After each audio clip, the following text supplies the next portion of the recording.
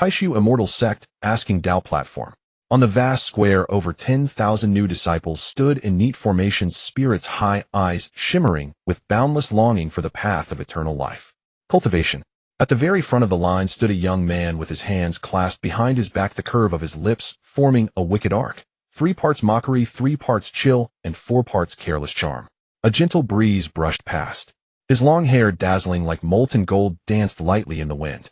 Deep violet eyes, as bottomless as an abyss, were half-flitted, while the vivid cinnabar mark between his brows made his entire being seem all the more otherworldly and strikingly beautiful.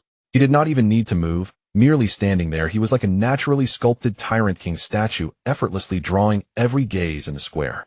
Look, that must be the 11th prince of the Dayan Imperial clan, right? What bearing? I heard that when His Highness was born, the heavens themselves manifested anomalies. The Dayan Emperor spent a fortune to invite 3 top-ranked destiny diviners to deduce his life fate. But the moment they finished forming the seals, all 3 violently spat blood in unison, leaving behind only one sentence. His fate must not be spoken. Before collapsing unconscious on the spot. Such a terrifying child. Listening to the gasps of shock around him, the arc at the youth's lips rose a shade more arrogantly. Yes, this was precisely the flavor he enjoyed. What imperial struggles, what mortal splendor. How could vulgar mortals be worthy to vie with him for brilliance? Li Tianxia had been born to shatter the void and prove the Tao of immortality. Next, Li Tianxia. On the high platform, the booming voice of the outer sect elder resounded across the square. Li Tianxia drew in a deep breath and strode toward the spiritisting platform at the center. His bearing did not resemble someone going to test his spiritual roots, but rather a sovereign walking toward his coronation. Before the 3 hang tall Jade Steely, the presiding outer sect elder lifted his hand in invitation and activated the array. In an instant, a blinding pillar of light surged up from the ground, enfolding his entire body in warm spiritual radiance. A stream of warmth rushed from his dantian straight to his crown. Come, let the entire cultivation world behold His Highness's peerless talent. Buzz. Without any warning. From the depths of his mind came a violent detonation. Li Tianxia's head snapped back, golden hair whipping wildly. Countless memory fragments that did not belong to this world poured in like a breached flood. A cramped subway at morning rush hour. Half-eaten chilled takeout. Screens crammed with documents that could never be fully revised. The stabbing agony of a sudden heart attack in a rental room at 3 in the morning. Within the span of a few breaths, the bleak life of a 21st century 996 corporate drone who dropped dead in a rental room was forcibly crammed into the skull of this Dayan Imperial Prince. The light of the spiritisting stone still flowed over him. But Li Tianxia's expression had already shifted silently, transforming from mocking chill to a clear foolish blankness and sheer extremist terror. Heavens above. He had transmigrated. No, more precisely, he had been reborn in the womb 16 years ago, and at this ghostly moment of spiritual root testing, the impact of spiritual energy had jolted his memories from his previous life awake. 16 years. He had lived a full 16 years as Li Tianxia, arrogant and overbearing, seeing all beneath his notice, carving "This Highness is number 1 under heaven" into his very bones. And now he was being told that he was actually a corporate drone who died suddenly in a rental room. Li Tianxia froze within the light column, feeling 2 entirely different sets of life memories violently clash within his skull. On one side, the prince's pride and absolute arrogance. On the other, the corporate drone's humility and careful penny pinching. Yet even that was not what truly spelled doom.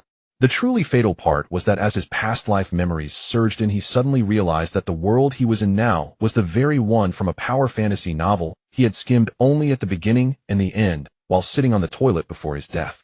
Taishu Sword Immortal Chronicle. A standard male protagonist Rizian harem story.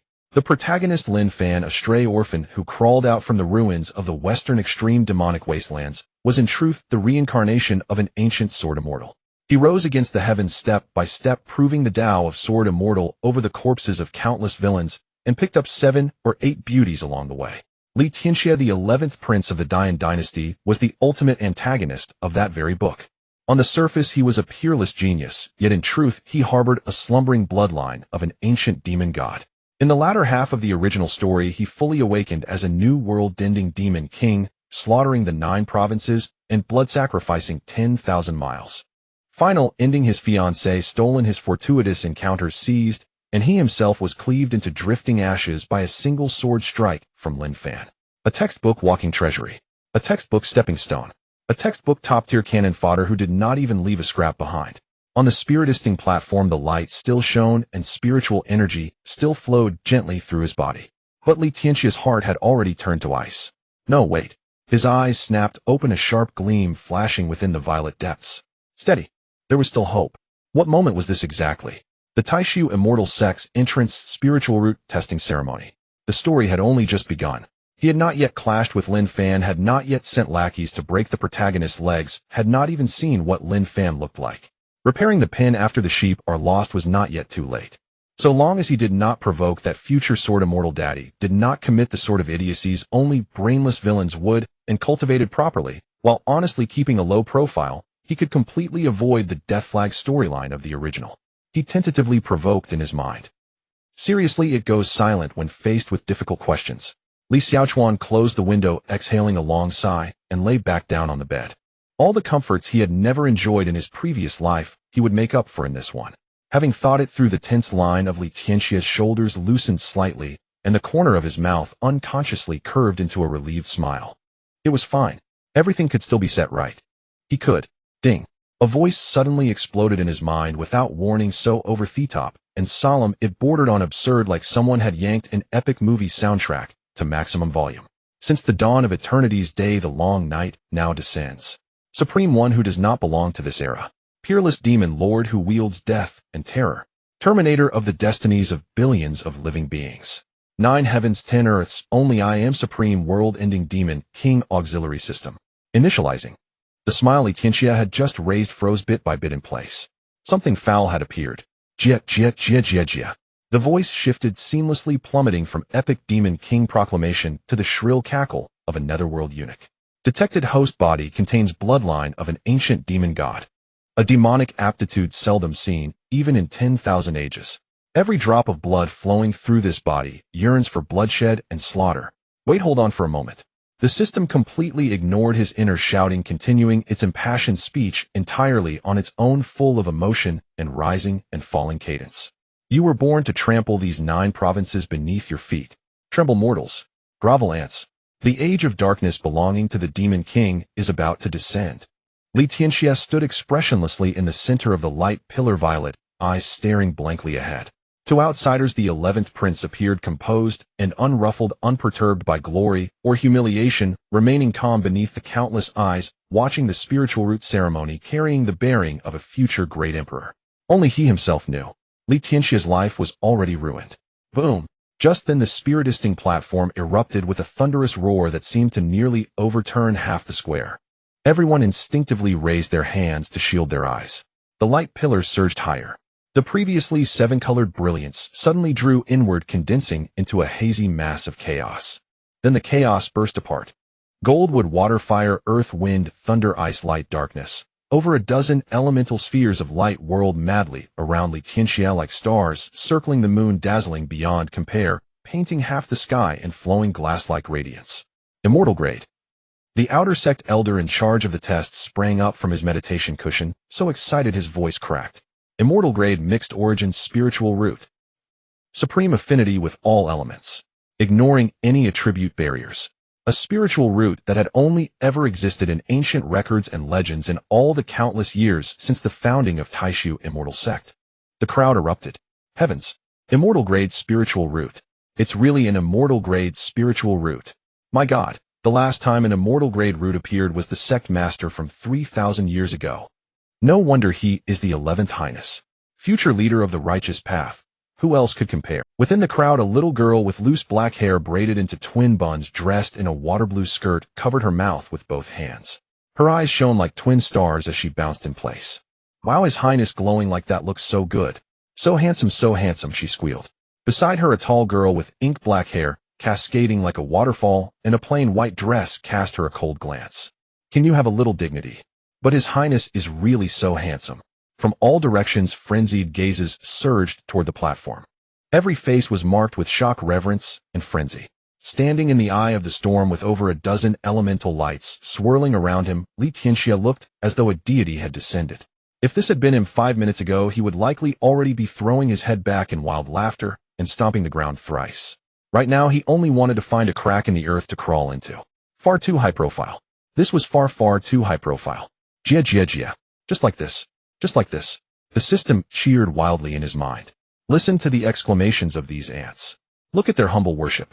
My supreme demon king, please maintain your lofty posture and point your nostrils at them. Just shut up. Li Tianxia forcibly suppressed his twitching eye and ruthlessly flattened the habitual wicked till his lips longed to form. Deep breath. Calm.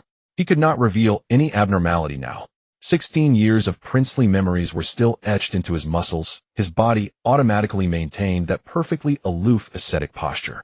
Hands folded behind his back, gaze leveled forward the corners of his lips, neither rising nor falling. Indifferent just to the right degree. Good. He would hold it like this. A frozen face was the best disguise. Host, this system has already planned a perfect demonic cultivation path for you. Step 1. Not listening, tortoise chanting scriptures. Don't be so hasty to refuse. The system's voice suddenly lowered, shifting seamlessly from bombastic demon king declarations to a sly seductive whisper. See that raggedly dressed youth at the left rear of the crowd. Li Tianxia's pupils constricted sharply. This system detects that he bears the aptitude of an ancient reincarnated sword, immortal, his body containing a supreme sword bone. The host need only choose a moonless windy night, knock him unconscious, and drag him away, dig out his supreme sword bone, and boil it into soup to drink. It will be equal to 100 years of bitter cultivation. Jia. Li Tianxia instinctively followed the direction the system indicated. Amid countless richly dressed scions of noble houses, that youth stood out in stark contrast. His tattered gray clothes hung ill-fitting over a thin frame. His sallow face and gaunt body looked like a bean sprout suffering chronic malnutrition. The cloth shoes on his feet had a hole through which a grimy big toe protruded. Yet his eyes shone startlingly bright. Those pitch-black pupils were fixed on Li Tianxia, who was shrouded in boundless light atop the spiritisting platform. In them there was no worship, no awe, only the stubborn defiance of a wild grass refusing to bow. Li Tianxia recognized him at a glance. Lin Fan, the destined protagonist of Taishu's Sword Immortal Chronicle. His future Sword Immortal daddy. The living Yama who would one day blast him into dust with a single sword. And the system wanted him to dig out that man's bones to boil into soup. It had to be insane. He slowly drew back his gaze. The light on the spiritisting platform gradually faded, and the dozen elemental spheres disappeared one by one. He remained standing where he was, that strikingly handsome, otherworldly face devoid of any superfluous expression, violet eyes, as still as a dead pond. Jia. Why does the Demon King not speak? Could it be that you do not like soup? Scram. Li Tianxia. On the high platform, the elder presiding over the outer sect examination forced away the expression that had nearly made his jaw drop. Suppressing the shock in his heart, he regained a measure of solemn authority in his voice. Yet the gaze he cast upon Li Tianxia was like one appraising a peerless jade freshly unearthed, unable to conceal the fervor and fondness within.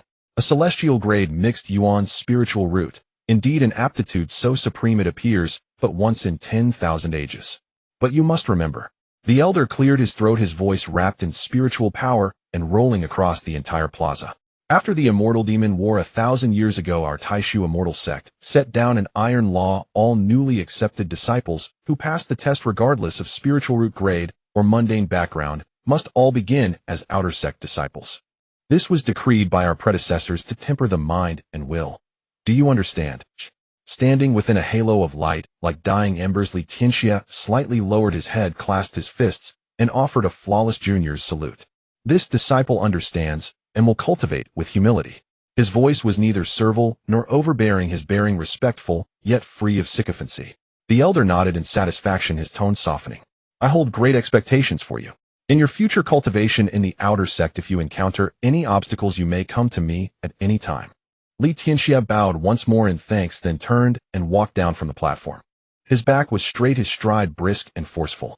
Under the reverent gazes of the new disciples, he walked with icy aloofness to the end of the line of those who had passed the test, waiting to receive the jade waist token that would mark him as a disciple of the sect. The grand disciple recruitment ceremony continued on. Some tested as earth-grade spiritual roots and were so excited on the spot that snot bubbles nearly burst from their noses. Some tested as low-grade spiritual roots, covering their faces in desolate gloom, and some turned out to have trash-grade spiritual roots, collapsing into howling sobs as two expressionless steward disciples took them by the arms, one on each side, and politely, yet mercilessly escorted them out of the plaza.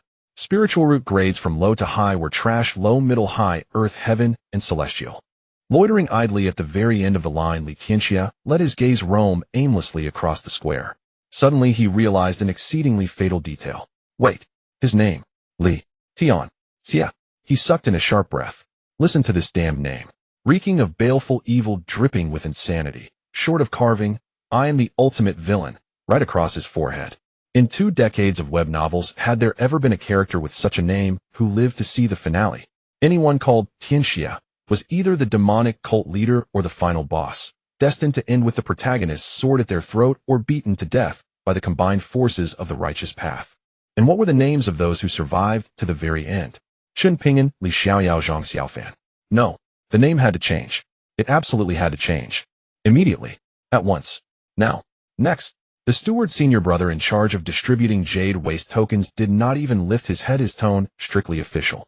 Drip a drop of your lifeblood here and report your full name. It will be entered into the sect's formation. A warm, smooth Jade Waste token was handed over. Li Tianxia stepped forward. Without the slightest hesitation, he forced a drop of blood from his fingertip onto the jade, cleared his throat, and pronounced 3 words in a firm, ringing voice. Li Xiaochuan. The steward senior brother's spiritual brush halted midair, stunned for a heartbeat. He had clearly recognized this youth who had just caused a sensation with his celestial-grade spiritual root, and knew he was the 11th Prince of Great Yin. Your Highness the 11th, your honored name seems to be Li Tian. Senior brother. He cut him off directly, tilting his chin ever so slightly, violet eyes lifted toward the heavens at a 45-degree angle. His tone was ancient and detached, as though he had just comprehended some profound Tao. That is nothing more than a vain name from the mortal world. Stepping through the immortal gate severs all ties to one's former dust. Li Xiaochuan, ordinary, unremarkable.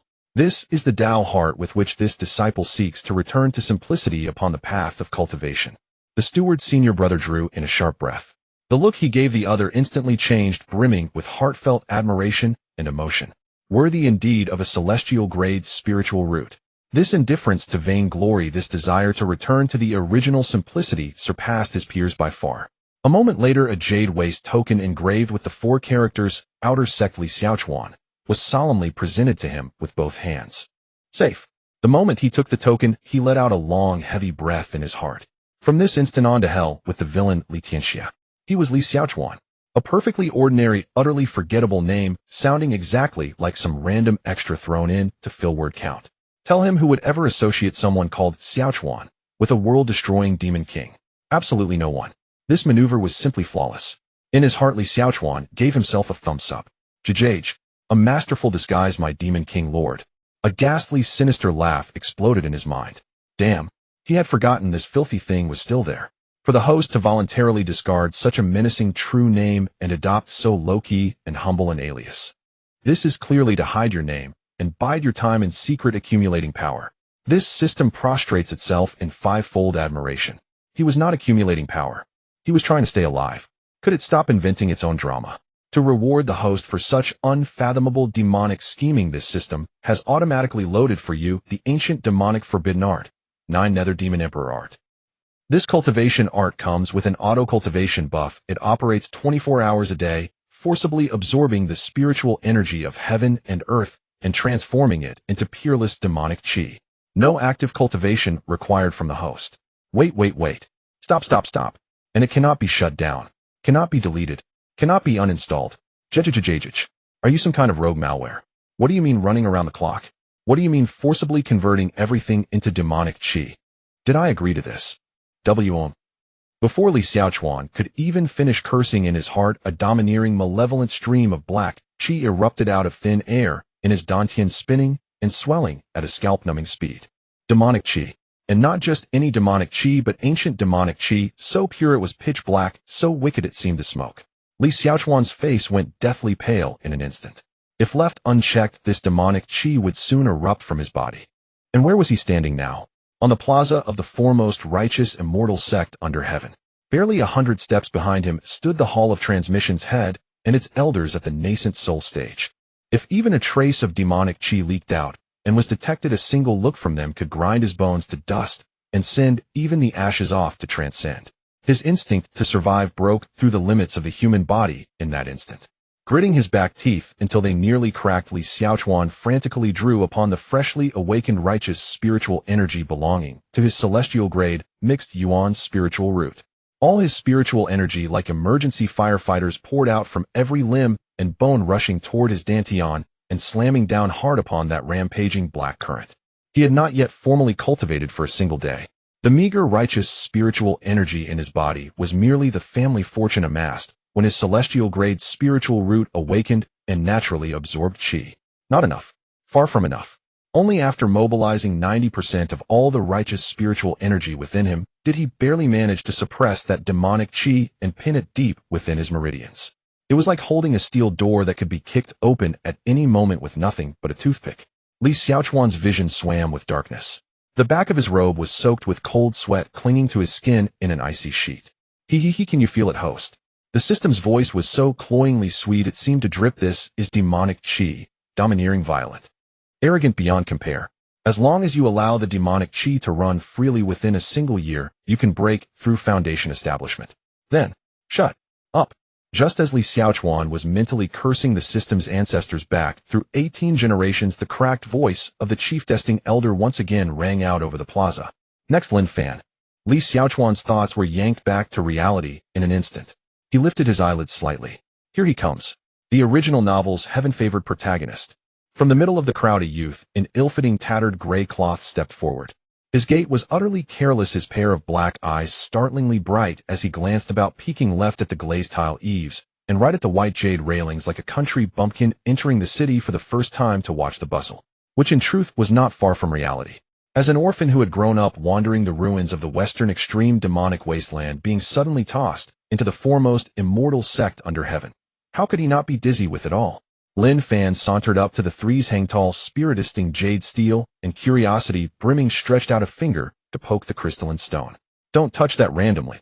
Stand in the center of the formation. The elder's face turned black. Oh. Lin Fan drew back his hand and obediently took his place. The jade steel activated once more, a column of light rising and enveloping his thin figure. 1 breath. 2 breaths. 3 breaths. The spiritisting stone remained utterly unmoved. Whispers began to ripple through the crowd below, and regretful expressions appeared on some faces. Another trash-grade spiritual root. What a pity. He looked like such a bright lad. Chong. A sword cry that seemed to tear the soul asunder exploded out of nowhere in everyone's mind. Without any warning whatsoever, an unimaginably dazzling, utterly pure silver-white sword light burst forth with Lin Fan at its center, piercing straight into the 9th heaven. Honglong. The 10th Sanshang sea of clouds above the Taishu mountain range was cleaved perfectly in two by that invisible sword chi, revealing the deep azure sky hidden behind. The aftershock of the sword chi swept across the plaza. Everyone's robes snapped and whipped in the wind. The disciples in the front rows were forced 2 steps backward. On the high platform, the presiding elder shot up from his meditation cushion so abruptly that he overturned the jade table before him. Nor was he alone. Every other outer sect elder rose to their feet in unison. Even the Hall of Transmission's master, who had been sitting with eyes closed in repose, snapped his eyes open. His hands clenched the armrests so hard his knuckles turned white, unprecedented radiance bursting forth in his gaze. This is... The outer sect elder's voice trembled so badly he could not form a complete sentence. The hall master took a single step forward, his figure flashing like a ghost to hover above the testing platform. His voice, wrapped in spiritual power, rolled over every ear like rumbling thunder. Heavenly sword, spiritual root. Innate sword heart. Silence. A deathly silence. Then the plaza erupted once more. Heavenly sword, spiritual root. What grade is that? It's a legendary mutated celestial grade spiritual root. Even rarer than ordinary celestial grade. Seen but once in 10,000 ages. Aptitude of an ancient sword, immortal, reborn. There are fewer than 3 such recorded in all 9 provinces. Good heavens, this beg. Know this junior brother. Just what is his background? Gasped sharp intakes of breath and frenzied discussion rose one after another, wave after wave. The uproar was even more exaggerated than when Li Xiaochuan's mixed yuan spiritual root had been revealed moments ago. At the edge of the square, Li Xiaochuan leaned half against a white jade pillar, expressionless as he watched. 90% of his focus was devoted to suppressing the demonic chi inside him that could rebel at any moment. The remaining 10% was barely enough to maintain this pose of a pretentious king leaning on a pillar and gazing coldly from the sidelines. There was nothing to be jealous of. That one was the protagonist, a reincarnated ancient sword immortal, testing out as a heavenly sword spiritual root. Was that not perfectly natural? He, Li Xiaochuan, was merely a villain. What was there to compare? No jealousy, not the slightest bit. His mixed yuan spiritual root could set off fireworks in over a dozen colors. The heavenly sword spiritual root had only a single shaft of white light. In terms of visual spectacle, he had utterly trounced it. At the far end of his vision, the sword light slowly subsided. The youth in ragged clothes stood upon the high platform, black hair whipped wildly by the lingering sword chi. Though he wore the shabbiest garments in the entire square at that moment, he exuded an indescribable cutting sharpness. Like a sword wrapped in mud for 16 years, finally, in this instant washing away all dross and baring its edge. TSK. Li Xiaochuan silently averted his gaze and half closed his eyes. He was getting upon the elevated platform. The elder of the Dharma transmission hall wore a grin so broad it resembled a fully bloomed daisy. His gaze clung to Lin Fan, as though he had just laid eyes upon an unparalleled treasure beyond price. What a fine young man. Truly exceptional, the elder exclaimed repeatedly. Remain in the outer sect and cultivate diligently. Should you ascend to the inner sect after the graduation grant contest 3 years hence, I shall personally escort you to Lingxiao Peak and present you before its master. At this extraordinary opportunity, the newly initiated disciples below washed with envy, so fierce their eyes turned bloodshot. Yet amid the sea of gazes, Lin Fan, the very youth who had just exuded the aura of a peerless, ruthless sword sovereign, showed not a trace of elation. He scratched absently at his disheveled black hair, gazed blankly at the elder, trembling with excitement, swallowed hard, and then asked with utmost seriousness, does this place serve meals? Silence fell across the entire square, a heartbeat of pure stillness. A statement born of untutored soil, utterly devoid of comprehension of cultivation, of innate talent, of power, of status. His sole concern was the next meal. The elder choked mid-breath, his weathered face flushing crimson, his lips twitching uncontrollably, before he finally forced out a single word: yes. The outer sect's 100-flavor hall serves plain spirit rice and vegetarian dishes, free, unlimited, and filling. Oh, then that's splendid. Lin Fan's eyes lit up instantly. The formidable aura of a legendary swordsman vanished in an instant, replaced by the unadulterated joy of a starving orphan hearing the words free and filling for the first time. He broke into a broad, guileless smile, bowing repeatedly to thank the elder before descending the testing platform with palpable delight. Yet as he stepped toward the line of outer sect disciples, Lin Fan suddenly paused. Curious, he turned his head, his gaze cutting through the dense crowd, locking directly onto Li Xiaochuan leaning against a white jade pillar at the very rear of the formation. It couldn't be helped. That cascade of molten gold hair blazed under the sun like a colossal reflector, impossible to ignore. Sensing that gaze almost tangible in its intensity, Li Xiaochuan's half-lidded violet eyes snapped open. Who's staring? Oh, it's the protagonist. Well then, never mind. As if, for heaven's sake, stop looking at me. Inside, Li Xiaochuan was already screaming in silent panic, triggering the highest level air raid alarm. Turn away now. Please forget my face entirely. Pretend I never existed. I am air. A pillar. A brick. Yet outwardly his expression remained glacial, impassive, impenetrable. 16 years of imperial upbringing had etched instinct deep into his muscles, allowing him to sustain flawlessly that aloof, ascetic, and supremely arrogant demeanor. His chin lifted slightly, his gaze swept downward with disdain, his lips curved faintly downward, as if silently declaring, "Dare you even presume to look upon His Highness?" Beneath the voluminous sleeves concealing his hands, however, his soles were slick as oil. With seamless, soundless grace, he slid sideways half a step. Schwa. Then another half step. A fluid, effortless glide, effortlessly positioning his tall, slender frame into the precise visual blind spot behind the massive white marble pillar thick enough for 3 men to encircle. Physical invisibility, terrifying in its perfection. At the edge of the crowd, Lin Fan watched bemused as the intimidating golden-haired one abruptly shrank behind the pillar as though fleeing a specter and scratched his head in mild confusion. "What's wrong with that person?" he murmured, only to be swallowed instantly by the surging tide of newcomers. The disciple initiation ceremony's interminable proceedings had already dragged on for over 2 hours. By now most new disciples had completed their assessments.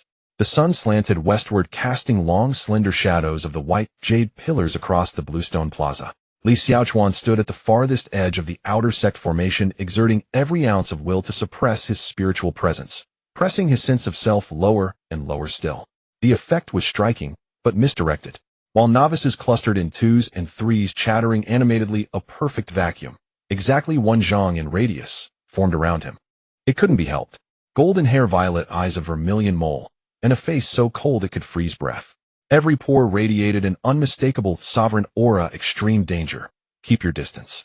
He wished only to fade into anonymity, but his face refused to comply. Eyes lowered, hands folded deep within his wide sleeves, Li Xiaochuan began quietly plotting his grand strategy of serene idleness. First, determine how to suppress the autonomous demonic energy generator coursing through his meridians. Second, figure out how to uninstall the lewd system lodged inside his mind. Failing all else, at least learn its temperament. Third, and most vital, avoid the protagonist at all costs. Steer clear of every plotline from the original narrative. Live quietly, peacefully, and utterly inconspicuously until the very end. Excellent. Strict adherence would guarantee him a blissful life of tranquil repose within the foremost immortal sect under heaven, where others cultivated the Tao and he simply aged gracefully. Excuse me, aren't you Prince 11 of the great Yin dynasty? A voice soft as spun sugar, sweet as spring dew, pierced the silence from behind him without warning. Li Xiaochuan's personal vacuum had been breached. His brow furrowed faintly as he turned, then lowered his gaze. What he saw was not merely a hand, but a girl. Her jet-black hair hung loosely braided into two slender plaits resting upon her chest. Her skin was luminous, translucent, as finest porcelain. Round, rosy cheeks dimpled softly, and when she smiled, twin sweet pear-blossom dimples bloomed. Her lake green eyes shimmered with liquid brightness, gazing up at him with gentle, expectant wonder. She wore a sky-blue gown cinched at the waist with pale emerald ribbons, like a handful of crystal-clear water freshly scooped from a mountain stream. A faint, elusive fragrance of jasmine hung in the air. Because Li Xiaochuan towered over her, and she was so petite, she tilted her head back high to meet his eyes, revealing a slender ivory throat. Like a tiny kitten stretching upward, begging for a dried fish treat. Rather endearing. One almost wanted to stroke her hair. His fingers twitched almost imperceptibly beneath his sleeve. Ding! A sharp chime detonated inside his skull, followed instantly by the system's grating, lecherous chuckle. He detected intense desire for conquest and possession toward this female specimen. What? This maiden remains untouched in essence, possesses exceptional innate talent. Ideal vessel for dual cultivation.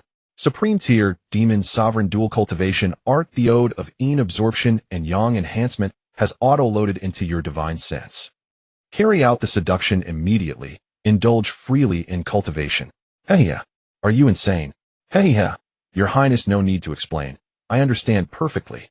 The system emitted another series of smug, seasoned, lecherous chuckles. Such petite, delicate frames are irresistibly charming. Lightweight, supple, effortlessly toppled. Is your mind nothing but vulgar filths? He'd merely found her kitten-like charm adorable, and wished purely and innocently to ruffle her hair. This was compassion, pure, unblemished, and paternal. Prince 11. When he remained silent, his expression shifting like storm clouds, the girl tilted her head in gentle bewilderment and called again, voice soft as silk.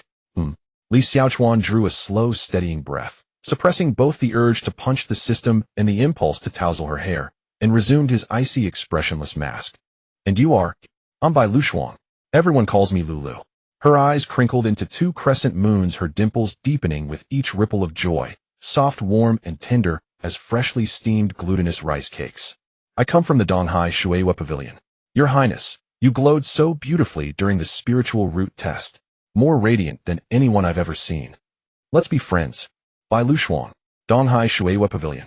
At those two names, Li Xiaochuan's violet eyes contracted, almost imperceptibly. Warning, warning, one of the original narrative's heroines. Daughter of the Shueihua Pavilion's master, blessed with top-tier water spiritual root. In the later arc of the original tale, the Shueihua Pavilion, seeking political alliance, betrothed her to Li Tianxia, only for the protagonist Lin Fan to dramatically intervene on the wedding day, whisking her away, and then humiliating Li Tianxia with brutal public force. That battle ignited Li Tianxia's irreversible descent into demonic sovereignty. In other words, this sweet, seemingly harmless little girl standing before him, smiling so innocently, was the pivotal catalyst in his own fated turning point. She was the fuse that would detonate his own path to darkness. Li Xiaochuan's gaze shifted, suddenly colder, sharper, heavier. Meanwhile, she extended a small, pale hand, waiting eagerly for him to take it. He did not take it. After a pause, his voice dropped low, hollow, and distant. What else did your father say? My father said. Bai Lushuang, utterly oblivious to the shift in his eyes, began counting off on her delicate fingers, reciting each decree with cheerful precision. The Donghai Shueihua Pavilion and the Great Yin Imperial House have been sworn allies for generations, so I must get to know your Highness well and visit often. One finger. He also told me to listen carefully to your Highness, to obey whatever you command. A second finger. And he said that in the future, her voice faltered at the third finger. She seemed only now to grasp, belatedly, the unmistakable intimacy embedded in her father's string of instructions. Her rosy cheeks flushed scarlet in an instant, ears tinged pink, lips parting in quiet hesitation. Her large lake green eyes dipped swiftly downward, fixated on her own toes. The hand, counting moments ago, retreated shyly into her sleeve. I won't say it just yet. Li Xiaochuan's temple began to throb violently. Is your father sending you here to make friends? This is clearly a matchmaking mission disguised as friendship. Hey, host. The system, having lain dormant for barely a minute, erupted anew. She is innocent and guileless, her heart as pristine as blank parchment, and her father, remarkably perceptive, has delivered her right to your doorstep. Such fortune is rarer than moonlight on jade. Truly a father handing you the blade. Gods yield, demons fall. Why not seize the moment tonight? Silence. Speak one more word, and I shall find the nearest tofu and dash my head against it this very instant. Li Xiaochuan gazed impassively at the blushing girl before him, her eyes brimming with hopeful expectation, and drew a slow, measured breath, lowering his voice to a tone colder than frozen void. There is no need. I do not care for friendship. Bai Luxuang was stunned. The shimmering light in her light lake-colored eyes visibly dimmed. Her small mouth gradually pouted, and her lower lip trembled slightly. Her eyes filled with tears at an astonishing speed, as if they were about to spill golden droplets at any moment. Li Xiaochuan's heart sank. It's over. He's made the female lead cry. If this really turns into tears, everyone will think that this aloof prince is bullying a young girl in public. His carefully crafted persona of a low-key passerby hadn't even been established before it was happening. Just as he was rapidly weighing whether to remedy the situation, the little girl suddenly swallowed her tears, clenched her small fists, and stood up straight with determination. It's okay. She tilted her head, puffing out her cheeks, her eyes rekindling with fighting spirit. My father said where there is a will, there is a way. It's perseverance that is the best quality. She raised her small fist and swung it towards Li Xiaochuan's direction, as if declaring military orders. I will make you acknowledge me as a friend. Li Xiaochuan. Is this how you make friends? 11th. Just as Li Xiaochuan pondered how to escape from this troublesome, soft little girl, another voice interjected. It was cool and flat, like a thin layer of ice fallen in the snow. Li Xiaochuan looked up. The girl who spoke had quietly stood behind Bai Luxuang. She was tall and slender, with long black hair cascading down to her waist, glossy as satin, casually tied with a plain white ribbon. Her extremely pale ice blue eyes were as cold as frost, and her features were exquisitely crafted, yet she emanated an aura of detachment that kept people at bay. Dressed in a plain white long skirt untainted by dust, a faint pear blossom fragrance wafted through the cold air, crisp yet unassuming. She did nothing but stand there, yet Li Xiaochuan felt the temperature around him drop by 3 degrees. Goodness, there was someone even colder than this prince. Lung Ruoli. The girl nodded slightly, a gesture of greeting. My younger sister is unaware and has caused a disturbance. Please forgive her. Younger sister? Li Xiaochuan's gaze darted between the two of them. Black-haired with twin braids, lake green eyes, a round face, and a soft demeanor, Bai Luxuang had her own dimpled smile, while Lung Ruoli was tall and aloof with ice blue eyes and a plain white dress. Which of your eyes saw them as sisters? Cousins. Lung Ruoli seemed to possess mind-reading abilities, lightly adding 2 words. Oh, they were cousins. That changes everything. Sister Ruoli. Bai Luxuang pouted in dissatisfaction, tugging at Lung Ruoli's sleeve. I didn't disturb the prince. I was seriously trying to make friends with him. He doesn't want to be friends with you.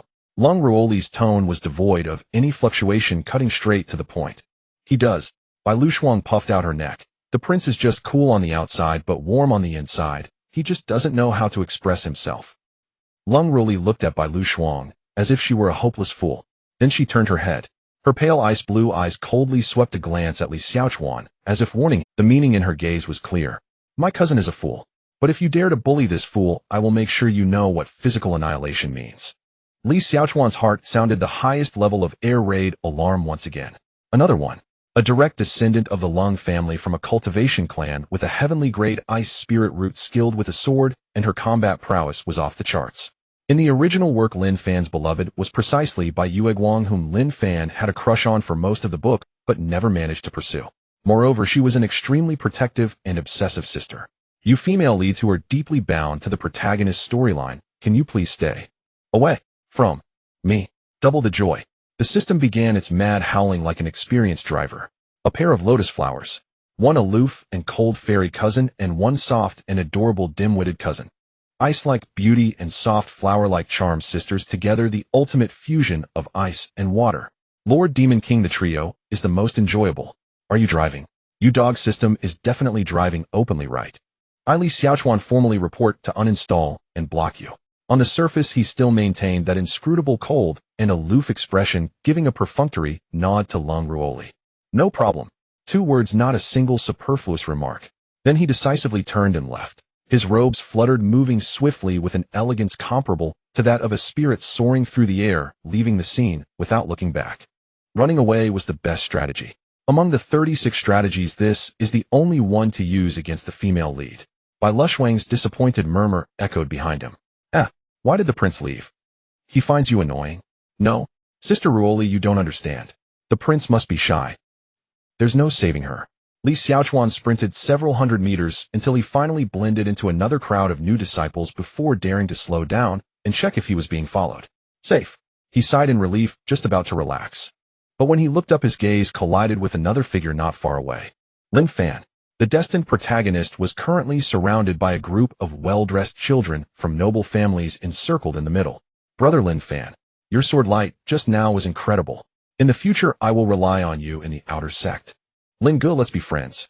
I'm Zhao Ming from the Zhao family in Zhongzhou. If you ever need anything, just let me know. Brother Lin Fan, can I come to you for advice on any cultivation methods I don't understand in the future? Facing this scene, Lin Fan, the wandering orphan who had crawled out from the ruins of the western extreme demon land, was completely bewildered. He stood awkwardly holding a pile of brocade boxes that others had forced upon him, looking around both honest and awkward. Thank you. Thank you, everyone. You are all so kind. Li Xiaochuan silently withdrew his gaze, a cold smile of someone who saw through everything curling at the corners of his mouth. A group of opportunists and flatterers. The original text clearly stated the group of people surrounding Lin Fan, and calling him Big Brother at this moment, were half interested in his heavenly sword spirit root, hoping to invest and cling to him early. The other half were purely jealous, flattering him on the surface, while secretly ready to trip him up. In the future, once Lin Fan encounters setbacks, the ones who turn against him faster than flipping a book will be them. The ones who will kick him when he is down will also be them.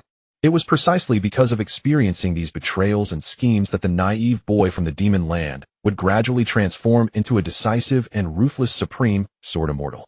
Go on, destined protagonist. Go and enjoy your social beatdowns. This passerby will not accompany you. Li Xiaochuan unenthusiastically cheered him on in his heart, then quietly moved another 2 steps towards the more peripheral and less populated corner. 3 resonant bell chimes rolled over the mountain top, and the lengthy disciple recruitment ceremony finally came to a close. The unsuccessful candidates and registered disciples had gradually descended the mountain, leaving only over 1,000 newly admitted outer sect disciples in the square. The elders on the high platform had long vanished like rainbows. At that level of cultivation, walking was no longer an option. In their place were dozens of senior brothers and sisters, descending on swords with fluttering robes, their elegant postures dazzling enough to blind a group of newcomers. Next, we will take you to the outer sect's residence. The over 1,000 newcomers were divided into several small teams, marching grandly towards the back mountain, finally stopping at the edge. Next, we will take you to the outer sect's residence.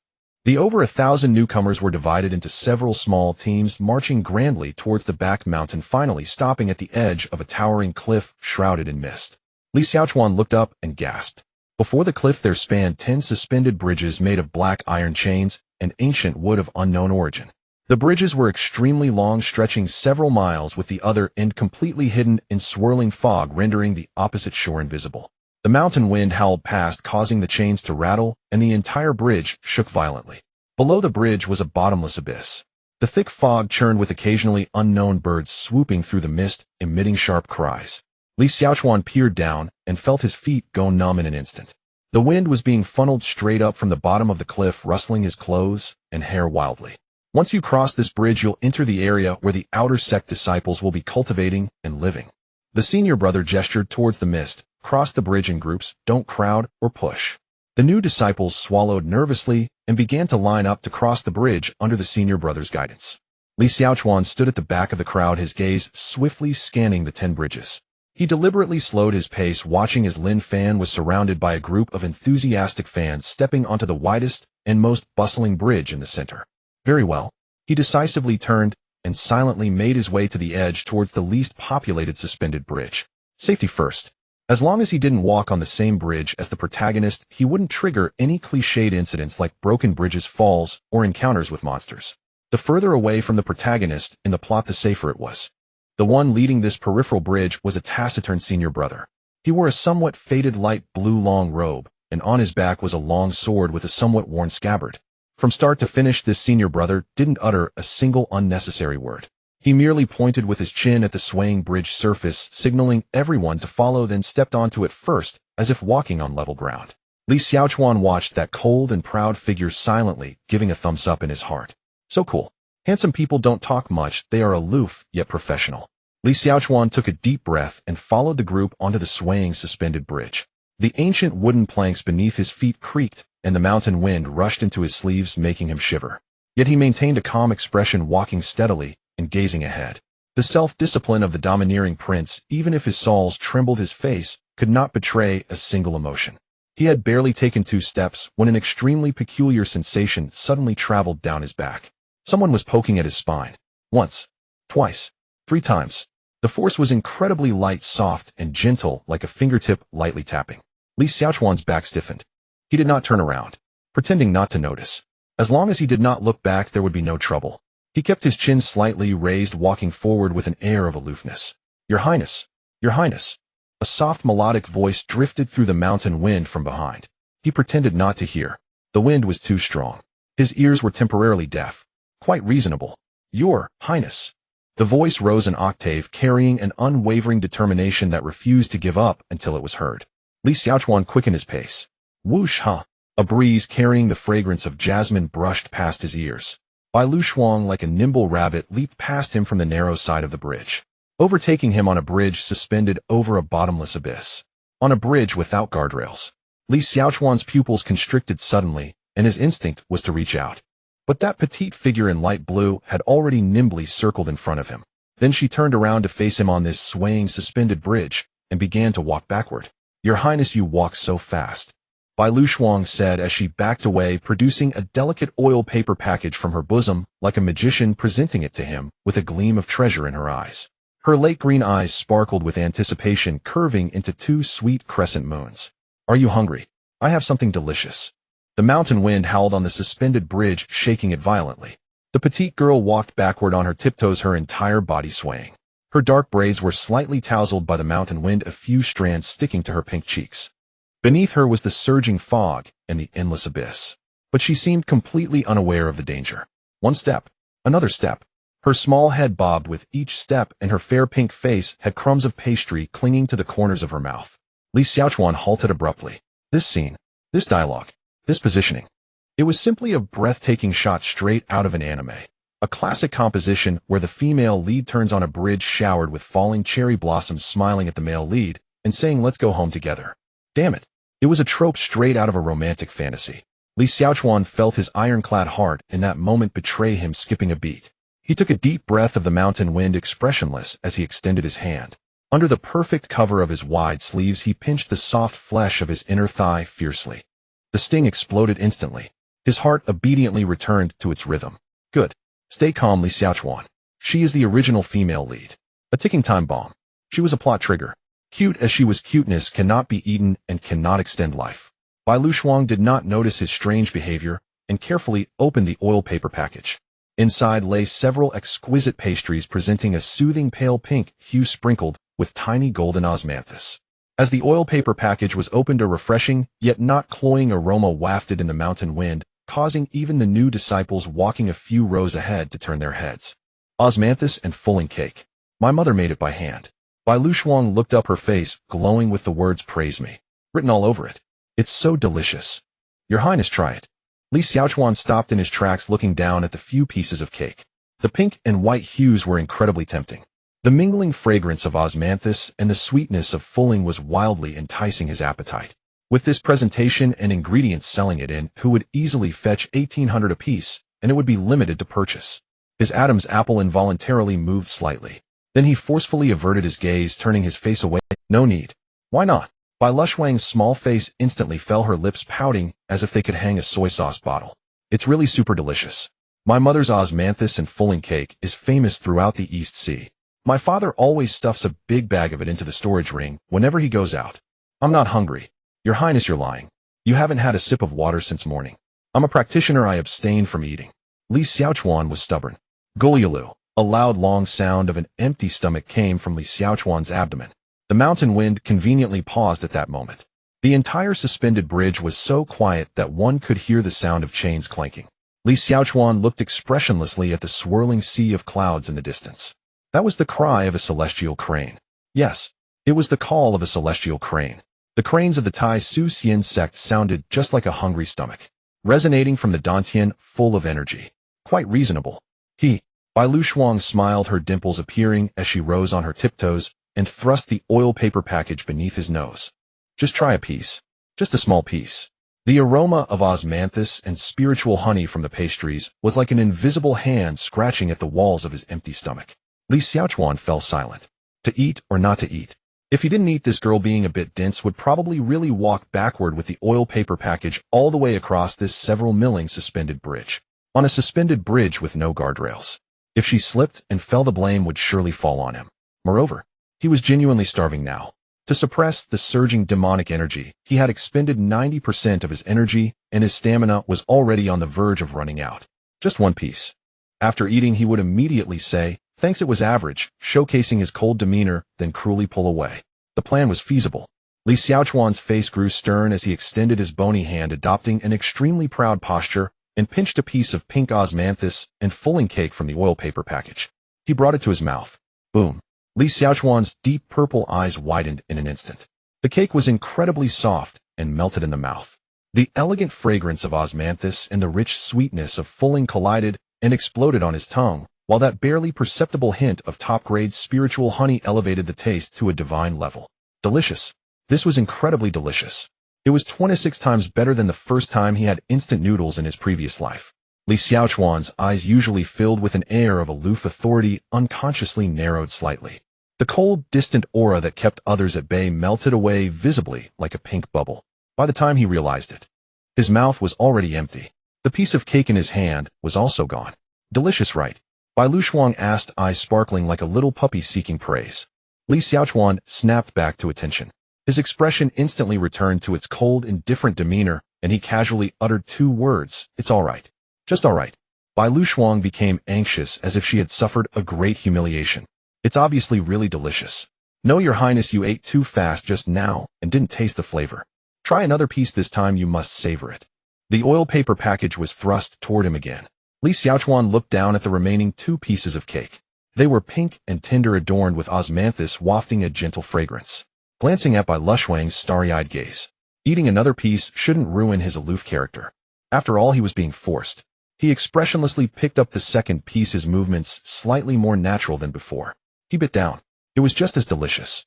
Sweet without being cloying, perfectly fluffy, as if even his soul was healed by this sweetness. By the time he snapped back to reality from the culinary illusion, the second piece, also gone. Li Xiaochuan stared at his empty fingertips, lost in thought. Rationality told him it was time to stop, but his gaze seemed magnetically drawn, firmly glued to the last piece of cake remaining in the oil paper package. The final piece. It lay there, pink and slightly crooked in the corner of the oil paper package, surrounded only by some scattered osmanthus crumbs. Alone. So pitiful.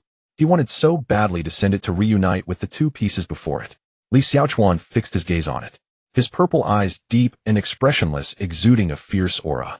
An intense inner conflict was raging within him. The argument for restraint: 1 piece is assistance, 2 pieces is indulgence, 3 pieces is downfall. You have already eaten 2 pieces, and don't push your luck. Stopping now would still allow you to maintain your aloof persona. The counter-argument: having already eaten 2 pieces, is there really a fundamental difference in the eyes of others between eating 2 and eating 3? After all, it's all the same. Oh, why not finish it? And wasting food is disgraceful. The affirmative: that's sophistry. The counter: that's pragmatism. The affirmative: think carefully. This was given by the female lead. Every bite deepens the bond of fate. The counter: think carefully. This cake is genuinely delicious. Missed this opportunity, and it's gone. The affirmative: silence. The counter: seizing the moment, finish this last piece. Immediately, right now, on the spot, turn against this troublesome woman and deny knowing her. Just consider it a farewell meal. All right. Li Xiaochuan's face was as solemn as water, carrying a sense of tragic determination akin to a warrior severing their own wrist, as he slowly extended his hand towards the last piece of soft osmanthus cake in the oil paper package. His fingers were long, the motion slow, the expression grave. It was as if what he reached for was not a piece of cake, but a contract that would determine his fate. The mountain wind swept over the bridge. The chains clanked. His fingertips were 3 inches away from the osmanthus cake. Ding! Deep within his mind, the ever-persistent system prompt erupted without warning. Cackling. Congratulations, host. The system has detected your acceptance of nourishment from the heavenly mandate female supporting character, marking the very first step toward establishing an unrivaled sovereign demon lord's harem. Li Xiaochuan's hand froze midair. What in the world was this? He had merely eaten a piece of cake. How did that instantly become step 1 of a harem? Milestone reward granted: ancient demonic artifact, the Netherworld Bloodthirst Pearl, automatically delivered to your palm. Wishing His Majesty the Demon Lord smooth passage on the path to harem supremacy. Delivered where? A low bone-chilling hum resonated. A dense viscous black mist detonated violently in his palm, so thick it seemed almost solid. In the next instant, a skull-shaped pearl the size of a fist settled firmly into his grasp, its surface crisscrossed with pulsating crimson veins spewing torrents of pitch-black, malevolent energy. The moment it appeared, the surrounding air felt abruptly vacuumed away. Temperature plummeted catastrophically to sub-zero. Within the pearl, the wails of 10,000 tormented souls echoed with chilling clarity. Thick, writhing black smoke coalesced midair, twisting into grotesque, snarling demonic vision. An ancient, pure, and utterly unapologetic demonic aura radiated outward with brazen intensity, so potent it would compel any righteous sect to draw swords and fight to mutual annihilation on the spot. The wind ceased. Clouds stilled. Even hanging chains ceased their sway. Li Xiaochuan froze. Bai Luxuan froze. The little girl stood utterly motionless, as if time itself had paused her. Her wide, dewy eyes locked onto the shrieking skull pearl resting in Li Xiaochuan's palm, her rosy lips parted slightly, her mind evidently overwhelmed beyond function. Li Xiaochuan's scalp prickled violently. His blood reversed course through his veins. His senior brother, the team leader, stood less than 50 paces ahead. He stood now, within the ranks of the foremost orthodox immortal sect, publicly, openly, cradling in his palm a relic that spewed black smoke, screamed like a banshee, and exuded overwhelming, sky-rending malevolence. An ancient demonic artifact. You wretched system, do you want me dead that quickly? Without hesitation, not even a heartbeat's pause. Survival instinct seized absolute control. Li Xiaochuan's violet eyes sharpened. His right arm snapped backward, his waist coiled tight, his spine arched like a fully drawn bowstring. The physique, forged over 16 years as a royal prince, surged forth with unprecedented power.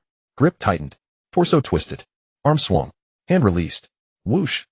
The peerless, dread-inducing supreme treasure of ancient demon cultivation, hurled not as a weapon but as a shot put, was flung with full-arm momentum, vanishing into the abyss beyond the floating bridge before anyone could react.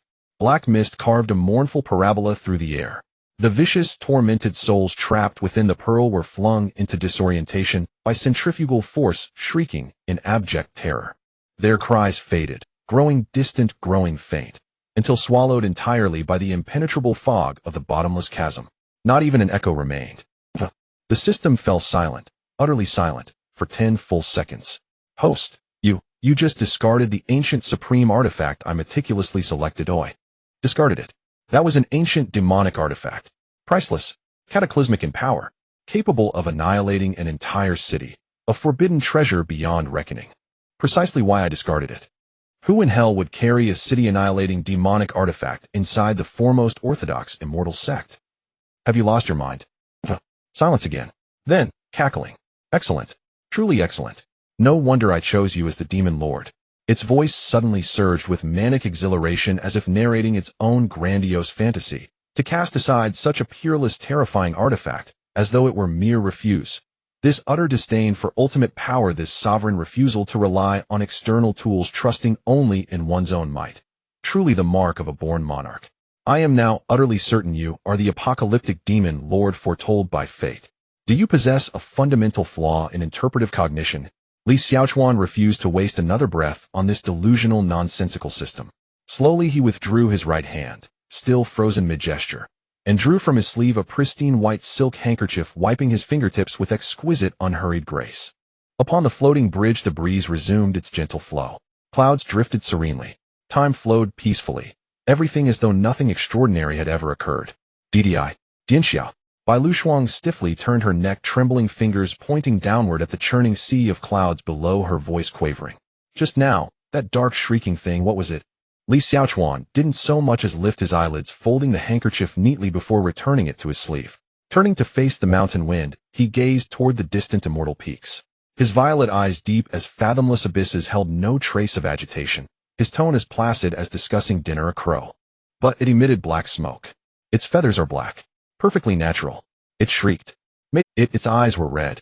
Conjunctivitis, Li Xiaochuan declared, final and irrevocable. Advanced stage. By Lu Shuang. She blinked slowly, those lake green eyes wide with dawning incomprehension. Her guileless mind strained desperately to reconcile these revelations. Why do crows make call? What precisely is conjunctivitis? And, most perplexing of all, why would an advanced stage conjunctivitis-stricken crow emerge from His Highness's palm? Li Xiaochuan paid no heed to the girl's wind-tossed, dazed expression. With a single imperious glance downward, he uttered, cold and crisp, "The pastry tasted quite good. Thank you." Before the words had fully settled, he flicked his wide sleeve. That slender alabaster hand darted, faster than the eye could follow, into the greasy paper parcel, plucked the last osmanthus cake, and slipped it into his mouth. Then, without glancing back at the still frozen by Lu Shuang, he strode forward, calm, regal, and utterly detached, chewing the sweet pastry with serene nonchalance. His jet-black robes billowed in the wind, his silhouette stood tall and resolute as a pine on a cliff, leaving no trace, claiming no glory. "Wait, Your Highness, wait for me." Bai Lu Shuang finally snapped out of her philosophical stupor over avian ophthalmology, lifting her skirt to dash after him. One step forward, and her collar tightened sharply. A hand pale as jade gripped her nape with unwavering. Lung Ruoli stood behind her, ink-dark hair cascading like a waterfall, her simple white gown rippling softly in the breeze. With two slender fingers, she held her cousin's collar as effortlessly as one might lift a wayward kitten. Her elegant brows furrowed slightly, her glacial blue eyes fixed coldly upon Li Xiaochuan's retreating figure. "Ruoli Jiejie." Bai Lu Shuang flailed her arms twice, gazing up with pleading eyes. "Why'd you stop me? His Highness has already gone far. All the better that he's gone far. What a... From now on you're forbidden from standing so close to that blonde boy." Bai Lu Shuang ceased flailing. She turned, regarding Lung Ruoli with grave, solemn intensity. "Ruoli Jiejie, blonde. That's golden hair. Is there truly a difference?" "Huge difference." Bai Lu Shuang planted her hands defiantly on her hips. "Blonde sounds frivolous. Golden hair is valuable. His Highness is a Prince of Dian. Of course his hair is the most valuable kind of gold."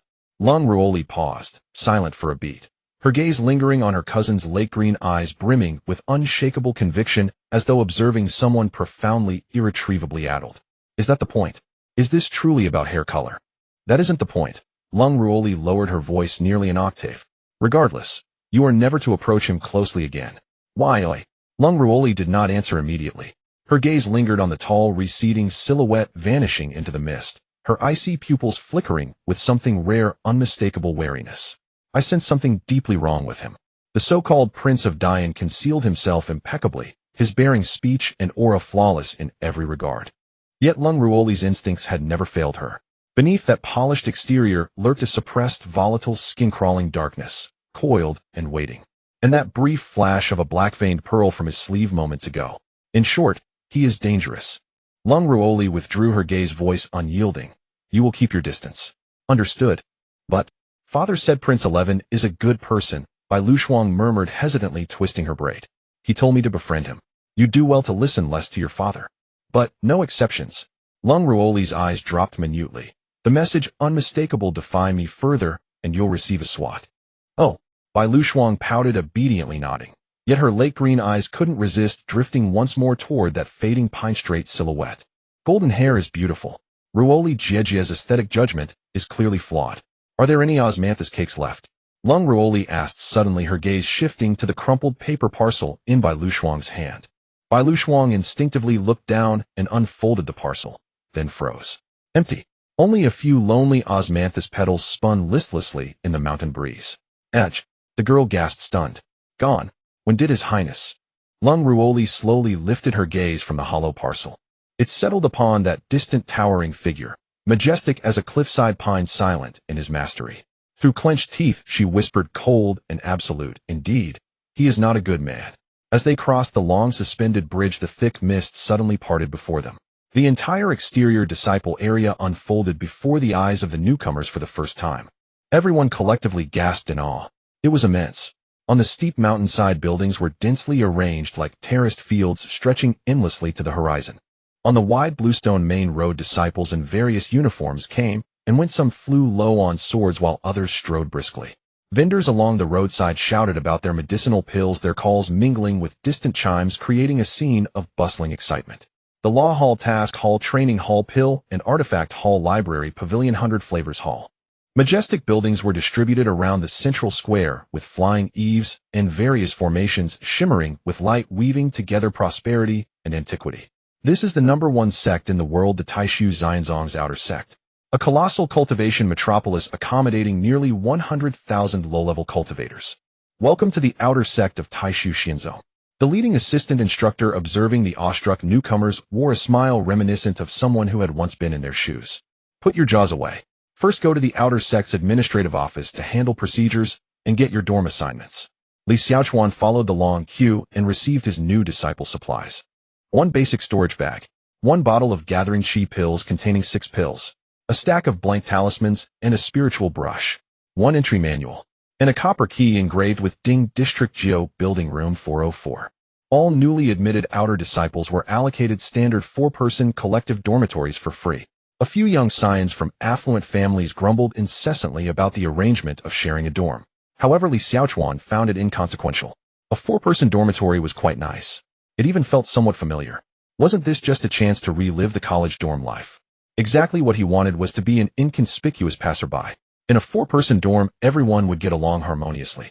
He wouldn't compete for attention or make trouble, simply waking up naturally each day alongside 3 other brothers living as an inconspicuous part of the outer sect. How wonderful that would be. With a yearning for a peaceful and comfortable life, Li Xiaochuan walked through the noisy dormitory area and found Ding District Geo Building pushing open the door to room 404. The room was reasonably spacious. The decor was simple, but it did come with a private bathroom and a basic storage shelf. 4 hard wooden beds were lined up on either side with good lighting. The other 3 roommates seemed not to have arrived yet. Li Xiaochuan walked towards the innermost corner with satisfaction. Leaning against the wall far from the doors and windows, he enjoyed a wide view. This golden sleeping spot was both defensible and offensive, providing a great sense of security. He placed his entry supplies down and settled onto the hard wooden bed, exhaling deeply. It felt comfortable. Since binding to that crazy system, his nerves had been tense, and he hadn't dared to relax. Now he could finally take a break. He relaxed his body, slowly closed his eyes, let his shoulders drop, and his breathing became elongated. His consciousness began to blur. At that very moment of complete relaxation, a deep hum resonated. Within his dantian, the black energy he had suppressed for half a day seemed to sense the host's negligence, exploding forth like a wild horse breaking free. Ding! Detected that the host is slacking off and resting. Cultivation is like rowing upstream. If one does not advance, they will fall back. No. As the system's most valued candidate for the world-destroying Demon King, how could the host be content with mediocrity and waste time? This system will wholeheartedly assist the Demon King in winning at the starting line. Stop. The ancient forbidden cultivation technique, 9 Nether Demon Flame Art, has switched to full power automatic operation mode, absorbing the spiritual energy of heaven and earth crazily, converting it into unparalleled demonic energy. Demon King, feel free to sleep. Cultivating is all up to this system. He. A thick, visibly pure black, demonic aura gushed out from his limbs and pores. Li Xiaochuan suddenly opened his eyes, and deep within his profound purple irises a bizarre hint of violent crimson appeared. Damn! His heart almost leaped out of his throat. He scrambled up from the bed, frantically channeling the little remaining righteous spiritual energy, forming chains to desperately suppress the escaping demonic energy back into his dantian. 3 minutes, a full 3 minutes. It felt like an eternity. Li Xiaochuan gasped like a fish out of water, forcing the last wisp of black smoke back into his body. Cold sweat had completely soaked his back.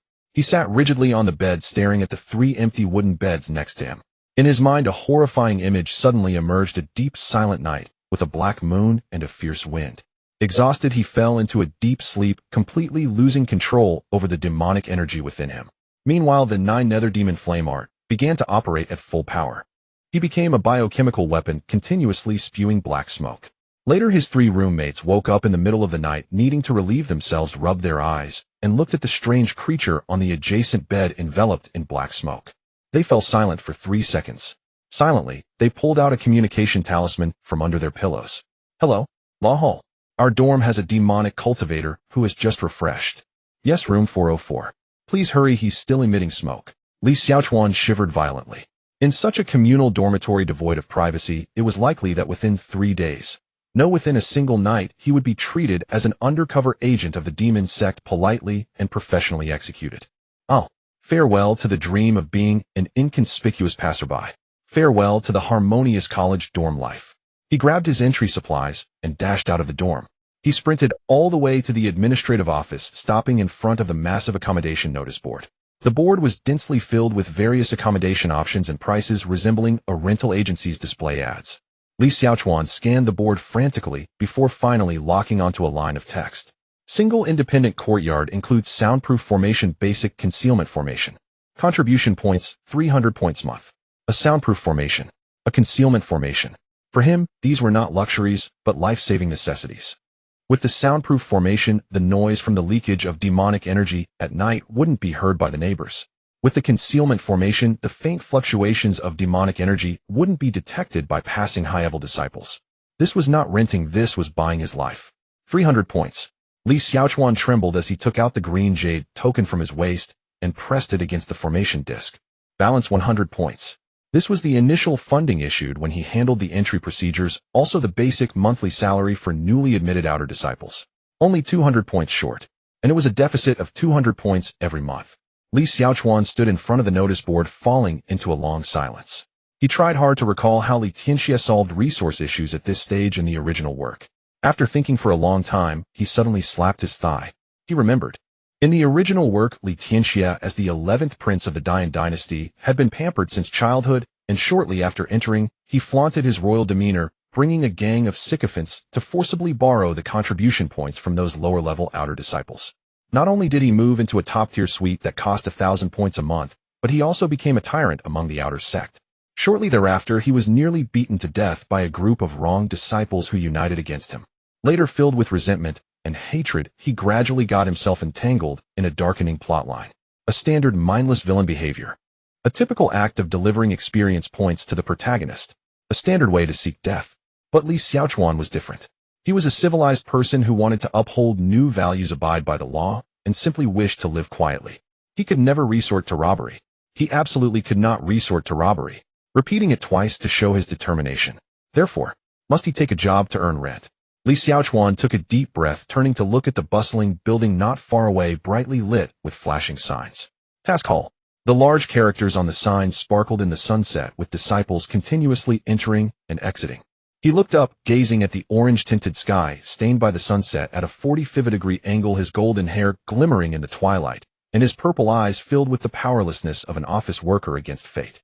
Damn it. Even in the cultivation world, he couldn't escape the fate of being an office worker. The system's annoying voice emerged again from the depths of his mind. Shut up. It's because you, this rogue system, forced me to practice demonic arts that I'm facing the crisis of sleeping on. This system has devised a quick way for you to earn massive contribution points, while rapidly increasing your cultivation. I don't want to know. The demon lord possesses an unparalleled divine beauty. With such looks, one could easily find a few lonely female cultivators to exchange favors. Li Xiaochuan erupted with an angry roar in his mind. Are you asking me to be a gigolo in the cultivation world? The system responded solemnly. That is called dual cultivation, a refined practice that our demonic path seeks to harmonize yin and yang. How could it be compared to such a lowly profession? Get lost. The further the better. I, Li Xiaochuan, am a man of integrity.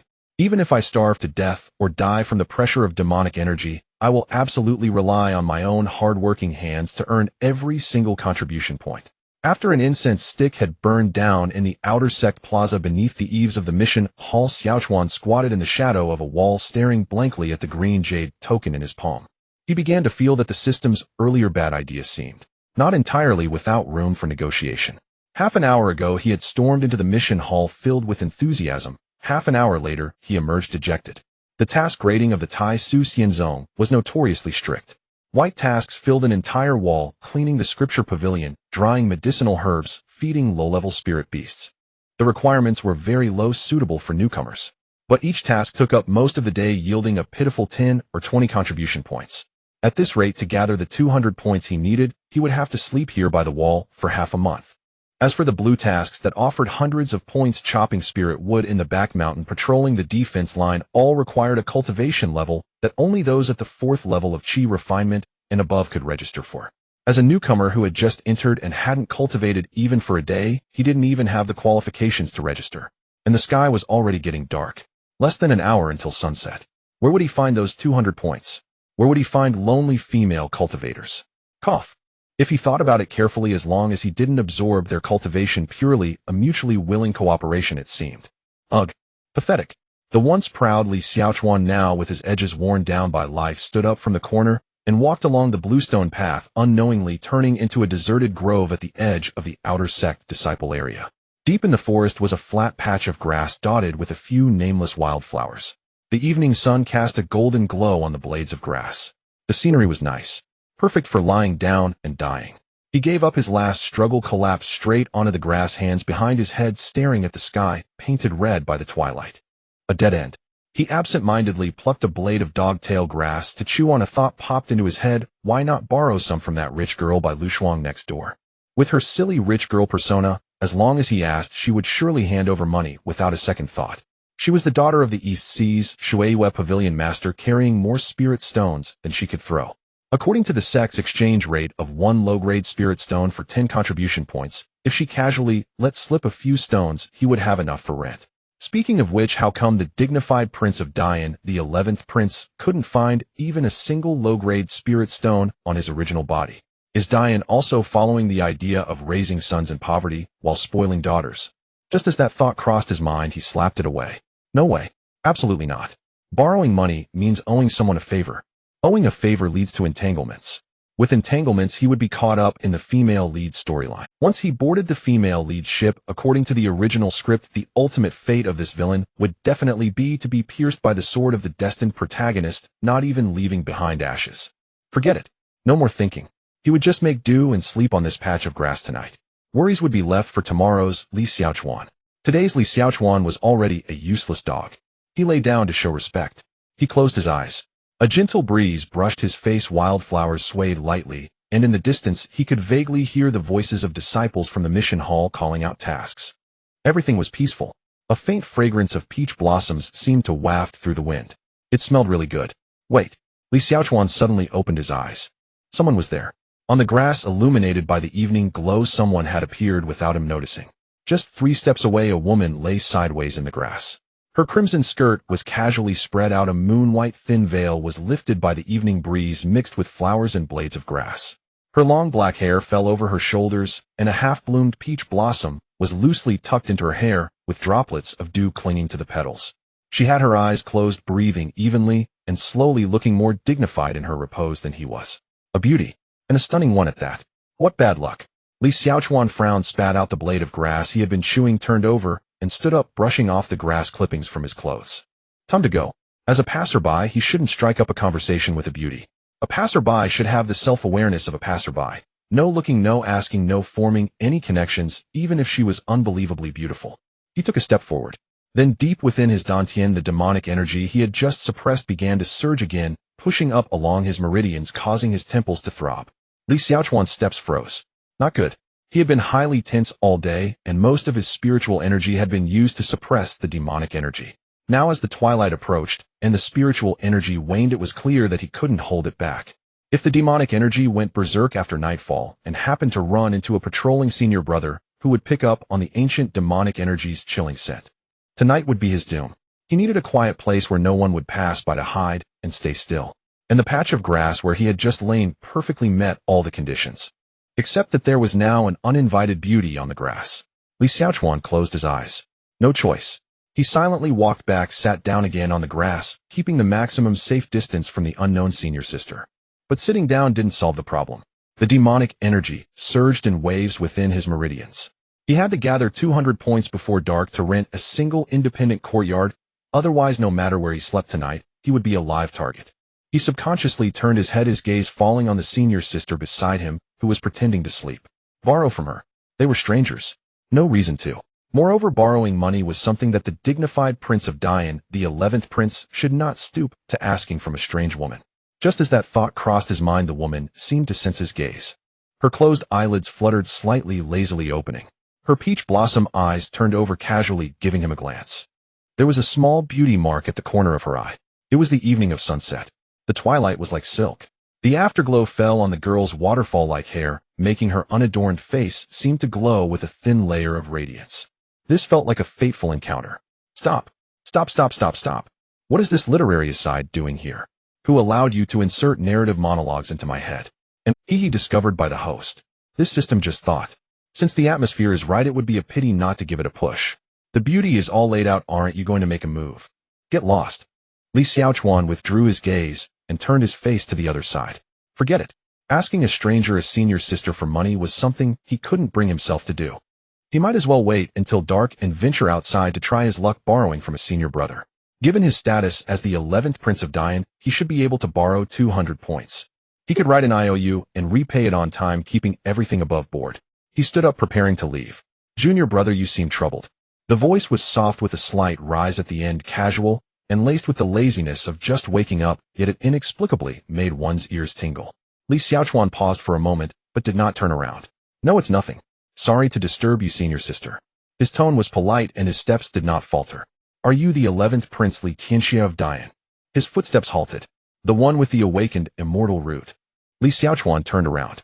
She was still lying on the grass, propping her chin with one hand, her peach blossom eyes half open as she looked at him. Indeed, his striking molten gold hair was too conspicuous among a sea of black-haired disciples in the sect. Low profile. What a joke. New disciples just entering the sect must be short on contribution points, right? She thought for a moment, her tone sounding almost like she was talking to herself. How much do you need? I can lend it to you. Li Xiaochuan fell silent. Borrowing from anyone was still borrowing. It was getting dark and he might not find anyone outside, and even if he did, they might not be willing to lend. Even if they were willing to lend, the sight of a prince begging for money with a smile would completely ruin the last bit of dignity he had as the 11th prince of the Li family. Moreover, he had never borrowed money from strangers in either his past or present life. The initiative taken by this senior sister saved him the trouble of begging. After hesitating for a few moments, he finally clenched his jaw. If it's convenient, could you lend me 200 points? I can pay interest, and we can write an IOU. No interest required. Li Xiaochuan frowned. Was there any deal in the world without interest? Thank you, senior sister. I will repay it in full within a month. Wait a moment. She finally moved. Slowly sitting up from the grass, brushing off a few blades of grass stuck to her skirt, her peach blossom eyes regarded him with a seemingly indifferent tone. I said no interest. You just need to agree to a small request from me. As for what the request is. She tilted her head as if she was thinking, or perhaps not thinking at all. I haven't thought it through yet. I will let you know once I do. Here it comes. The classic contractual trap from web literature. Agree to a request, then I'll tell you when I think of it. Such a seemingly light statement often concealed the reality of being a free laborer for life, perilous explorations, or simply her using this blank check to entangle him in an endless abyss. As someone who had undergone rigorous education on fraud prevention apps and spent 20 years immersed in web literature, Li Xiaochuan knew well that only a fool would sign such a deadly trap. Li Xiaochuan shot her a cold glance and turned to leave. Sorry, I won't borrow anymore. His words were not finished. A sharp pain suddenly erupted deep within his dantian, sounding alarm bells throughout his veins. The demonic energy said you have no time left. The foot Li Xiaochuan had already stepped out with was firmly nailed to the ground. He closed his eyes and took a deep breath. Under the eaves, one must lower their head. A small sum can bring down a hero, and 200 points can kill a mighty demon lord. He turned around once again, facing those lazy peach blossom eyes. How about adding interest? He attempted a final struggle. No way. She blinked. Li Xiaochuan clenched his jaw, maintaining an icy demeanor. Then I have additional conditions. Under the slightly surprised gaze of the senior sister, Li Xiaochuan pulled out a stack of blank talismans and a spirit pen from his storage bag. He then lifted his garment and decisively leaned over onto a flat piece of bluestone beside him. The spirit pen dropped. The strokes danced like dragons and snakes. The characters on the talismans were neat and densely packed, one line following another, the pen strokes sharp and decisive without a single pause. The senior sister leaned in with interest for a glance. In the next moment, her expression froze. An instant stick later. A full 10 blank talismans written on both sides, densely packed with thousands of words of the supplementary exemption clauses for contribution point loans, were heavily slapped down in front of the senior sister, who had already grown bored and started counting petals. This request must adhere to the following 250 restrictive clauses. Li Xiaochuan pointed at the talisman, his tone leaving no room for doubt. Any violation of even one clause will render this agreement void, and the contribution points will be returned in full. All clear.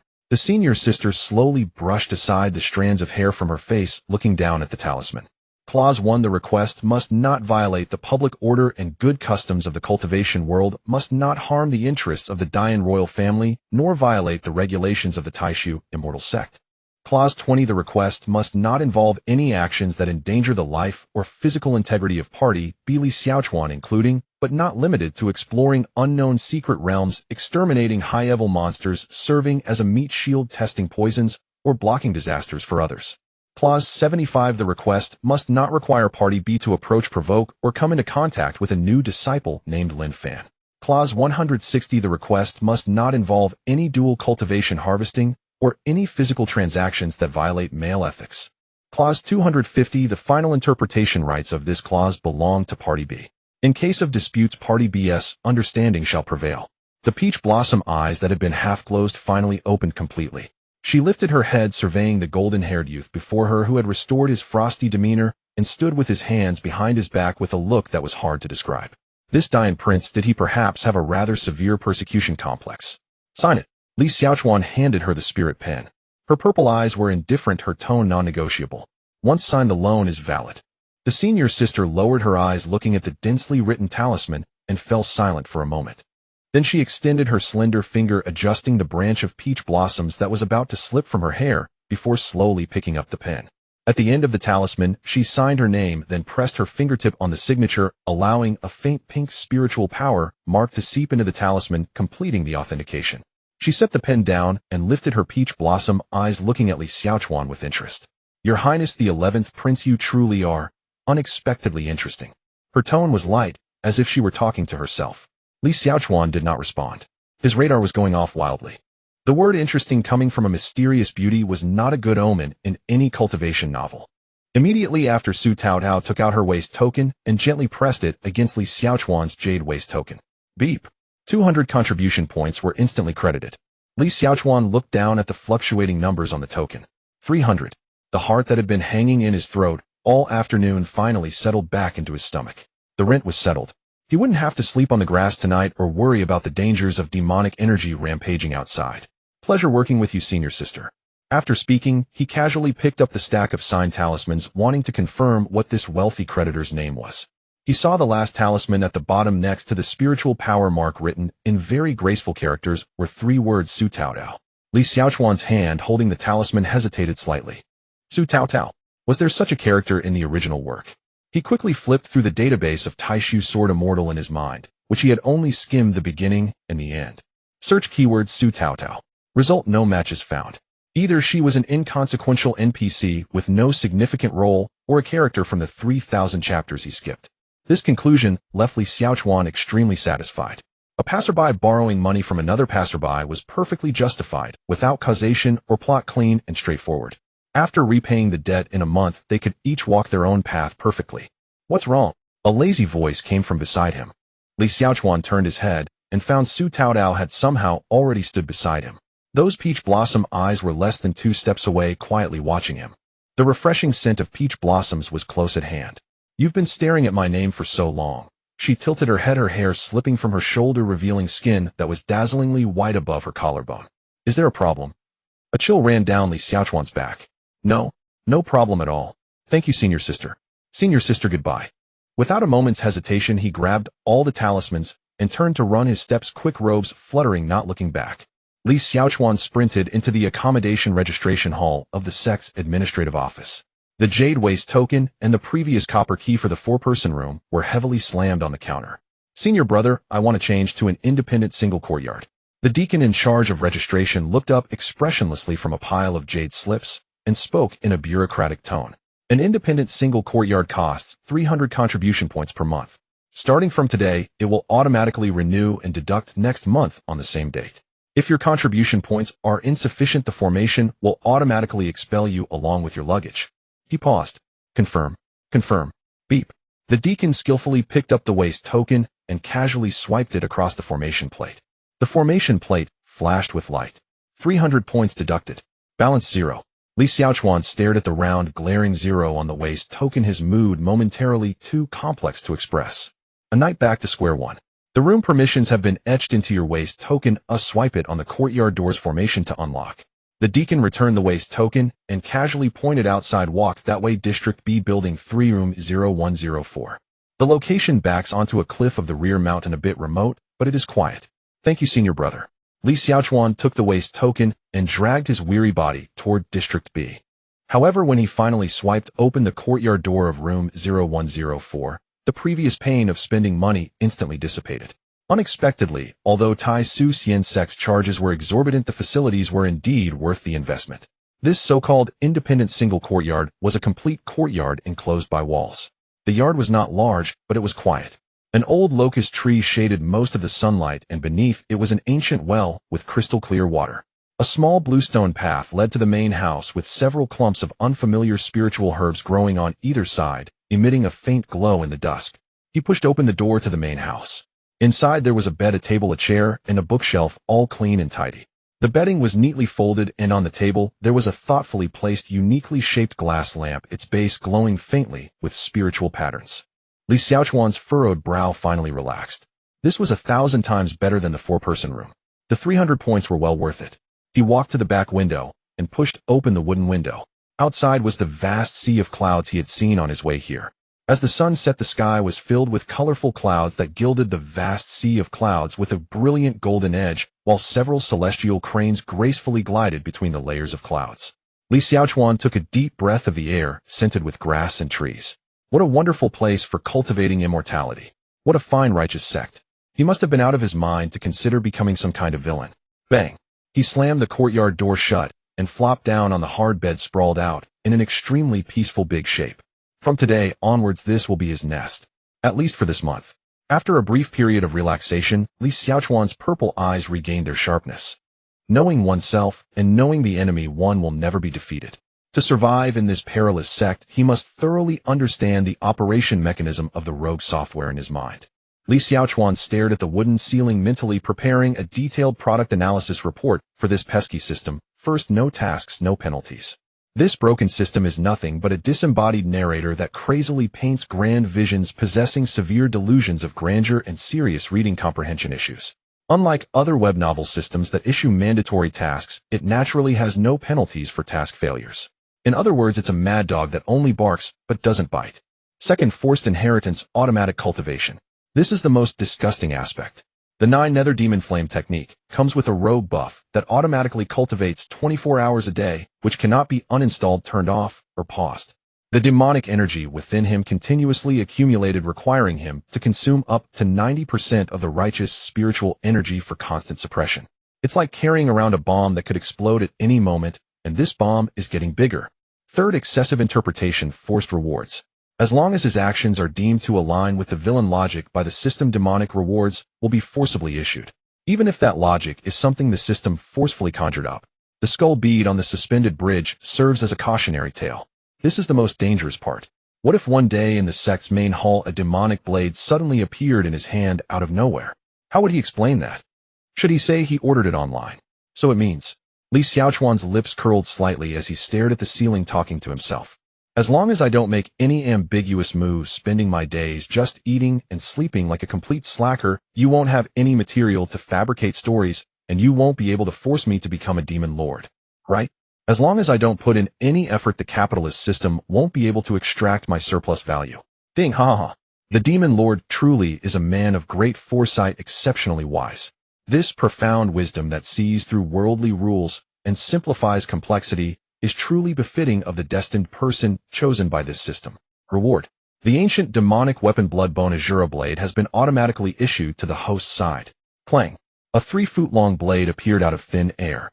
The blade glimmered with a dark red hue, like congealed blood, its handle wrapped in darkened sinews, and with a soul-shattering demonic howl, it embedded firmly into the blue brick floor beside his bed. The blade penetrated 3 inches into the brick. The blue brick shattered. Damn it. Don't damage the floor. This will cost contribution points to the sect. As soon as the demonic blade appeared, a pungent smell of blood filled the surrounding air. The temperature dropped suddenly, and the space rippled with slight distortions. Li Xiaochuan remained expressionless. He lifted the blanket, got out of bed, and with great disdain grabbed the hilt of the blade. He walked to the window and pushed open the wooden window. Let it fly. Whoosh. The overbearing demonic blade traced a tragic dark red parabola under the sunset, accompanied by a pain-piercing howl disappearing into the depths of the vast sea of clouds. Go keep that skull bead company. Li Xiaochuan dusted off his hands. This room was worth the rent. Even taking out the trash was so convenient. At the same time, he also verified one thing: rewards do not necessarily refresh in the palm of his hand. They can also refresh within a meter of his surroundings. This means that as long as he does not linger in crowded places, even if the system suddenly issues something, he will have time to react. System, how about another item? He tentatively provoked in his mind. Seriously, it goes silent when faced with difficult questions. Li Xiaochuan closed the window, exhaling a long sigh, and lay back down on the bed.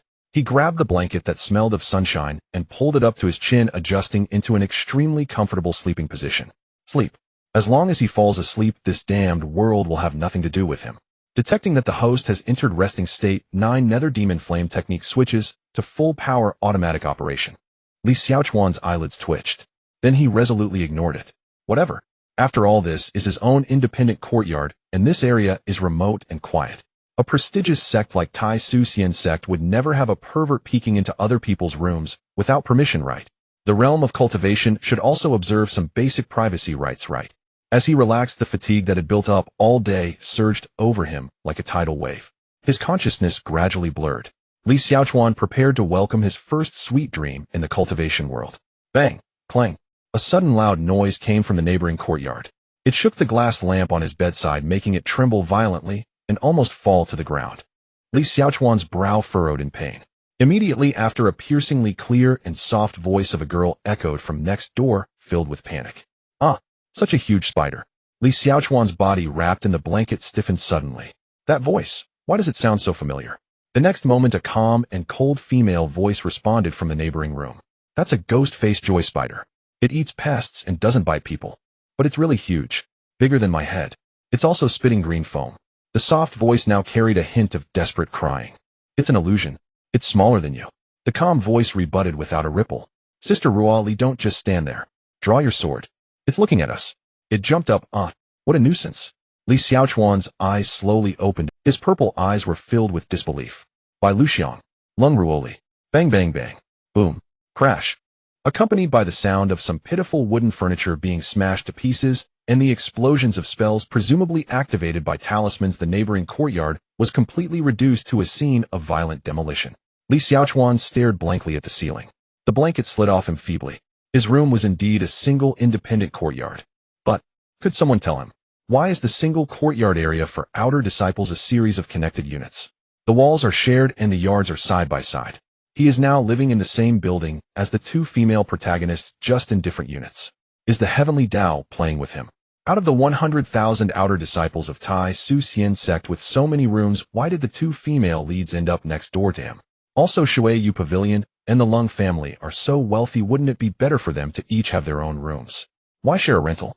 Li Xiaochuan rolled over in agony on the bed. The blanket was twisted into a rope and the pillow rolled to the ground. Wait, calm down. Don't panic. He recalled the notice board at the administrative office that stated the single courtyard comes with soundproof formations and basic concealment formations. As long as he activates the formation, he can completely isolate the noise from next door and conceal any inadvertent leakage of demonic energy fluctuations.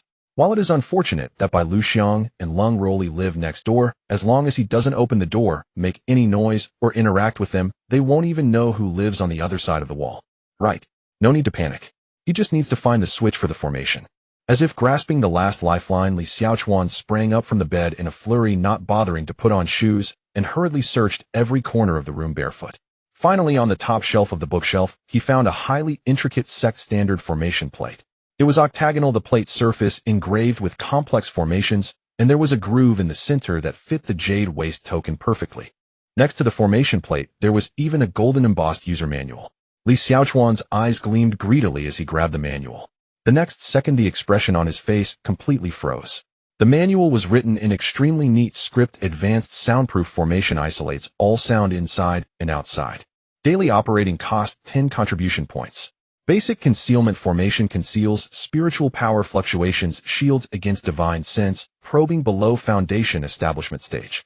Daily operating cost 20 contribution points. Friendly reminder: the formation has been pre-installed in the room. placed the identity waste token in the groove of the formation plate to activate and automatically deduct fees. When the balance is insufficient, the formation will automatically shut down. Tai Su Xian sect wishes you a pleasant cultivation experience. Li Xiaochuan's hand, holding the manual, began to tremble violently. Why does activating it require additional fees? Why didn't the notice board at the administrative office make this clear? This is blatant false advertising, hidden consumption, inducing orders, and it's charged on a daily basis. Tai Su Xian sect, do you have no conscience at all? Li Xiaochuan despondently lowered his head again, glancing at the large round zero on the waste token. Like a soulless zombie, he fell back onto the hard bed with a crash. His eyes were hollow. Life felt meaningless. Just then, out of the corner of his eye, he caught sight of the uniquely shaped glass lamp on the bedside. The spiritual patterns on the lamp base flickered gently, emitting a soft, warm light. He suddenly had an extremely ominous premonition. Li Xiaochuan grabbed the lamp and flipped it over. Sure enough, on the bottom of the lamp base, there was a line of tiny writing: Spirit Stone, lighting lamp, daily consumption of 1 contribution point. First day free trial. Please swipe the waste token before midnight to continue using. The lamp slipped from his hand. It fell to the ground with a thud, the spiritual patterns flickering twice before extinguishing. Destroy it. Quickly. He was exhausted. He couldn't stay in this contribution point trelliant capitalist sect for even a day longer. Ding, host. A rare opportunity. The system's voice was filled with excitement. A wall apart, the 2 destined harem members are within reach. This system strongly recommends that the host take advantage of the dark night and wind to climb over the wall for a thrilling night raid. Li Xiaochuan lay on the bed, his face ashen, as he closed his eyes. Just kill me. Right now? Li Xiaochuan was awakened by an extremely bizarre bird call. To call it a bird call is rather inaccurate, because normal birds would never make such an eerie sound of goo goo, goo, gg goo so early in the morning and always off key. He opened his eyes groggily, his awareness not fully returned, when he heard a faint muttering coming from the neighboring courtyard just a wall away. Goo goo goo. Gee. Goo. Cough cough. No, birds don't call like this. Let me try again. Li Xiaochuan suddenly opened his eyes wide. With his messy golden hair and deep purple eyes now resembling dead fish eyes, he stared blankly at the wooden ceiling. It was by Lu Shuang. That silly little girl was learning how to imitate bird calls. Early in the morning. The sky wasn't even bright yet. Learning to mimic birds. He struggled to turn his head and looked at the loosely shut wooden window. The light pouring in was still a grayish blue, carrying the unique chill of morning, with just a hint of fish belly white on the horizon. By the timekeeping of his previous life, it was just past 6 in the morning. According to his senior brother's instructions from yesterday, new disciples were supposed to gather at the outer sect's scripture pavilion at the 3rd watch of the morning around 8 o'clock. It would take less than 2/4 of an hour to walk from this dormitory area to the central square if he walked quickly, and 1/4 of an hour for washing up and dressing. This meant he could have slept for another hour and a half. An hour and a half. Deprived of it by a person-shaped alarm clock learning to imitate birds. Li Xiaochuan took a deep breath, turned over, and grabbed the blanket to cover his head. Just a little more sleep. Just a little. As long as he couldn't hear it, the day wouldn't break. Goo. Gg. Goo goo. The bird calls next door not only did not stop, but rather grew louder and more off-key, like a rooster being strangled, making its final struggle. Li Xiaochuan closed his eyes in agony under the covers. The price of not having soundproofing. This was the price of lacking soundproofing. Deep in his mind, that familiar and infuriating electronic voice emerged right on time, even accompanied by an impassioned morning broadcast BGM. Jia. Good morning, Demon Lord. Detected that the host has endured a whole night of patience and hidden cultivation. The 9 nether demon radiance art within has automatically operated for 360 great circulations. Demonic energy surges. What is hidden cultivation? It's called sleeping. It was your rogue technique that moved on its own. Such diligence should serve as a model for the demon race throughout the 9 provinces. Special reward. Ancient demon race formation fragment, 10 directions, annihilation, soul-seizing array. Please accept it, Demon Lord. A parchment oozing thick black smoke and emitting a pungent bloody odor suddenly appeared next to his pillow. The little warmth left in the covers instantly dropped to freezing point. Li Xiaochuan sighed under the covers. Then he sat up straight. This is a disaster. Living next door were those 2 extremely dangerous original female leads. If this aura seeped through the wall and was detected even slightly today, this small courtyard would become his crime scene. With his messy golden hair, he expressionlessly extended 2 fingers, disdainfully pinching the scroll of demonic arts. Time to get out of bed. He walked barefoot to the back window. Familiar with the process, he pushed open the back window. Without even taking a glance, he swung his arm and tossed the scroll. Swish. Ding. The fragment traced a beautiful parabolic arc in the cold morning wind, disappearing into the vast sea of clouds. The entire action flowed smoothly. From getting out of bed to tossing it took no more than 10 seconds. This was the third time he had done this. He even began to find this action somewhat relieving, as natural as a working person taking out the trash in the morning. Dear Demon Lord, friendly reminder: this system has stocked a full 100,000 copies of the demon race's supreme inheritance. You won't run out of them. This system will not abandon or give up, and will accompany the host all the way to the peak of annihilation. Jia. Li Xiaochuan closed the window. If he couldn't throw them all away, then so be it. After all, this cliff is deep enough. But just as he turned around, his expression changed drastically. Oh no. After a whole night of automatic idle, the demonic energy in his meridians had already filled to an extremely dangerous critical point. The motion of throwing that item just now was a bit too vigorous. A thread of pure black demonic energy had already begun to spill from his fingertips, twisting and struggling in the air. I can't hold it back. Li Xiaochuan disregarded everything else and immediately sat cross-legged back on the hard bed, biting his back teeth, and frantically mobilized the bit of righteous spiritual energy derived from the celestial grade mixed primordial spiritual root in his dantian, transforming it into cages to forcefully repress those rebellious demonic energies back deep into his dantian. It took a full cup of tea's time. Only then did he gasp for air, finally suppressing the last trace of leaking demonic energy cleanly. This life is unbearable. He wiped the cold sweat from his forehead in despair. Suppressing demonic energy was another significant consumption. His already empty stomach began to emit faint protests. Regulating his breathing, confirming that the time bomb within him had settled down completely, Li Xiaochuan finally pushed open the door to the main room. The cold morning breeze rushed at him, mixed with the fragrance of the mountain's flora. In the distance, the dawn was slowly dyeing the sky a light golden color, and the peaks of the Taishu mountain range rose layer upon layer in the morning light, resembling an unfinished ink wash painting. Li Xiaochuan turned his head to look. On the low wall of the neighboring courtyard, Bai Lu Shuang was struggling to tiptoe on the wall, exposing half of her furry little head. She pouted her pink lips, crazily whistling an off-key tune towards a gray-feathered bird in the old locust tree in Li Xiaochuan's yard. Goo goo goo, ji goo. The little bird on the branch tilted its head to look at her, its little black eyes the size of green beans revealing a condescending gaze, as if looking at an idiot. Then it disdainfully shook its wings and turned its head to the other side. Thus he was awakened this morning by someone learning to mimic birds, someone even the birds found annoying. Hearing the sound of the door opening, Bai Lu Shuang immediately turned her head, her large lake green eyes shining instantly. "Oh, it's your highness." The girl's smile was brighter than the dawn on the horizon, with dimples on her cheeks that were sweet to the point of being sickening. "Your highness actually lives next door? What a coincidence." "A coincidence, my foot. This is definitely a malicious arrangement by the heavens. It is a shameless tactic to force the plot forward. It is fate's precise strike against him." Li Xiaochuan, over there by Lu Shuang, was eagerly attempting to leap over the wall, her whole body starting to push this way as if she wanted to directly climb over. Li Xiaochuan completely ignored the dangerous antics of the other party on the wall and turned to walk toward the well under the old locust tree to fetch water and wash up. Splash. The icy, bone-chilling well water splashed on his face, thoroughly dispelling the remnants of sleep. He straightened up, casually grabbed a dry towel from the rack to wipe his face, and nonchalantly looked up to glance at the copper mirror hanging by the well. The mirror reflected a face of striking visual impact. His messy golden hair exuded a wild, unrestrained aura. His purple eyes were as deep as a chasm, and beneath his prominent nose his thin lips were slightly pressed together. The vermilion mark on his forehead looked like a drop of fresh blood in the morning light, utterly bewitching. Only the faint dark circles under his eyes revealed the toll of a sleepless night. Yet even with the dark circles, this face remained strikingly aggressive. That hint of weariness not only failed to detract from his appeal, but rather added an air of disheveled villainous charm. Li Xiaochuan rubbed his chin. Setting aside that damnable villainous fate, this physique was indeed impeccable. He was truly handsome. Ding! Detection of the Demon Lord's extreme confidence and arrogance regarding his appearance has been activated. Here it comes. Arrogance is the crown of the Demon Lord. Pride is the Demon Lord's scepter.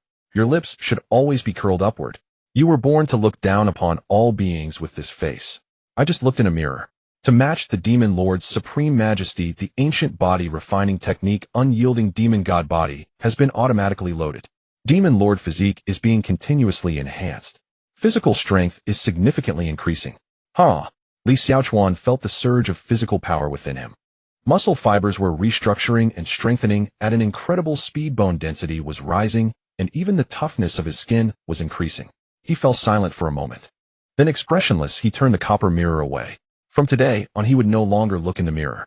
If looking in a mirror could trigger rewards, just how ridiculous were the system's criteria? Would breathing next time count as Demon Lord's aura leaking? After a simple wash, he returned to his room and changed into a dark blue, cloud-patterned robe. The fabric was crisp and the cut was sharp, concealing the muscular lines enhanced by the demon god physique. The originally sinister aura under the contrast of this plain cloud-patterned robe surprisingly blended into a sense of cool elegance. Bang, bang, bang. Bai Luoxuang finally gave up on the challenging feat of climbing over the wall and ran to his courtyard door, merrily knocking on the wooden door. Your Highness, open the door. Let's go have breakfast at the 100-flavor pavilion together. Li Xiaochuan adjusted his cuffs, once again confirming that the demonic energy within him was firmly suppressed, before leisurely pulling down the door latch and pushing open the courtyard door. Bai Luoxuang stood outside the door, smiling brightly. The water blue dress looked slightly oversized on her petite frame, and her black braids swayed gently in the morning breeze. Your Highness. Before she could finish her sentence, Li Xiaochuan had already walked past her with an indifferent expression, stepping forward with a cold stride. Hey, wait for me, Your Highness. Bai Luoxuang, oblivious to being ignored, hurriedly followed him like a little. She quickly caught up to him with quick steps and began chattering excitedly about her morning's achievements. Your Highness, do you know? I just practiced bird calls for nearly a quarter of an hour, but that bird totally ignored me. It's so unfair. My mother said the call of the gray-throated sparrow is so beautiful, like singing, but it just wouldn't sing for me. Oh, by the way, the gray-throated sparrow is that gray little bird in your yard. Did you see it? It's standing on the highest branch of your old locust tree. She spoke non-stop, without any punctuation. Did I annoy you? Li Xiaochuan walked expressionlessly, treating her voice as background white noise. He had no idea whether the gray-throated sparrow's call was beautiful or not. But Bai Luoxuang's attempt at mimicking bird calls was definitely not pleasant to hear. As he walked, the incessant chattering beside him gradually faded away. He instinctively turned his head to take a look. Bai Luoxuang was walking behind him, lagging about 2 strides back. Her expression looked a bit guilty as she peeked sideways, her steps slowing down. Beside her was Lung Ruoli, who had inexplicably followed them. Lung Ruoli had tied her long black hair into a neat high ponytail today, exposing her slender. Beads of sweat adorned her forehead, and her breathing was slightly deeper than usual, clearly having just returned from morning practice. At this moment, her ice blue eyes were fixed intently on Li Xiaochuan's back, filled with vigilance and hostility, as if she were looking at a scheming kidnapper. No. Why are you glaring at me? Your cousin followed me here on her own, okay? Your Highness, you have quite the skill. Lung Ruoli's tone was flat, with no hint of emotion in her eyes. To think you could just happen to rent the house next to us. She put heavy emphasis on the words, just happen. Li Xiaochuan rolled his eyes internally. Sister, if I had known you two lived next door, I'd have sold everything to plead with the steward to change my room. The farther from you two, the better. Ideally, I'd like to maintain a long-distance relationship from a different look, but he couldn't say that. Should he explain? This is a fateful encounter arranged by the heavens. Forget it. The more you say, the more wrong it gets. Let them misunderstand as they will. Li Xiaochuan expressionlessly withdrew his gaze, not giving Lung Ruoli even a glance, and continued to walk forward with an aloof demeanor. That's not true. Bai Luoxuang, however, was the first to object. She swiftly darted in front of him, positioning herself between Li Xiaochuan and Lung Ruoli, hands on her hips, earnestly defending her prince. Sister Ruoli, don't think too much. This is fate. My prince and I are fated. The 100 Flavors Hall of the Tai Su Immortal Sect's outer sect. A 3-story vermilion pavilion with upturned eaves and exquisitely carved beams and painted rafters. Above the entrance hung a black lacquered plaque inscribed with 3 bold calligraphic golden characters.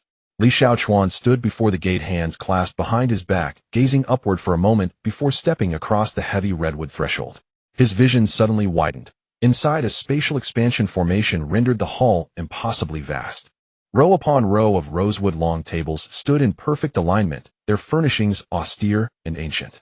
Yet floating spirit stone lanterns overhead and luminous iridescent array patterns along the walls lent an unmistakable air of surreal enchantment. According to the sect's official manual, the first floor was the free dining zone.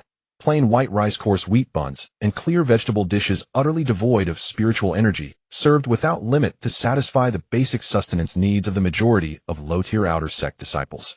The second floor housed the premium spirit food section, offering kind-fused delicacies, low-rank demonic beast meat, and spirit fruits, items capable of aiding cultivation, but payment required swiping one's Jade identification badge against contribution points at steep prices.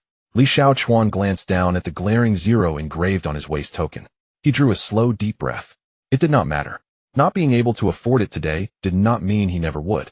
With consummate grace, he ascended the stairs to the second floor, where an intoxicating aroma of spirit food instantly washed over him, sharpening his senses and clearing his mind. The second floor decor was markedly more opulent. Holographic projection arrays suspended midair displayed vivid, mouth-watering three-dimensional images of spirit dishes, each accompanied by a discrete price tag. Centennial Spirit Rice Porridge, 10 contribution points per bowl.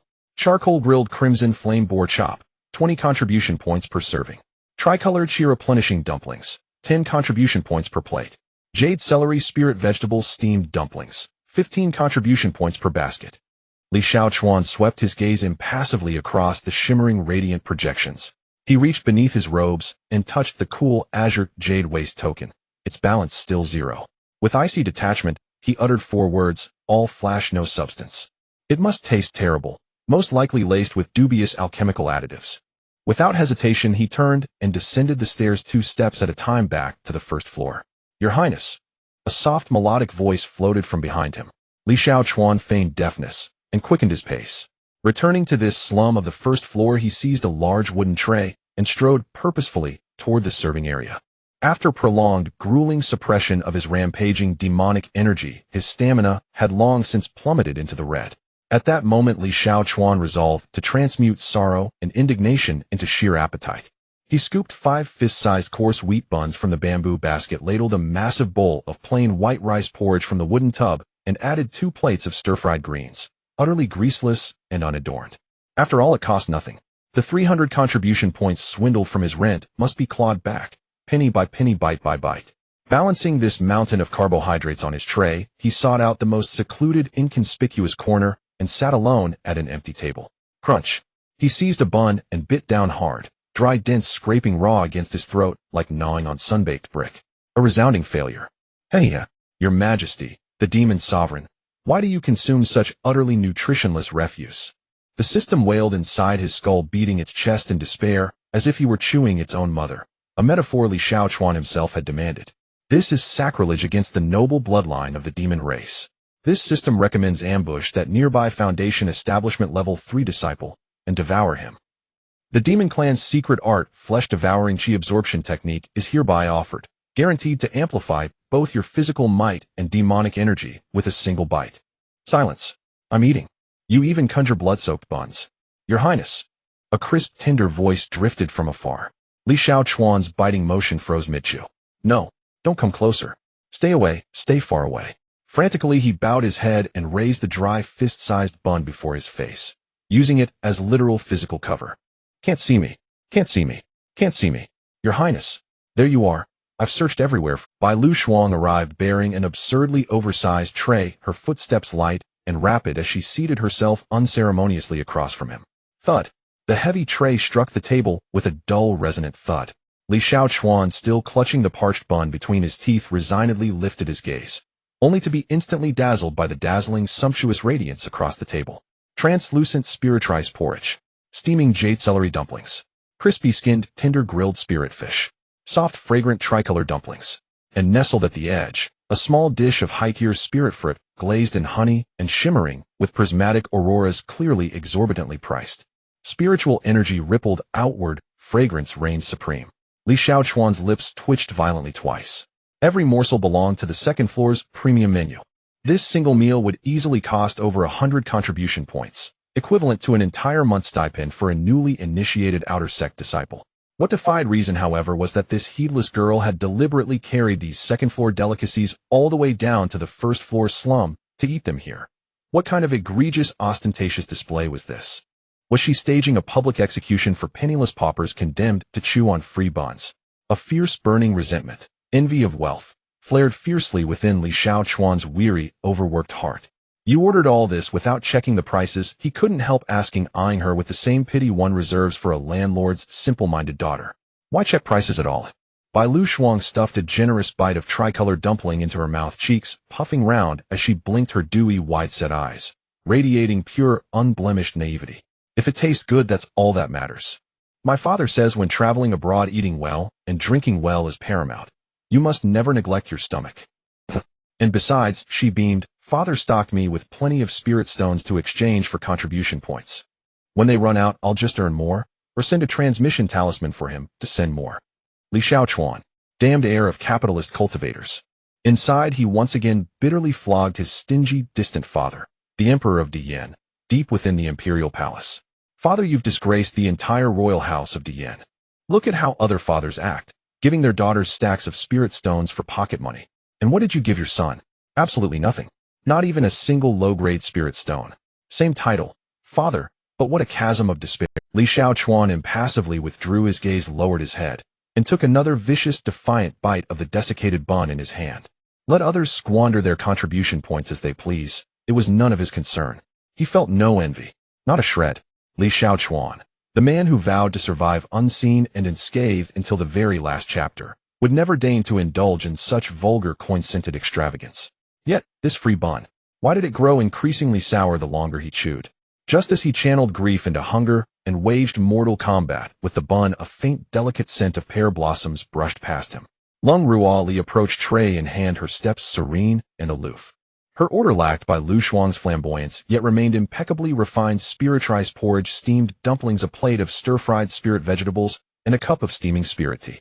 She placed the tray beside by Lu Shuang's and seated herself with effortless elegance, her ink-black high ponytail swaying softly, her snow-white gown immaculate. Her pale glacial blue eyes swept without expression over Li Xiaochuan's pitifully austere free meal. A faint subtle curve lifted the corner of her lips. Your Highness truly embodies frugality. Li Xiaochuan's chewing stilled. What did she mean by that? And that smile, what exactly was it implying? You're mocking me. You are mocking me. A personal habit, he replied, unruffled, stubborn as a duck refusing to yield. Simple fare nurtures both body and spirit. Is that so? Lung Ruali lifted her cup of calming spirit tea and gently blew across its surface, releasing a ripple of qi. That faint curve deepened almost imperceptibly. Damn it, he longed, desperately, to hurl the brick-like bun in his hand straight at her frost-cold face. Master, this system wholeheartedly endorses it. Strike her, with the bun. Upon impact, the 10,000 calamities' unrelenting demon's sovereign art shall be instantly bestowed. Never mind. I'll pass. Your Highness, would you care to try some? A pair of delicate jade chopsticks extended across the table, holding a single translucent jade celery spirit vegetable dumpling, offered directly before Li Xiaochuan's eyes. Bai Lu Shuang's eyes sparkled with innocent delight. The rich, verdant aroma of spirit vegetables mingled with the savory primal fragrance of spirit beast meat, piercing boldly through the dumpling's paper-thin skin and flooding his nostrils. He could even see through that crystalline membrane, the plump, succulent, trembling filling, steaming hot and brimming with juice. His Adam's apple bobbed involuntarily.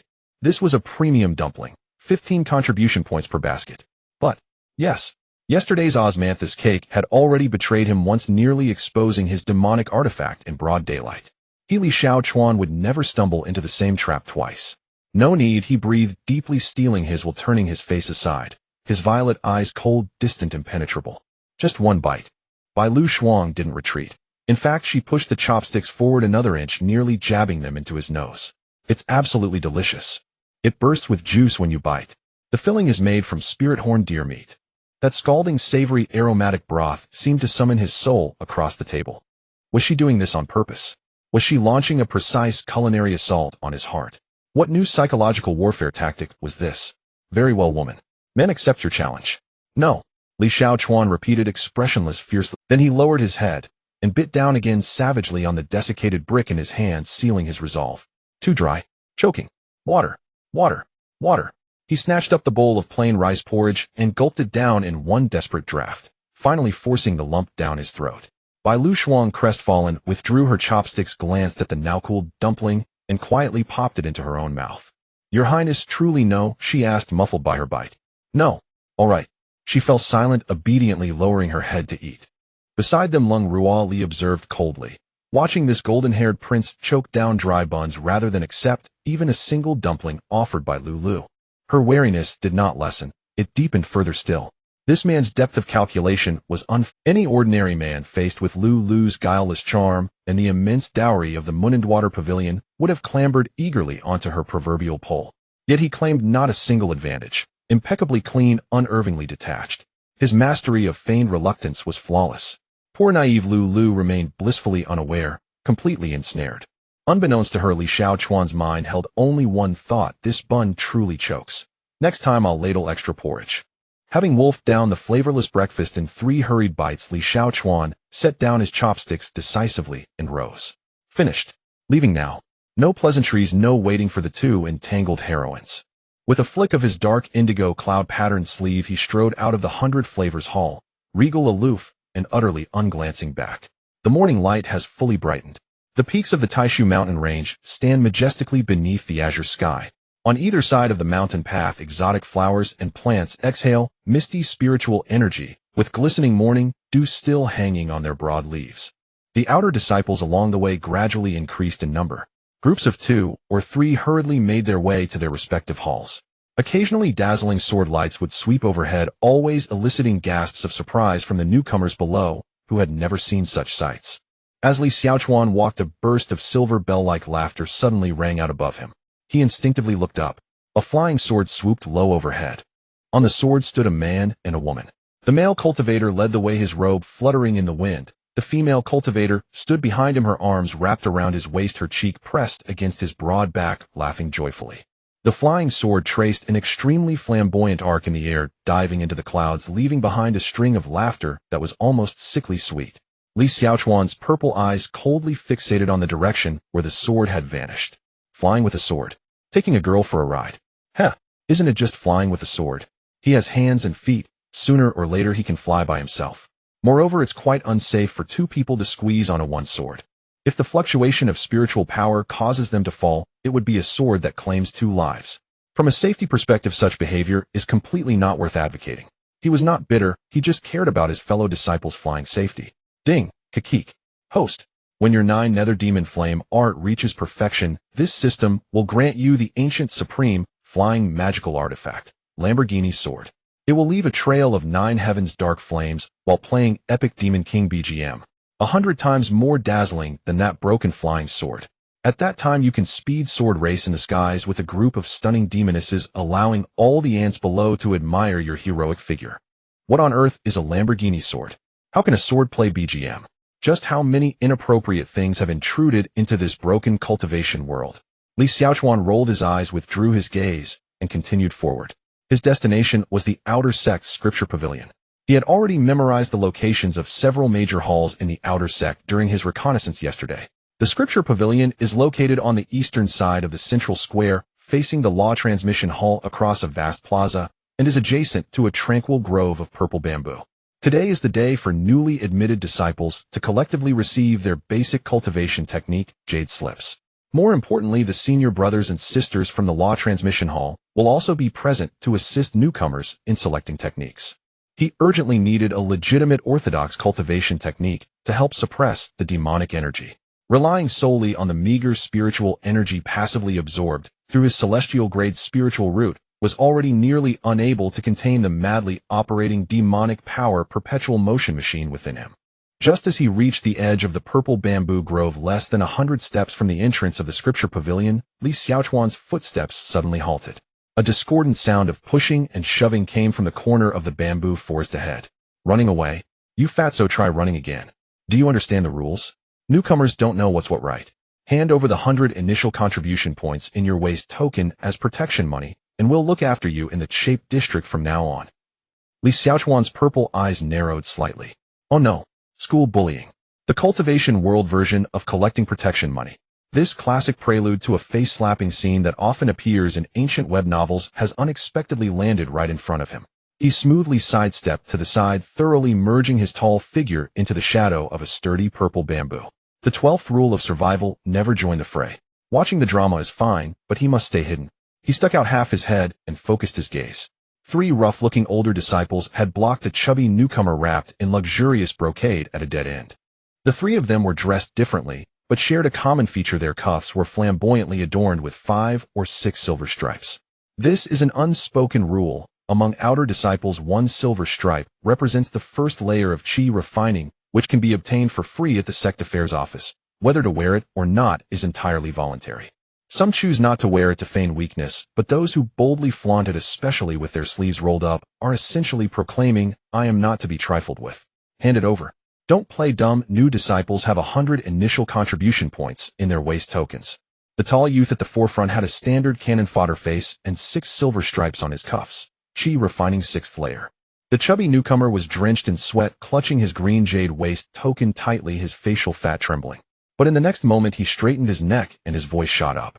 "WWH, why should I give it to you? This was issued by the sect. Stealing is punishable by expulsion. I'll tell you, my father is from the Zhongzhou royal family." "Oh, so you're dropping names." The youth with the cannon fodder face scoffed, raising his hand to slap the newcomer's chubby face twice lightly, but with strong humiliation, saying, "Zhongzhou royal family. Never heard of it. In this outer sect, only those with a big fist are the real fathers." Having been slapped in public, the chubby newcomer's face turned beet red and his eyes teared up, yet he did not dare to retaliate. As a newbie who had just entered and had never even touched spiritual energy facing 3 mid-stage Chi refining disciples, he would only end up being pinned to the ground if a real fight broke out. His voice cracked, growing louder the more nervous he became. "You guys wait. I'll go report to the elder hall. I'll tell the elders." "Go ahead." A tall and thin disciple shoved him, causing him to crash into the bamboo behind him with a dull thud, making him wince in pain. "You really think you can report? Do you have any evidence?" Li Xiaochuan watched for a moment from the shadows, shook his head, retracted his gaze, and prepared to take a detour and leave. In every world, strong prey on the weak. Moreover, in the cultivation world where the law of the jungle prevails, it is far from a society governed by law. It is not worth risking oneself for a chubby stranger. Ding, Kakik. Host, this situation is a perfect opportunity for the Demon King to establish dominance. Russian. Use your invincible, great, desolate, indestructible demon body to trample these 3 ants underfoot. Then tell that fat pig that from now on his protection fee can only be collected by you. Not interested? Then will you just watch this fat sheep being butchered by someone else? It has nothing to do with me. At that moment, just as Li Xiaochuan was about to quietly withdraw, "Let him go." A voice came from the entrance of the bamboo forest. Li Xiaochuan's foot, which was suspended in midair, froze. "No way. So cliché." He slowly turned his head. A boy was striding in. His black hair was messy, his body was as thin as a malnourished bean sprout, and he wore a gray robe that had faded to white with a pair of worn-out cloth shoes on his feet. But those black eyes shone remarkably bright, showing no signs of fear. Lin Fan, the destined protagonist of the original story. Li Xiaochuan's eyelids twitched violently, and he silently retracted his foot, shrinking his body back into the shadow of the purple bamboo. All right then, the protagonist has arrived. This classic scene of a hero saving the chubby. Oh no, a hero saving the fatso has officially set the stage. Then I won't leave for now, I'll just relax and be a bystander. In the bamboo forest, the young man with a horse-like face furrowed his brows and shot a fierce glare at the thin bamboo pole that seemed unaware of its fate. "Who are you? Mind your own business." Lin Fan, the boy, replied as he quickly walked over to the chubby guy, pulling him up from the ground and gathering him behind himself, then turning to face the 3 senior brothers in the mid-stage of Chi refinement. He was half a head shorter than the horse-faced young man, much leaner, and his faded gray robe hung loosely on him. Yet as he stood there, his aura was surprisingly formidable. A flicker of uncertainty flashed in the horse-faced young man's eyes. The sword light from yesterday, which split the sea of clouds, had spread throughout the outer sect. However, that moment of uncertainty was quickly crushed by a denser jealousy and unwillingness. Talent is talent, and cultivation is cultivation. A newcomer who had just joined, who hadn't even properly started Chi refinement, no matter how outstanding his talent wasn't, he's still a soft persimmon for others to squeeze. "So it's junior brother Lin Fan," the horse-faced young man said with a forced smile. "It was a misunderstanding. We weren't bullying him, we were just teaching the new guy the rules." He turned and glared at the chubby guy, his eyes filled with blatant threats. "Isn't that right, chubby?" The chubby guy wanted to puff up his chest, but under that gaze his fat trembled, and he swallowed his words. Lin Fan did not turn to look at the chubby guy. His dark eyes were fixed on the horse-faced young man. "You 3 are cornering him," Lin Fan spoke calmly, his voice steady. "He doesn't want to give, yet you insist. That's not teaching the rules, that's robbery. Did you not hear me? Mind your own business." The horse-faced young man's expression darkened completely. "Is the sword spirit root so impressive? Let me remind you, for a newcomer, it's best not to take yourself too seriously. In the Tai Su Xian sect, it's not uncommon for geniuses to die prematurely. An overt threat. A disciple from a different family background who understood the rules would have already begun weighing the pros and cons, looking for a way out, calculating which elder to turn to for help. But Lin Fan was not that type. He crawled out from the refugee camp in the western extreme demon land. There were no deacon halls, no sect rules, no turning back to report to an elder. There was only one rule: if someone touches you, make them understand that the price of touching you is far greater than 100 contribution points. Lin Fan took a step forward. A fierce determination born from the demon land emanated unexpectedly from his frail frame. I don't take myself too seriously. He stared into the horse-faced young man's eyes, enunciating each word. But if you insist on touching him today, you'll have to go through me first. I can't beat the three of you. He paused, his dark eyes devoid of any exaggeration, only a chilling calm certainty. But I can guarantee that before you make a move, I'll bite off a piece of flesh from you. Do you believe me? The air became tense for a moment. The horse-faced young man's pupils slightly contracted. Li Xiaochuan in the shadows furrowed his brow slightly. How to put it? As the destined protagonist, being righteous and unafraid of power is indeed an admirable quality. Unfortunately, that was an old trope from over a decade ago. Nowadays, protagonists must be a bit selfish, or they risk being called a saintly hypocrite by the readers. Just like the scene unfolding before him. Sticking up for a stranger, standing alone against 3 mid-stage chi refinement practitioners, while inadvertently making 3 enemies for himself. What would that be called in his past life? That would be foolish behavior. When did he start to become so indifferent in his past life? Was it from the moment he heard, if a person doesn't hit you, why should you help them? In short, decades of altruism had crumbled halfway. Li Xiaochuan was indeed bold, thinking whatever he wanted. Ding, kik. Host. You are cold and indifferent, watching without intervening with a heart of stone. This disregard for life earns you a perfect score from this system. Roll away. Li Xiaochuan ignored the system's flattery. However, he was also a selfish person, unable to be as great as Lin Fan. What he could do was, when the fight broke out, hide behind the bamboo and shout a few times someone's getting beaten, to lure over the patrolling senior brothers. That was all he could do. Just as the atmosphere in the bamboo forest was tense and ready to explode, the main path outside the forest suddenly became crowded with voices. New disciples heading to the scripture pavilion to receive their cultivation methods were flowing in groups through the nearby purple bamboo forest. The sounds of laughter and footsteps layered into the forest. What was even more alarming was in the distance. From the thick clouds, dozens of fierce sword lights burst forth, rapidly approaching the scripture pavilion. These were the assistant teachers from the transmission hall responsible for distributing cultivation methods. The minimum cultivation level to become an assistant teacher was Golden Core stage. The horse-faced young man's complexion changed drastically. Surrounding a newcomer like this was not an issue if no one saw it. But if it were caught by those from the transmission hall, they could easily deduct several hundred contribution points, and worst-case scenario, they would be taken to the law enforcement hall to face the wall for 3 months. He exchanged quick glances with his 2 companions, reluctantly withdrawing his spiritual energy. Consider yourself lucky today. With a cold snort, the horse-faced young man turned to leave. As he passed by Lin Fan, he abruptly stopped, lowered his voice, and viciously added a classic line of a disposable character. Remember today, in the cultivation world, a genius who hasn't grown up is worth nothing. Be careful on your night walks. After saying that, the 3 of them vanished like the wind. Lin Fan did not respond. He calmly watched as the 3 disappeared around the corner of the bamboo forest, a subtle chill hidden deep within his dark eyes. Once he confirmed that they were far away, he turned to the chubby guy who was still panting. Are you okay? 2M fine. The chubby guy wiped the cold sweat from his forehead with his fat hand. Just then, the pent-up frustration surged to his head, and his voice shot up by 8 degrees as he pointed in the direction the 3 had left, cursing, a bunch of cowards who bully the weak. Don't run if you have the guts. Once I start cultivating, I'll definitely hang you 3 up and beat you. After cursing, he seemed to remember that someone was still standing behind him, and he suddenly turned, giving Lin Fan a deep 90-degree bow, his eyes red. Brother Lin. Thank you. My name is Wang Fugue from the Wang family of Zhongzhou. This favor today, I Wang Fugue will remember for a lifetime. From now on, you are my brother. You say east, and I won't go west. His words flowed out with enthusiasm, completely erasing the image of the cowardly person who had just been cornered. Lin Fan was stunned by this loud voice and scratched his head in confusion. The previous chilling fierceness vanished without a trace. No need to thank me, it was just a small effort. He thought for a moment and added honestly, but next time don't go to such deserted places.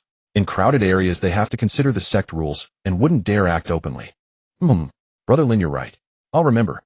Wang Fugue nodded vigorously like he was grinding garlic, then leaned in closer, mysteriously lowering his voice, which was impossible to lower. Brother Lin, I'll remember the faces of those 3. They'll find out their backgrounds, and we'll get revenge. Let's go, Lin Fan said, laughing and patting him on the shoulder. Let's go get the cultivation methods first. All right, Brother Lin. In the shadows of the purple bamboo forest, Li Xiaochuan had both hands in his sleeves expressionless as he watched everything unfold, unable to suppress a sigh in his heart. Is that it? This generation of disposable villains is simply unprofessional. Extorting and getting caught, they admit defeat and retreat. No problem, it's a standard loss prevention move. But why leave with a threat? A line like "be careful on your night walks" raises the protagonist's vigilance to the max and prematurely sows the seeds of enmity. Isn't that equivalent to willingly increasing the difficulty of their future assassination plot, and inadvertently giving the protagonist a perfect reason to strike first? Moreover, a disposable character with evidently inferior talent would so casually offend a peerless genius who would crush him with sheer talent and has the entire sex upper echelon watching, just relying on having practiced a few years longer and having a few silver threads sewn into his sleeves. Was he not afraid that in a year or two that genius would catch up and slice him into QR codes with a single strike? Tisk tisk tsk. Indeed, they have read too few books. These natives of the cultivation world do not even understand the most basic tropes of web fiction. Li Xiaochuan shook his head quietly, offering 3 seconds of mourning in his heart for the 3 little villains destined to meet their demise in the near future. 3. All right. He stepped out from the shadows of the purple bamboo, dusted off the bamboo leaves from his dark blue robe, and prepared to leave. Prince 11. Li Xiaochuan paused in his steps. That voice was familiar, the kind of familiarity he had just heard not long ago. He turned his head. He spotted the young man with a horse-like face who had just been collecting protection fees in the bamboo forest running towards him with his 2 lackeys. What's going on? It really is you, Your Highness. Just a moment ago in the forest, I thought that back looked familiar, golden and radiant. Ooh, I didn't expect it to truly be you. The horse-faced youth rubbed his hands together, his previously arrogant face now filled with a sycophantic smile. The speed of his transformation was astonishing, and his thick skin would make even a Sichuan opera troupe eager to rehire him overnight. Li Xiaochuan coldly regarded him, his purple eyes deep and devoid of any emotional fluctuation. What do you want? The horse-faced youth clearly did not grasp the deadly chill in the air, taking another step closer, bowing and introducing himself. Your Highness, I am Ma Wencai. My father is Ma Depeng, a minister in the Ministry of Rights. These 2 are Zhang Biao and Li Ming, also sons of noble families in our great Yan. Zhang Biao's father is a supervisor in the Ministry of Works, and Li Ming's uncle is an official in the Ministry of War. The lanky and stout youths behind him both bent their waists to bow, their actions perfectly synchronized, clearly used to following Ma Wencai around to curry favor. Li Xiaochuan looked expressionlessly at these 3 fellow countrymen from Great Yan. The case was cracked. In the original work, Li Tianxia was able to quickly pull together a gang of ruthless bullies in the outer sect, relying on this group of second-generation officials from Great Yan. This was the so-called initial band of lackeys that came with the villainous young master. They were specifically responsible for doing the dirty work for the young master, creating enmity, harassing virtuous women, and stepping on landmines in front of the protagonist, only to be packed away as experience fodder in the end. Your Highness, you are also going to the scripture pavilion, right? Ma Wencai completely failed to notice Li Xiaochuan's cold demeanor, attempting to ingratiate himself. I heard yesterday that you tested positive for a celestial grade mixed essence spirit root, truly bringing glory to Great Yan. I sent a message home last night and my father will surely be overjoyed. By the way, Your Highness, that fellow named Lin Fan. Shut up. Ma Wencai's smile froze on his face. Li Xiaochuan withdrew his gaze, his cold purple eyes landing on Ma Wencai's face. His handsomely eerie face showed no expression and his voice was flat, yet carried an undeniable pressure. I saw what happened in the purple bamboo forest just now. Ma Wencai's face slightly changed. He thought he understood, reapplying his smile and lowering his voice as he leaned in a bit closer. Your Highness, are you short on contribution points? I understand the early days of entering the sect are indeed tough. My brothers and I have been collecting quite a bit these last few days. I'll transfer some to you right away. He reached for his waist token. Li Xiaochuan's eye twitched. Goodness. Not only was he skilled in his business, but he also understood the initiative to offer tribute. He was treating him like the chief boss. First, Li Xiaochuan directly interrupted him, his tone icy. From now on, do not engage in such nonsense as collecting protection fees. Second, go apologize to Lin Fan. Third, do everything possible to befriend Lin Fan.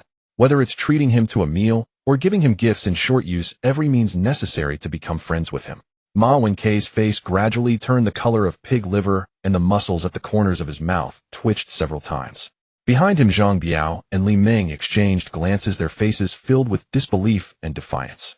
Were they, a few dignified sons of Great Yan's officials in the middle stage of Qi refining, really going to bow down and apologize to a street urchin from the western extreme demon land, and even pay to curry favor? If this got out, how would they continue to mix in the Doomsday district? How would they establish their authority in front of newcomers in the future? Your Highness, this. Ma Wenkai was struggling to find words. What's the matter, unwilling? Li Xiaochuan's purple eyes narrowed slightly. It's not that I'm unwilling, it's just. Ma Wenkai dared not openly oppose him, lowering his voice significantly, his tone carrying a hint of grievance. I am at least a senior brother in the middle stage of chi refining, going to bow down to a newly admitted junior. If this gets out, my brothers in the outer sect won't be able to mix anymore. What do you think? Can't we find another way? Li Xiaochuan regarded him, his purple eyes devoid of ripples. He was far too familiar with this kind of person. He had seen countless such individuals in his previous life. A mid-level manager with a bit of power would bully interns while bowing to the boss. If you directly order him to do something he finds humiliating, he would never refuse you to your face, but he would definitely undermine you behind your back. He would smile and nod in agreement, then turn around and say, "Oh right, I forgot." He would agree quicker than anyone else, but would do nothing and even exacerbate things to save face. Tricky little devils. Throughout history, how many heroes and brave souls have perished not at the hands of formidable foes, but rather fallen victim to such duplicitous individuals? Ma Wenkai. He suddenly spoke, his tone still indifferent, but the high-pressure aura had slightly eased. How many years has your father been in the Ministry of Rights? Ma Wenkai was taken aback, instinctively answering 10, 13 years. 13 years, and he hasn't moved an inch. Li Xiaochuan said flatly. His gaze passed over Ma Wenkai's head, landing on the sea of clouds amidst the distant peaks, his tone drifting as though he were speaking to himself. I remember there should be a position of undersecretary in the Ministry of Personnel that will become available next year. Ma Wenkai's eyes instantly brightened. It was an unhidden fervor and greed.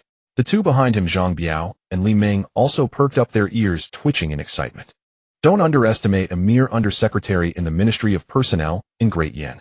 As a vassal state of the world's foremost immortal sect, Great Yin holds substantial weight in the secular world.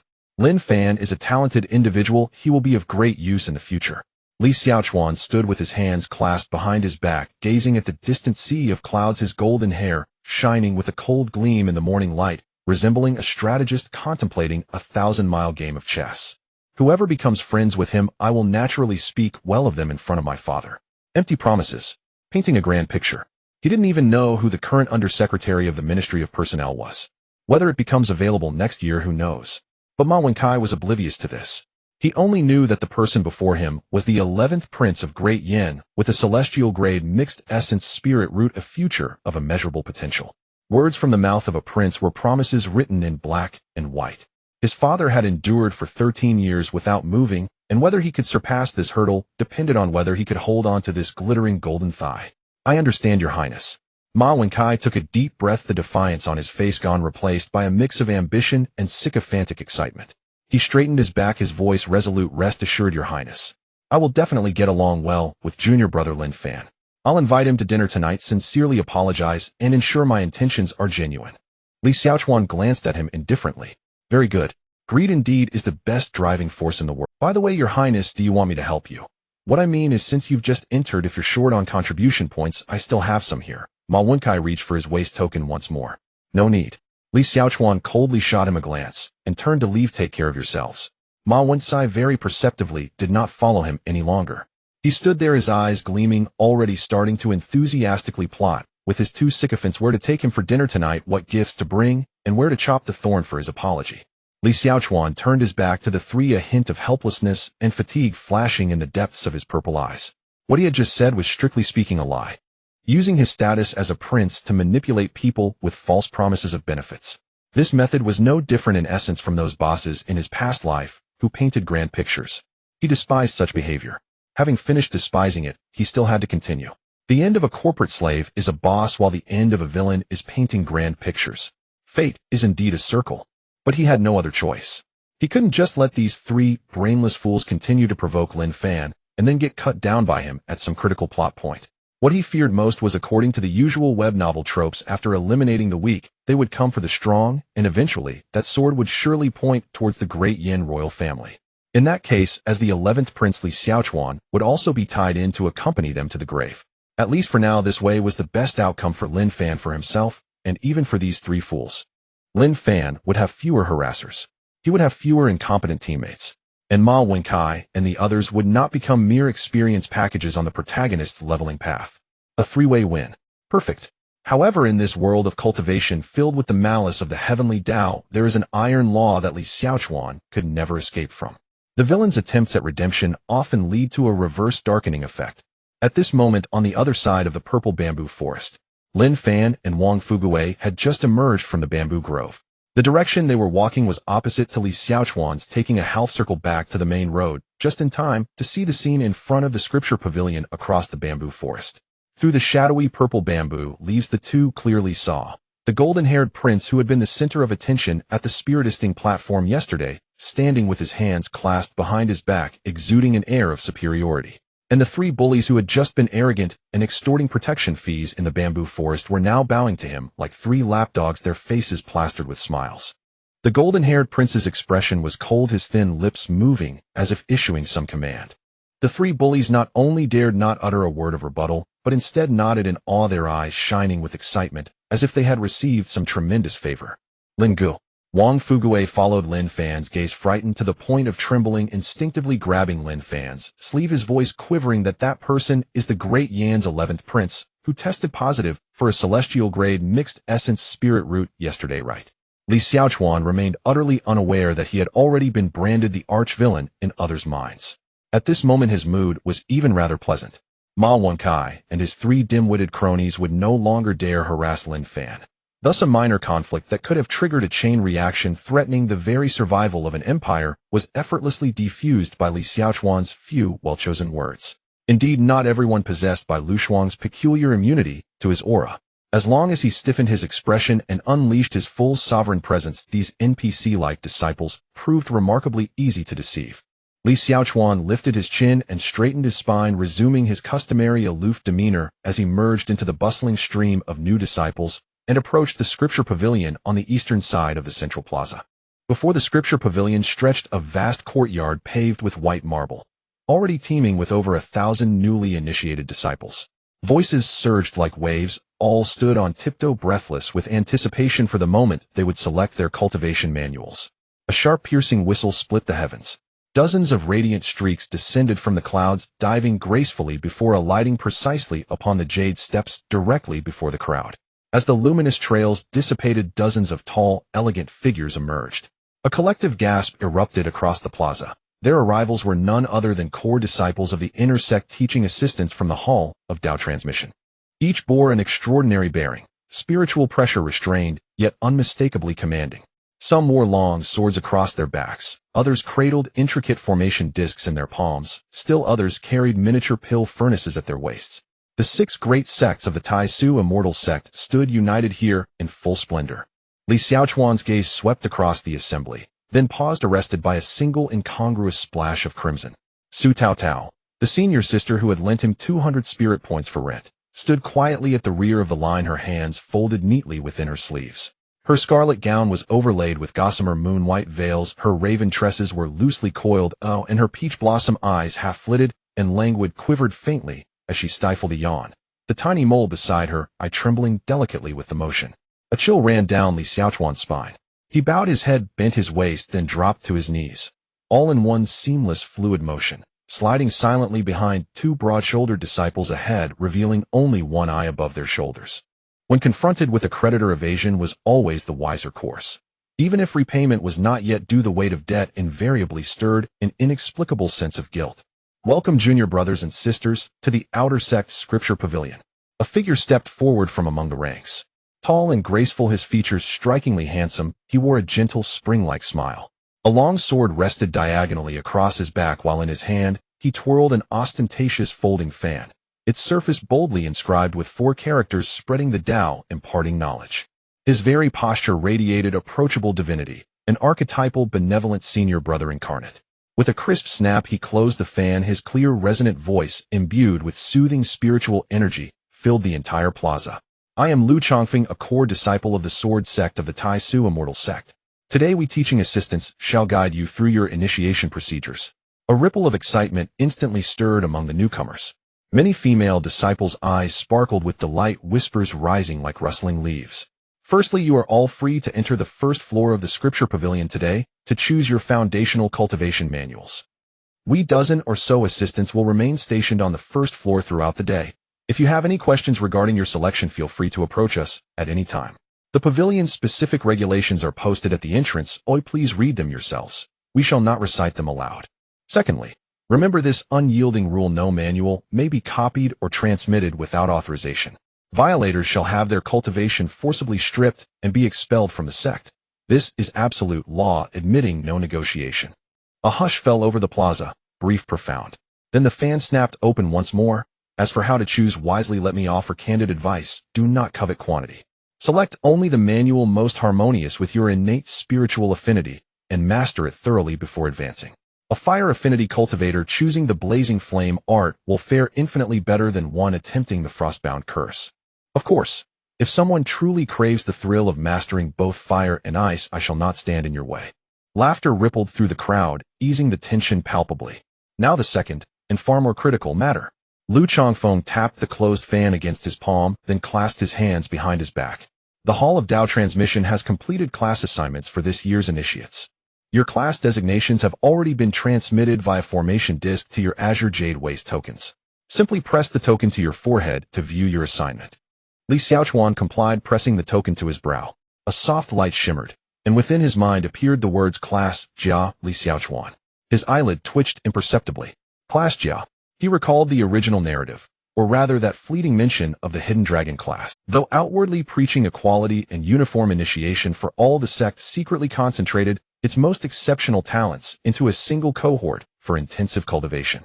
In the graduation grand contest 3 years hence, Hidden Dragon class disciples would likely claim half the intersect slots. The remaining half would go to veteran disciples, or rarely to extraordinary prodigies emerging from ordinary classes. He inwardly scoffed at the sect's duplicity, a hypocrisy all too familiar. In his past life, elite high schools had done precisely the same, labeling classes parallel divisions, while secretly segregating top students for privileged instruction. Having finished scoffing, he glanced again at his waist token. Class Jia, fitting given his divine grade, mixed origins, spiritual root. Yet the question lingered: was Lin Fan also assigned to Class Jia? Was Bai Lu Shuang and Cold Serene Ruali also placed there?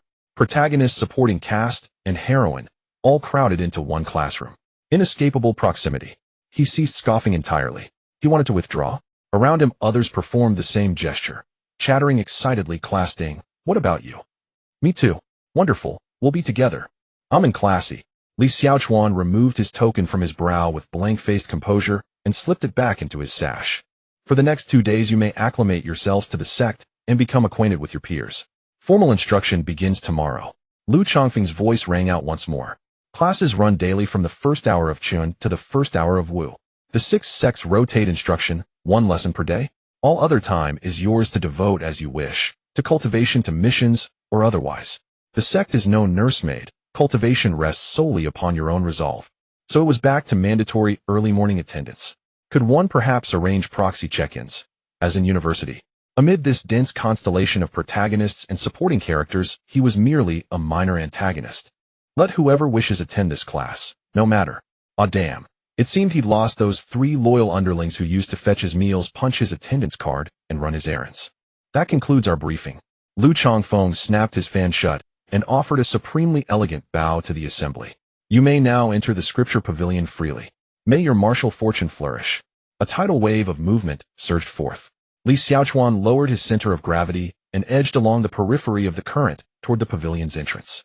His route was meticulously planned: follow the eastern edge of the plaza, letting the 2 burly senior brothers shield his silhouette from the jade steps to the west. Enter, turn right, vanish among the towering bookshelves. A flawless infiltration path. Your Highness. A voice, soft yet brilliant, pierced the crowd. Li Xiaochuan froze mid-step. The throng parted instinctively, carving a narrow corridor. A sapphire-clad figure darted through the gap, her twin black buns bouncing with each step, her lake green eyes locking onto him across the sea of bodies already waving wildly from afar, dimples brimming with unrestrained joy. Your Highness, so you're here after all. Sister Ruali and I have been searching everywhere for you. Behind Bai Lu Shuang, a figure in pristine white robes advanced at a serene, unhurried pace. Her ink-black hair cascaded like a waterfall, her features were exquisitely refined, ethereally pale. Her glacial blue eyes swept past her exuberant cousin and settled cool and unwavering upon Li Xiaochuan. Hiding behind others, Ruali observed tonelessly. What, Your Highness, are you doing? Instantly dozens of gazes converged upon him. Here stood the divine grade mixed origins spiritual root bearer, the 11th prince of the great Yin dynasty, the central figure of the spirit affinity ceremony, half crouched behind two burly disciples in an undignified pose. The two human shields ever tactful stepped aside simultaneously, exposing him fully to view. Li Xiaochuan. Slowly he rose to his full height, brushed dust from his dark indigo robe, and fixed his expression, his violet eyes calm and depthless, as ancient still water, as though he had merely stooped to tie a shoelace. There were no shoelaces in the immortal cultivation world. No matter. The aura was perfect. I was retrieving litter, he declared. It is profoundly immoral to discard refuse carelessly within the sect grounds. Bai Luxuang blinked her lake green eyes, earnestly scanning the ground, and seeing nothing. Yet she nodded vigorously. Your Highness is truly noble. Ruo Li regarded her cousin with the pitying glance one reserves for fools, then turned the same icy gaze upon Li Xiaochuan. Together those two stares translated unmistakably one fool, one deceiver. Li Xiaochuan feigned obliviousness to that piercing, uncomfortable scrutiny. Within his mind, he swiftly calculated strategies to discreetly shed these two burdens, and secure solitude for selecting his cultivation manual. Yet Bai Luxuang had already sidled up beside him, tilting her face upward, her voice bubbling with barely contained excitement. Your Highness. Your Highness. Did you check your token? Sister Ruo Li and I are both in Class Jia. TCH. Understood. Understood. Lin Fan, the fated protagonist, was there. So was Xiao Imo Li Linglong. Excellent. One could only imagine how vibrant the coming days would be. Li Xiaochuan felt profoundly exhilarated by this prospect. His expression remained utterly impassive as he lowered his violet eyes, gazing at Bai Luxuang with the deadpan, unblinking stare of a lifeless fish. Class Jia, he stated flatly, and walked past her without pause. Let us proceed to select our Li Xiaochuan's violet eyes narrowed slightly as he crossed the bronze gate of the outer sect's scripture pavilion, a gate intricately inscribed with arcane formation patterns.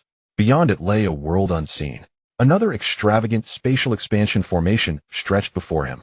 The circular hall spanned an area rivaling several libraries stacked atop one another from his past life, its ancient wooden bookshelves spiraling upward from floor to ceiling in a graceful helix. Floating midair, countless jade slips and beast-hide scrolls shimmered with soft multicolored luminescence, suspended and guided by invisible formation energy, drifting slowly like fireflies through the hushed air. At the dome's center hung a colossal luminous pearl, casting gentle white light that bathed the entire first floor in daylight clarity. And this was merely the scripture pavilion for outer sect disciples. The profound heritage of the Tai Su immortal sect was no empty boast. Already dozens of newly initiated disciples milled about the shelves, darting between aisles and occasionally whispering startled exclamations. Li Xiaochuan paused at the entrance, his gaze sweeping first toward the most conspicuous section. There a row of jade slips gleamed beneath layers of ornate shimmering prohibitions, each title more imposing than the last, blazing sun, scorching heaven art, true scripture of nine heavens, thunder command, azurewood longevity cultivation method. He withdrew his gaze expressionless. Drawing upon 2 decades of immersive web novel scholarship from his past life, he knew well any cultivation manual displayed prominently at the entrance, with flamboyant names and dazzling visual effects, was invariably generic fare. Truly peerless transcendent arts, those capable of slaying foes beyond one's realm and concealing extraordinary latent attributes, always resided deepest within the pavilion, unassuming, thick with dust, sometimes even tucked beneath a shelf leg, waiting for fortune to reveal them.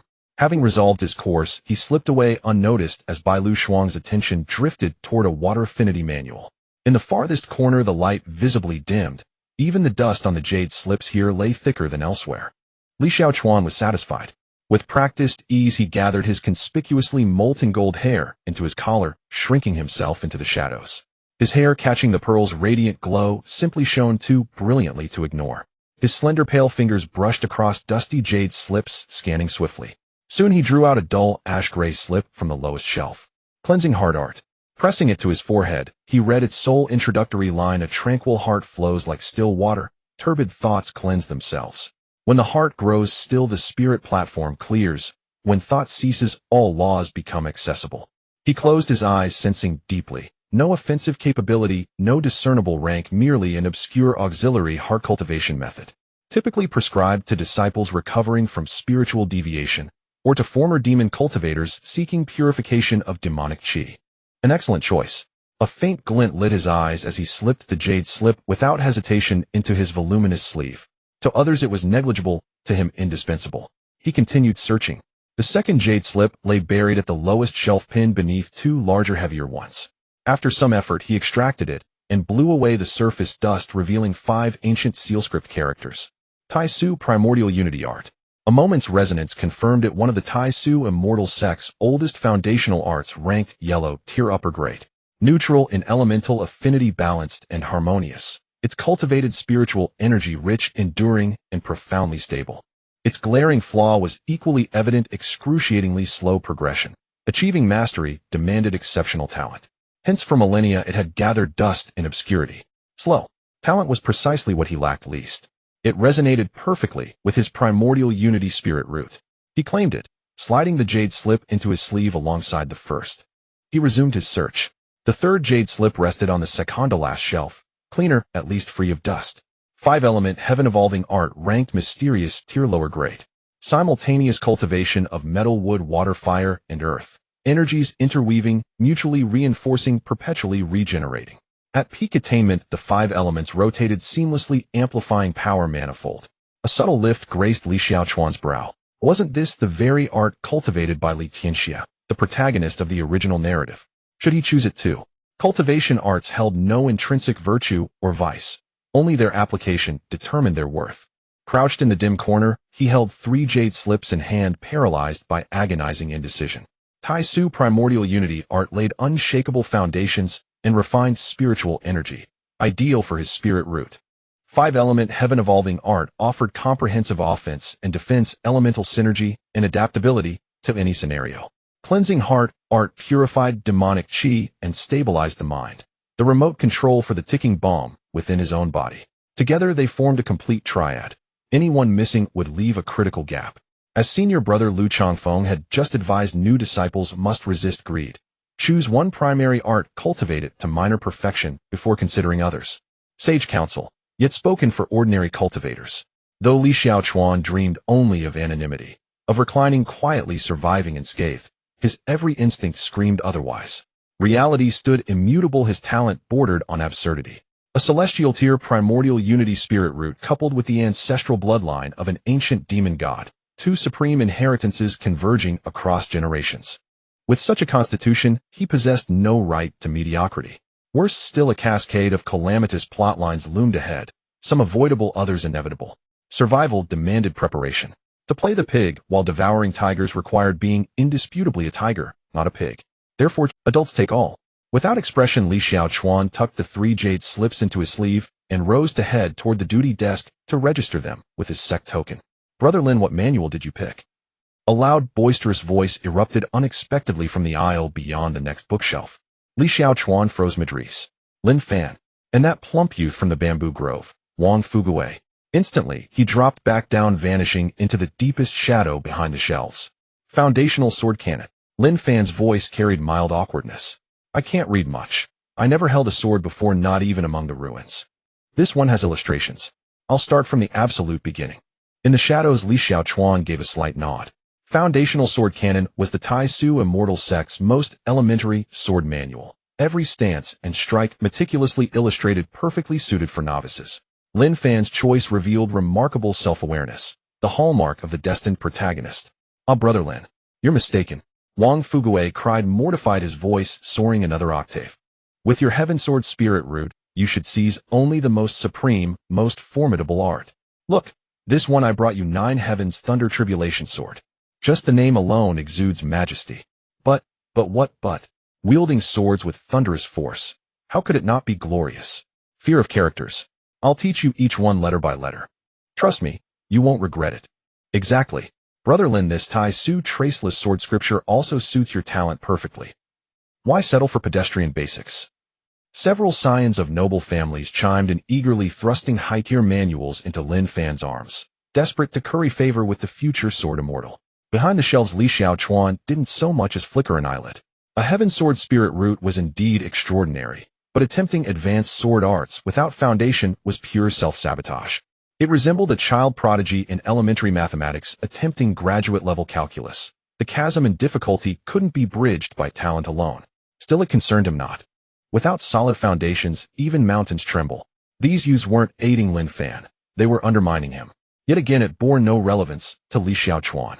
He held his breath, preparing to withdraw silently, when Wang Fugui slapped his thigh and raised his voice, yet another halftone, ensuring the entire scripture pavilion would hear.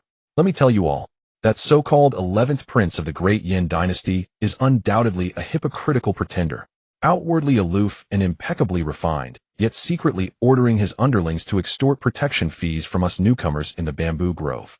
Li Xiaochuan's retreat stalled mid-motion. What in the heavens? Since when had he ordered anyone to collect protection fees? Is that true? Can a prince truly stoop to such despicable acts? Is that true?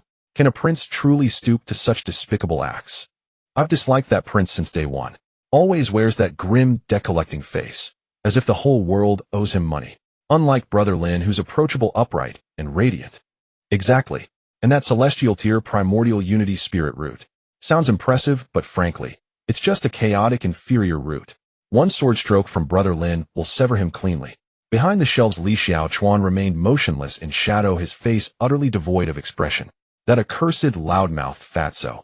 Did he think volume guaranteed immunity from consequences? What had he done to provoke them? Was it his princely status? His celestial tier spirit root? Or, yes, admittedly, his unfairly striking visage? Fine, he conceded the third. But the accusation of extortion, that black mark he refused to bear. Ding. Detected insignificant insect openly defaming the demon sovereign's glory. Unbearable. Why not crush the bookshelves with a single palm strike and proclaim to the outer sect, heaven and earth, bow only to me? A demon sovereign answers to no one. I will endure. Li Xiaochuan drew a deep, steadying breath. They were protagonists, best left undisturbed. Enough, let's drop it. Lin Fan's voice finally intervened, hesitant, yet firm in its restraint. There may be a misunderstanding. Indeed, a genuine misunderstanding. Truly their protagonist possessed both wisdom and grace. Li Xiaochuan silently bestowed an inward nod of approval. Brother Lin, you're simply too kind. Wang Fugui clearly intended no retreat. His voice climbed once more. Brother Lin, consider that you possess the Heaven Sword spirit root. He bears the primordial unity spirit root. The sect will inevitably compare you both. If you don't surpass him now, he'll dominate you forever after. Lin Fan fell silent. Say something, anything. I harbor no ambition to tower over. Internally, Li Xiaochuan beat his chest in despair. Footsteps receded, carrying the group deeper into the labyrinthine shelves, until they vanished entirely. Li Xiaochuan squatted without moving. His purple eyes were deep and profound, thin lips tightly pressed, and the cinnabar mark on his brow glimmered faintly in the dim light. He was not angry. Not at all. As a mature antagonist determined to survive until the grand finale, how could he stoop to the level of a discourteous, gossiping, lowly NPC? That would be too degrading. A man of stature should be magnanimous. Detected that the demon lord's anger level is continuously rising. The concentration of demonic energy in his blood is sharply increasing. He was not enraged. Host's heart rate has risen to 120 beats per minute. He was merely numb from squatting too long. If you squat, you'll feel numb too. Host, remember the faces of those useless fools. When they are alone, strip their tendons and skin, refine them into blood pills, and feed them to wild dogs.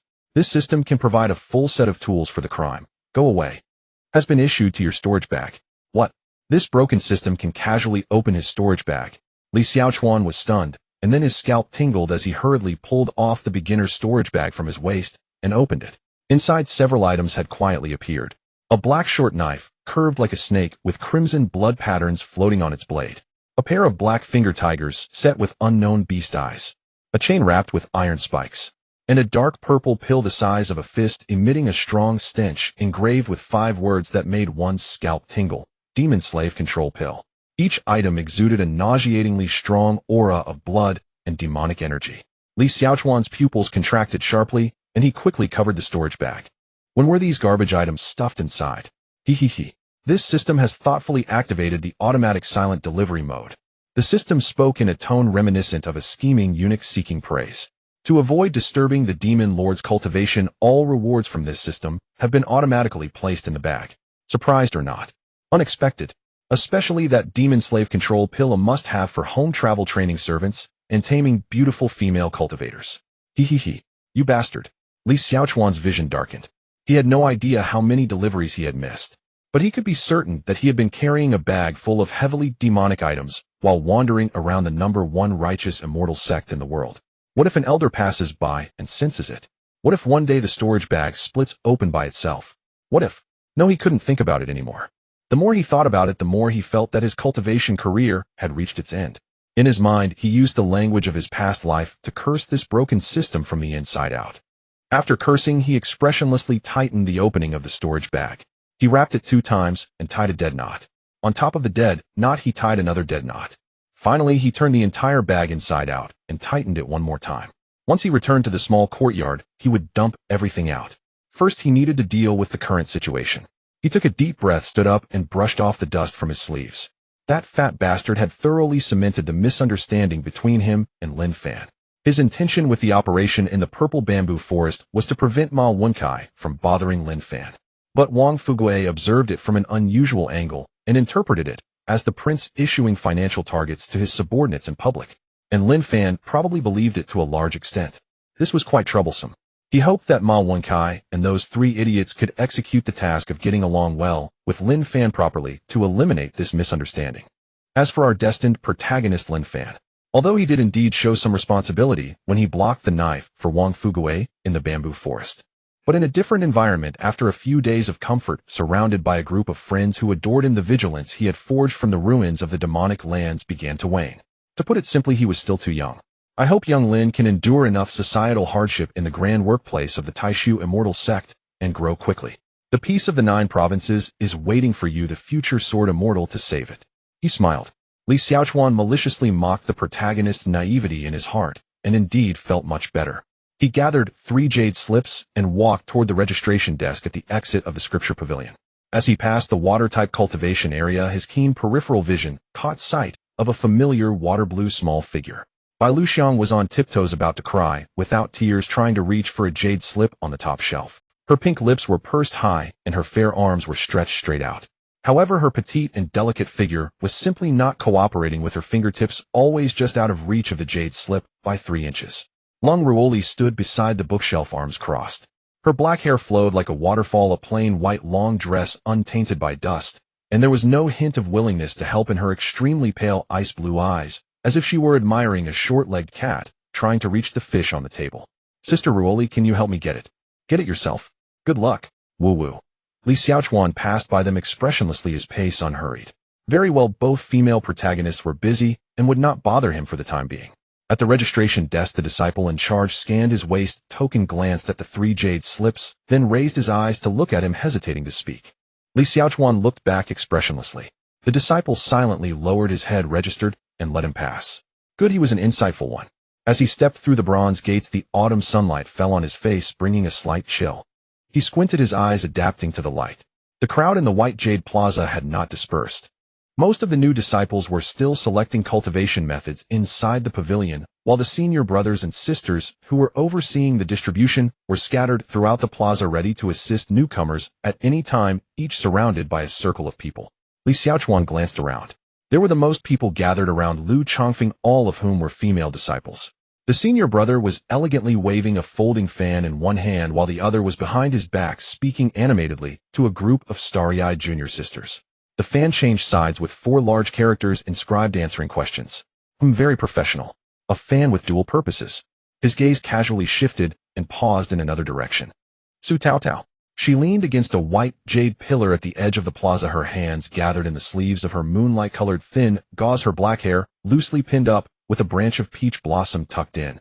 The crimson hem of her skirt draped in the shadow of the pillar, her peach blossom eyes half open and half closed, her entire posture resembling someone who could lean against the pillar and doze off at any moment. She was also surrounded by a circle of people. In stark contrast to Lu Changfeng's group, all of hers were male disciples. Sister, I have an earth spirit root. Which cultivation method is suitable for me? Sister, which is better, crimson flame formula or sky burning technique? Sister, how long have you been in the sect? Which peak do you usually cultivate at? The voices came one after another like a flock of courting sparrows. Su Tao Tao remained unmoved. She half closed her eyes, deaf to the buzzing sounds in front of her. Occasionally someone would present a jade slip to her. She would lazily lift her eyelids, take a glance, and toss it back with a single word. Fine. Or swap. Or with a slight yawn, she would even be too lazy to speak and just dismiss them. Yet that group of male disciples still seemed to be enjoying themselves. Li Xiaochuan remained expressionless. Indeed, no matter where he went, there were always sycophants. Wait a moment. He was handsome too. Why were there no fairies coming to strike up a conversation with him? Oh, except for that girl by Lucian. Li Xiaochuan fell into deep thought. Perhaps it was because he was too handsome so much so that those female cultivators felt they couldn't approach him. It had to be that way. Only those who held some hope in their hearts would dare to approach. If there was not even a glimmer of hope, they would certainly not dare to come forward. It must be like that. He would never admit that he had always been keeping a cold face with his entire being exuding "Approach me, and I will kill you." Li Xiaochuan was extremely satisfied with this conclusion and turned to prepare for a discreet exit. Out of the corner of his eye he noticed new developments in Lu Changfeng's area. That senior brother finally broke free from the encirclement of female disciples. More accurately, he forcefully broke free. He tucked his folding fan into his sleeve, striding forward with great speed, heading straight towards Su Taodao. His steps were quick, his garments billowing in the wind, and a smile as warm as spring adorned his face. He reached Su Taotao's side and naturally stood there. "Fellow disciples," his smile was gentle and his tone authoritative. "For inquiries about cultivation methods you can find me or other teaching assistants. Sister Su is feeling unwell today and needs to rest. I'm not thirsty." Su Taotao yawned, opening her eyelids, just a crack, not even looking at him. That languid gaze drifted past his shoulder, landing on the not a distant Li Xiaochuan. Her peach blossom eyes narrowed slightly. "Oh well, if you're not thirsty." "Not thirsty is good, very good." Lu Changfeng, completely unaware, stammered as he continued his folding fan, shaking rapidly, clearly trying to mask his awkwardness. Li Xiaochuan shrank his neck and turned to leave. The situation was quite clear. Lu Changfeng liked Su Taotao. Su Taotao did not like Lu Changfeng, and Su Taotao's glance from earlier was problematic. At this moment, even saying a single word to Su Taotao would be a declaration of war in Lu Changfeng's eyes. As someone determined to be a background character, he would never accept such an unexpected scenario. Li Xiaochuan lowered his head, tucking his unruly golden hair into the crowd, and slipped away quickly. In the small courtyard of Area B0104, Li Xiaochuan glanced next door. It was quiet on the other side of the wall, and the two female protagonists had not returned yet. Very good. He turned back to secure the courtyard door, walked into the room, and pushed open the back window. Outside was the towering cliff of the Taishu mountain range with rolling seas of clouds unfathomably deep. The wind rushed up from below the cliff, bringing a damp chill that made the edges of his clothes flutter. He untied several knots from his storage bag, his movements skilled and without a hint of hesitation. A pitch-black short knife thrown. Beast-eye pointing tiger thrown. Iron thorn chain thrown. Finally there was that stinking heart-controlling pill. He pinched the edge of the pill, extending his arm away from his mouth and nose, as if holding a bag of kitchen waste that had fermented for 3 days. This thing couldn't just be tossed in whole. In case some unfortunate beast swallowed it one day and then crawled back to claim its master, who would he turn to for justice? He placed the pill on the ground and lifted his foot. Crack. Ground to powder, he crushed it 3 more times with the sole of his shoe, ensuring it was thoroughly destroyed. The powder changed from purple to dark gray, completely losing the form of the pill. Only then did he gather the powder, raise his hand, and scatter it into the sea of clouds. The powder spread in the wind like a purple mist, instantly swept away by the airflow below the cliff. Li Xiaochuan clapped his hands expressionless as he closed the window. "Taishu Mountain Range, I apologize for your trouble. Every day you bear the unrecyclable magical waste of this villain, without even an environmental subsidy." After dealing with the contraband, he settled cross-legged on the futon. Time to get down to business. He took out the gray jade slip with cracks from his sleeve, pressed it against his forehead, reciting the few hundred words of the calming heart technique completely before placing the slip down, closing his eyes, and beginning to chant. Calm like water, muddied thoughts naturally clear. Once, twice, 10 times. On the 13th repetition, he opened his eyes and seriously felt the change. His mind indeed felt a bit clearer. Just a bit. Like returning home after a long day to sip a cup of lukewarm chrysanthemum tea. Is it useful? Yes. Does it invigorate the mind and cure ailments? Not quite. If this thing could suppress the ancient demonic energy, then that ancient demonic energy would be too embarrassing. Li Xiaochuan fell silent. He thought he had stumbled upon some treasure to suppress demonic energy, but it turned out to be white noise in the cultivation world. However, on second thought, it was easy to practice, did not consume spiritual energy, and could be recited anytime, anywhere. For someone with a bomb inside and a noisy system above, this was not a useless trinket, it was a necessity. All right, it's settled. From today onwards, the daily practice would be a minimum of 20 repetitions. Ding. Detected host practicing calming heart technique.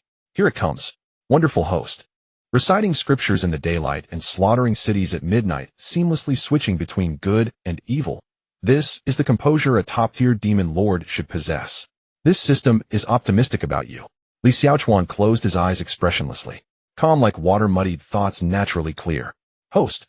When the heart is still, the spirit platform is clear. Host, please stop reciting. When recitation ceases, all methods become accessible. Hey, this system is talking to you. Moses. Li Xiaochuan recited 10 more times in one breath, opened his eyes, and felt at peace. Not bad. It served to physically mute the system, and the effect was unexpectedly good. Just at the moment when his mind was completely calmed, he suddenly had a clear sensation. Deep within his body beneath the dantian, that terrifying and violent demonic energy was stirring restlessly. Like a ferocious beast lying dormant in the deepest part of a cave, breathing heavily, ready to roll over at any moment. Li Xiaochuan's gaze turned cold. No more delays. He focused his mind, formed hand seals, and formally began to draw in qi according to the method of the Taishu Hunyuan Gong. The spiritual energy of heaven and earth seeped into this small courtyard from all directions, following his breath, gradually entering his meridians. The terror of a celestial-grade Hunyuan spiritual root was fully manifested at this moment, while others needed to sit for 10 days or more to draw in qi. Here, the spiritual energy was practically lining up to drill into his body. Very soon, but still slow. As soon as the first cycle was completed, the dormant beast beneath the dantian opened its eyes. Buzz. A wave of cold air erupted from deep within the dantian, without warning, like a beast finally waiting for the cage door to open and madly rushing out. It raced along the automatic operation route of the Jiu Mo Huanggong, and wherever it passed, the meridians burned with heat, moving so fast that it could not be stopped. Li Xiaochuan did not even have time to react. That stream of air had already surged past the qi sea. It spiraled, gathered, and formed a stable vortex. It broke through. Demonic cultivation, qi refining stage 1. Li Xiaochuan suddenly opened his eyes. A layer of faint black mist was seeping out from his body, like the winter chill seeping through a door crack. The afternoon sun shone into the room, which should have been warm, but where the black mist was, the light dimmed slightly. Chilling. Sinister. Damn, a type of plant. Li Xiaochuan hurriedly fumbled through his storage bag, pulled out the small white porcelain bottle issued upon entry, uncorked it, poured out a qi-gathering pill, and swallowed it. As the medicinal power entered his abdomen, it explosively transformed. The Taishu Hunyuan Gong operated at full speed, drawing in the pure medicinal power, along with the influx of spiritual energy. The 5 elements transformation technique simultaneously unfolded, with each element's spiritual power returning to its place, filtering out the impurities that the Hunyuan Gong couldn't manage. 1 cycle. 3 cycles. 9 cycles. The spiritual energy rapidly spiraled, compressed, and gathered in the qi sea. Before nightfall, the righteous spiritual power coalesced into a vortex. Qi refining stage 1. Leveled up. The 2 vortices inside him faced each other from either side of the qi sea, standing off against each other from a distance. The righteous spiritual power was rich and mellow like an aged wine. The demonic energy was cold and domineering like a freshly drawn blade. Neither could swallow the other, and neither would yield. Under the full operation of the 2 methods, that trickle of leaking cold air was gradually pressed back, and the room quickly warmed up. Li Xiaochuan slowly exhaled a breath of turbid air. His back was already soaked, the clothes clinging to his skin chilling. It was suppressed. He stared at his body, which had returned to normal, his purple eyes heavy. Something was off. This was not suppression, it was a stalemate. The ancient demonic art was not on the same level as the 2 foundational righteous techniques.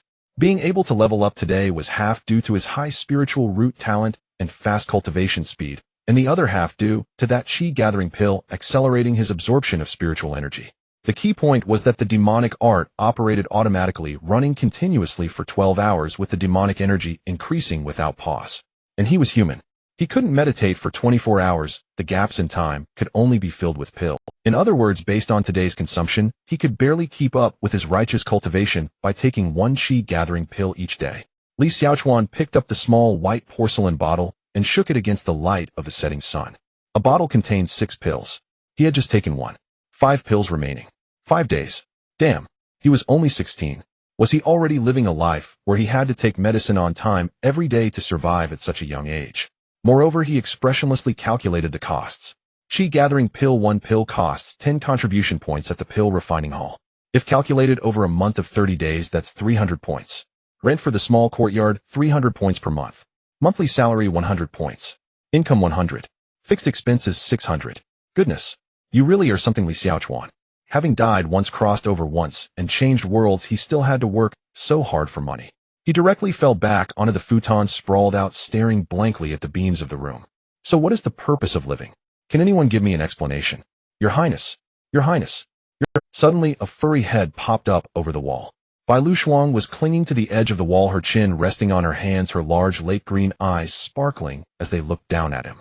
Her black hair was half undone into pigtails with a leaf stuck in it. Who knows from which tree she had brushed against? What are you lying on the ground for? Li Xiaochuan. He was contemplating the philosophy of life. Could you not interrupt? Do you know that your voice has severely delayed the birth of a great philosopher in the 9 provinces? Is something wrong?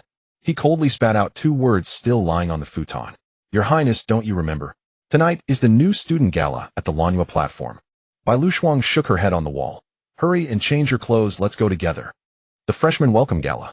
Li Xiaochuan mentally sifted through this curiously familiar term. Ah, yes, such an event did indeed exist. Earlier at the Scripture Repository Plaza, senior brother Lu Changfeng had casually mentioned, in passing, that the Lanhua Terrace to the north would host the sect's official welcome ceremony for new disciples tonight. But at the time, Li Xiaochuan had been wholly preoccupied dodging Su Taotao's languid gaze, and not a single word had registered. Wait, why of all things would a cultivation sect hold a welcome gala? What purpose could such an event possibly serve? Cultivation demanded silent meditation, arduous discipline, and secluded enlightenment. Could a welcome gala truly enhance one's cultivation? Could it accelerate the flow of spiritual energy? Could it help him suppress his demonic qi? No, it was nothing but wasted time. And worse, a gathering of over 1,000 novices was precisely the kind of high-risk setting where plot-triggered calamities inevitably unfolded. Oh, he remembered now. Indeed, this very scene appeared in the original narrative. At this very welcome gala, the destined protagonist Lin Fan would meet his lifelong moonlight, thus launching the young sword immortal's decade-long book-spanning secret devotion. Care to guess who she was? Reveal the answer. Not Bai Shuang.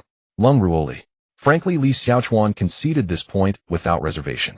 The legitimate heir of the Long clan truly embodied the title First Beauty of the immortal sect. Her ink-black hair cascaded like a waterfall, her skin pale as snow possessed an ethereal refined grace. Her features were exquisitely carved, yet bore no trace of artificiality, only an arresting frost-laced elegance. A subtle chill lingered in her brows and eyes. Even standing motionless among the crowd, she seemed bathed in soft natural light, as if the very radiance bent to frame her. To call her peerless in beauty was no poetic exaggeration. It was plain, unadorned truth. Even if this peerless beauty regarded him with undisguised disdain, nose askew eyes narrowed, he accepted it without protest. Truly the pure-hearted youth, drawn instinctively to what was cold, distant, and unattainable. Unlike himself, Li Xiaochuan, he simply admired beauty, regardless of type. Any kind would do. I'm not going. Li Xiaochuan dismissed with absolute finality, the fluffy head peering over the courtyard wall. Then he rose, turned, and strode toward the slender, ancient tree in the center of the yard. Beneath the tree stood a stone-lined well, its rim faintly veiled in emerald moss. But, no buts. Li Xiaochuan dipped a ladle into the well and poured the water, cold and sudden, over his face. The icy water seared his skin, streaming down his jawline, tracing his neck, soaking into his collar. The day's exhaustion, the hollow fatigue after cultivation, the gnawing anxiety born of financial strain, all receded momentarily, stilled beneath that bracing cascade. He shook droplets from his fingers, his golden hair caught the last amber glow of sunset shimmering softly. Your Highness. The head atop the wall refused to yield. You truly won't go? No. Li Xiaochuan hung the ladle back upon the well's rim, calm, unhurried. Bai Shuang perched on the wall, pouting, with pink petal-soft lips. Then she drew a deep breath and, facing his resolute retreating back, shouted with theatrical fervor. But Your Highness, I heard tonight's welcome gala is fully sponsored by the sect. Li Xiaochuan's hand froze mid-wipe. What did you say? Seeing her chance, Bai Shuang launched into her intelligence report, gleaned from sources unknown, with rapid-fire precision. To showcase the profound heritage of the Tai Su immortal sect, every dish served tonight at Lanhua Terrace comes exclusively from the second floor of Bai Waitang, the premium selection zone. Spiritualized congee jade green spirit vegetable dumplings, tricolored keen-hancing buns, charcoal grilled crimson flame boar chops, and the legendary spirit spring immortal wine, impossibly rare and sublime. Spiritualized congee jade green spirit vegetable dumplings, tricolored keen-hancing buns, charcoal grilled Aliocaniate. The courtyard fell silent. For 2 heartbeats. Li Xiaochuan's towel-holding hand hovered suspended in air. Free. The premium selection zone of Bai Waitang. Exquisite spirit-infused delicacies. Aliocaniate. Good heavens! How could the word free be so exquisite, so intoxicatingly sensual? These were premium spirit-infused delicacies, freely offered. His throat still burned from the dry coarse steamed buns he'd choked down just days ago. At noon he'd subsisted on plain rice porridge and pickled vegetables. Damn the ordinary section of Bai Waitang. How dare it treat penniless disciples like beggars skimping even on a single gleam of oil in their broth. And, ding ding ding, quiz time. What is the cardinal rule of buffet dining? 3 seconds to think. 1, 2, 3. Bingo. Starve for 6 hours beforehand. And he, since that meager noon porridge, had consumed absolutely nothing. Perfect. As if celestial fate itself had orchestrated it. Li Xiaochuan shamelessly swallowed hard. Your Highness. Bai Lu Shuang tilted her head, blinking her large lake green eyes. You're drooling. That's just well water from washing my face. Li Xiaochuan wiped his lip expressionlessly, then slid his hand behind his back with practiced nonchalance. His reason told a stern warning in his mind, do not go. High-risk venue. Plot-triggered peril. The entire protagonist faction assembled. Yet his stomach had mutinied, rising up in full rebellious force. Since awakening to his memories as the noble crown prince of Dayin, his royal digestive tract had seen not a single morsel of meat. What time? Bai Lu Shuang blinked. Then her eyes curved into twin crescent moons as she nearly tumbled off the wall in jubilant delight. The hour of the dog, 7 o'clock. It begins shortly. Less than half an hour remains. Understood. Li Xiaochuan inhaled deeply, re-cementing his aloof persona. Go ahead and secure a spot. I'll change attire and join you shortly. A lie. First dispatch the girl. Then he would slip in alone, claim an empty corner, and eat silently and voraciously before vanishing without trace. Zero social interaction. Zero contact with any character capable of triggering narrative entanglement. Like a stray dog slipping unnoticed into a wedding feast to scavenge. No. Like a lone wolf stalking the periphery of a banquet. Silent, watchful, untouchable. Yes, a lone wolf. Undeniably majestic. Yea, your highness, you must come. I'll wait for you at Lanua Terrace. Bai Lu Shuang's joy sent her small head bobbing, her twin buns swayed playfully atop the wall. As she prepared to vault down, she suddenly leaned back over the edge, lowering her voice, eyes sparkling with gossip. Oh, and your highness. Sister Ruoli is attending too. She's wearing a dress so breathtakingly beautiful she looks like a celestial maiden descended from heaven. Li Xiaochuan shut the door, expressionless. None of his concern. Li Xiaochuan changed into a dark black robe. Black is good. It's stain-resistant low-key, and when night falls it helps him blend into the crowd. In the mirror his golden hair was still a bit messy. The vermilion mark on his forehead, possibly due to the demonic energy acting up during the day, was more vivid than usual, red like a droplet of blood on the verge of falling, accentuating his excessively handsome face with an air of aggressive villainy. Li Xiaochuan scrutinized himself for 2 seconds. But it didn't matter. He wasn't going on a blind date. He was there for free food.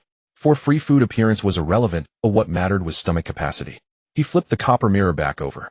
Pushing open the courtyard door, he walked north along the bluestone path.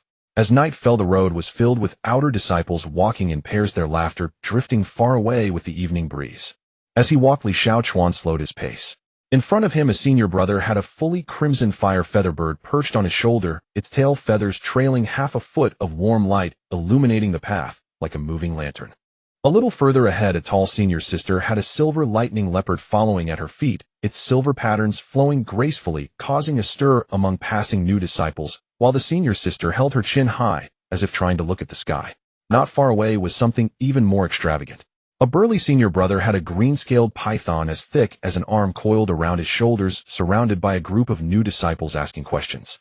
He waved his hand nonchalantly, and the python cooperatively flicked its tongue, eliciting another round of astonished gasps. Spirit beasts. He had seen a few while being an unnoticed presence among the outer disciples in the past few days, but they were very rare.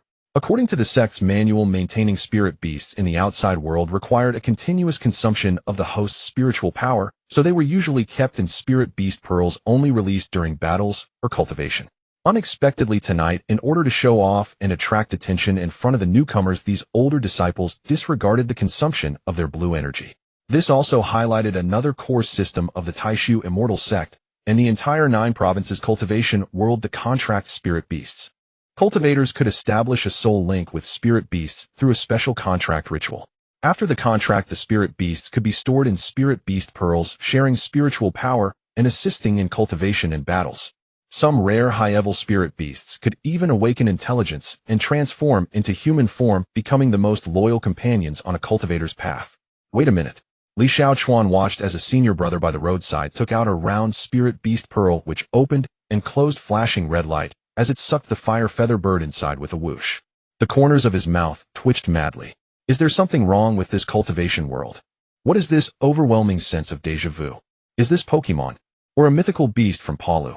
What kind of ultimate fusion monster is the original author? The sect's architecture plagiarizes cyberpunk, the contribution points mimic capitalism, and now even spirit beasts have to be stuffed into balls for carrying. Does anyone really enjoy such a chaotic illogical novel? Li Xiaochuan internally scorned the unknown original author severely. After the scorn, he lowered his head and continued walking forward. According to the entrance manual, the opportunity for contract spirit beasts for their batch of new disciples was uniformly scheduled for 1 month after their entry. At that time, the upper echelons of the sect would jointly activate a massive cross-border array leading to the spirit beast realm, allowing disciples to go in and catch. Form a bond with spirit beasts. The manual proudly noted this was an ancient heavenly contract signed by the founder of the Taishu immortal sect with the spirit beast realm. Although, as Li Xiaochuan knew, several major sects later followed suit and signed contracts with the spirit realm, this did not prevent the Taishu immortal sect from boasting about being the first to sign for 1,000 years. Never mind, that was a matter for the future. Tonight he would first fill his stomach. The stone steps were high and long, with over 1,000 steps winding up along the ridge. Following the crowd, Li Xiaochuan climbed the last few dozen steps, and suddenly the clamor around him quieted down. He raised his head. His vision opened up. The moon viewing platform. True to its name, the entire square was built on the shoulder of the mountain north of the outer sect, leaning against the peak on one side and overlooking the void on 3 sides, with a base of white Han stone extending out of the mountain like a giant hand cradling the moon. The sea of clouds beneath him stretched to the horizon, and the river of stars hung low above him, as if he could reach out and grasp 2 of them. Surrounding the square were hundreds of palace lanterns glowing without fire, their warm yellow light illuminating thousands of youthful faces in exquisite detail. In the center of the square, 6 beams of light shot into the sky, their various colors intertwining. These were the 6 veins of the Taishu immortal sect. From left to right, silver white for the sword, multicolored for the law, emerald for the pill, crimson gold for the weapon, dark iron for the body, and deep blue for the formation. This was indeed the showcase of the 6 veins tonight. In the direction of the sword vein, a dozen inner disciples were stepping on swords suspended in midair, with sword lights weaving and crossing in the night, sometimes merging into a river, sometimes exploding into a rain of stars, causing waves of gasps from the crowd with each change in formation. The law vein was not to be outdone. Several disciples played with their spiritual power at their fingertips as water dragons and fire phoenixes twisted and chased in midair, colliding with a thunderous crash at the height of their battle, exploding into a shower of colorful light that fell onto the heads of the crowd, transforming into tiny fireflies, prompting the new disciples to reach out to catch them. The pill vein was the most cunning.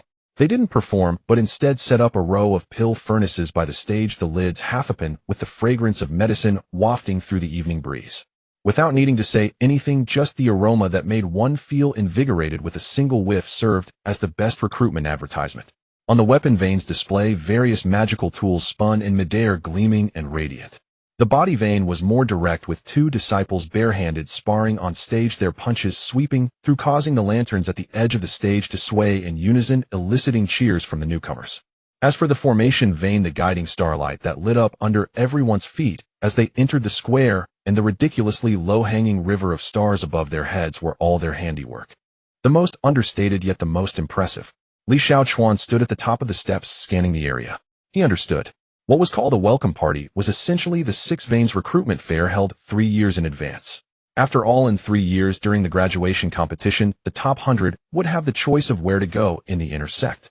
Good seedlings must be nurtured from a young age. The scene was incredibly lively, filled with newcomers looking up at the sword lights and chasing after the fireflies. Youth is truly wonderful. The 16-year-old villain Prince Li Xiaochuan stood at the top of the steps, expressing a profoundly melancholic sentiment akin to that of a weary wage earner. He didn't join in any excitement. He merely scanned the vast square quickly, his nostrils twitching. He smelled it. It was the luxurious fragrance of meat. A long white jade table was lined up, stretching for dozens of yards, with spirit food arrayed on it, steam rising. Most notably, at the end of the table, there was a small teleportation array embedded, lighting up intermittently. The dishes just cooked by the chefs in the second-floor kitchen of the Baowaitang appeared on the table in the next breath, not even losing a trace of steam. Damn! This wicked capitalist extravagance. Li Xiaochuan severely criticized the sect's higher-ups for their wastefulness in his mind. After the scolding, he unhesitatingly grabbed a jade plate stacked nearby and began to sweep it clean. The first rule of the buffet: start with the expensive, then the cheap, first the meat, then the vegetables, and don't even touch the carbs. 5 pieces of grilled flaming porcupine ribs for the base. A circle of 3-color energy replenishing dumplings. 2 baskets of emerald spirit vegetable steamed dumplings taken directly. Finally, he carefully balanced a cup of spirit spring immortal brew on the edge of the plate. Spirit rice porridge. What is that? For the poor. He is not one of them now. In less than 10 breaths, a small mountain had already formed on the jade plate. Nearby, a senior brother who had just extended his chopsticks stared in astonishment.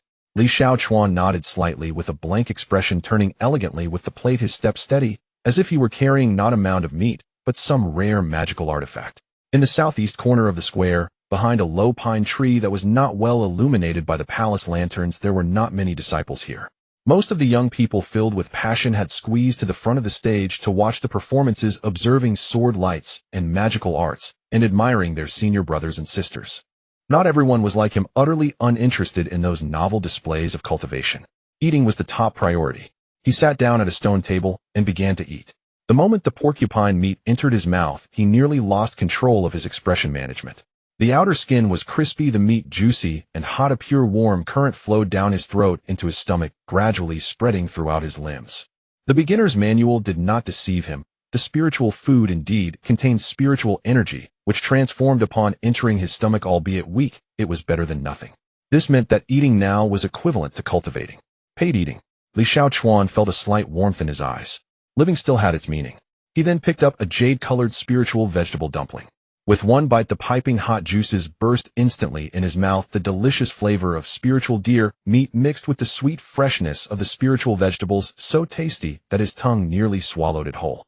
Bai Lu Shuang did not lie to him. This thing was truly delicious. Fortunately, he had taken 2 baskets. 11th royal brother. A sweet and soft voice suddenly rang out from above him. Li Xiaochuan froze mid-bite of the porcupine meat. He raised his head. A petite figure was standing by the low pine tree. He did not know when she had arrived. Dressed in a pale yellow dress, her honey gold pigtails shimmered under the palace lanterns, and a pair of butterfly hairpins in her hair quivered slightly. With a fair round face and large amber eyes that curved when she smiled, revealing a small tiger tooth at the corner of her lips, she looked as delicate as a fine porcelain doll. As the evening breeze passed, a hint of sweet fruit fragrance wafted through. Li Xiaochuan stared at this extremely familiar, yet momentarily unrecognizable face. His purple eyes narrowed slightly, still chewing the porcupine meat at an extremely slow pace. Who is this? It really is 11th royal brother. The little girl clasped her hands in front of her, performed a proper bow, her voice soft and sweet. Linglong sends greetings to the royal brother. Li Xiaochuan. He maintained his expressionless, aloof demeanor while his mental search system operated at full power. Honeygold hair. Exclusive to the royal family. Linglong. Li Linglong. The 14th princess of Dian, his half-sister 1 year younger than him. In the next moment, after completing the search, fragments of the original host's memories automatically followed. The little girl who had been kicked into the lotus pond, beaten in the snow, and had all her New Year's money taken away by the original host. The little girl who had grown up silently in the corners of the harem after her mother passed away. Suddenly the porcupine meat in Li Xiaochuan's mouth no longer tasted good. Goodness. He had been so focused on guarding against Lin Fan, the female protagonist, and the plot, that he had completely forgotten about this matter. This sister of his had the same batch of spiritual roots tested and entered the sect at the same time, yet from the testing of spiritual roots until today, he had never thought of her existence. It's not entirely his fault. On the day he awakened his past life memories, his mind was filled with systems, demonic chi, and how to survive, leaving no room to notice that a sister was standing beside him. Moreover, the original host had never regarded her seriously since childhood. There were hardly any frames left in his memories that clearly showed her face. But facts are facts. The sins committed by the original host were all recorded on his face. Why is the royal brother hiding here alone? Li Linglong tilted her head, blinking her large amber eyes, her tone innocent and naive. All the disciples are spreading rumors saying that the 11th prince with a celestial grade spiritual root is aloof and detached, not partaking in worldly affairs. Her gaze fell upon the small mountain on his plate. A piece of half-eaten porcupine meat was still stuck at the peak of the mountain.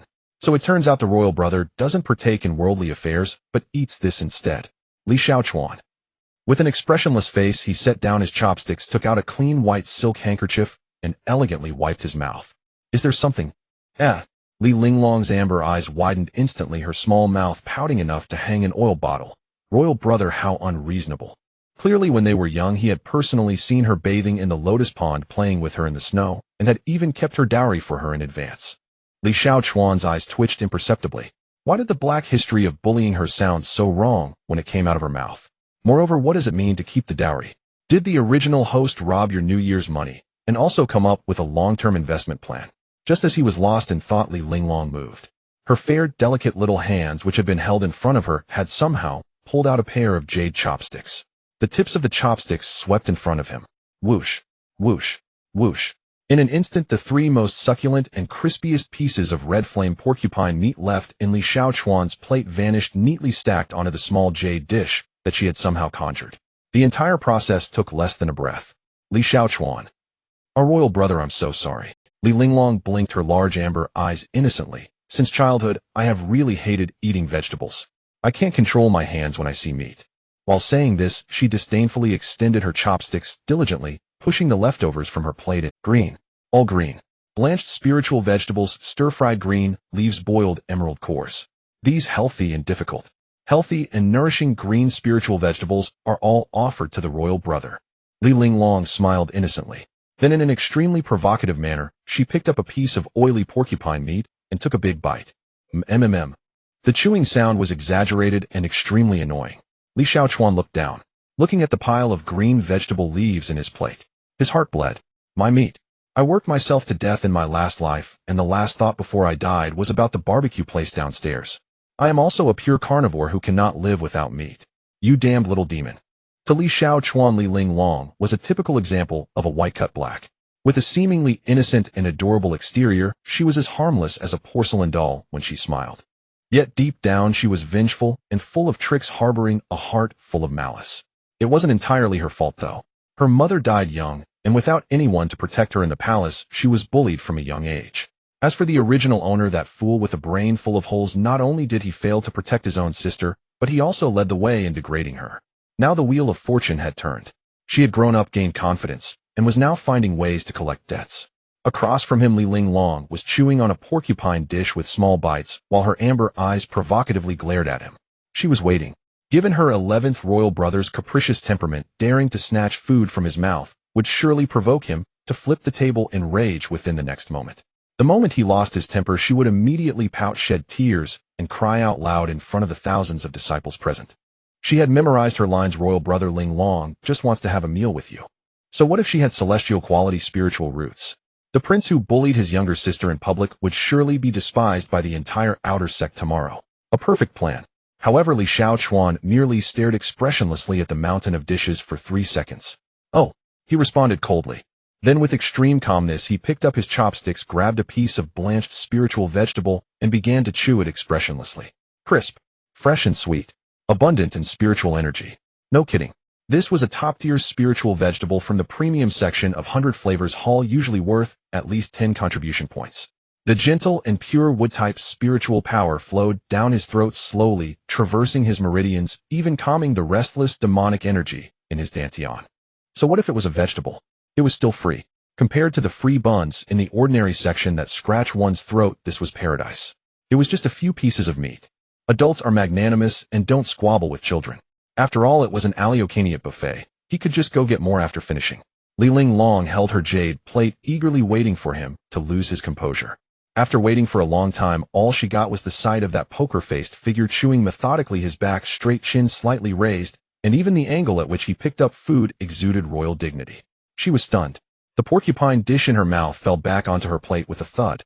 Her amber eyes widened in astonishment, even her small tiger teeth forgotten. No. Was this really the extremely fiery and arrogant Li Tianxia? He actually did not flip the table. No rage. No slapping her and sending both her and the plate flying. He was actually eating grass. The grass she had personally pulled. Calm and quiet, without any complaints, he even looked somewhat enjoying it. Had his brain been damaged during the spiritual root test? No, this was impossible. He must be hiding some greater malicious scheme. It had to be. The little demon's competitive spirit ignited fiercely within her tiny chest. Li Linglong's eyes darted around as she caught a glimpse of the freshly poured spiritual wine beside Li Xiaochuan. In the translucent jade cup, the pale golden liquid rippled slightly, and the sweet, rich aroma wafted out. Her sleeve trembled slightly. A small green plump and still wriggling little fat worm silently slid into her palm. An explosive stinking bug. A specialty from the back mountain of the outer sect, harmless, but capable of making one unable to eat for 3 days, if even a tiny bit is bitten through due to its excruciatingly enticing scent. She had specially taken a long detour to catch it in the afternoon, waiting for the right opportunity. Our royal brother, Li Linglong, suddenly pointed at the night sky in the center of the square. Her tone extremely exaggerated, her eyes sparkling with excitement. The senior brothers are competing in sword flight. Li Xiaochuan turned his head in cooperation, pretending to be distracted. In that brief moment, he turned away. Li Linglong's wrist flicked at an extremely tricky angle. The fat worm drew a perfect parabolic arc. It landed in the cup without splashing a single drop of wine. Perfect. After doing all this, she quickly withdrew her hand, cradled her face in her hands, and put on a pure, enchanted expression. It's really beautiful, don't you think, royal brother? Li Xiaochuan turned back, his expression as calm as ever. A child's trick. He sighed wearily in his heart. The interns he had mentored in his past life tried to slack off, and their acting was far more solid than this. Royal brother, after talking so much, you must be thirsty, right? Li Linglong eagerly pushed the cup of spiritual wine toward him, her amber eyes shining brightly. Quick, have some spiritual wine to moisten your throat. Drink. Drink quickly. Bite into that worm and spit it out right here. Let the whole outer sect see your embarrassing side as a cold and aloof prince. I am indeed a bit thirsty. Li Xiaochuan nodded expressionlessly. His long fair fingers reached out to pick up the cup of spiritual wine. Li Linglong's breath quickened suddenly, her heart pounding, and she instinctively leaned forward. Here it comes. Her revenge plan was about to succeed. The jade cup slowly rose, about to touch Li Xiaochuan's lips. In that instant, boom. A fire-type magical firework shot up from the center stage of the square, exploding into a giant fiery red lotus in the night sky. Sparks rained down like a waterfall, illuminating the entire moon-gathering platform as bright as day. Wow. Li Linglong instinctively looked up, her amber pupils reflecting the sea of flames. In that extremely brief moment, Li Xiaochuan's wrist, with a speed almost ghostly, swept across the stone table. Whoosh! 2 identical jade cups silently swapped places. When Li Linglong's gaze returned from the night sky, Li Xiaochuan was elegantly sipping from his cup. The taste is good. He set down the cup, commented indifferently, then looked at Li Linglong with utmost gentlemanly grace. Royal sister, you should drink too. Don't just stare at me. Li Linglong stared intently at his face. No change of color. No dry heaving. No spitting out the wine. He actually swallowed it down. He didn't bite through it. Consider him lucky. But it's okay, there will be plenty of chances in the future. All right. Li Linglong pouted slightly in disappointment. To mask her embarrassment from staring too intensely earlier, she unguardedly raised the jade cup in front of her, tilted her head back, and boldly gulped down a big mouthful. Gulp. Something soft, slippery, and still wriggling slid down the icy spiritual wine into Li Linglong's movements froze. Her twin tails froze. Even the butterfly hairpins in her hair froze. Her amber eyes widened to their limits, filled with terrified, bloodshot veins. Li Xiaochuan sat with his hands folded over his knees, expressionless, as he watched her, a trace of extreme malicious delight flashing across his deep purple eyes. Royal sister, is it tasty? Across the stone table, Li Xiaochuan sat with his hands folded on his knees, sitting upright, expressionless as he gazed at her. Only his deep purple eyes flickered with a hint of extreme malicious delight. Don't worry, it's not poisonous. Just that flavor quite enticing. Royal sister, is it tasty? Li Linglong's face changed from red to green, and then from green to white at a visible speed. Her cheeks puffed up, and an odd gurgling sound emanated from her throat. Ugh! She suddenly covered her mouth, sprang up from the stone bench, and dashed toward the grass at the edge. Li Xiaochuan watched the pale yellow figure vanish behind the bushes, expressionless as he turned his gaze back, picking up the last white-boiled spirit vegetable on his plate. Nothing beats meat. He set down his chopsticks, calculating in his heart later he would go to the teleportation array to grab 10 pieces of fiery porcupine ribs to make up for the 3 pieces taken by Li Linglong. Ding! Keek! Detected that the Dark Lord is enacting cruel revenge on his blood kin, throwing bugs into the cup, jesting while striking at the heart. Such ruthlessness and heartlessness are indeed essential qualities of the demonic clan's supremacy. Reward 3 portions of the ancient demonic clan's secret medicine, heart-eating powder. Colorless and tasteless, consuming it below the golden core stage will lead to death. Automatically delivered to the host's sleeve. Li Xiaochuan didn't even lift his eyelids. With a natural flick of his wide, dark sleeve, 3 black pills shimmering with an eerie purple light fell silently into the boundless sea of clouds behind him. Flowing like clouds and water, the motion was executed flawlessly. The system fell silent for a moment. Dark Lord, your throwing motion is becoming increasingly skilled. Nothing more. Just practice makes perfect. Li Xiaochuan smirked coldly in his heart, lifting a cup of clear spiritual spring wine, ready to moisten his throat. Li Tianxia. A strong and commanding shout accompanied by a piercing wind suddenly exploded from behind him. Li Xiaochuan's hand trembled violently. The wine in the cup spilled over half. This voice, this tone, this familiar sense of pressure seemingly etched into his DNA. He slowly turned his head. Under the bright moonlight of the moon-gathering platform, a tall and slender figure approached him with steady and powerful strides. Her dark red modified armor trimmed with black iron accentuated her tight waist and long legs. Her wheat-colored skin glowed healthily under the moonlight, and her black hair was neatly tied in a ponytail, swaying behind her with each step. Her features were striking and elegant without a trace of makeup, yet more dazzling than any delicately adorned noble young lady. Her almond-shaped eyes were clear and sharp, carrying an undeniable sense of pressure when they swept over. The most eye-catching was the spear on her back. The breaking array dragon-tooth spear, taller than her entire body with a dark body covered in dense dragon patterns and blood grooves, its tip glinted with a chilling glimmer in the moonlight.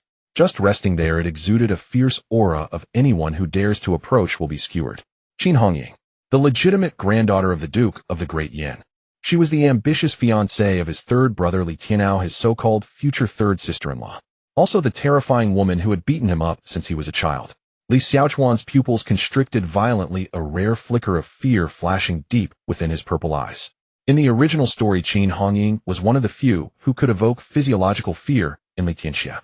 Not because of her cultivation level nor her family background, but due to a simple fact. She truly dared to take action.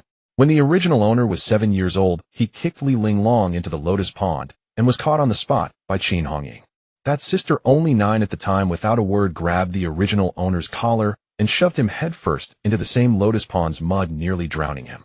When the original owner was 10, he snatched Li Linglong's red envelope and was cornered by Qin Hongying in the Imperial Garden. After a round of tough love, he bore 2 black eyes and didn't dare to show his face for half a month. When the original owner was 13, he attempted to drug Qin Hongying's mount, but ended up mistakenly targeting the eunuch in charge of the imperial stables. Qin Hongying chased him 3 streets with her spear, ultimately hanging him upside down at the city gate for a full half hour. The past was too painful to recall. Li Xiaochuan's heart had already sounded the highest level of air raid alarm. On the surface, he still maintained his expressionless, aloof demeanor befitting a tyrant. Yet his feet had already begun to stealthily shift backward, using a smooth gliding step to move behind the stone bench. 1 step, 2 steps. Stop right there. Qin Hongying's voice was not loud, but it carried undeniable authority. Li Xiaochuan's feet suddenly froze in place. Damn body memory. He slowly raised his head to look at Qin Hongying, who had approached him. After 3 years apart, this martial general sister's aura was even more terrifying than he remembered. But as he looked, Li Xiaochuan's gaze slowly moved down from the top of her head, gliding past her sharp brows and high nose, finally landing in a strange position. His own chest. Wait a minute. His chest. Li Xiaochuan paused for a moment, and then seriously compared again. Qin Hongying's head barely reached his chin. He was taller than her. Li Xiaochuan blinked, then blinked again. 3 years ago, he had clearly been half a head shorter than her. Every time he got beaten, it was her who picked him up like a little chick. Now, he instinctively straightened his back, feeling inexplicably more confident. And Qin Hongying clearly noticed this change. She had originally approached with great momentum, and according to tradition, the next step should be to grab this little brat by the collar and take him somewhere private for a proper education. But as she stood still, raised her hand, and prepared to execute the classic move she had practiced for 10 years, her hand stopped in midair. It didn't feel right. Extremely wrong. The collar she could once effortlessly grab now required her to tip. Qin Hongying's heroic brows slightly furrowed. She unconsciously stood on her toes. Still not right. She maintained this posture, reaching for his collar, looking up at Li Xiaochuan, who was staring down at her. The air suddenly fell silent. The moonlight stretched their shadows long. On Qin Hongying's bright and imposing face, a visible flash of embarrassment passed. Clearing her throat, she casually withdrew her hand, and instead gripped Li Xiaochuan's sleeve. Ahem. Li Tianxia. Are you bullying Linglong again? Her voice remained strong, but compared to the previous thunderous shout, it was clearly a bit weaker. Li Xiaochuan lowered his head, looking at the wheat-colored, well-defined hand gripping his sleeve. Then he looked at her face, which was clearly awkward, yet still trying to maintain its authority. The corners of his mouth twitched imperceptibly. He wanted to laugh, but he was a professional villain, so he held it back. No, Li Xiaochuan replied flatly, expressionless. She just upset her stomach herself. Nonsense. Qin Hongying's almond eyes widened. Linglong has always had a strong stomach. She can eat 3 bowls of rice in one sitting. You must have used some trick again. Saying this, she pulled on his sleeve, dragging him along. Come with me. We need to go over there and clarify this. Li Xiaochuan stumbled as he was yanked. He instinctively wanted to resist, but the muscle memory from being beaten since childhood took over, and he humiliatingly followed her for 2 steps. Wait, what was he doing? He was now a once-in-a-lifetime genius with a celestial-grade, mixed yuan spirit root. He was meant to be the mature villain who survived until the grand finale. He was the future leader that the whole sect looked forward to. Why should he be dragged like a caught little student by this future third sister-in-law for a scolding? Suddenly, Li Xiaochuan snapped back to reality, his feet rooted to the ground, abruptly stopping. Let go, he said coldly. My. Qin Hongying turned her head, raising an eyebrow. A hint of surprise flashed in her clear, sharp, apricot eyes. This guy actually dared to resist. When she was a child, a mere glare from her would make him shrink his neck like a quail. Now he actually dared to tell her to let go. I said let go. Li Xiaochuan repeated, his violet eyes narrowing slightly as he tried to project the authority of the Crown Prince of Dian. Qin Hongying stared at him for 3 seconds. Then with a flick of her toes, she lightly jumped. Bang! A crisp and loud slap landed precisely on Li Xiaochuan's forehead. Ouch! Li Xiaochuan's icy demeanor shattered instantly. He clutched his forehead, pain bringing tears to his eyes, stepping back 3 paces while gasping for breath. It's red. Definitely swollen. Was that slap accelerated by wind-type spiritual energy? No, you're an 18-year-old beauty in the cultivation world. From which era did you time travel as an ancient relic? Why is the method of hitting someone an ancient slap? Is there no modernization even in hitting people? You? What about me? Qin Hongying crossed her arms, raising an eyebrow at him. Is growing taller something to be proud of? Have you grown wings? Dare to talk back to me? Li Xiaochuan. He took a deep breath, desperately suppressing the urge to pull something from his storage bag to retaliate, lowering his voice. Qin Hongying, I am still a prince after all. Can you at least give me some face? Face? Qin Hongying scoffed. What face does Li Tianxia have? When you ran back to the palace crying with mud all over your face, how come you didn't care about face? Li Xiaochuan's face darkened. Li Tianxia, that good for nothing. Host, you are the same person. Get lost. That's different. He gritted his teeth. That was when I was a child. Now that so many people are watching, at least. At least what? Qin Hongying stepped forward, glaring up at him with a fierce gaze. At least let you continue to bully Linglong. At least let you continue being the playboy prince at the Taishu immortal sect. Li Tianxia, let me tell you, this is not the Dian Imperial Palace. No one indulges you here. As she spoke, she reached out to pull him again. Li Xiaochuan hurriedly took half a step back, raising his hands in a standard surrender pose. Wait. Stop. Stop what? Qin Hongying. Li Xiaochuan took a deep breath, his tone unusually serious, speaking quickly. You wouldn't give me face, but you must give face to Dian, right? Qin Hongying paused with her hand halfway out. I am now a cultivation prodigy with mixed element roots. Li Xiaochuan lowered his voice, his gaze earnest. The entire sect is watching me. If you publicly hit me here tomorrow, the headlines would read, the granddaughter of the Duke of Dian publicly assaults the Crown Prince of Dian. How do you think the Qin family would react if this news reached the capital? What would my father think? Qin Hongying's brows furrowed. She was straightforward, but not without intelligence. The relationship between the Qin family and the royal family is complex. Her father holds significant military power and despises the phrase, a powerful minister shaking the throne. If news spread that she publicly hit a prince. Moreover, Li Xiaochuan pressed on, don't forget that you are still the fiancé of Li Tianao on paper. How would outsiders interpret you hitting me here? The fiancé of the 3rd prince publicly hitting the 11th prince. If this word spreads, Li Tianao would be the first to take advantage of it and find trouble for you. Qin Hongying's expression changed completely. It was not anger, but a complex mixture of disgust and helplessness. Li Tianao? That hypocritical, deeply cunning politician. The person she most wanted to avoid in this life. You've actually learned to use these convoluted arguments to pressure me. She gritted her teeth, her voice squeezing out between them. I'm not pressuring you. Li Xiaochuan relaxed his hands, his tone softening slightly. I'm just being reasonable. Weren't you always calling me full of bad intentions unreasonable? Now I'm being reasonable with you. Qin Hongying stared at him. In her clear and sharp gaze there was a rare hint of confusion. This guy has truly changed. In the past, when she hit him, he would only cry and make threats, saying things like, just wait, and he'll have my mother deal with you so childish it was laughable. Now he could calmly analyze the pros and cons, and weigh the situation without changing his expression. Moreover, she looked him up and down.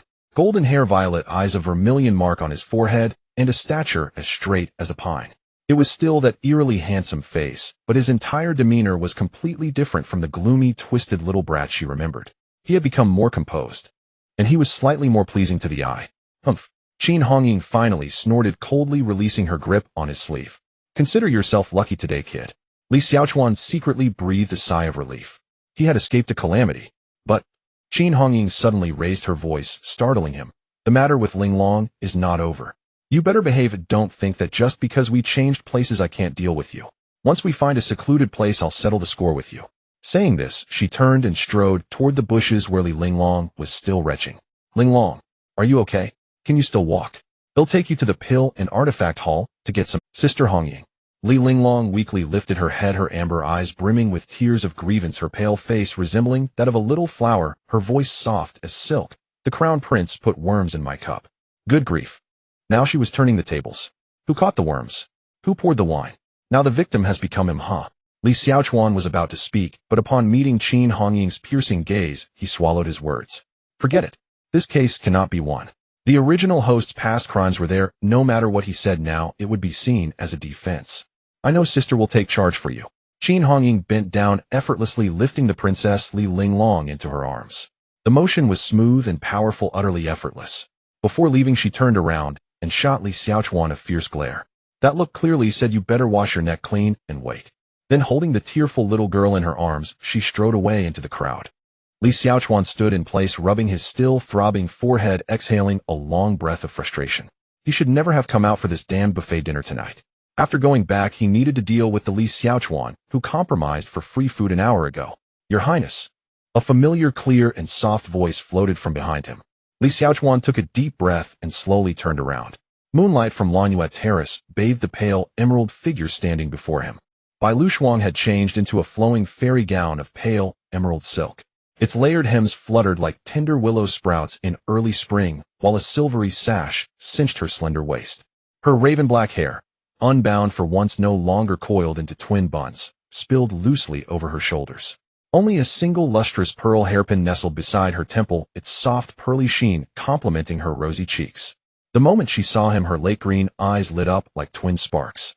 She lifted her hem and dashed forward with light, rapid steps, tilting her face upward as dimples bloomed softly across her cheeks. Your Highness. Then she spun once on the spot. Her skirt flared outward, tracing a rippling arc beneath the moonlight, like water stirred by a gentle hand. Look, this is my new gown. Is it beautiful? She tilted her delicate face upward, her lake green eyes brimming with anticipation, mirroring the scattered stars above. A breeze drifted past, carrying the faint, clean fragrance of jasmine.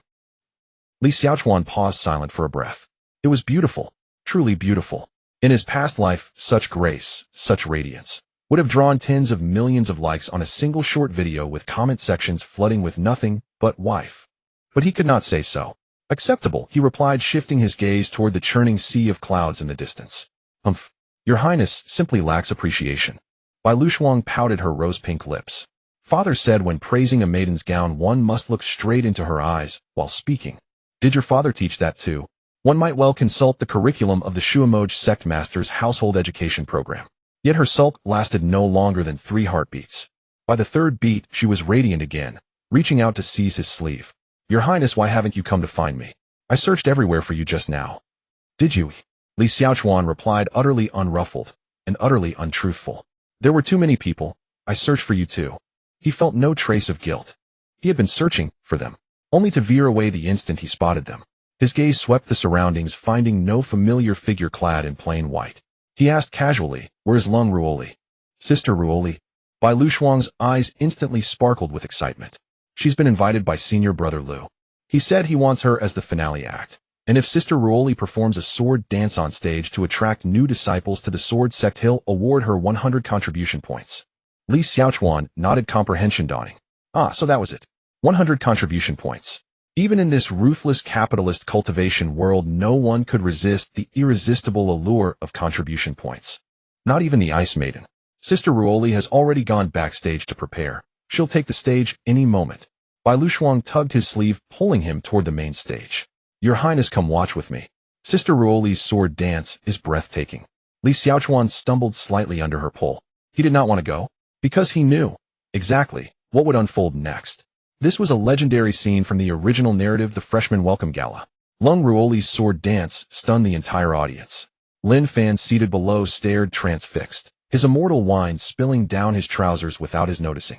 From that moment, the young sword cultivator's heart became irrevocably claimed by that serene white-robed maiden, launching a fated entwined romance that spanned the entire story. What purpose would he serve there? As a villainous backdrop, lurking in shadow, cackling darkly. Though admittedly he was curious, what did Lung Ruoli's sword dance truly look like? But curiosity killed the cat. Stay far from the protagonist. Preserve your life. I won't go, Li Xiaochuan attempted to resist. I'm full. I wish to return and sleep. Bai Shuang seized both his sleeves with both hands, launching herself onto him like a clinging vine. No, we're almost there. It's Sister Ruoli's debut performance. We must cheer her on. Your Highness, you have to go. You'll regret missing it for the rest of your life. I won't regret it. You will. I won't. You will. Li Xiaochuan tried to withdraw his sleeves. They wouldn't budge. Her strength was absurd. Those delicate porcelain pale hands clamped down with iron resolve, 10 slender fingers held fast, unwavering. Her large lake green eyes blazed with stubborn certainty. I won't let go until you agree. Li Xiaochuan looked down at the koala-like creature clinging to him, his violet eyes narrowing. Let go. No. I'll count to 3. Count to 100. I still won't let go. Li Xiaochuan drew a slow, deep breath. He could forcibly shake her off. His demon god body was formidable enough. Even 10 Bai Shuangs couldn't cling on. But disciples surrounded them. If his force slipped, even slightly, and sent her flying 3 meters, tomorrow's outer sect headline would read, 11th Prince of Dian assaults young maiden in public. So with profound humiliation he allowed Bai Shuang to drag him, step by relentless step, to the very front row of the main stage. Just as he steadied himself, all 100 palace lanterns encircling the square winked out simultaneously. The raucous clamor of thousands vanished, as if severed by an invisible hand, plunging the arena into absolute darkness. Only the Star River array overhead remained aglow. 3 heartbeats later, a single beam of cool silver light descended from the night sky, slender, precise, like a thread lowered from the moon itself. Lung Ruoli stood within it. She wore a wide-sleeved moon-white fairy gown, silver thread snowflakes embroidered along its hem shimmered faintly in the light.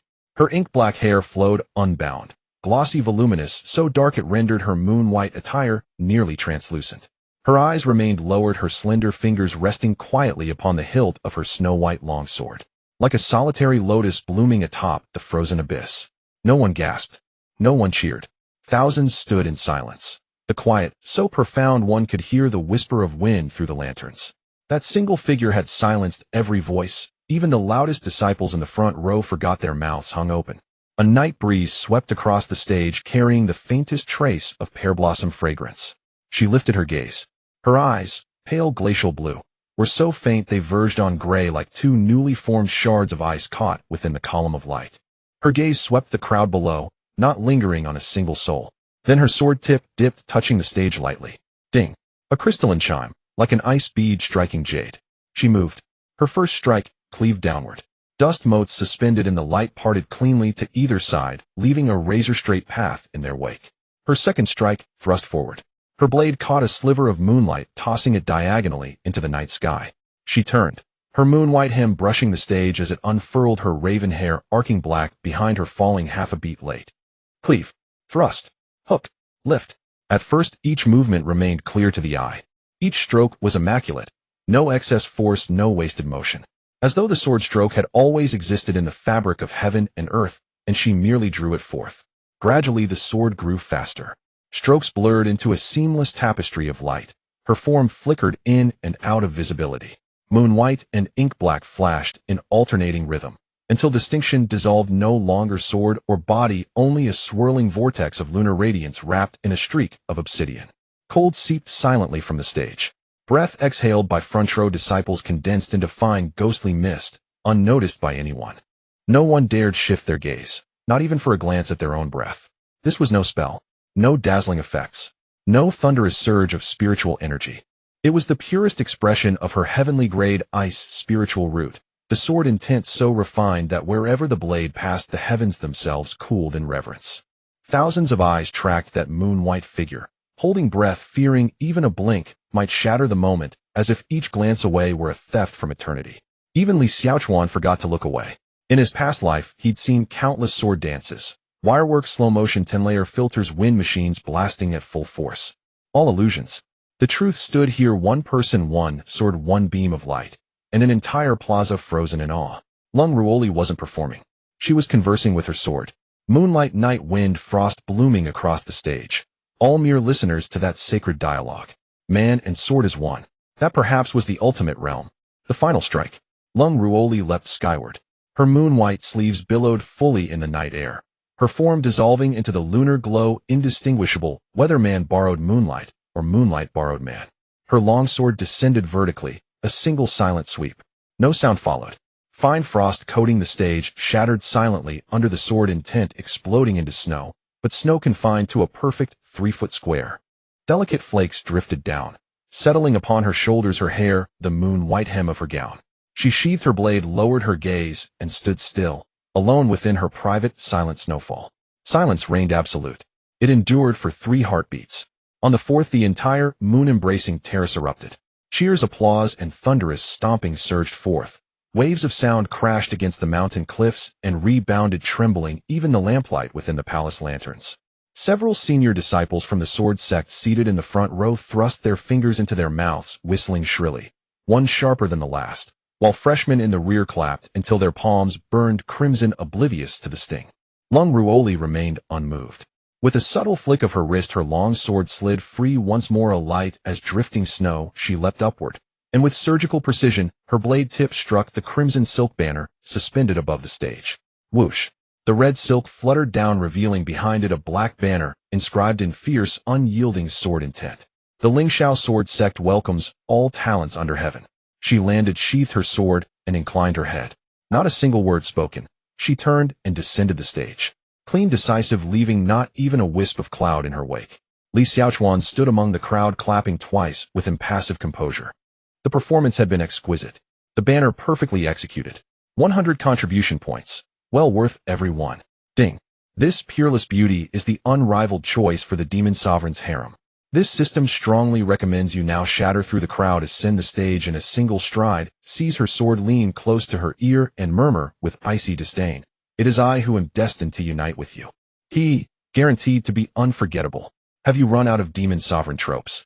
If so, do not remotely amusing. Li Xiaochuan silently scoffed at the system in his mind. The system, crestfallen, fell silent. Wah! Sister Ruoli. Beside him by Lu Shuang's eyes gleamed like starlight. Her small hands clapped furiously, her voice already hoarse from shouting. Your Highness, did you see? Did you see? That was my sister Ruoli. Li Xiaochuan replied indifferently. He had seen. More than seen. Instinctively he glanced toward the opposite edge of the crowd.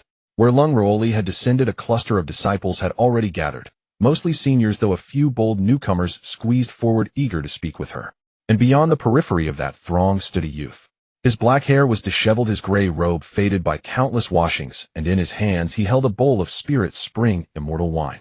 He stood utterly still, as if bound by a petrification spell, frozen in the same posture from start to finish. Lin Fan's dark luminous eyes remained fixed, unwavering upon the direction where Lung Ruoli had vanished. His bowl had long tilted, the immortal wine streamed steadily down its rim, soaking half his robe, yet he felt nothing. Li Xiaochuan nodded quietly. A classic, iconic moment, precisely as foretold. A young sword cultivator's first love always strikes without warning. Brother Lin. Wang Fugui's booming voice exploded beside him. Your bowl. It's tilting. All the wine's spilling. Huh. Lin Fan snapped back to reality, glanced down, and frantically dabbed at his robe, only to make it wetter. What were you staring at just now?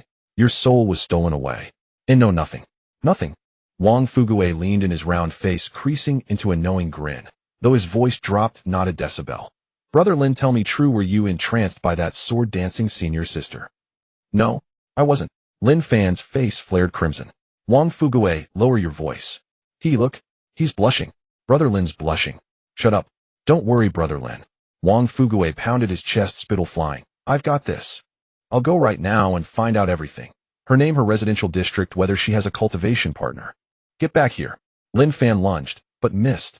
He watched helplessly as that round bouncing head plunged into the crowd. Frustration flushed his cheeks to his ears, and with a stomp he dashed after him. Li Xiaochuan quietly withdrew his gaze. Excellent. The protagonist had fallen, heart first. The heroine had departed the stage, and the faded gears of the original narrative clicked steadily onward. None of it concerned him. While Bai Luxuan continued applauding wildly toward the stage, he subtly stepped half a pace backward, preparing to slip away unseen. A small hand seized his sleeve with uncanny precision. Your Highness, let's go. Bai Luxuan tilted her face upward, eyes crinkled with delight. We'll meet Sister Ruoli backstage. Li Xiaochuan. Bai Luxuan tugged his sleeve, dragging him firmly toward the backstage corridor.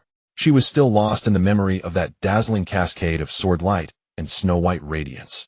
Her eyes shimmering, her cheeks flushed with exhilaration. Yet Li Xiaochuan stood rooted, immovable as ancient stone. Preposterous. Lin Fan, the celestial protagonist of destiny, stood nearby, spellbound, gazing at the very path where Lung Ruoli had disappeared. Should he now approach, stand side by side with both heroines exchanging easy laughter? What would that be? An intrusive cameo by the antagonist in the protagonist's defining moment of first love. Did he wish to scatter his villainous ashes even faster? Go on your own, he said flatly, jerking his arm free. She didn't release him. Why, oi? Bai Luxuan lifted her face, emerald green, eyes wide with bewilderment. Sister Ruoli performed on stage for the first time. We must bring her flowers. Look, I picked the most beautiful ones. She proudly produced from her storage pouch a bouquet of luminous moon spirit orchids, their petals still dew-kissed and glistening. I won't go. But. There is no but. Li Xiaochuan wrenched his sleeve free from her iron grip and turned away, striding off. Your Highness, where are you going? Bai Luxuan blinked, then lifted her pale jade-green skirt and hurried after him, her fingers closing once more around his hem. The latrine. You're lying, Your Highness. You're trying to sneak away. How did you know? Li Xiaochuan's step faltered, imperceptibly, before he resumed, walking, face utterly composed. No. I drank too much immortal wine. My kidneys are weak. Silence followed, brief, profound. Bai Luxuan studied him up and down, his tall pine-straight frame, his sharp, unblemished profile. Then, hurry, Your Highness. She finally let go, then nervously twisted her sleeve, adding softly, if your kidneys truly trouble you, my father keeps many kidney tonifying pills in his pharmacy. I'll write him a letter. Unnecessary. Why did the pavilion master of Shueihua Pavilion keep an abundance of kidney tonifying elixirs in his alchemical vault? That question he refused to ponder. Li Xiaochuan turned and strode swiftly into the crowd. Ding. Detected host self-diagnosis, kidney deficiency, and physical weakness. The demon sovereign's kidneys are the very foundation of the demon realm. As the most attentive demon sovereign assistant, this system cannot stand idly by. The ancient succubus legacy art, unfaltering golden spear union technique, has been granted. The succubus exclusive grade 7 demonic artifact yang restraining een binding ring has been granted. 3 vials of succubusicrate vigor elixir have been granted. All items have been automatically deposited into the host's storage pouch. He. Your Majesty may charge forth fearlessly. This system guarantees you will never falter. Begone. That was an excuse. Do you understand the word excuse? The system's voice instantly softened, honeyed, and gentle. Your Majesty may rest assured. This system's lips are sealed. Not a soul shall learn of your shortcomings. You're the one who's inadequate. You and your entire system lineage. And who authorized you to dump more junk into my storage pouch? Upon returning to my courtyard, all such items shall be discarded through the window, by standard protocol. Never mind. Keep them. Perhaps a friend might need them someday. Yes, a friend. Not myself. Absolutely not. Face darkened, Li Xiaochuan sprinted down the 1,000-tiered stone steps of the moon-embracing terrace, only slowing when the clamor of the crowd dissolved entirely into the night wind. The night over the Tai Su Mountains was piercingly cold. Moonlight flowed like liquid silver across the bluestone path, casting a faint pearlescent glow. Ancient trees rustled softly in the breeze, and occasionally a night bird startled from its branch wings, beating sharply against the hush of the mountain forest. He walked alone along the path, beneath a moon vast and surreal hanging low and heavy in the sky. Li Xiaochuan lifted his gaze to that great orb and exhaled slowly, deeply, a long, weary sigh. Finally escaped. That evening's complimentary banquet had exhausted him utterly. First came Li Linglong's venomous insects, then Qin Hongying's pursuit, followed by Bai Luxuan. And inevitably that inescapable sword dance. Counting on his fingers in one night, he'd encountered every person he should have avoided in this lifetime. Why did he, a bystander sworn to idleness, live such a grueling existence? Was it because he was handsome? He. Host, you've finally grasped reality. Precisely. It is because you are handsome. That face, born for demon sovereignty. Wildly exotic. Exquisitely handsome. Radiating sinister charisma. Wherever you stand, all eyes converge. Destined irrevocably to shine brightest. Do you imagine swapping to a sycophantic tone will earn my attention? Crawl away. Li Xiaochuan walked expressionlessly under the moonlight slowly, making his way along the stone path to Area B. It took him about a quarter of an hour, just enough time to digest the pile of exquisite spiritual food in his stomach. He had only taken a few steps when a faint sound of slicing through the air reached his ears. It was not footfalls but the sound of a sword flying through the sky at high speed. Li Xiaochuan instinctively darted to the side of the road, hiding himself in the shadow of a tree that could be embraced by 3 people, holding his breath and peering out to see the source of the sound. Under the moonlight, a crimson figure was gliding through the air on a long sword that shimmered with a faint pink light coming from the direction of the moon-embracing platform. The speed was neither fast nor slow. The person stood loosely on the sword, and the crimson skirt was covered with a layer of moon-white gauze gently fluttering in the night breeze. Her long black hair was loosely tied up with a branch of peach blossom skewered at an angle among her hair. She looked so relaxed that it seemed she could fall asleep on the sword at any moment. Su Tao Tao. Li Xiaochuan's pupils constricted slightly. The creditor. No, why was he hiding? He didn't owe her money. Well, technically he did, but it wasn't time to repay yet. He simply did not want to deal with this senior sister whose thoughts he could not discern. He silently shrank further behind the tree, trying to completely blend into the shadow of the trunk. Can't see me. Can't see me. The flying sword passed slowly overhead. The airflow caused by the sword's passage made the treetops rustle, and a few falling leaves spun down, landing on his golden hair. Then the flying sword halted. To be precise, that sword made a lazy arc in the air, leisurely returning to hover steadily above the ancient tree where he was hiding. What are you hiding for? A lazy voice drifted down from above, the final tone being drawn out by the night wind, making it impossible to discern any emotion. Li Xiaochuan stiffened. Damn it. This hair. Having a head of golden hair hidden under the moonlight was no different than lighting a lamp in the dark. He resignedly stepped out from behind the tree, expressionless as he brushed off the leaves from his head and looked up into the air. Su Tao Tao was standing on the sword looking down at him. Moonlight fell on her face, her peach blossom eyes half closed, and the small beauty mark at the corner of her eye made her features even more stunning, yet her expression was languid, as if she were merely glancing at a rabbit in the bushes. Su senior sister. Li Xiaochuan cupped his hands. What a coincidence. Not a coincidence. Su Tao Tao let out a small yawn. I came specifically to find you. Li Xiaochuan's heart raced. Find me? Yes, she said casually. I saw you at the moon-embracing platform. I was just about to approach when you ran away. You ran pretty fast. She tapped the tip of her foot, and the flying sword descended half a foot, stopping at a height where she was level with him. Running away when you see your creditor. Li Xiaochuan's eyelids twitched slightly. I didn't run. I just had to pee. Su Tao Tao looked at him without saying a word. She watched him for 3 full breaths. Then you now, she spoke slowly, are standing here. I held it. Li Xiaochuan maintained a poker face. A brief light laugh escaped, quickly vanishing. When he looked at her again, there was a rare spark of interest in her peach blossom eyes, like a sleepy cat that had just opened one eye. Li Xiaochuan looked at her expressionlessly. What are you laughing at? Am I that funny? If senior sister has nothing in particular to discuss, I have something to discuss. Su Tao Tao leaped down from the sword. The crimson skirt unfurled in the air, landing silently like a petal carried by the wind. The flying sword hovered by her side, lazily spinning. She walked up to him in her embroidered shoes, tilting her face up. She was half a head shorter than him, with the moonlight flowing down along her brows and eyes. Then she suddenly leaned in closer. Her peach blossom eyes fixed on his brow, staring at him a bit dazedly. Li Xiaochuan's heart raced, rising to his throat. This is bad. Did she see the demonic energy within me? It's over, it's over. As a core disciple of the Golden Core stage, a true talent of the law vein, if she detected anything amiss tomorrow, he would be publicly displayed at the mountain gate as a demonic cultivator spy. 1 breath. 2 breaths. Just as he was contemplating whether to cry injustice or make a run for it, Su Tao Tao withdrew her gaze and lazily stepped back half a pace. Did you get hit? Li Xiaochuan. She scared him to death. Was that lingering bruise still not gone? Not bad. He expressionlessly rubbed his temple. Oh, what does senior sister want? Su Tao Tao did not answer. She turned around, lightly leaping onto the flying sword, and pointed to the empty space behind the sword's body. Get on. Li Xiaochuan did not move. Senior sister, I can walk back on my own. I know you can. Su Tao Tao yawned again, a hint of moisture at the corner of her eye, but I don't feel like accompanying you back. I am your creditor. It is the creditor's duty to ensure the safety of the debtor. If something happens to you on the way, who will I turn to for my 200 contribution points? What danger could there be inside the sect? Get on. Her voice remained lazy, yet inexplicably carried an air of finality. If you keep delaying, I will just fly with you in tow. Li Xiaochuan looked at her. She looked back at him, her eyelids half flitted, as if she were about to fall asleep at any moment, yet she would definitely follow through on her threat.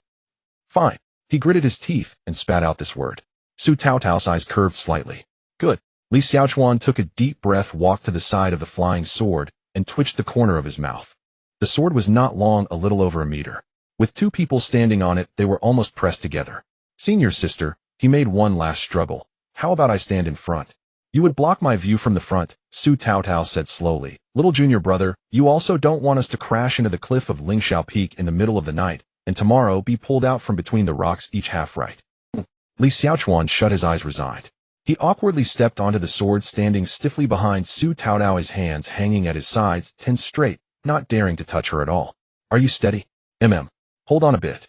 No need. If you fall, I won't care. The flying sword slowly ascended. At the moment of takeoff, the sword shook slightly, and Li Xiaochuan lost his balance, tipping backward. In a moment of crisis, he instinctively wrapped his arms around Su Taotao's waist. Through the thin gauze and skirt fabric, he felt the firm waistline and the gentle warmth of her body. Li Xiaochuan's fingers froze in place. Su Taotao lowered her head, glancing at the two bony hands on her waist. Her tone was calm and unruffled. It's fine as long as you hold on tightly. Li Xiaochuan felt as if he had been electrocuted and quickly released his grip. Then with lightning speed, he grabbed her sleeve. He then dug his toes tightly into the sword's surface. Ding! Detected that the host is riding the sword with a beauty under the moon. A lonely man and woman flying back at night on a sword. The demonic lord's romantic debt begins to be recorded from this night. This system suggests that the host take advantage of the night and, from behind, cleansing the mind like water, dispelling the murky thoughts. Again, host, have you become addicted to this lately? No way. Calmness leads to clarity of the mind. Host, this is getting boring. The audience loves to see something interesting. No way. The audience is his father, and he won't let them see. Relax a bit. Su Taotao's voice drifted from a head slightly scattered by the night wind. You are standing stiff as a stone tablet. My sword is starting to shake. I'm not nervous. Then can you stop digging your toes into my sword, eh? Her tone remained flat. It has spiritual sensitivity and feels uncomfortable when you dig into it. Li Xiaochuan's face darkened as he reluctantly loosened his toes. The flying sword indeed stopped shaking. The night breeze brushed his face, and the moonlight flowed like water. From the sky overlooking the outer gate of the Tai Su immortal sect, thousands of lights, and the interwoven array of flowing light formed a sea of stars. In the distance, the peaks of the six veins emerged from the sea of clouds, resembling a fairyland suspended above the world. Li Xiaochuan stood at the tail of the sword, gripping that thin gauze sleeve, his purple eyes staring straight ahead, expressionless. Inside, he thought, so high, so fast, so cold. He wanted to get off. He wanted to walk back. A faint scent of peach blossoms floated in the wind, crisp and not sweet like a peach grove after rain. Fortunately, the speed of the golden core stage was not to be underestimated. In less than the time it takes to drink a cup of tea, the flying sword swept over Area B, slowly descending and accurately hovering outside the gate of the small courtyard No. 0104. Li Xiaochuan had no time to ponder such profound privacy issues as, how does this woman know where I live? He eagerly jumped off the sword in a single slip. As his feet touched the hard stone slabs, the solid sense of security made him exhale deeply. He straightened his clothes that had been tousled by the night wind, restored his poker face, and cupped his hands. Thank you, senior sister. Take care. Goodbye, senior sister. Each phrase came out faster than the last. After saying this, he took out his waist token, turned, and was about to swipe open the courtyard door, shutting it to thank her for the visit. Where's the tea? Two lazy words floated from behind him. Li Xiaochuan paused in his movements and turned back. What? Dead, or are you not inviting your creditor in for a cup of tea? Su Taotao stood on the sword, her hands gathered in her sleeves, speaking with confidence. It's too late. It's not convenient. Oh, yet another, oh. Has no one taught you not to respond like that when replying to others? Just a single word, oh, is cold and rude. At such times you should use a reduplicated word, oh, and add a smile at the end. How friendly and cultured. Take care, senior sister. He sent her off again. Su Taotao stood on the sword, saying nothing more. Moonlight shone from behind her, casting the crimson skirt, moon-white gauze, and the shadow of the peach blossom in her hair gently upon the sword. The flying sword slowly ascended. When it reached the height of the eaves, she suddenly seemed to remember something, tilting her head and looking down at him from a height. All right, sleep early. After a pause, take care of your kidneys. Where on earth did she hear that from? It was so noisy at the moon-embracing platform with thousands of people. How did she manage to precisely catch that bit of information? The crimson figure swept over the roof ridge, disappearing into the night, leaving only a faint crisp scent of peach blossoms and the petrified Li Xiaochuan. Li Xiaochuan expressionlessly swiped open the courtyard door, walked in, and closed the door with a swift motion. The latch fell with a crisp click. Demonic Lord, this system sincerely suggests that you sleep early tonight. If you have kidney deficiency, then don't stay up late. Roll. You are the one with kidney deficiency. Your entire family server is suffering from kidney deficiency. The morning mist had yet to disperse, gently flowing along the bluestone path and area, be carrying the unique chill of the Tai Su mountain range. My legs are so sore. Bai Luxuang sat on the stone bench in her small courtyard, ungracefully rubbing her aching calves. Her normally bright lake green eyes were now tinged with faint shadows of dark blue. Last night's welcome party was nothing short of a disaster for her. That 11th prince who said he was going to the restroom never returned. She and Sister Rolly searched from the Lanyue platform to the Bai Hall, and from Bai Hall to the training hall, eventually finding their way to the cliff at the back mountain. She was genuinely afraid that the prince might fall in the dark. Sister Rolly had been convinced from the start that the golden-haired boy had snuck away, but she couldn't argue with her, and had to accompany her around the mountain with a scowl. The prince is such a big liar. Bai Luxuang sniffed, resting her chin on the stone table, her whole demeanor drooping like an abandoned floppy-eared rabbit. She knew that in the eyes of others, she, Bai Luxuang, was probably considered an irredeemable fool. A silly girl who had been bewitched by her own father and stubbornly insisted on sticking to the cold-faced Prince of Dian. Sister Rolly thought so. The prince probably thought so too. But in reality, she was not foolish at all. On the contrary, there were some things she understood better than anyone. Bai Luxuang took out a water blue communication jade slip from her storage bag. As her fingertip brushed over it with spiritual power, the residual voice within the slip echoed again. It was her father transmitting from last night, weary, yet feigning cheerfulness. Lulu, are you eating well at the Tai Su Xian sect? Is your allowance enough to spend? If that 11th prince is really difficult to get along with, we simply won't pay him any mind. My precious daughter is a treasure with a top-tier water spiritual root and doesn't need to look at anyone's face. If you feel wronged, just come back to the East Sea. Even if I have to sell everything I own, I will support you for a lifetime. Listening to her father's feigned light-hearted laughter from the jade slip, Bai Luxuang's eyes turned slightly sour. Shueihua Pavilion sounded impressive, standing tall in the East Sea, wealthy beyond measure. But in this cruel world of cultivation, rich but weak was a sin in itself. In recent decades, the sea monsters of the East Sea abyss had frequently revolted, and Shueihua Pavilion's businesses were repeatedly impacted. The major righteous sects took advantage of their backing from powerful figures to crazily squeeze Shueihua Pavilion's business. Her father always smiled cheerfully, but she knew that his hair had turned mostly white over the past few years. Last month, to quell a sea monster riot, he was gravely injured and coughed up blood, yet he kept it from her, merely saying he had caught a cold. She had to climb over walls and hide outside the accounting room, listening to the managers speak in hushed tones before she found out. That night, she cried under her blankets for half the night. The next morning, she still bounced into her father's presence, smiling even sweeter than usual. Shueihua Pavilion desperately needed a strong backing. And looking across the 9 provinces, what stronger backing could there be than the Tai Su Xian sect? They could not reach the sect itself, but the vassal state of Dian had that 11th prince with the mixed origin spiritual root, destined to rise to the pinnacle of the 9 provinces, was the best line they could grasp at the moment. Her father had never explicitly said a word about it. On the day he sent her to the sect, he simply ruffled her hair and repeatedly said, "Lulu, just be happy and cultivate, don't think about anything else." But Bai Luxuang whispered, gently tracing the tiny water patterns on the jade slip with her fingertip, "I am also the daughter of Shueihua Pavilion." She sniffed hard, patted her rosy cheeks with her hands, making a sound as she firmly pushed back the hint of vulnerability and grievance in her eyes. When she lifted her head again, that energetic oblivious Bai Luxuang had returned. "What's the big deal? So what if the prince is aloof? Isn't it normal for a genius to have a bit of a temper? So what if he avoids her? That just means he is cautious. In this dangerous world of cultivation, that is a very good habit. Moreover, the prince is actually a good person with a tough exterior and a soft heart. He ate the osmanthus cake she brought, and even said it tasted good. At Bai Hall, he would rather nibble on free course buns with vegetables than waste food. Where could one find such a frugal and restrained prince? Bai Luxuang, you can't get discouraged. With enough effort, an iron pestle can be ground down to a needle. Keep it up." The little girl clenched her fair fist, and made an extremely passionate gesture of encouragement into the air. "What are you mumbling about alone at the gate so early in the morning?" A cool voice came from the doorway of the main. Long Ruoli stood in the morning light, her inky black hair tied up in a high ponytail, for once dressed in a neat moonwhite outfit with narrow sleeves, a cloth towel draped over her shoulder, and a fine sweat glistening at her temples, clearly just back from morning practice. In her extremely pale ice blue eyes, 4 words were clearly written, "Still being foolish." "Sister Ruoli." Bai Lu Shuang immediately revealed her sweet dimples and opened her arms ready to pounce. "Don't."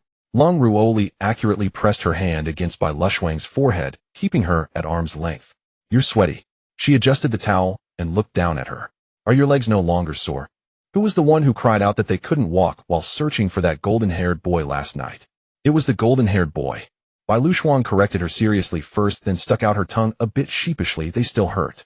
But just thinking about the possibility of the prince really falling off the cliff. He's not that foolish." Long Ruoli pinched her round face and rubbed it lightly. "But you're not allowed to go to the back mountain alone in the future. There are no protective arrays there. If you fall, it's an abyss, and anyone below Golden Core will definitely die." I know. Bai Lu Shuang let her pinch her face, mumbling her response. Long Ruoli released her hand, but her brow did not relax. "Lulu." Her voice cooled slightly. "Your uncle sent you to Tai Su Xian sect to cultivate, not to be wronged. Li Tianxia is a deep thinker. The colder someone acts, the dirtier their heart is. Stay away from him." Bai Lu Shuang blinked. She knew that her cousin was genuinely worried about her. And because of that, she couldn't let her cousin see any sign of trouble, nor could she let her cousin get involved in the issues of Shueihua Pavilion. Then she had no choice but to use her most adept method. "Oh dear, Sister Ruoli, you're just too sensitive." Bai Lu Shuang jumped up, hands behind her back, facing the rising morning light, with an extremely bright and sincere signature smile. "The prince is not a bad person at all. My woman's intuition tells me he's just not good with words." And to completely end this topic, she decided to take a bold approach. The little girl suddenly cupped her cheeks dramatically, making a lovesick expression, and announced loudly with great enthusiasm, "And the prince is really good looking. His golden hair shines like gold in the sun. His purple eyes are both deep and mysterious. I just love his face. I really like him." Her clear and soft voice was strikingly powerful, resonating in the quiet morning courtyard.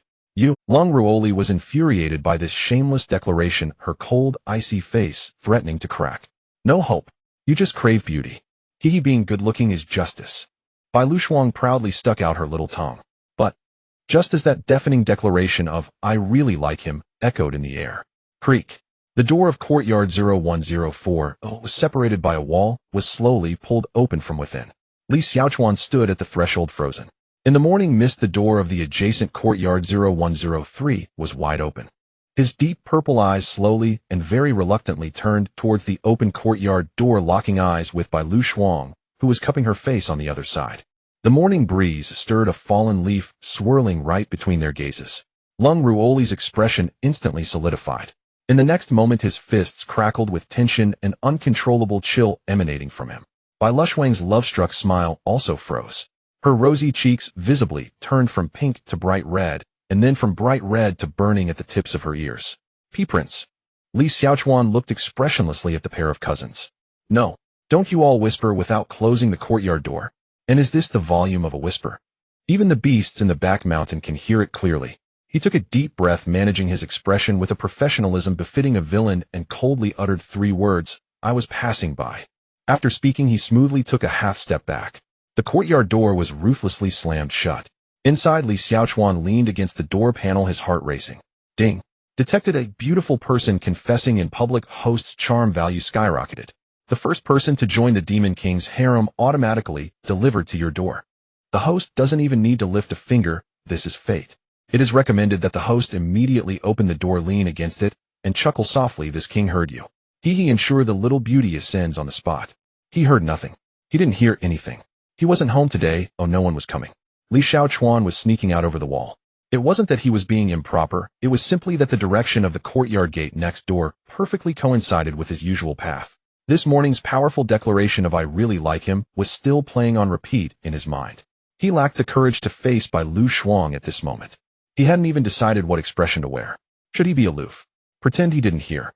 Or perhaps say the kind of liking you mean is just between friends, right? I think we can just be ordinary friends. No. Any response would define the situation. And to define it meant to advance the plot. Advancing the plot meant intersecting with the destined female lead. Intersecting meant getting one step closer to the original story. So over the wall he went. The 11th Prince of Dian with a celestial-grade mixed roots stood in the morning light, supporting himself against the wall of his backyard, gathering strength in his waist, an abdomen flipping over his robe, trailing behind him, carving a clean arc through the air. He landed silently. Perfectly. The skill of sneaking over the wall to escape evening classes from his last life had not rusted at all. He wondered if anyone still inherited this skill. Hopefully it hadn't been lost. The moment he landed, he instinctively glanced next door. Quiet. No sign of that familiar aquamarine figure. Good. Safe. Li Xiaochuan adjusted his robe, placed his hands behind his back, and blended into the flow of people heading towards the law transmission hall. Today was the first class for the Qianlong Class A.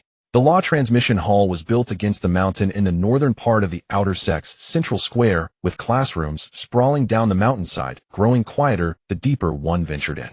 Assigned to Class A was the innermost independent training ground backed by the green cliff, surrounded on three sides by low pines. The ground was paved with blue stones neatly arranged with about 100 meditation cushions, and in front stood a blue stone podium about a foot high. The morning breeze swept over from the cliff, carrying with it the fresh scent of pine needles. Although it was not yet the hour, a sparse number of students had already gathered chatting about last night's welcome party. Did you see the sword light from the sword vein, senior brother? It sliced down from the sky, splitting the clouds. The battle between the water dragon and fire phoenix from the law vein was incredible. In the end it exploded with a bang, scattering sparks everywhere. I thought it would set my hair on fire. Did you catch the fragrance from the Dan vein? I felt invigorated just by taking a breath. Meditating afterward was smoother than usual. Li Xiaochuan walked through the crowd with unwavering focus. The party. He had spent most of last night devouring food at the buffet. He hadn't paid attention to any sword lights, water dragons, fire phoenixes, or fist winds. He only remembered that the charcoal-grilled fiery hedgehog steak was tender, the emerald vegetable dumplings burst with juice, and the three-color energy, replenishing dumplings tasted like a certain brand of mochi from his past life. In one corner of his vision, a small figure in pale yellow was sitting cross-legged in the front row, her honey-gold twin ponytails swaying as she chatted excitedly with a few female disciples, though her eyes occasionally darted towards the entrance. Li Linglong. Li Xiaochuan's steps did not falter as he smoothly altered his course. On the other side stood a young man in a crimson outfit, hands behind his back, his chin slightly raised, eyes scanning the field like an eagle seemingly searching for a target. His aura was fierce and sharp. Li Xiaochuan continued walking smoothly, changing his course again. Finally, he found a meditation cushion in the back corner of the training ground, not too close or too far, nestled in the shadow of a low pine, and sat down. A perfect position. There was a wall of people in front and tree shadows on the side, minimizing his presence from the podium. A prime seat for an onlooker. He closed his eyes and gathered his focus, seizing every opportunity to cultivate. The Tai Su Hun Yuan Gong began to circulate. The morning breeze brought a refreshing chill from the mountains, and strands of spiritual power seeped into his meridians, swept along by the technique, completing one cycle after another, finally converging in the Dantian, transforming into a reserve of righteous spiritual energy that suppressed demonic qi. He had cultivated until dawn last night. It wasn't that he wanted to push himself, it was just that the Jiu Mo Huanggong was too domineering. He had only fallen asleep after cultivating until dawn. The demonic qi in his body had accumulated automatically overnight, reaching a critical point that required a large amount of righteous spiritual energy to suppress. Before leaving this morning, he took a qi gathering pill to barely maintain balance. Remaining pills 4. But his mental state was indeed not very good. Drowsy. Very drowsy. If he could lie down on the meditation cushion, he would fall asleep right now. He had barely closed his eyes for 3 breaths when an extremely light footstep sound approached from the side. So faint that it was nearly indistinguishable amidst the chatter of dozens of people. But his enhanced senses, honed by the great wilderness indestructible demon body, still precisely captured that frequency. Small and fragmented, hesitant, taking 2 steps forward and stopping as if engaged in some significant psychological preparation. He did not open his eyes, pretending not to hear. The footsteps grew closer, then stopped about 2 body lengths away to his right. A faint scent of jasmine wafted through with the morning breeze. Li Xiaochuan's right eye cracked open a narrow slit. At the edge of his vision, a petite figure was awkwardly sitting 2 cushions away. In a water blue dress with soft black hair styled in twin buns. By Lu Shuang. She did not rush over as usual, exclaiming, "Your Highness, Your Highness, Your Highness." In fact, she seemed off in general. She held her two delicate hands up to her face, covering most of it, revealing only a pair of lake green eyes peering at him through her fingers. The moment her eyes met his gaze, they quickly retreated behind her fingers. Then the tips of her ears visibly reddened at an alarming rate.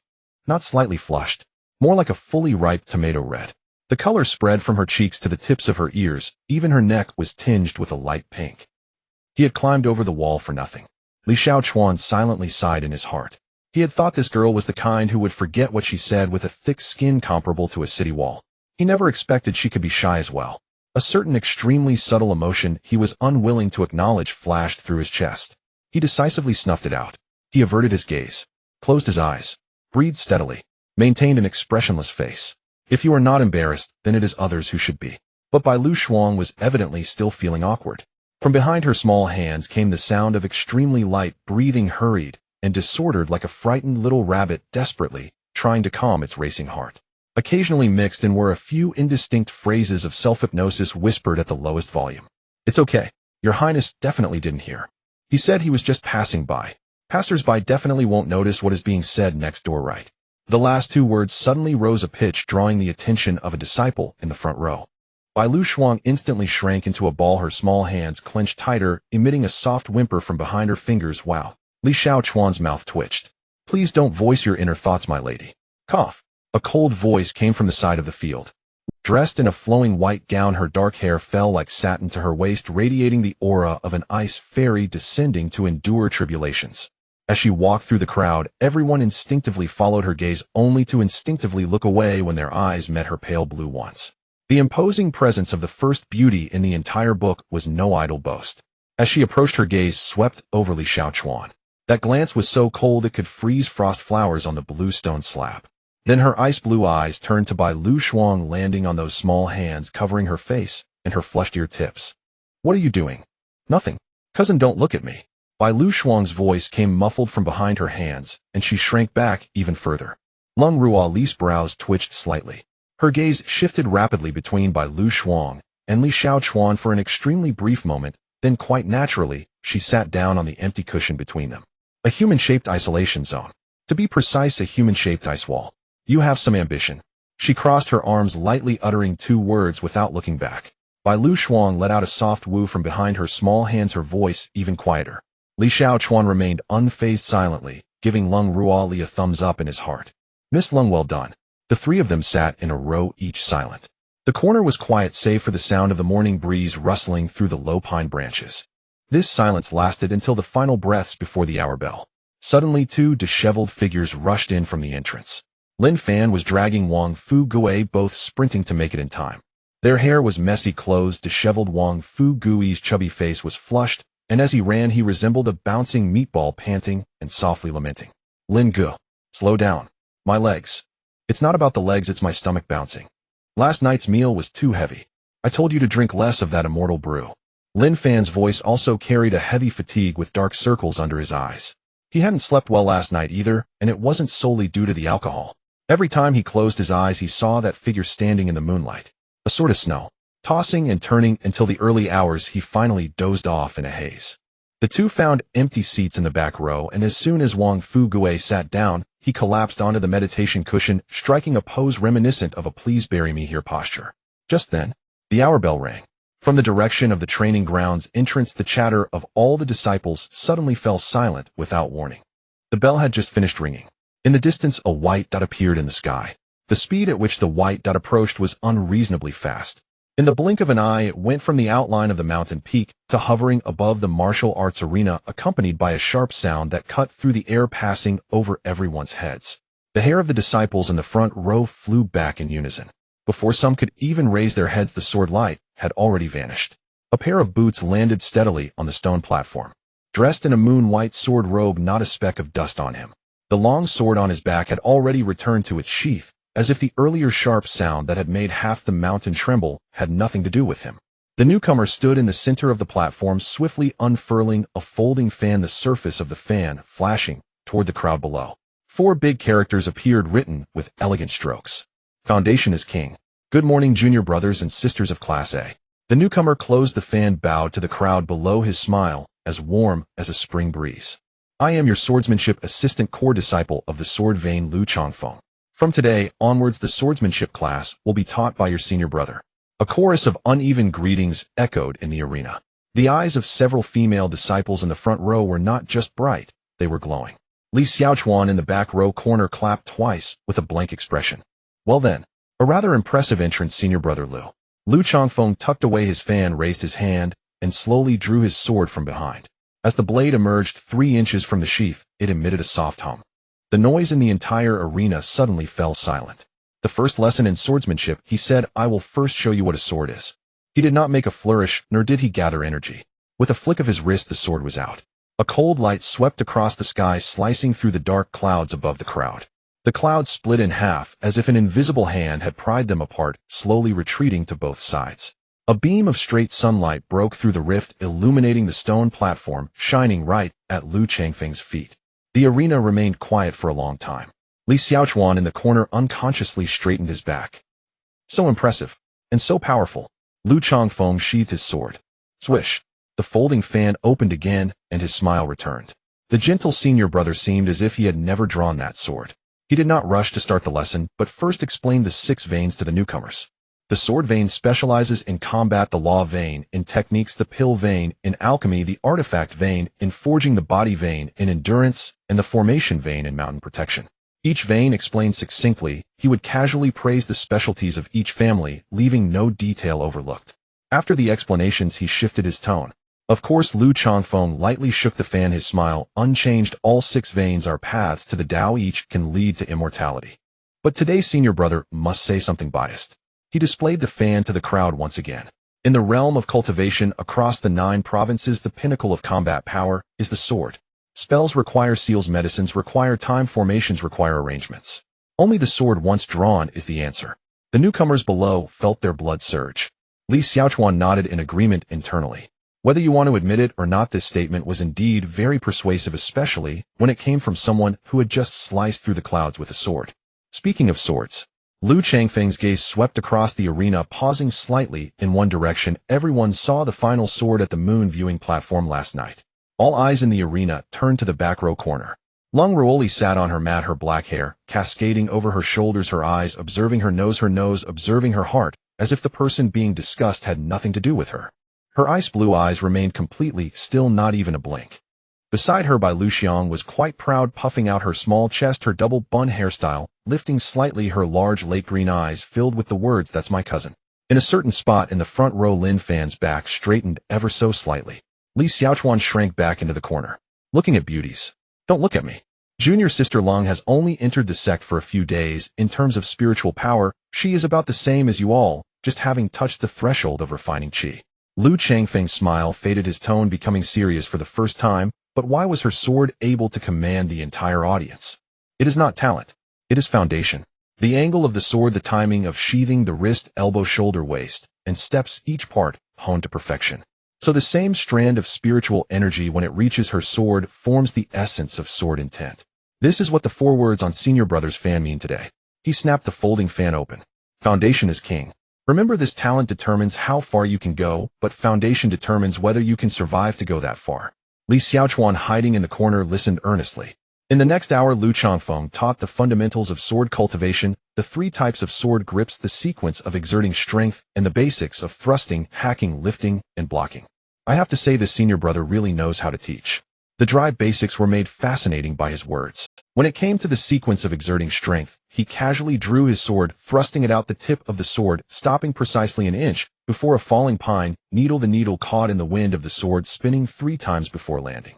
When demonstrating incorrect techniques, he deliberately acted like a novice, swinging his arm to chop, with his posture comical, causing laughter to erupt throughout the arena. For an hour, no one lost focus. All right. Lu Changfeng sheathed his sword, pointing to the edge of the arena with his folding fan. The theory part is over. In the second half, we will practice. He flicked his sleeve, and several large wooden boxes fell from his storage ring, kicking up light dust. The box lids opened, revealing neatly arranged wooden swords inside. 1 sword per person, Lu Changfeng said. Don't complain that it's made of wood. This wooden sword will accompany you through your first year in the outer sect. The path of a sword cultivator begins with a wooden sword. When senior brother was learning swordsmanship, I also broke 3 wooden swords. The disciples stepped forward one by one to receive their swords. Li Xiaochuan was at the end of the line, taking one. It felt slightly heavy in hand, the blade polished smooth and warm with a faint scent of wood. Next, Lu Changfeng's voice rang out again. Pair up with a partner and practice sword fighting. Don't seek victory or defeat, don't seek formality. Today, just focus on one thing, familiarizing your hands with the sword. How do you get familiar? Block, strike, feel the impact when the wooden swords clash. Don't worry about hitting hard. The wooden swords can't cut at most, you'll just get a bruise. Feel free to form your own teams. Start. With his words, the arena instantly buzzed with activity. Those familiar gathered in groups, the noble children calling their friends. As soon as Lin Fan stood up, Wang Fugue had already slung a wooden sword over one shoulder and clapped him on the back, his voice booming. Lin bro, let's go easy on each other, alright?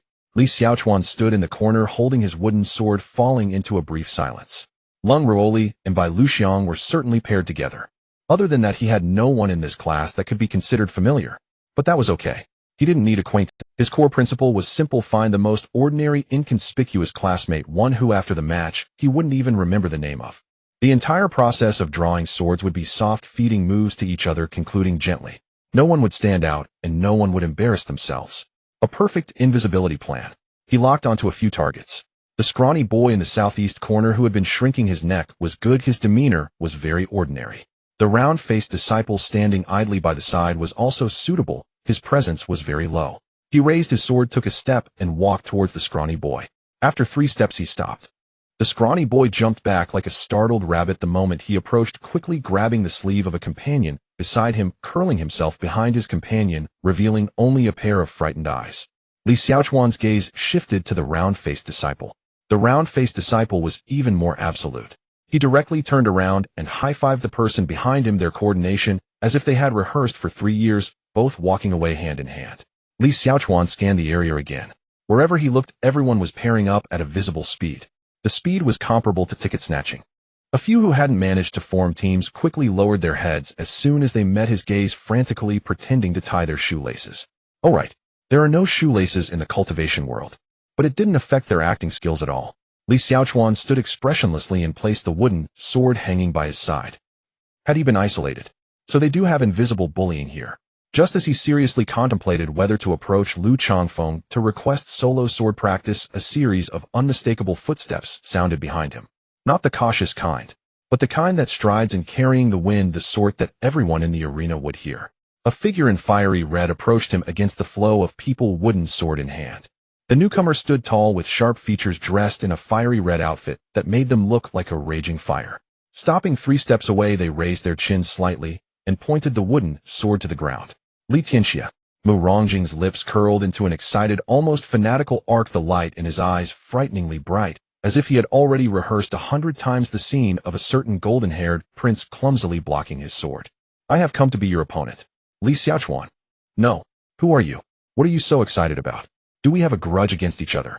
Why does your expression look like you found your lifelong rival? I don't owe you any contribution points.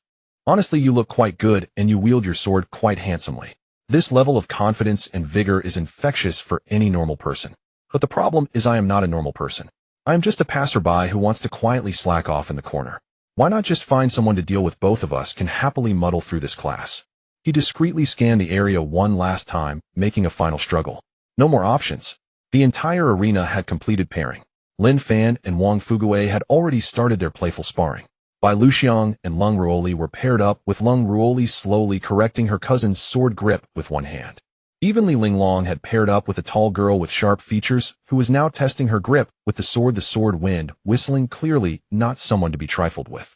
In the entire martial arts arena, only 2 individuals remained alone. Him and the fiery figure before him, ready to explode at any moment. Li Xiaochuan sighed helplessly in his heart. If he couldn't avoid it, then he would face it head-on. The core principle remained unchanged: do not stand out, do not embarrass oneself, just get by. He held his sword and cupped his hands, speaking in a flat tone. Li Xiaochuan, please offer your guidance. The person opposite was taken aback. Aren't you called Li Tianxia? I changed my name. Li Xiaochuan didn't want to explain further. Mu Rongjing clearly didn't care what name he used. What mattered was the person in front of him. He grinned, revealing a set of white teeth, the fire in his eyes hotter than the crimson outfit he wore. Mu Rongjing, please offer your guidance. Before his words fell, he had already lunged forward. The wooden sword sliced through the air, coming down upon him. Li Xiaochuan frowned and sidestepped, raising his sword. Bang! The wooden swords collided with a crisp sound that echoed.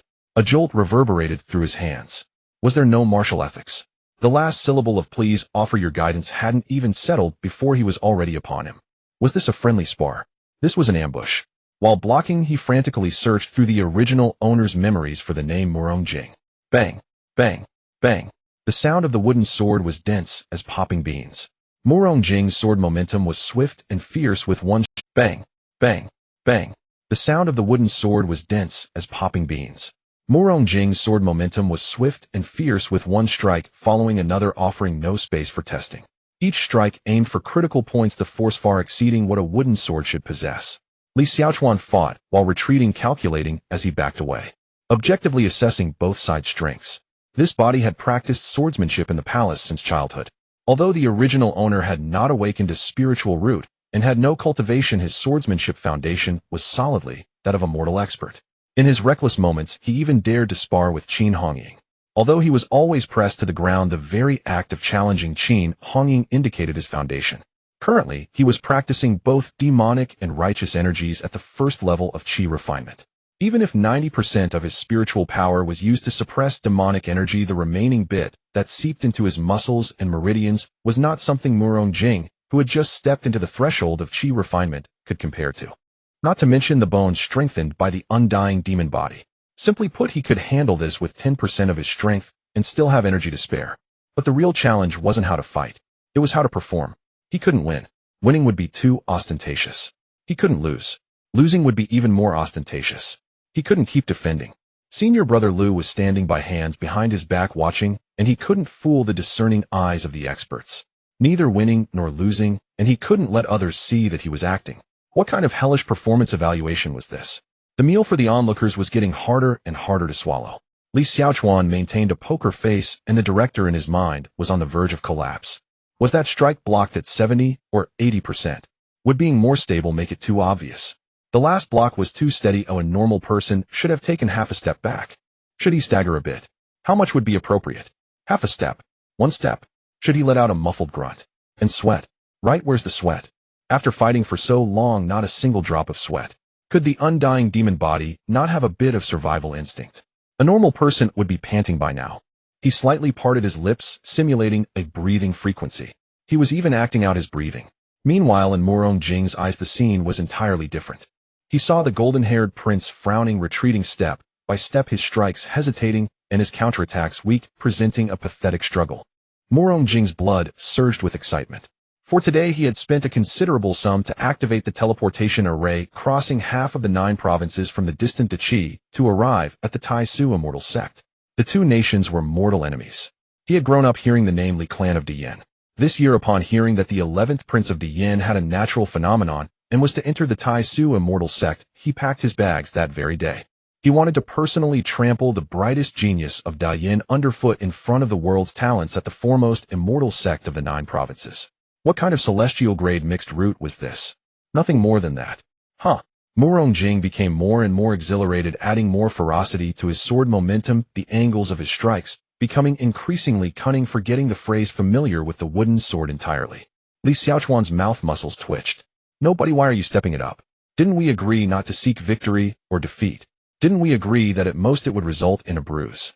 If this sword keeps coming down faster, it won't just be a bruise, it'll be a serious injury. The worse he acted, the crazier the opponent became. The crazier the opponent became, the harder it was for him to keep pretending to be weak. Taking a real hit from the wooden sword was quite painful. The undying demon body might not break bones, but he was afraid of pain. He couldn't possibly hurt himself for the sake of acting, could he? There was no insurance for such injuries. The cost of pretending to be weak was being unilaterally raised by his opponent. This was a vicious cycle. Ding. Hostility from the rival detected. The fateful battle of the Demon King commences. Not a rival, I don't even know him. Why conceal it, host? With a single strike to behead, let the Dachi from 1,000 miles away hear the Demon King's sword sing. This is a heavenly opportunity to make a name for oneself and intimidate the nations. Do you hear yourself? Behead. Raise a flag. This is a wooden sword. Made of wood. Tranquil as water, the muddled thoughts clear. You still have the mind to recite scriptures. A calm heart reveals the spirit platform, clearly thoughts cease, and the myriad laws become accessible. You are busy. At that moment, when Li Xiaochuan was distracted by suppressing the system. Charge. Murong Jing shouted loudly, lunging forward half a step, lowering his center of gravity, the wooden sword thrusting upward toward his face. It was fast and cunning, the tip of the sword slicing through the air with a sharp sound, a sign of the wooden sword swung to its limit. This strike was truly aimed to draw blood. Li Xiaochuan's brain hadn't even had time to make any decisions. His body moved first. The muscle memory of swordsmanship developed over more than a decade in the palace crossed over his consciousness in that split second, taking over everything. Sidestep, sink the wrist, twist the waist. The three movements flowed seamlessly, so quickly that he didn't even have time to react. The wooden sword, at an angle that even a textbook wouldn't dare depict, sliced upward, precisely hitting the weakest point of his opponent's sword momentum. Bang! A crisp sound echoed. Murong Jing felt a great force crashing toward him like a mountain along the sword's body. Pain shot through his hand, his fingers went numb, and the wooden sword flew out of his grasp. And that force did not dissipate. The spine of the wooden sword glided lightly along the arc of the released force. It struck directly against his forehead. Very lightly. At least by the standards of the undying demon body, it was very light. Murong Jing's vision went dark. His entire body fell straight down face first onto the bluestone slab of the training ground. He was unmoving. Li Xiaochuan maintained the posture of sheathing his sword, frozen in place. In that moment, all sounds, the clamor of wooden swords, the shouts, the jeers, vanished. The sound of a pin drop could be heard. Dozens of gazes were fixed squarely on the center of the field. The golden-haired prince stood with his sword, his garments undisturbed, his brow cold and austere as frost. At his feet, the audacious boy in red, who had been boastful for the entire lesson, lay peacefully sprawled in a large character shape. The wind rustled through the low pines. Li Xiaochuan looked down at his hands, then at the Murong Jing on the ground. That last hit was not delivered by him. It was this body acting on its own. It was the muscle memory from over a decade in the palace combined with the unreasonable strength of the undying demon body that took the initiative while he was busy arguing with the system. Indeed, it was the damned Li Tianxia who did it. It had nothing to do with him, Li Xiaochuan. He was innocent.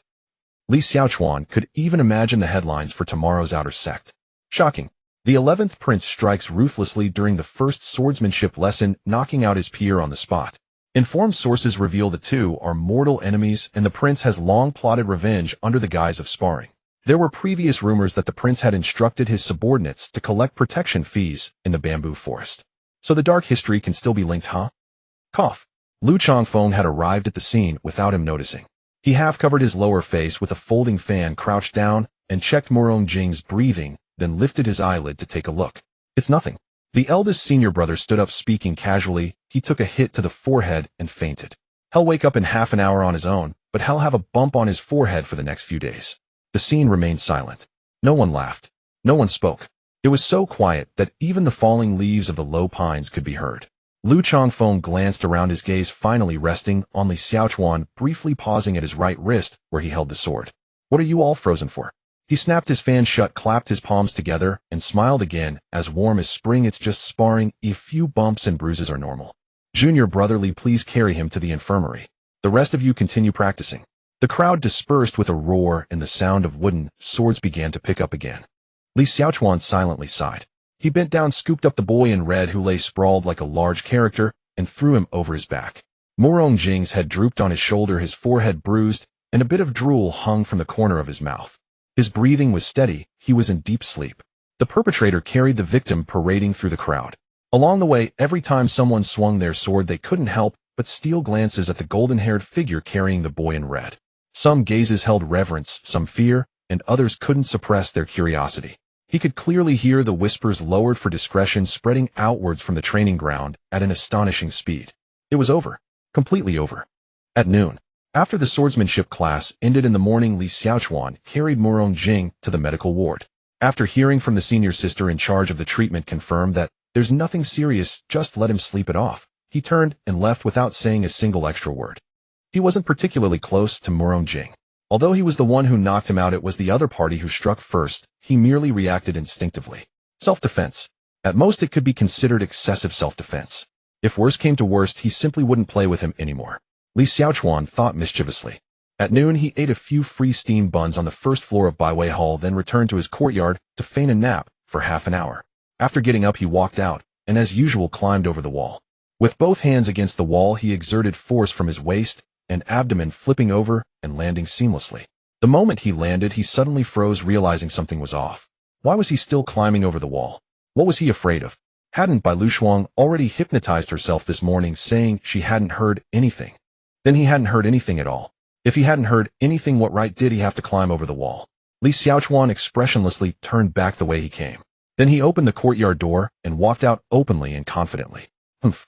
He knew someone would definitely say it was unnecessary. But this was a matter of principle. Li Xiaochuan acted uprightly and straightforwardly. He was no petty thief or underhanded person. He glanced sideways at the house next door.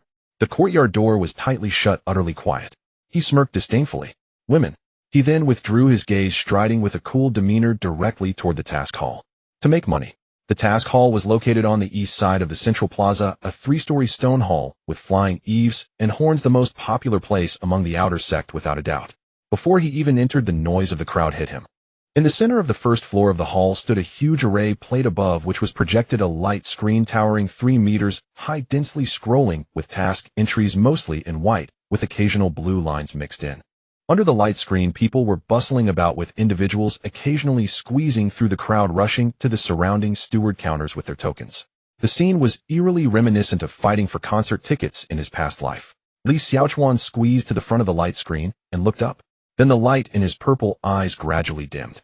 Although he now had the cultivation of the first layer of qi refinement, the options for tasks were much broader than in his first few days. As the saying goes, the early bird catches the worm. The late riser can only drink the northwestern wind.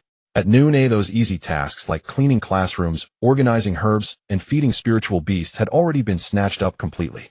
What remained on the light screen were all tough jobs. Clean the public restroom in the shaped area, 20 points. Collect the feces of third-tier spiritual beasts in the spiritual beast garden, 40 points. Unclog the drainage of the kitchen in Byway Hall, 30 points. Li Xiaochuan stared at the light screen expressionlessly. The Tai Su Xian sect, the #1 immortal sect in the 9 provinces, the highest institution of cultivation in the immortal world. Remaining positions: cleaner, poop collector, drainage technician. What a path of immortality, what a great road. Kekekek. Host, this system has a very sincere suggestion. No, you don't. You've never had a sincere suggestion. Shut your mouth. You haven't heard me out yet. Are you going to suggest I go clean the restroom and awaken some SHD evasion technique in there? Half a moment of silence. This system suggests you collect spiritual beast feces. What's the difference? Aren't they both about handling SHD? There's a big difference. Cleaning the restroom is being a cleaner. Collecting spiritual beast feces is resource recovery, which sounds far more sophisticated. Moreover, the feces of third-tier spiritual beasts contain violent and mixed residual demonic energy, extremely foul, perfectly suitable for the Lord of Demons to absorb on the spot. Kekekek. You want me to absorb SHD? The dignity of the Lord of Demons cannot be diminished by cleaning the restrooms of righteous ants. If you really go clean the restroom, this system will immediately send you 100 top-notch explosive demonic devices to blow up the Tai Su Xian sect's restrooms, ending it all in one go. You're ruthless. Li Xiaochuan expressionlessly rolled his eyes internally. Just as he was staring at the light screen, agonizing over whether to choose between absorbing SHD and unclogging drains, a suppressed voice came from behind him. Your Highness. 11th Prince. Li Xiaochuan turned his head. Ma Wenkai was standing not far away behind a steward counter, holding a registration array plate. Dressed in a black uniform of the task hall steward disciple, tailored to fit with the collar and cuffs embroidered with the task hall's insignia. In this new attire, the previous air of arrogance had faded considerably, making him look quite respectable. Ma Wenkai gave him a knowing glance, indicating a corner with fewer people nearby.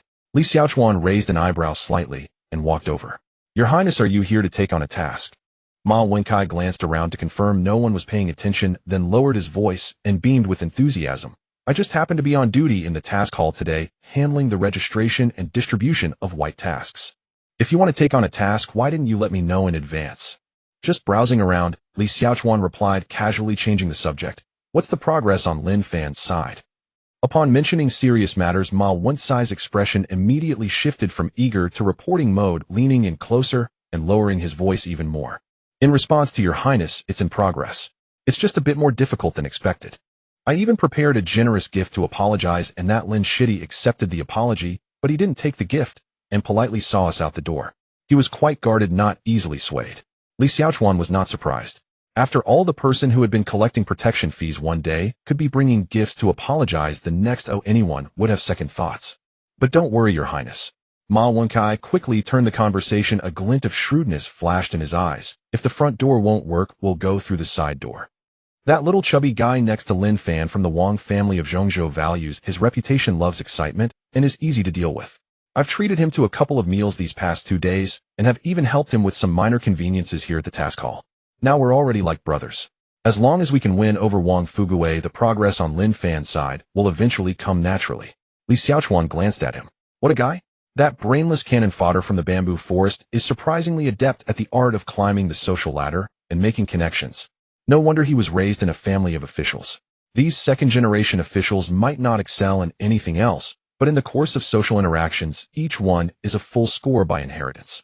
Well done, Li Xiaochuan said indifferently, pausing for a moment before leisurely adding. Once this matter is settled, when I send a message back to Diane, I will certainly mention your names to my father. Ma Wencai's eyes lit up, bowing even deeper. Thank you, Your Highness. I will make sure to handle this beautifully. Li Xiaochuan expressionlessly accepted this bow. He wasn't entirely just making empty promises. If Ma Wencai could truly handle this matter well, and defuse the time bomb that was Lin Fan, he wouldn't mind genuinely saying a few good words. By the way, Your Highness, Ma Wencai straightened up, returning to his shrewd demeanor. I saw you standing in front of the light screen for quite a while. Does that mean there aren't many good tasks left? Ma Wencai revealed an expression of understanding. He quietly glanced around again, confirming that several steward brothers nearby were busy handling the queued disciples before pulling out a small thin booklet from his pocket and handing it over. Your Highness, take a look at this. His voice dropped to a whisper tinged with a hint of pride. The tasks in here are internal interceptions that haven't been recorded in the array plate yet. They are light safe and have high contribution points specifically filtered as internal benefits. Half of the good tasks that are fiercely contested outside were actually sifted from this batch before being released. Li Xiaochuan lowered his gaze to look at the booklet. No wonder he was such a slippery character, already starting to intercept sect resources to create a little stash and develop internal connections. In his previous life, he would have been a key target of scrutiny by the auditing department. But now he was an insider. How delightful.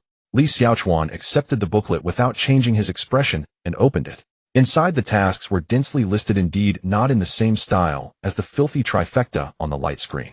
His finger skimmed over each item until it finally stopped at one line.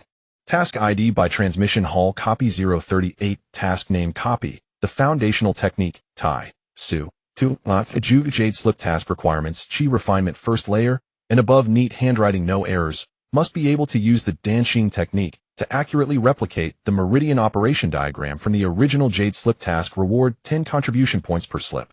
Disposing of a slip incurs a deduction of 5 contribution points. Materials Sec provides blank Jade Slips, spiritual ink, spiritual brushes, original Jade Slip. Materials cannot be taken outside and must be completed in the designated area on the second floor of the task hall. This one, copying Jade Slips.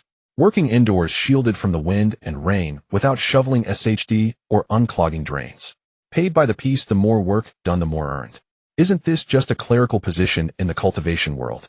As for the task's requirements concerning the Danshin technique, a hint of subtle, almost arrogant confidence finally appeared on Li Xiaochuan's perpetually tense, handsome face. In his previous life, he had taken a proper class to learn some basic drawing skills just to pursue a goddess. Although the subsequent facts proved that knowing how to draw and being able to win over the goddess were two completely unrelated matters, skills don't lie. In ancient painting, it's merely about replicating the original. Art is always interconnected. Picasso, Xiaochuan thought with such conviction as he closed the booklet. On the second floor of the task hall in the transcription room, Ma Wenkai personally led Li Xiaochuan to the stairway, pointing with enthusiasm to a small compartment at the end of the corridor marked with a wooden sign reading transcription area, and gave him a few reminders. Li Xiaochuan dismissively replied with a cold okay, and sent him back to continue his duty. He pushed the door open. It was a small enclosed compartment, barely 5 steps square. The walls were adorned with faint light patterns of a soundproofing formation, but once the door was closed, the outside noise was cut off completely. In the narrow space, there was only a large redwood long table, a softly glowing spirit stone lamp, a neatly stacked pile of blank Jade Slips, a bottle of faintly glowing low-grade spirit ink, a brand new standard spirit pen, and a Jade Slip of the Tai Su breathing technique as the master copy. Li Xiaochuan pulled out a chair and sat down. He did not rush to start. Instead, he first picked up the master copy Jade Slip and immersed his divine sense into it. Tai Su breathing technique, the most fundamental breathing method of the Tai Su immortal sect, is the introductory mental method for disciples in the chi refining stage to sense spiritual energy and draw it into their bodies. The main text is around 3,000 characters long, with a simple yet precise script. This technique was of no use to him. With a celestial-grade mixed root since the day of awakening, spiritual energy had been queuing up to enter his body, rendering the sensing process unnecessary. However, when his divine sense swept over the accompanying human meridian flowchart in the latter part of the technique, he fell silent. What kind of demonic drawing was this?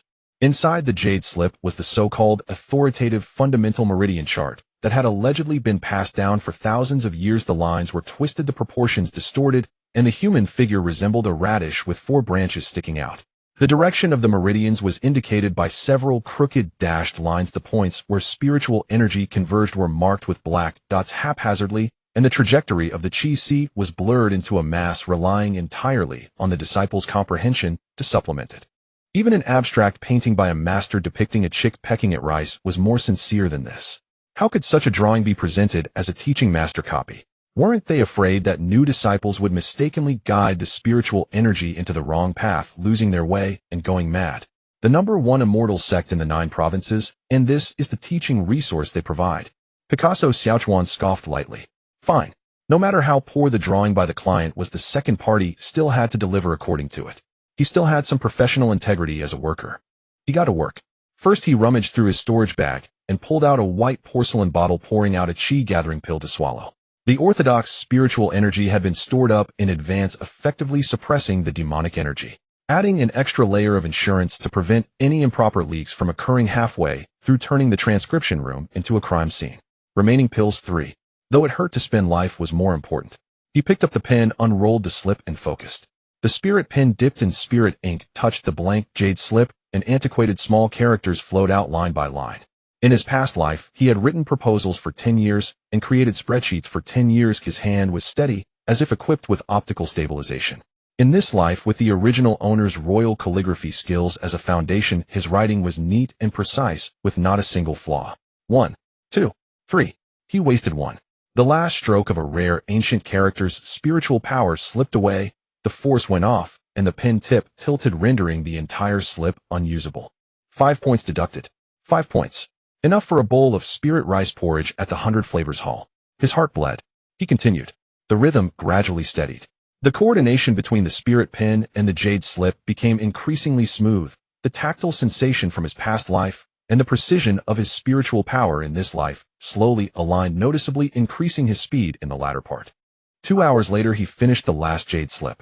10 qualified finished products were neatly stacked at the corner of the table. The main text part was completed. Next was the meridian chart. Li Xiaochuan held the spirit pen, looking at the radish-like drawing on the master copy, faithfully replicating it one by one. Each stroke was precise, even restoring the crooked line from the original image without any discrepancies. The replication was complete. He put down the pen and stared at the faithfully reproduced chart for 3 breaths. No good. He simply couldn't bear to look.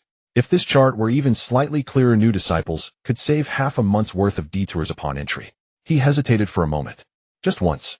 Then inexplicably he picked up the pen again.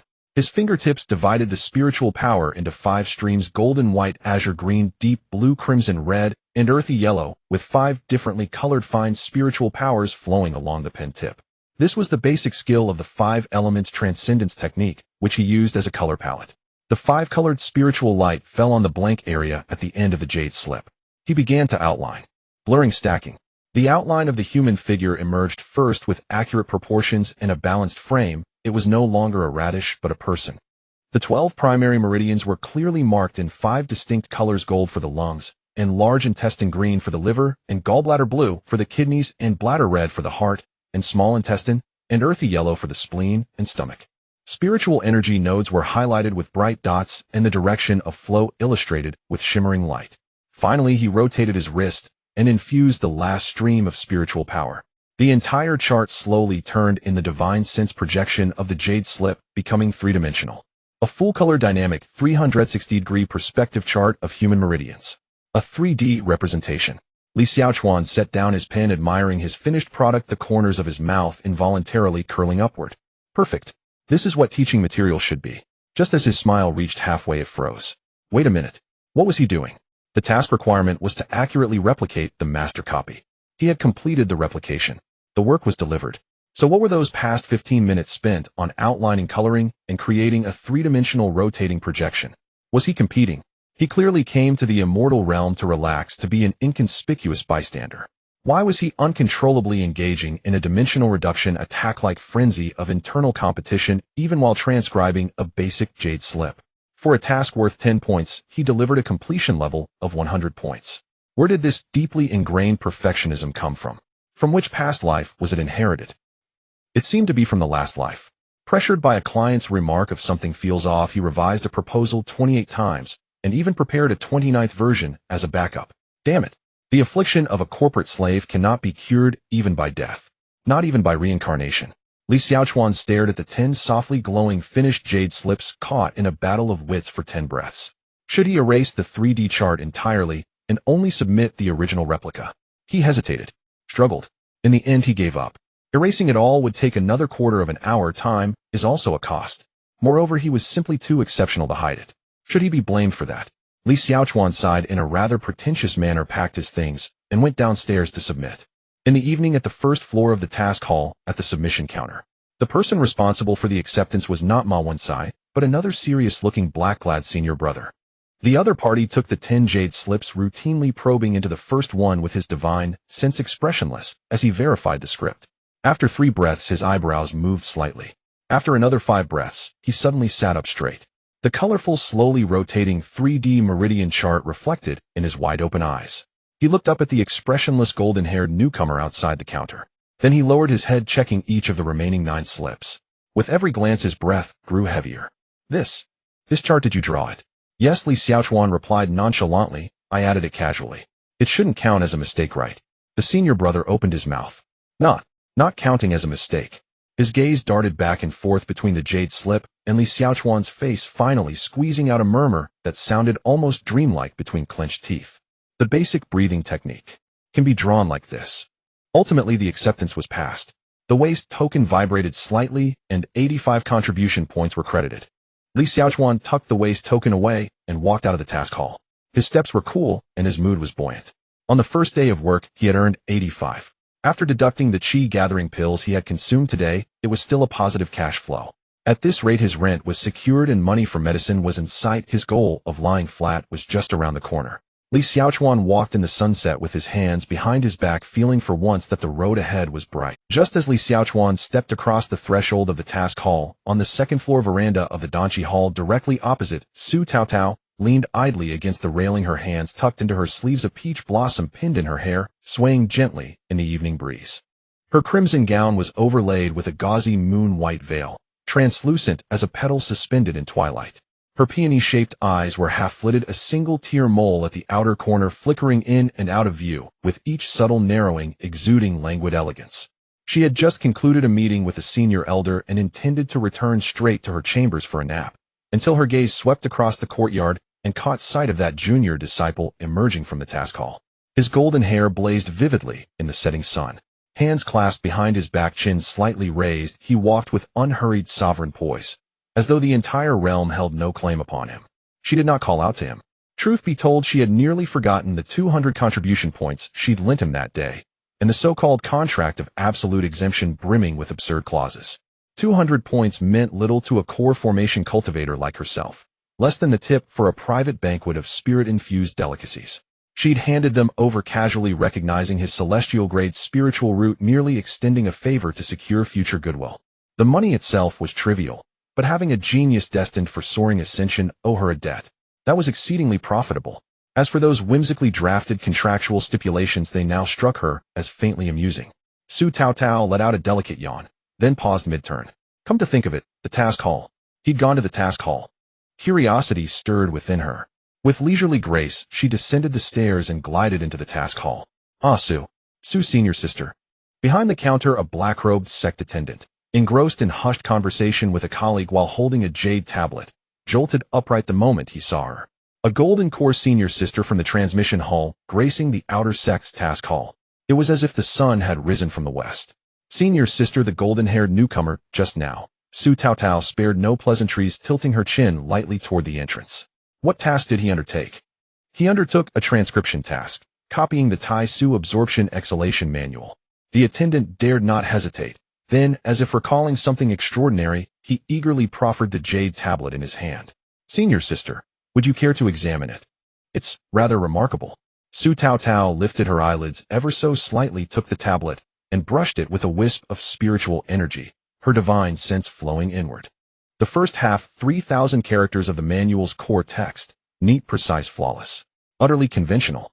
The second half, meridian diagrams replicated faithfully from the original scroll, even the slight distortion in the source's lines preserved without alteration. Conventional, until the very end of the tablet. Su Tao's half-closed peony eyes snapped fully open. Within the divine projection, a vibrant five-colored human meridian chart hung, suspended, rotating slowly. The 12 primary meridians glowed in distinct hues: white gold for metal, azure green for wood, deep cerulean for water, fiery crimson for fire, and earthy ochre for earth.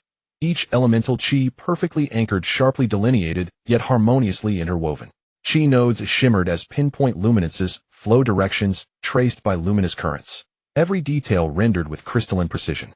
As a true prodigy of the sect's law branch, she instantly perceived the profound artistry beneath the surface. The diagram itself was unexceptional, mere ink and brush craftsmanship.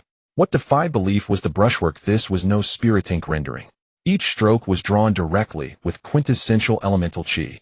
5 colors simultaneously channeled from a single thread of spiritual energy, each maintaining its intrinsic nature while interlocking flawlessly. Spiritual energy microcontrol. This level of finesse surpassed even seasoned outer sect disciples who'd cultivated for 7 or 8 years, barely brushing the threshold of latest chi refinement. And this cultivator, he'd only entered the sect days ago. Su Tao held the jade tablet motionless, her gaze locked upon the slowly revolving chromatic diagram, long enough for the attendant to begin nervously twisting his fingers together. "Senior sister, is there something amiss with this diagram?" "No," she returned, the tablet voice still drowsy, utterly unruffled. "It's well drawn." Turning away, her crimson hem swept across the threshold as she drifted out of the hall. At the courtyard center, she tilted her head skyward, gazing at the dusk-stained horizon, then glanced briefly toward the Eat District courtyards. The peach blossom in her hair trembled softly in the evening wind. Intriguing. This junior brother was proving far more fascinating than she'd anticipated. Eat District courtyard no. 0104. Li Xiaochuan remained blissfully unaware he'd already drawn someone's quiet attention. Returning home, he shut the courtyard gate and began his daily cultivation routine, unwavering, unbroken. 20 recitations of the mind-purifying mantra followed by seated meditation to circulate the Tai Su primordial unity art. Though part of him longed simply to collapse onto the reclining chair, to gaze at the clouds drift in idle reverie, savor this rare, tranquil twilight of the cultivation world. Yet the demonic art coiled within him brooked no such indolence. It ran ceaselessly like an eternal engine. If he neglected cultivation, demonic energy surged, and each surge demanded an extra spirit-gathering pill the next morning. One extra pill meant one extra expense. Cultivation saved coin. Coin saved cultivation. His arithmetic was impeccably clear.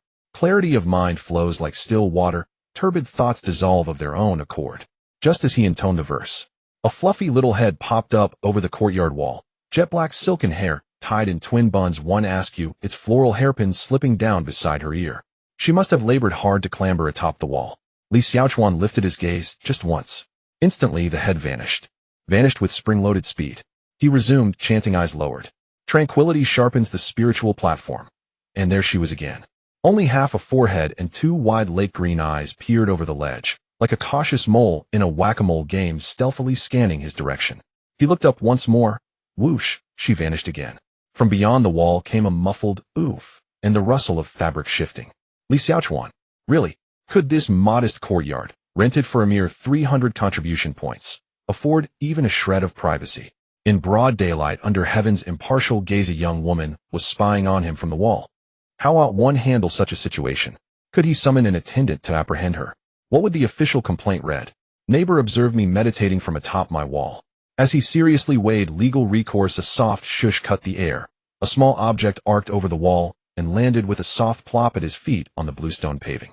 A snail shell, white fist-sized, its spiral gleaming with a soft aqueous luster. Not an ordinary mollusk's casing, but unmistakably the husk of some rare marine spirit creature. What on earth was this? A challenge? An offering? Or some arcane sorcery from the Donghai Shuewa Pavilion?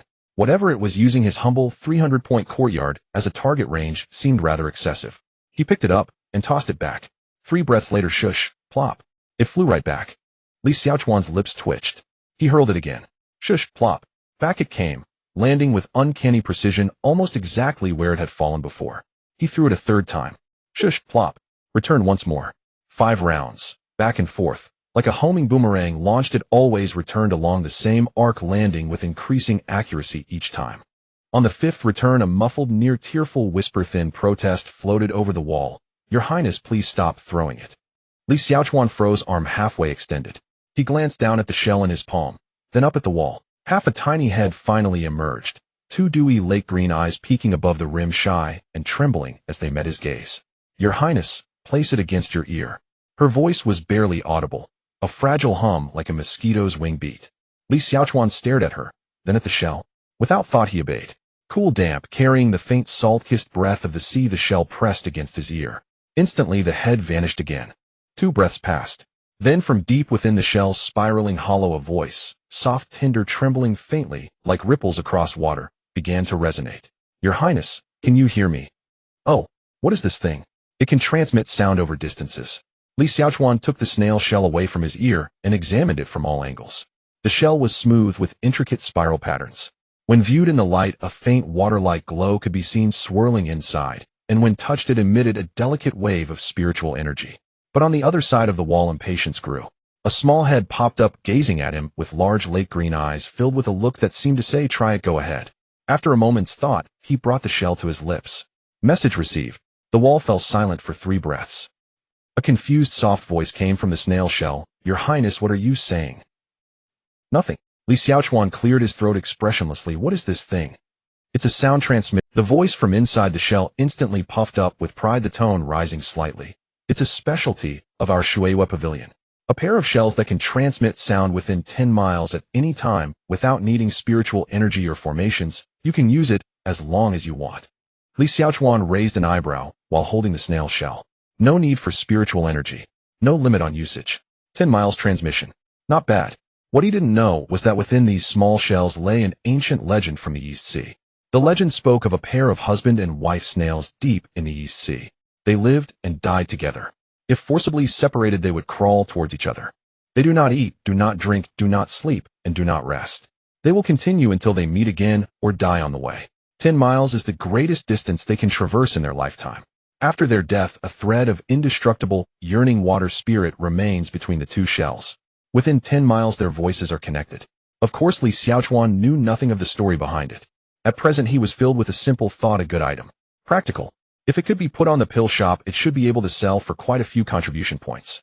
However, he quickly realized, what did Bai Luxuang mean by giving him this? To chat with him, what could he possibly talk about with Bai Luxuang? Discussing her father's sales pitches, or that phrase he didn't hear? No way. Accepting this thing was equivalent to having a 247 voice call card ready at any time. Today talking about the weather, tomorrow about skirts, the day after about your highness, what are you doing? And the day after that chatting about my father says that communication between men and women is essential for a good relationship. The plot thickens bit by bit.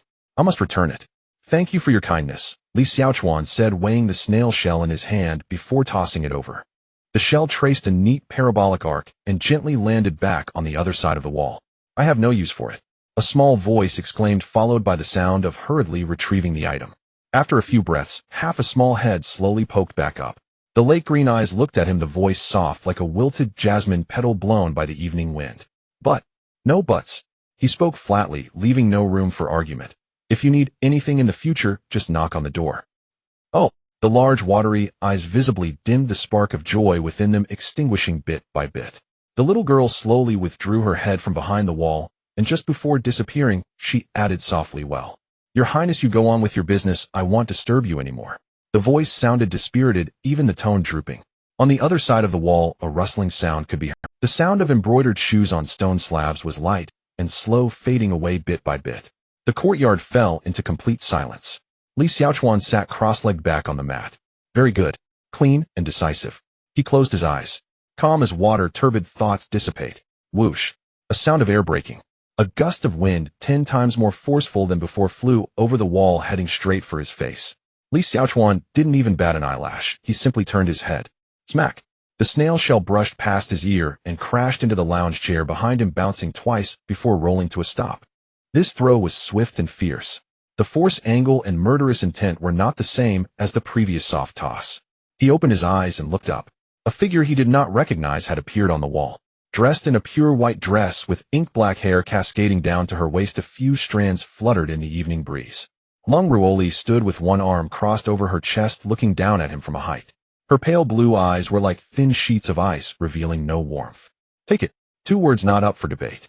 Li Xiaochuan looked at her, then glanced at the snail shell on the lounge chair, and raised his gaze again. He chuckled. Whether it was this 16-year-old body, reaching some rebellious phase, an unnamed defiance rose within him. Heh. He scoffed, slowly rising, hands behind his back, meeting her icy gaze. Why should I take it? Miss Lung, haven't you always wanted me to keep my distance from Bai Lu Xuan? I'm fulfilling your wish. Lung Ruoli's gaze narrowed slightly. The 2 pairs of eyes collided over the courtyard wall. They held their gaze for 3 breaths. Suddenly Lung Ruoli spoke up. Her voice was not loud, but each word struck down like ice spikes.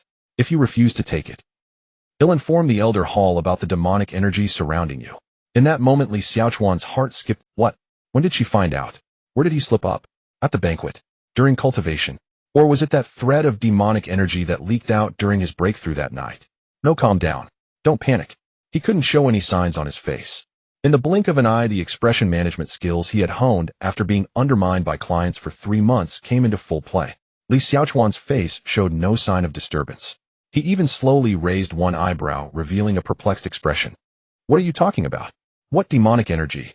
His tone remained flat, even taking the time to dust off his sleeve. I am a disciple of the Tai Su Immortal Sect, the 11th Prince of Diyin, who has studied the righteous path since childhood and has never come into contact with any demonic arts. He paused, meeting her gaze, and coolly added, If you want to report me, go ahead. The Elder Hall will find no evidence. If they accuse a fellow disciple, what punishment do they face? Ding. Host's heart rate detected to be soaring. Host, stay calm. It's just a mere female, no need to panic. The Demon Lord's face is a powerful weapon. You just need to use your charm to captivate her mind, making her willing to conceal everything for you. Come. This system will activate the practical section of collecting Yin to supplement Yang for you. Just take 3 breaths. Calm as water, turbid thoughts dissipate. What time is it? And you're still reciting mantras. Calm as water, turbid thoughts dissipate. Host. Calm as water, turbid thoughts dissipate. On the wall, Lung Ruoli stared at him intently. 1 breath. 2 breaths. 3 breaths. Li Xiaochuan remained unfazed, even leisurely adjusting his sleeve under her gaze. His fingers did not tremble. At least they appeared not to.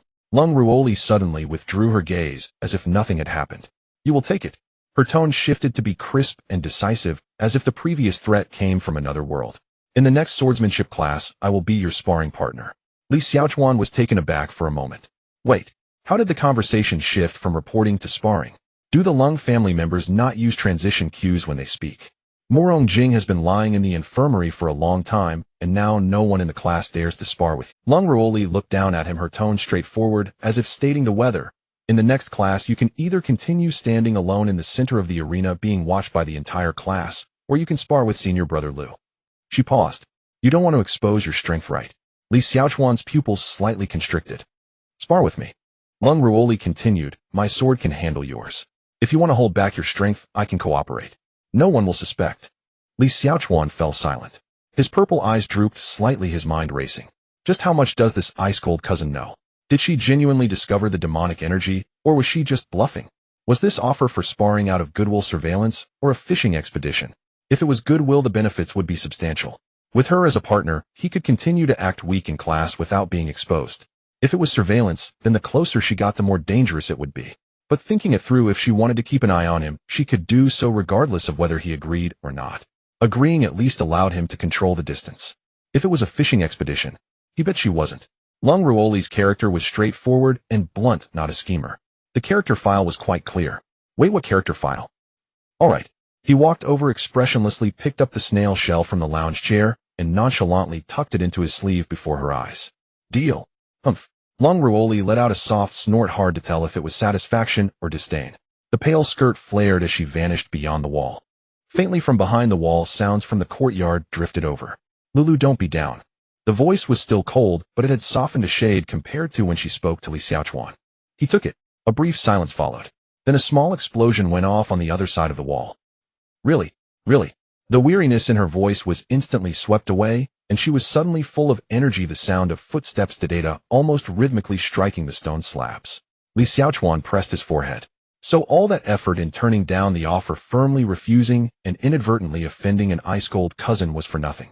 Night fell deeper. Li Xiaochuan sat cross-legged on the mat, the snail shell tucked in his sleeve, not engaging in cultivation. He was reflecting. The reason he had agreed so quickly was not solely to have a partner for the next class to act and slip by, nor was it entirely due to being frightened by that mention of demonic energy. The most important factor was these two lived right next to him.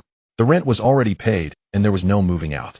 They were also in the same class, and for the next 3 years they would be facing each other.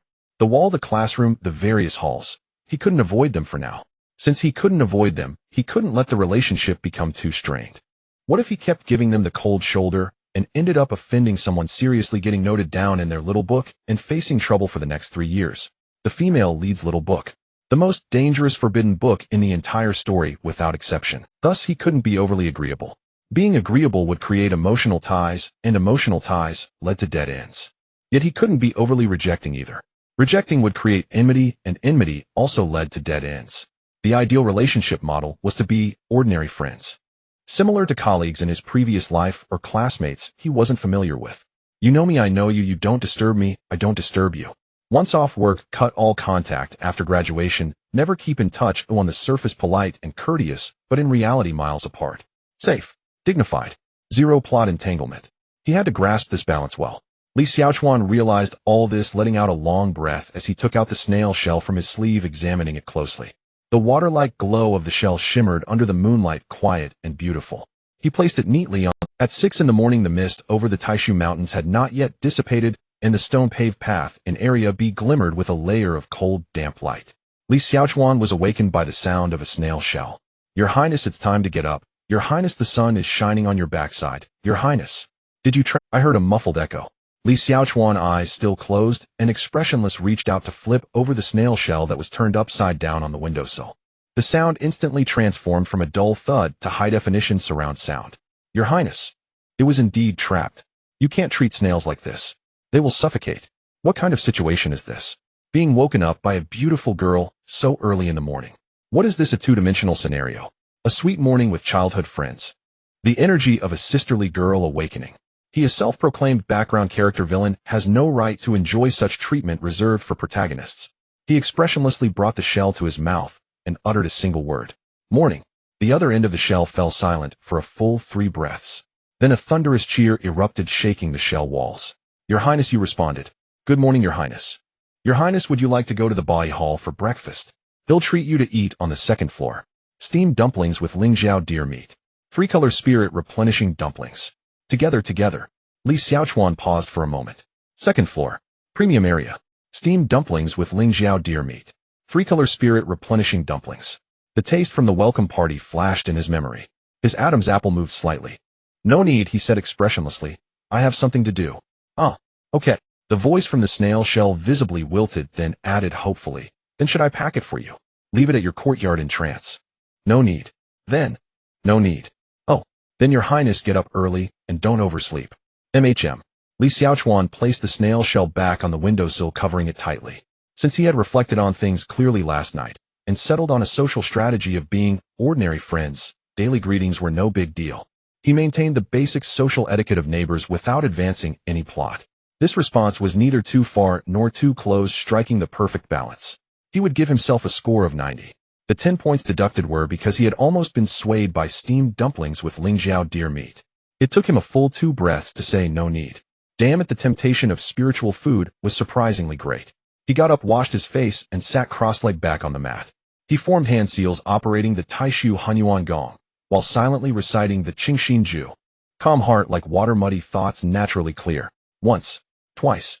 The spiritual power wrapped around the technique and circulated through his meridians, each strand wrestling with the demonic arts running on autopilot within him. He had practiced until the midnight hour last night with the Juyo Mahuang Gong, operating at full capacity all night, and the accumulated demonic energy was nearing a critical point. The first thing he did upon waking was to pop a chi-gathering pill. The righteous spiritual energy barely pushed back to achieve balance. Remaining in the medicine bottle too. He needed to exchange some pills soon. After finishing the 10 recitations of the Qingxin Ju and completing a full cycle of the technique, the demonic energy temporarily calmed down. He withdrew his energy, brushed the dust off his knees, and opened the door to leave the courtyard.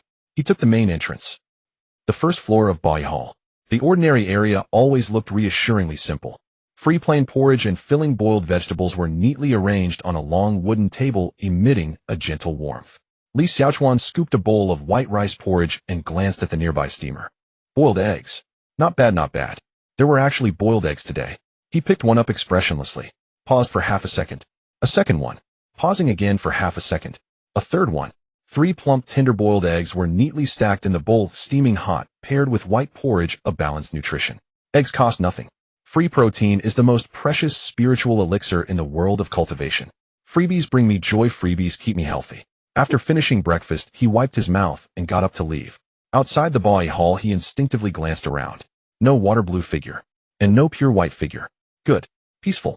He straightened his back and with a cold demeanor merged into the flow of people heading towards the central square. Today was spell class. He had memorized the schedule for the 6 meridians rotation. Sword Law Dan Tool Body Array 1 class per meridian, 1 class a day, completing the 6 over 6 days with rest on Sundays. Walking along the road, Li Xiaochuan counted the schedule on his fingers. 1 class a day, 6 days in a row. 1 day off. Just 1 day off.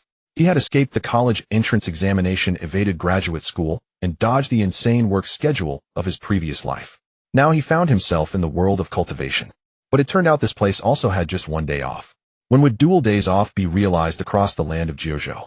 However, upon reflection, it was not entirely unacceptable. Each class only occupied 2 hours in the morning, from the beginning of the Chun hour to the beginning of the Wu hour, at most 4 hours. The afternoon and evening were entirely free time. Afternoon tea is free. No overtime in the evening. Sounds okay. Wait a minute.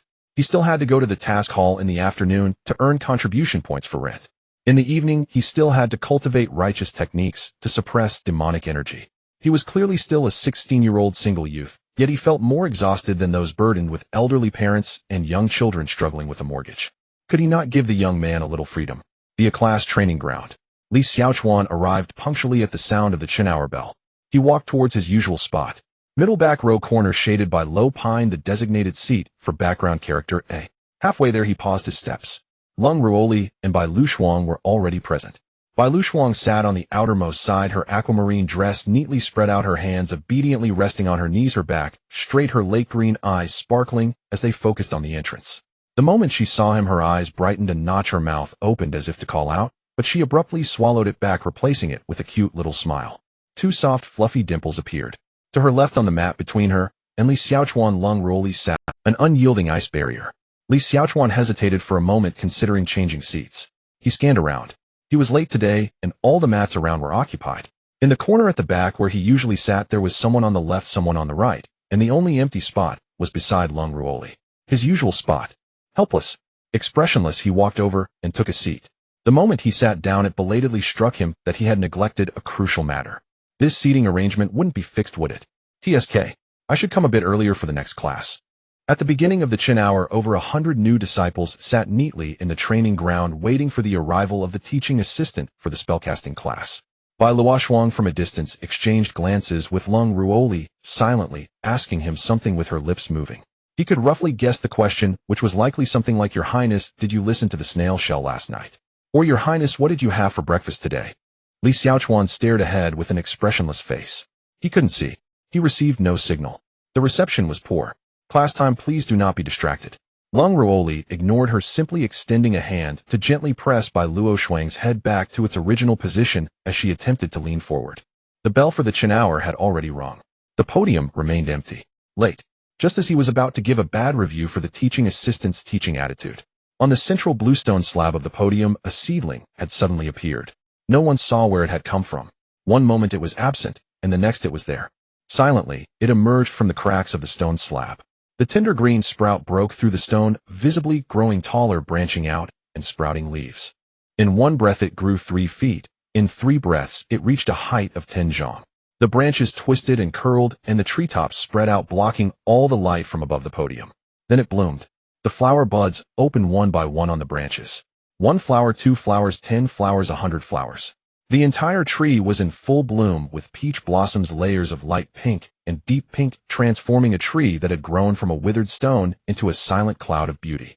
A morning breeze blew through, causing petals to fall from the branches. They twirled and floated down leisurely. A faint and crisp peach blossom fragrance filled the entire training ground. The entire venue fell silent. 100 people simultaneously looked up, watching the petals dance in the air, landing on their shoulders, knees, and outstretched palms. Bai Luoshuang reached out to catch a flower. Her fingertips passed right through the petals. She touched nothing. She was momentarily stunned and tried again. Her palm passed through the middle of the flower, and the petals continued to fall unmoving, as if her hand merely passed through a beam of light. It was visible.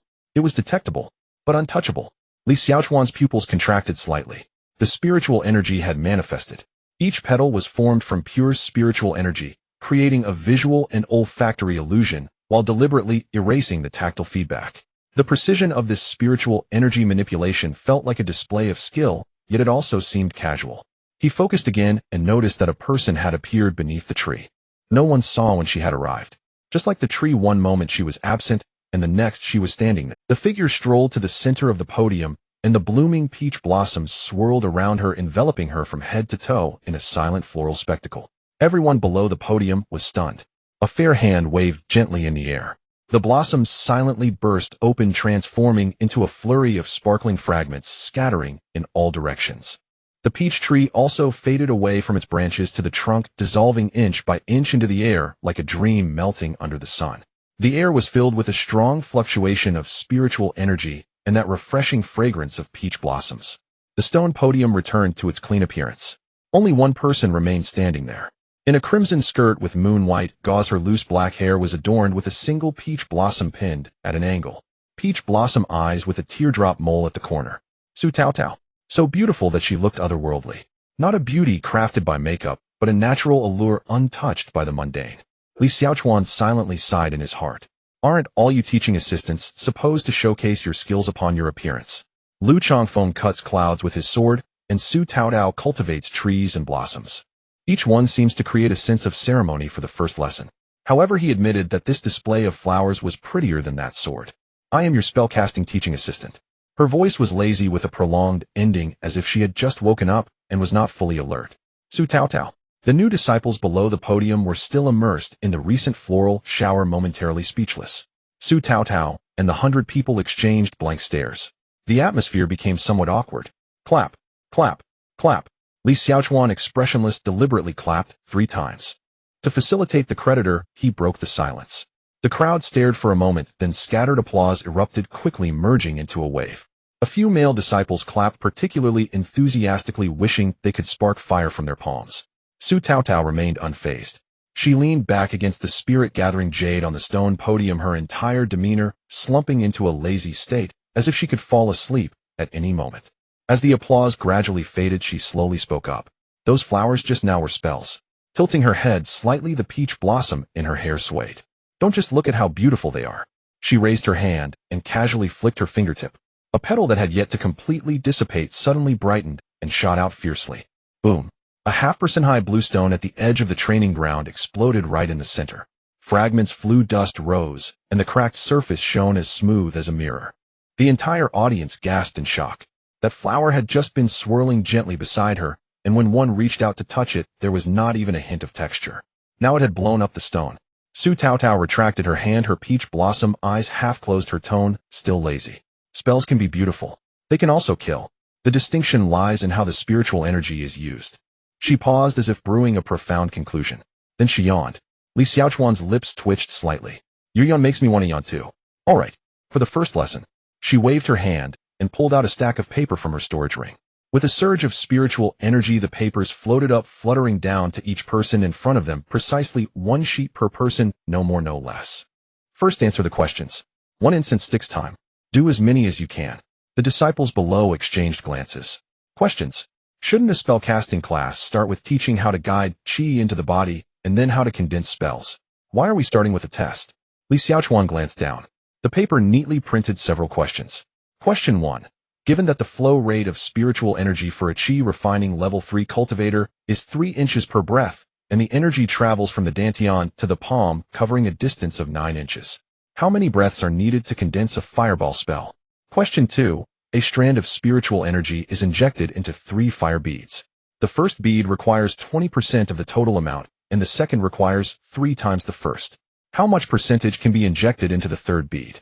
Question 3. A batch of spirit beasts totaling 36 with 4-legged spirit rabbits and 2-legged spirit chickens. When the manager counted, he only counted the legs totaling 100 legs. How many spirit rabbits and spirit chickens are there? A total of 10 questions. Li Xiaochuan stared at the question paper silent. What is this? Elementary school math. Moreover, the third question.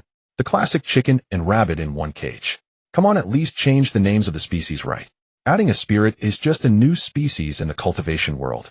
Spirit rabbits and spirit chickens, is this the junior high school math textbook of the 9 provinces version? He shook his head. Scanning through the 10 questions, he didn't need to write anything down, he could calculate the answers in his head.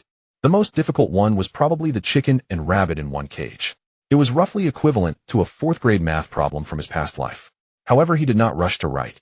First he looked up and glanced to the right. Lung Ruoli was sitting upright, her expression calm, holding her pen steadily, methodically calculating one question after another.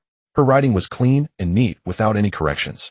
Seemingly sensing his gaze, one hand quietly moved over to cover the paper. Li Xiaochuan.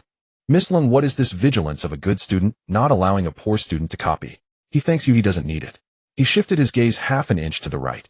Bai Luoshuang was hunched over on the cushion, so close to the question paper that she almost had to write with her nose. Her spirit pen was gripped tightly, her cheeks puffed up, looking as if she was fully committed to a life-and-death struggle. The paper was densely written with scribbles and corrections, almost every question surrounded by auxiliary lines and little drawings. She was solving the chicken and rabbit problem with a diagram. She really drew many little animals on the paper, counting their legs one by one. Li Xiaochuan withdrew his gaze mentally, setting a score line for himself. Solve 7 questions.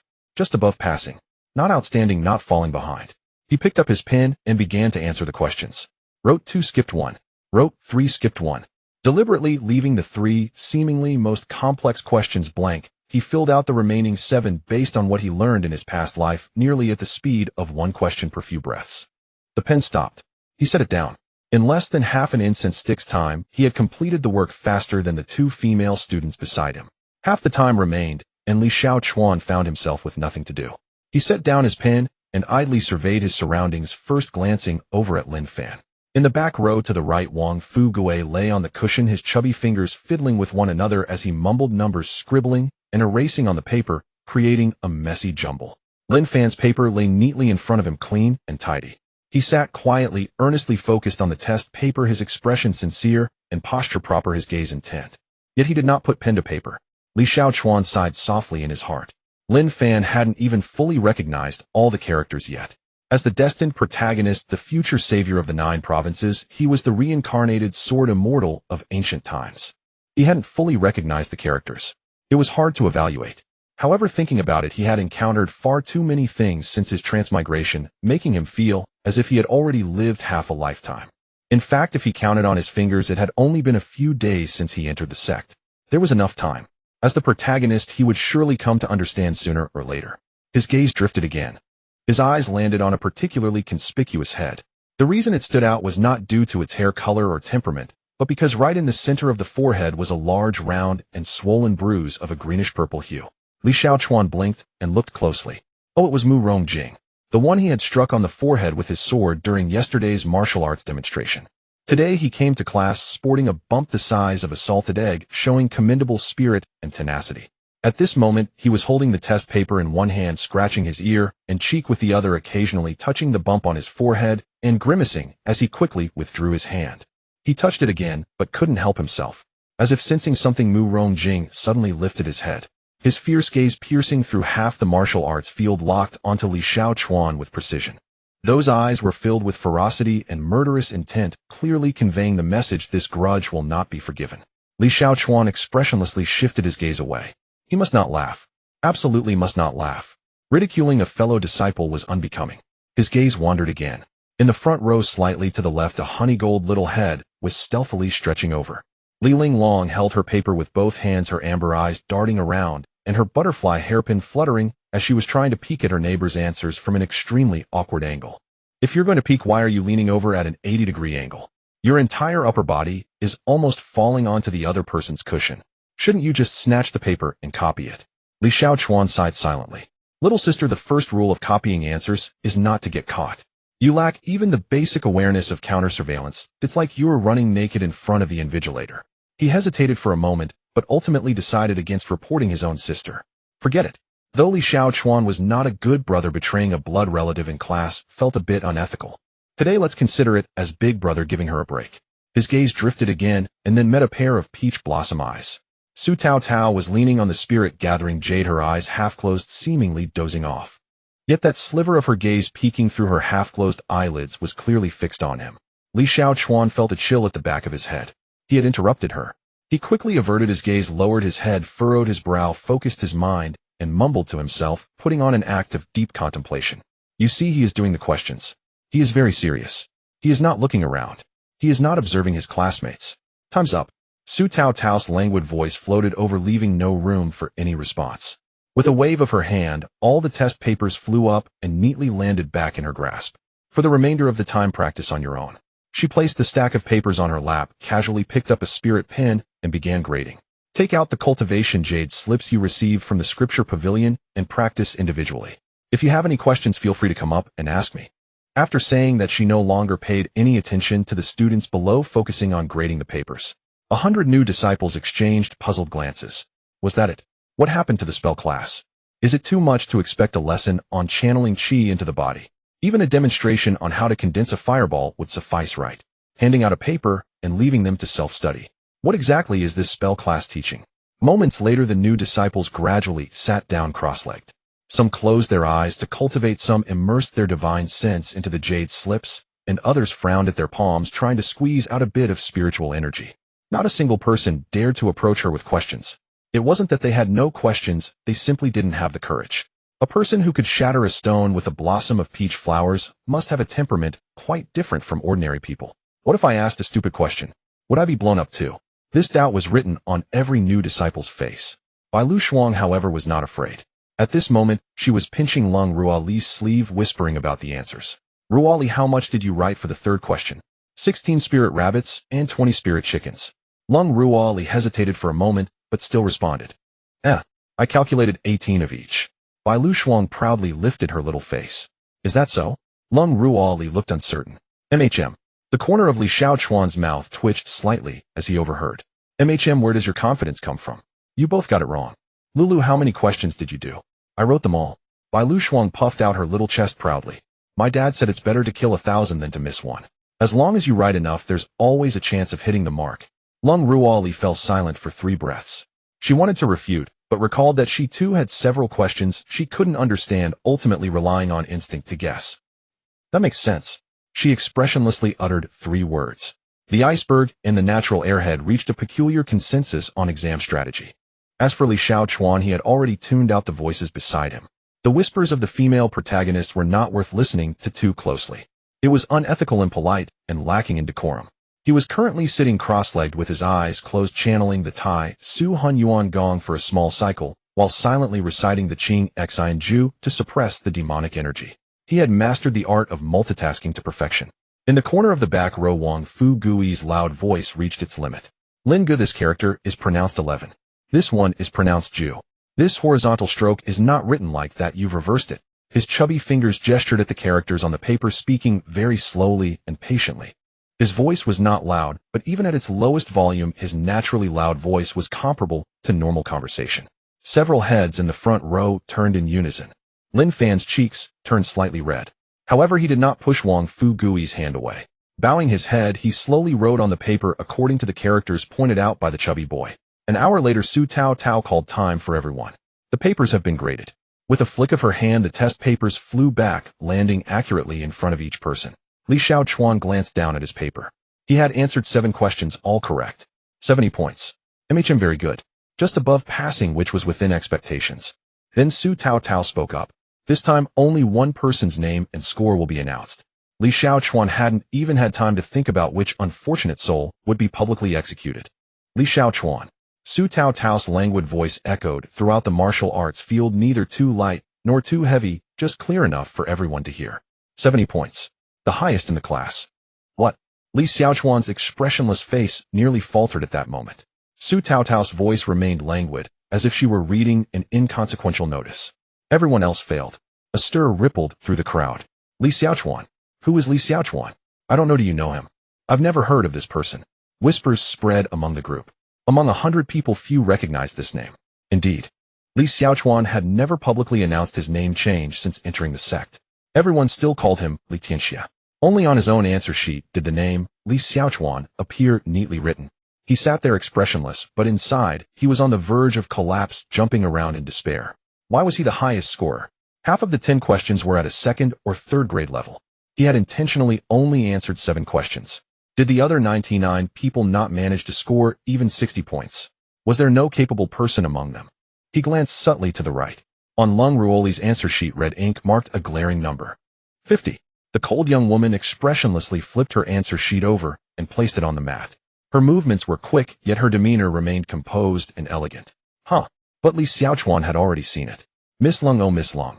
Who would have thought that despite appearing so astute and aloof, when faced with elementary school mathematics, you would be no better than this? You were so strict in covering up the answers, only to cover up nothing. He glanced further right. Bai Lu Shuang was holding her answer sheet, filled with writing, blinking her large eyes, flipping it back and forth. She murmured softly, her tone filled with more confusion than frustration. I wrote everything down. Li Xiaochuan caught a glimpse of her score. 10 points. Why did you write so much? This isn't a reading comprehension test, or an essay. Writing more doesn't guarantee points. Your father's theory of a blind cat catching a mouse doesn't hold in mathematics. Li Xiaochuan felt a deep sense of helplessness. He had worked so hard to manage his score. Skipping 3 questions, he thought he had secured a score of 70 precisely. He believed he had safely hidden himself in the middle range. The result: second place in the class, 50 points. He was separated from the second place by the gap of 2 questions. His 70 points were not just barely passing. They stood out in stark contrast. Li Xiaochuan. Su Taotao's voice rang out again. Stand up. Li Xiaochuan did not want to stand. But Su Taotao's peach blossom eyes were fixed on him, along with the gaze of 100 others converging. Some were curious, some confused, some wrote, who was Li Xiaochuan? While others wondered, is there a mistake in the name? It was no use. The matter had already happened. Lingering any longer would only draw attention. He stood up briskly and spoke aloud. Greetings, Senior Sister Su. Expressionless, his voice neither too high nor too low. I am Li Xiaochuan. Originally named Li Tianxia, I have officially registered my name change in the sect. I ask all fellow disciples to refer to me by my new name from now on. After speaking, he slightly bowed his hands around. Not servile, yet not arrogant, he was composed and courteous. It was a performance that could be recorded in royal etiquette textbooks. The venue fell silent for a moment. Then it erupted into a buzz. Li Xiaochuan is Li Tianxia, the one with the celestial grade's spiritual root. Prince of Dian, changed to such an ordinary name. How can he even do arithmetic? Do princes study such things? Isn't he the one who knocked Murong Jing unconscious with a sword yesterday? The last sentence reached Murong Jing's ears, causing his head covered in a boiled egg bump to snap around his gaze lethal. Li Xiaochuan remained unfazed, staring ahead, as if none of this concerned him. Bai Lu Shuang was stunned. She stared at the straight back, her lake green eyes filled with disbelief. The prince had changed his name. She had no idea. Not a single word had been spoken to her. A vague sense of disappointment pricked softly at her chest. Beside her, Lung Ruoli's ice blue eyes narrowed slightly. Li Tianxia had changed to such an ordinary name. What was the purpose behind it? She snorted lightly, expressionless, and tucked the answer sheet she had placed on the mat back into her sleeve, ensuring not a single character was exposed. Just answering a couple more questions correctly. Perhaps like Lu Shuang, it was just luck. Lucky chance. On the podium, Su Taotao looked at Li Xiaochuan. Her peach blossom eyes curved slightly. Good. Li Xiaochuan. Remember that. Her voice still carried a languid tone. You may sit down now. Li Xiaochuan complied and sat down. His posture was straight back, erect, a perfect model student. Inside, he was bleeding. Today's test as an ordinary passerby was a great failure. Su Taotao leaned back against the spirit-gathering jade, surveying the confused, frustrated, and defiant young faces below. Are you all wondering why we need to do arithmetic in the spellcasting class? No one responded from below, but 100 faces displayed the same question. Because the essence of spiritual energy manipulation is arithmetic. Your cultivation of spells relies on what? Formulas, bodily sensations your master teaches. Once you practice 100 times until your hands feel it, then you can say you've learned. She raised her hand, lightly flicking her fingers, and a semi-transparent peach blossom formed in her palm, slowly rotating. But have you ever considered for a fireball spell how much spiritual energy should be infused? How many breaths to complete the infusion? Which meridian offers the shortest path from the dantian to the palm? At which node should you split the flow, and at which node should it converge? If the angle of release is off by an inch, how far will it miss the target? The petals shattered into light points between her fingers and silently dissipated. These things you all rely on feeling. Sometimes feeling is quite accurate, but most of the time feelings can be deceiving. She yawned slightly. Arithmetic cannot be deceived. The distribution ratios, flow rates, pathway angles, and node ratios of spiritual energy can all be calculated. The more precise the calculations, the more precise the control. For the same strand of spiritual energy, the one who calculates it produces results that are more than twice as effective than the one who relies solely on feeling. Silence fell among the audience. 100 talented individuals who had never encountered this concept displayed expressions of bewilderment and shock. Spiritual energy manipulation can be calculated. The foundation of spells is arithmetic. Li Xiaochuan sat in the corner expressionless, yet his mind was racing. He suddenly recalled the small cubicle on the second floor of the task hall. That afternoon, while he was drawing a 3D meridian diagram with 5-element spiritual energy, 5 strands of spiritual energy simultaneously split, each taking its own path, maintaining their attributes, yet perfectly meshing together, he did it effortlessly, feeling it was only natural. Now looking back, how could a novice who had just begun cultivating control spiritual energy so seamlessly? Even earlier than that, after awakening his celestial grade spiritual root at the moment when the demonic energy was automatically activated, he could intuitively call upon the spiritual energy within his body to suppress the demonic aura, accurately distributing orthodox spiritual energy to each meridian that required suppression. At the time, he thought it was a talent inherent to the celestial grade spiritual root. Now hearing Su Taotao's words, was it all because of mathematics? Was it the mathematical foundation laid by 9 years of compulsory education in his previous life, combined with the Excel spreadsheet intuition honed over 10 years of being a wage slave that took over all the calculations when he controlled spiritual energy? So his golden finger was not the celestial grade spiritual root, nor the demonic physique, nor the pile of demonic arts fed to him by the system. It was mathematics. No. Can the world's settings be more absurd? The foundation of spells is mathematics. The end of cultivating immortality is solving problems. What kind of oddball was the original author? If you can't figure out the underlying logic of the immortal cultivation system, wouldn't it be better to flip through any traditional immortal cultivation novel and directly copy the settings? Li Xiaochuan once again scorned that unknown author in his heart. So Su Taotao straightened her body, her tone finally taking on a hint of seriousness. From today onwards, half of my class will teach arithmetic and half will teach spells. She scanned the entire room, her gaze stopping for a moment in the corner. There Li Xiaochuan sat, straight, expressionless eyes observing his nose observing his heart, a perfect image of a diligent student. Su Taotao withdrew her gaze. Lazily waving her hand, she said, that's all for today. Class, lunch at the first floor of the 100 Flavors Hall, 3 steamed buns, paired with free white porridge. A moment of feigned sleep, half an hour. Stepping out, heading straight to the task hall. Li Xiaochuan skillfully turned into the main hall, his gaze precisely locking onto the corner counter where Ma Wenkai had been on duty last time. Behind the counter sat an unfamiliar face. It wasn't Ma Wenkai. He scanned around, noticing the entire lineup of stewards had changed. Not a single face from yesterday was present. Excuse me, where is the steward disciple who was on duty at this position before? They've changed shifts. The other party didn't even look up, their hands busily working on the formation plate. The outer sect stewards work on a shift system. I'm not sure when they'll be back. Li Xiaochuan didn't ask further. He observed for a while, roughly deducing the pattern. The stewards at the task hall rotated shifts, but the cycle was unpredictable, possibly weekly or monthly, or purely based on the scheduling of various halls. In other words, when Ma Wenkei's group would next be scheduled for the task hall depended entirely on luck. His internal channel had temporarily been cut off. All right then. Li Xiaochuan walked expressionlessly to the light screen, glancing up. As expected, just like last time at noon, the good tasks had been taken clean, leaving only the hard ones. Cleaning spirit beast droppings, unclogging sewers, transporting ores, and cleaning the public restroom in the chaped area. Kakik. Host, the previous suggestion is still valid. This system can still provide 100 top-notch explosive magical devices. Not blowing up. He didn't even have the energy to recite the tranquil heart mantra, rolling his eyes internally. His gaze continued to scan down, landing on a line of inconspicuous small text at the very bottom of permanent task messaging for the Sect Affairs Office. Task requirements: Chi Refinement Stage 1 or above, must be able to ride a first stage spirit dog task, reward 10 contribution points per letter. Note: long-term, accepted, settled daily. The spirit dog mount is provided by the Sect Affairs Office and must be returned after use. Li Xiaochuan stared at this line for 3 breaths. 10 points per letter. Not much. But it was stable over the long term, not picky about time or people.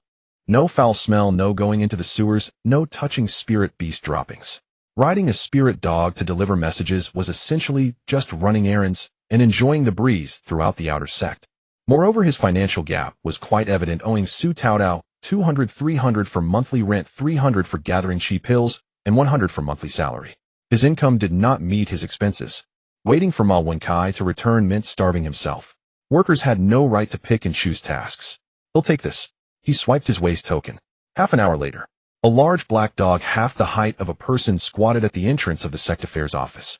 Sturdy limbs, glossy black fur, with a copper collar inscribed with the sect affairs office's formation pattern around its neck. A first-stage spirit beast, not particularly powerful, but fast, enduring, and familiar with the route. It was the standard courier mount for the outer sect. Li Xiaochuan mounted the dog, giving its belly a squeeze. The big black dog bolted out. The wind rushed into his ears. The first delivery, a letter from the new students area in Zone A. The recipient was a boy who had just entered the sect, his eyes reddening the moment he opened the letter, mumbling, "Why is mother sending cured meat again?" As he pulled out a large piece of cured meat wrapped in oil paper from the package. The aroma of meat filled the air. Li Xiaochuan delivered the letter expressionlessly and walked away expressionlessly. It wasn't that he was cold-blooded, it was just that his stomach was growling. Having just eaten 3 free steamed buns, he couldn't resist the temptation of the cured meat. The second delivery, a collection letter for an old disciple in Zone B. The recipient's face turned ashen, nearly tearing the letter apart. He empathized, he was also in debt. The third delivery was a letter from a female disciple in Zone C, accompanied by a large bag of hometown specialty candied fruits. The female disciple insisted on stuffing it into his hands, and after refusing 3 times, he accepted it when it was shoved into his sleeve for the 4th time. Free snacks, albeit reluctantly. The 4th delivery. 2 hours, 4 letters, 40 contribution points. As expected, without Ma Wenkei's internal connections, the efficiency of normal channels was just this. Time-consuming and labor-intensive, not much profit. However, Li Xiaochuan unexpectedly discovered a hidden benefit to this job. Riding on the back of the big black dog with his hands loosely gripping the reins, the spirit dog knew the way. He only needed to occasionally raise a hand to point in a direction. In other words, during the entire journey, he could completely close his eyes and cultivate. Riding a dog to train. The combination of these 4 words was incredibly absurd, but the efficiency was undeniably real. The time spent traveling was no longer wasted, but transformed into cultivation time. It was equivalent to gaining 2 hours of cultivation for free each day. Good. This was it. This ride lasted nearly a month. Days passed faster than he imagined. The daily routine was ingrained in him, waking up in the morning, practicing the tranquil heart mantra 20 times as a foundation, and circulating the 5 elements transcendence technique for a complete cycle. Morning classes rotating through the 6 meridians. 2 hours in the afternoon riding the dog to deliver messages, rain or shine.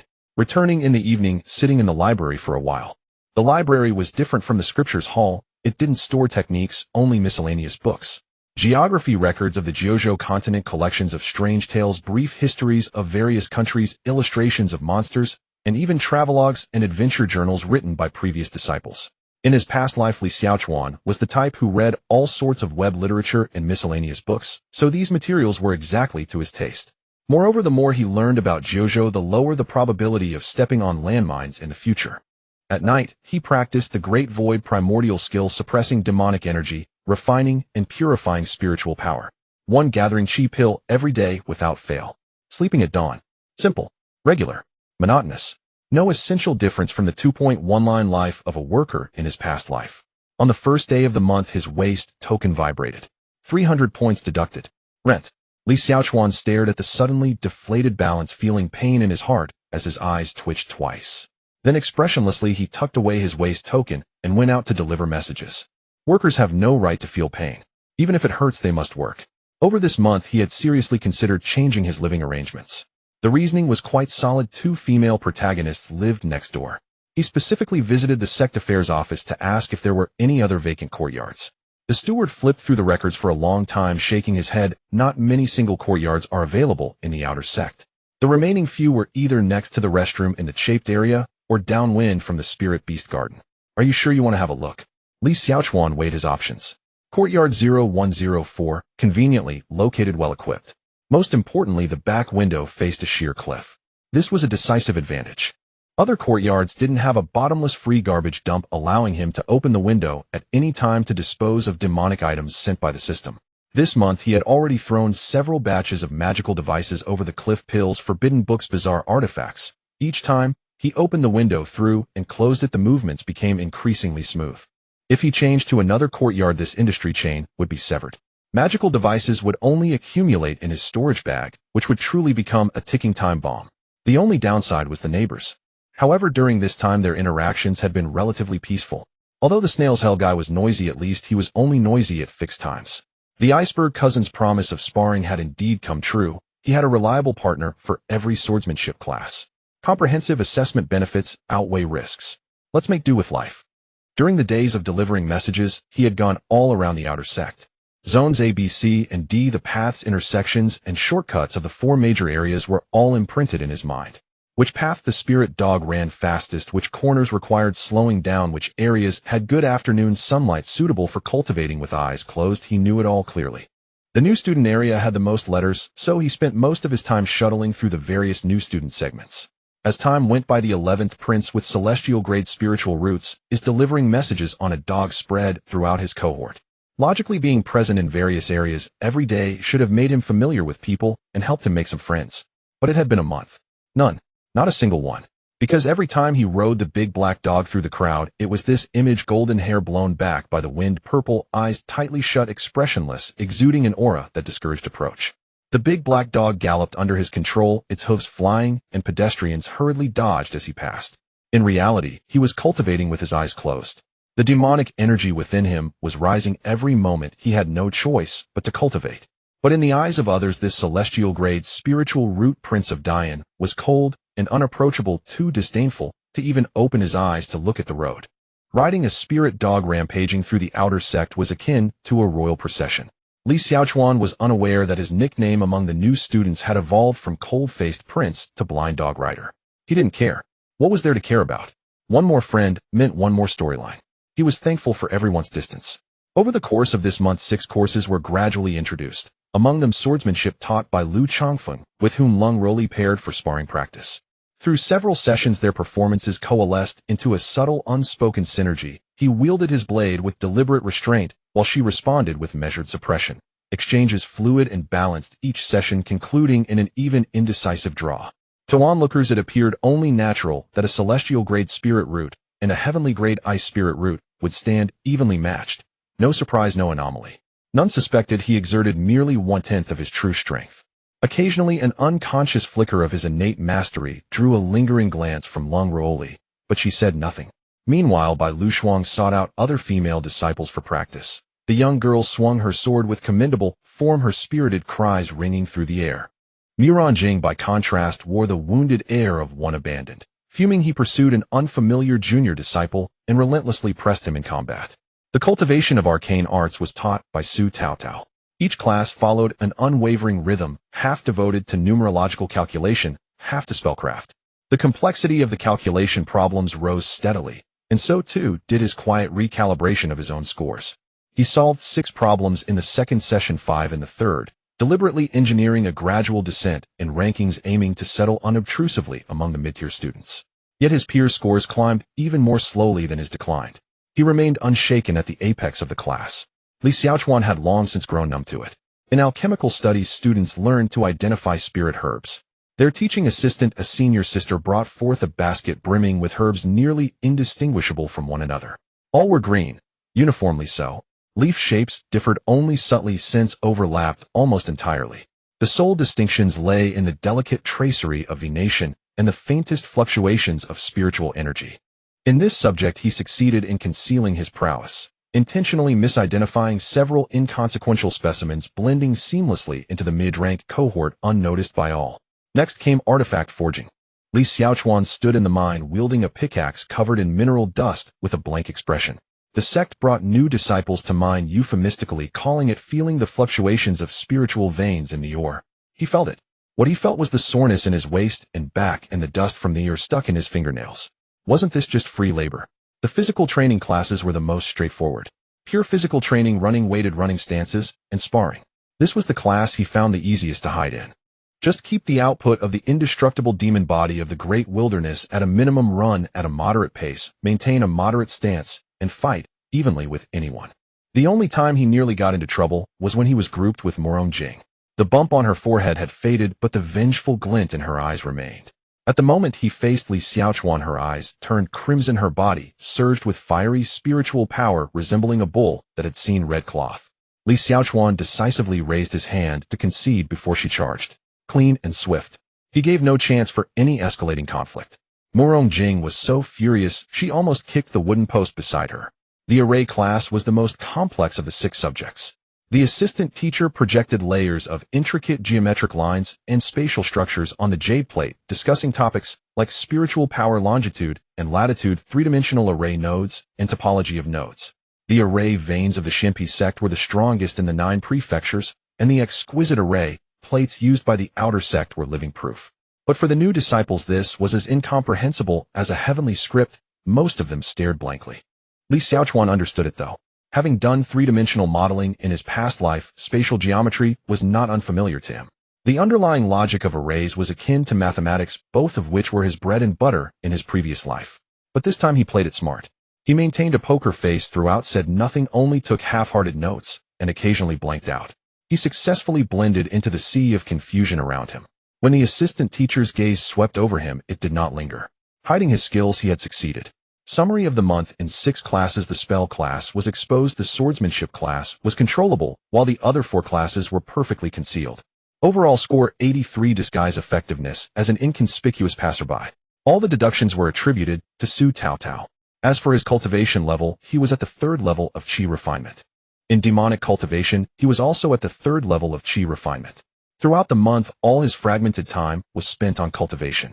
Walking while cultivating, eating while cultivating, even riding a dog to deliver messages while cultivating, and even during classes when he wasn't using his hands, he was quietly circulating his qi. With the talent of celestial grade spiritual roots and a daily pill of qi gathering, his progress was so rapid that even he was a bit surprised. However, his visible cultivation was locked at the 2nd level of qi refinement. This was thanks to the system's only good deed over the past month. The system had poured an unknown number of demonic cultivation techniques into his mind. Names like the sky-devouring, sun-swallowing technique, the 10,000 ghost night walk record, and the underworld river crossing technique, each name more juvenile than the last, described in increasingly absurd terms. Li Xiaochuan automatically filtered them out, not even looking at them.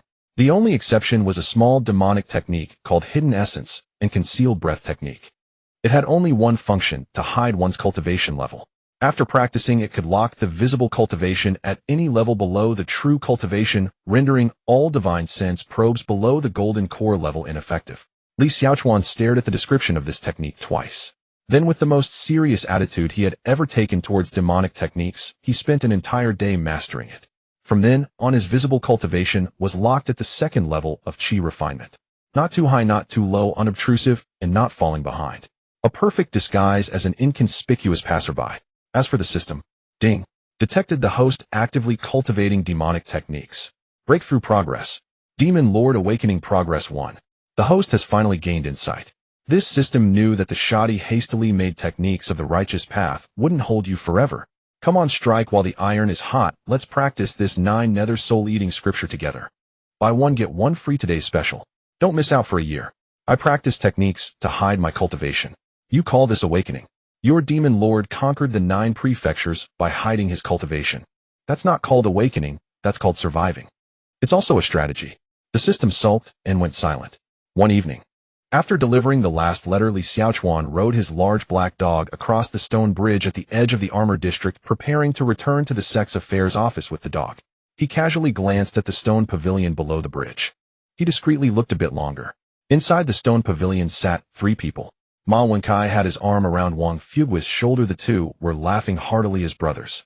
Wang Fugue was gnawing on a large chicken leg he had somehow obtained, his face greasy, cheeks bulging, and his mouth never stopped. Beside the two, Lin Fan sat quietly holding an open book, slightly furrowing his brows as he discerned one word at a time. Wang Fugue occasionally leaned in his greasy fingers, pointing at a character, mumbling something indistinctly. Lin Fan would lower his head and follow along, writing. Ma Wenkai's gaze discreetly passed over Wang Fugui's round shoulder, delivering a courteous, subtle smile towards Lin Fan. Li Xiaochuan rode past on his dog, maintaining a blank expression and not looking sideways. Internally, he gave Ma Wenkai a thumbs up. Well done. The strategy was progressing smoothly. What he didn't know was that the byproduct of Ma Wenkai's curve-saving strategy was quietly fermenting. Wang Fuguwei had upgraded from please drink to please eat chicken leg, from helping with errands in the task hall to taking him to the second floor of Bai Hall for a free meal. As for Lin Fan, the destined protagonist who had crawled out of the demonic ruins and was supposed to endure hardships and strive for success under Wang Fuguwei and Ma Wenkai's enthusiastic feeding, his training time was gradually being eroded. Today was for leisure. Yesterday was for drinking. The day before was for a feast. And the mastermind behind all this, Li Xiaochuan, was completely unaware. He only knew that Ma Wenkai was helping him pacify Lin Fan. The large black dog galloped, carrying him away into the dusk. At the end of the month, he tallied up his earnings. The daily earnings from delivering letters ranged from 30 to 50, depending on the volume of letters and the distance. The new disciple area had the most letters during the initial days after leaving home. It felt like he received letters every few days, with greetings from various clans and families flooding into the affairs office. Letters from older disciples were much fewer. Some only received one letter a month, and some received none at all. By the end of the month, the total income from delivering letters was about 900. Adding in a monthly salary of 100, the total revenue was just over 1,000. After deducting 300 for rent and 300 for chi gathering pills, and repaying the 200-point debt to Su Taotao, he was left with just over 200. The 200-point debt was cleared. On the day he repaid it, he specially went to the teaching hall to find Su Taotao and transferred the contribution points in person. Su Taotao was leaning against the window, dozing off, with a branch of peach blossom tilted against her ear. When she received the transfer, her waist token vibrated, and she lazily opened her eyes, a slit glancing at him. "Oh, it's paid back." "Paid back," Li Xiaochuan said expressionlessly, his tone steady. "Thank you, senior sister, for your generosity that day." Su Taotao tucked the waist token into her sleeve and closed her eyes again. "But that request is still outstanding." "I know. Don't be nervous." She stifled a small yawn, her tone drawn out. "I haven't thought it through yet." Li Xiaochuan, without changing his expression, cupped his hands in farewell. At the end of the day, he penned his final letter. Li Xiaochuan led the large black dog back to the administrative office, swiped his badge at the counter, and submitted his task. The month was coming to a close. Su Taotao's 200 points had been settled, the rent deducted, and the chi gathering pills had been replenished. For the first time, he had some spare cash in his pocket. Although it wasn't much, the feeling of having a positive balance after accounting for all fixed expenses made him feel a bit more relaxed. Thus, he did something he had never done since joining the sect. He went to the second floor of the Bawei Hall and packed 2 spirit chicken legs. Each weighed almost 2 pounds, with a crispy outer skin glistening with oil sealing in the juicy meat. The aroma wafted out from the creases of the oil paper before he even unwrapped it. 15 contribution points. 2 of them. 30. His heart bled. But today was the end of the month. After a month of hard work, it was only right to treat himself. He didn't return to the small courtyard. Carrying the oil paper package, he turned a corner and walked to the grassy area at the edge of the outer gate, where he had first discovered it upon entering the sect. This place was secluded, usually devoid of people. The grass grew knee-deep, soft underfoot, warmed by the sunlight after a whole day. The large black dog squatted beside him. The man and the dog sat side by side, facing west. The setting sun slowly sank beyond the sea of clouds, painting half the sky in a burning orange hue. The light spilled onto the lawn, gilding every blade of grass. In the distance, a few immortal cranes dragged their long tail, feathers leisurely weaving through the crimson clouds, their wings flapping slowly, as if taking a stroll. Li Xiaochuan sat cross-legged, unwrapped the oil paper, and placed 1 chicken leg on the grass in front of the large black dog. "You've worked hard this month," he said expressionlessly. The large black dog tilted its head, its loyal big eyes glanced at him, and then it snapped up the chicken leg, crunching into it. Li Xiaochuan took a bite of his own. The skin was crispy, the meat juicy, and the warm spiritual energy flowed down his throat. It was delicious. It was on par with the porcupine steak he had at the welcome party that night.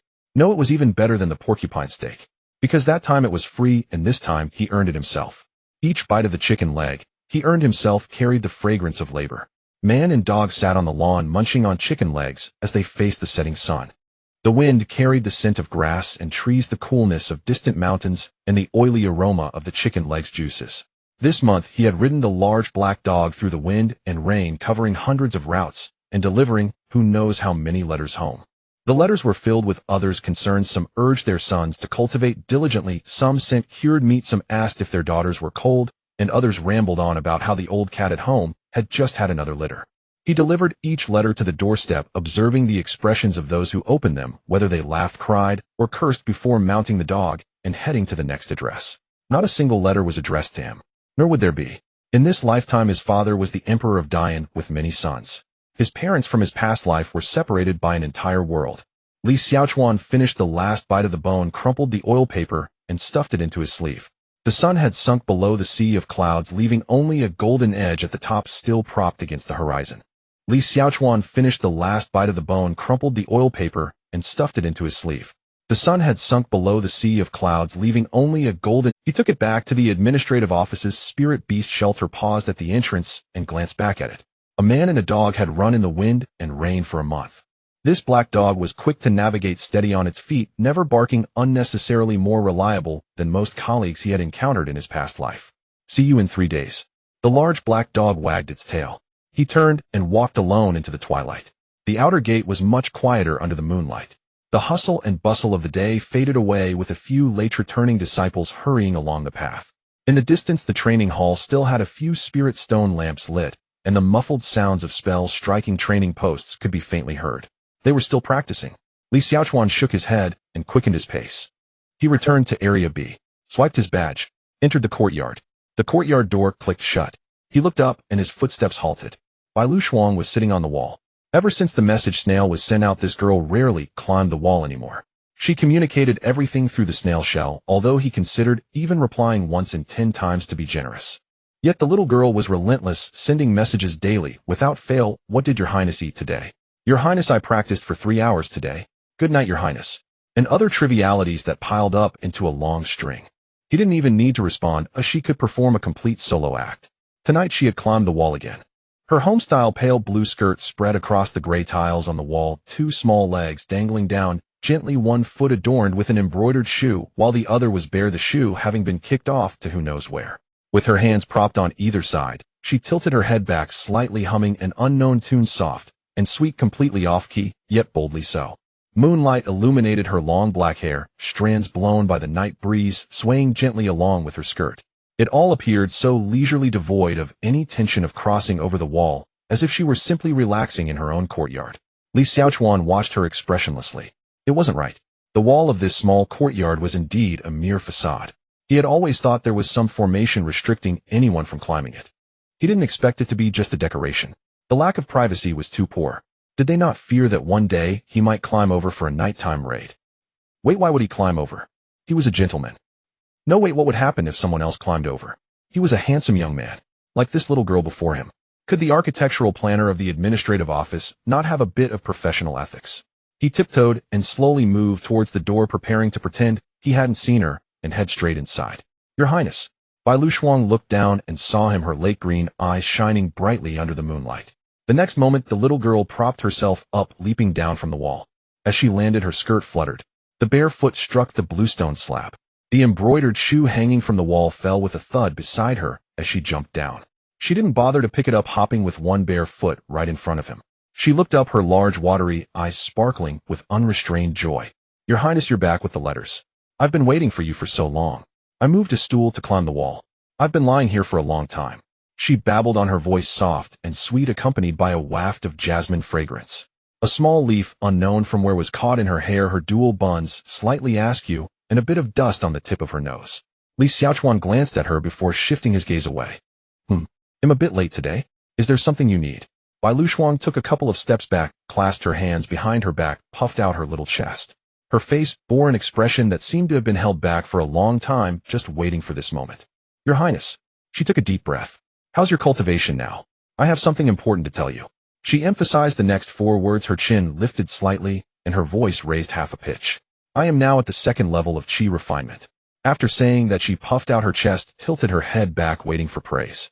Li Xiaochuan raised his eyebrows slightly. To break through to the 2nd level of qi refinement, in just a month since joining, her talent of having a heavenly water spirit root was indeed not a facade. Most new disciples of the same batch were still struggling at the 1st level of qi refinement, and she had already left them behind. As for him, he was externally at the 2nd level of qi refinement, but in reality at the 3rd level. This meant in Bai Lu Shuang's eyes they were currently at the same cultivation level. She was probably thinking, I have caught up to Your Highness. That's not all. Bai Shuang, seeing he did not reply, and mistaking his silence for shock, hurriedly added, I even learned a spell.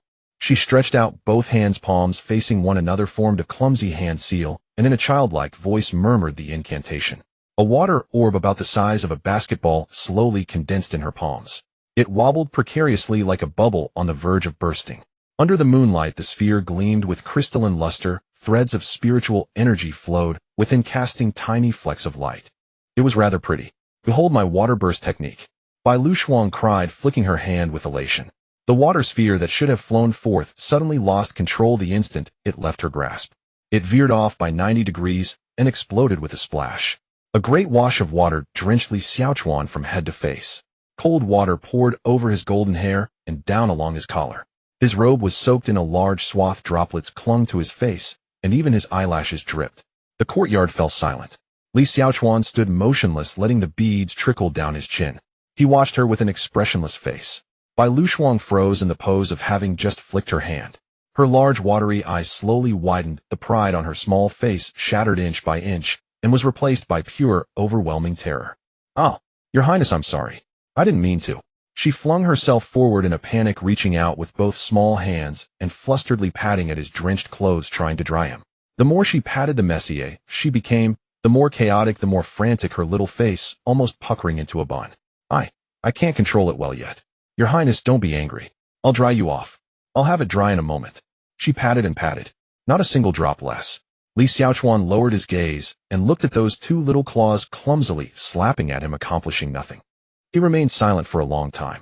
Finally, as her hands were about to smack his head, he raised his own hand and calmly pressed down on those two troublemaking little paws. Turn around, he said, his tone surprisingly calm.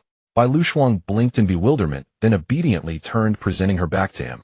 Her long black hair hung down her back. The tips were still dotted with splash droplets. One foot was bare, while the embroidered shoe on the other foot hung crooked. Without another word, Li Xiaochuan reached out and grabbed the back of her collar. Bai Shuang felt a tug at the nape of her neck and was lifted up. As her toes left the ground, she flailed her hands and feet instinctively. Your Highness, what are you doing? Put me down. I'm sorry. I'll aim properly next time. I promise I won't soak you again. Li Xiaochuan paid her please no heed. Holding the struggling little girl, he walked with steady, measured steps to the courtyard gate. He freed a hand to push the gate open. Out of the courtyard. Turn left. At the neighboring gate, no. 0103. He stopped, raised his hand, and knocked. Knock. Knock. The little cat, in his hand, continued to flail doggedly. Her jet black hair whipped about her calves, kicked in the air. The one embroidered shoe that had already been askew finally flew off, bounced on the ground, and rolled to the corner. Your Highness, this is so embarrassing to be carried out like this. What if someone sees? I can walk myself. Put me down. Li Xiaochuan's face was expressionless. His grip was steady as a pair of iron tongs, utterly unmoving. The gate opened. Lung Ruoli stood within the doorway, clad in a moon-white night dress, her dark hair loose, and her cool face faintly puzzled. Her gaze fell upon the struggling cat in Li Xiaochuan's hands. After a beat of silence, he expressionlessly thrust Bai Shuang forward. Lung Ruoli reached out almost instinctively and caught her. Bai Shuang landed squarely in her arms. The usually frozen woman, suddenly holding an unexpected cousin, displayed a rare flicker of bewilderment on her cold face. Li Xiaochuan had already turned away. Without looking back, he walked back to his own courtyard. Behind him came Bai Shuang's belated, sobbing voice. Your Highness. I was wrong. I'll show you again. This time I'll hit the target for sure. Really, I'll even give you 4. Lung Ruoli lowered her gaze to the squirming, barefooted little thing in her arms. Her ice blue eyes shifted from bewilderment to resignation. Show what? The water burst technique. I accidentally soaked Your Highness just now, but it really was only a tiny slip of the hand. Just one little slip. Lung Ruoli recalled the scene, Li Xiaochuan's sodden collar, droplets in his golden hair, his impassive face. The corner of her mouth twitched slightly. Come in. She turned and carried Bai Shuang into the courtyard. Sister Ruoli, let go. I want to try again. This time I definitely won't miss. You have to believe me. Her voice was cut off by the courtyard gate. Li Xiaochuan looked down at his soaked front side and prepared to go inside to change. He had taken only a couple of steps. From atop the wall came rustling again. He looked up. On the neighboring wall, a small dark head was perched on a stool, inching forward little by little to peek over. The lake green eyes were full of stubbornness and a kind of defiant determination that said, I know I caused trouble, but I still want you to see my true strength. Your Highness. Before the sentence finished, a hand reached over the wall and precisely grabbed the back of her collar. The little head and the unfinished words were both mercilessly pulled back. "Sister Rolly, don't pull me. I'll just try once more. Just once." Wah! With a bang, the neighboring door was shut hard. Then from the other side of the wall, a faint rhythmic brisk sound, ha, ha, ha. It sounded like someone spanking a small bottom. And mingled with it was by Lu Shuang's drawn-out wail. "Wah! Sister Rolly, I was wrong. I won't cast water balls recklessly anymore. I won't climb walls anymore," she sobbed. Li Xiaochuan stood in his courtyard and tilted his head to look at the moon that had just climbed the ridge. Moonlight ran like water scattering across his soaked garments. A chill swept through the air. He brushed the wet hair from his brow and glanced down toward the corner of the yard. Bai Luxuang's 2 lost embroidered shoes lay alone on the blue stone. They were small, embroidered with a few nameless little flowers, the stitches slightly childish. He walked over, bent, and picked them up. He casually tossed them back over the wall. He turned and went inside, closed the door.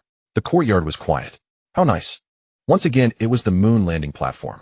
The last time he stood here, the venue was filled with lights and sword flashes while he crouched in a corner, gnawing on a porcupine rib. This time there were no palace lanterns, no fragrant spiritual food wafting in the air. Solemn array patterns covered the entire platform, with over 1,000 new disciples lined up in rows, standing quietly. No classes today. They were going to catch spiritual beasts. Li Xiaochuan stood in the back row of Class A, expressionless, with his hands tucked in his sleeves. From the front row came Wang Fugui's thunderous voice, "Lin Ge. Today each of us will catch a divine beast. Fugui, keep your voice down. What are you afraid of? With a celestial grade heavenly sword spiritual root, the divine beasts will line up to sign a contract with you." Li Xiaochuan listened expressionlessly. It was highly probable that it was true, although from this point onward his script was already incomplete. He had only read the beginning and the end of the tale of the Void Sword Immortal, while the thousands of chapters in between were pieced together from snippets in the comment section and spoilers in the review section. However, the Myriad Beast spiritual realm belonged to an early-stage side quest with little discussion in the comment section, leaving the details blank. What kind of spiritual beast would Lin Fan contract? Li Xiaochuan imagined for a moment. With the configuration of a destined protagonist, it had to be a descendant of a divine beast. It would be best to have ancient bloodlines, ancient inheritances, and a set of automatic talent awakenings after recognizing its master. Perhaps as soon as it landed, golden light would descend from the sky. Then an egg would crack open with a crack. A divine beast cub crackling with thunder would emerge. And it would say, "I have finally waited for you, master." Quite reasonable. As for himself, Li Xiaochuan pondered seriously for a moment. He thought a chicken would be nice. The kind that lays eggs. No need for leveling up evolution or awakening some messy ancient bloodlines. Every day, it would be responsible for clucking. At crucial moments, it could also improve the meals. Perfect. The sound of a folding fan opening interrupted his chicken-raising plans. Swish. Lu Chongfeng landed on his sword, his moon-white sword robe flipping neatly. The characters on the fan surface had changed today. Safe return. He wasted no words and got straight to the point. The Myriad Beast spiritual realm is a world for spiritual beasts created by ancient contracts. The spiritual beasts inside are far more intelligent than you can imagine. They are not prey, but your future partners. The contract is mutual and spiritual beasts have the right to refuse. He paused. Once inside, you will have 3 days. Each person will receive a spiritual beast pearl, find a spiritual beast compatible with your spiritual root, and complete the contract with the pearl. Successful contracts will allow early return to the array gate. After 3 days, the Great Formation will uniformly guide everyone back to the sect.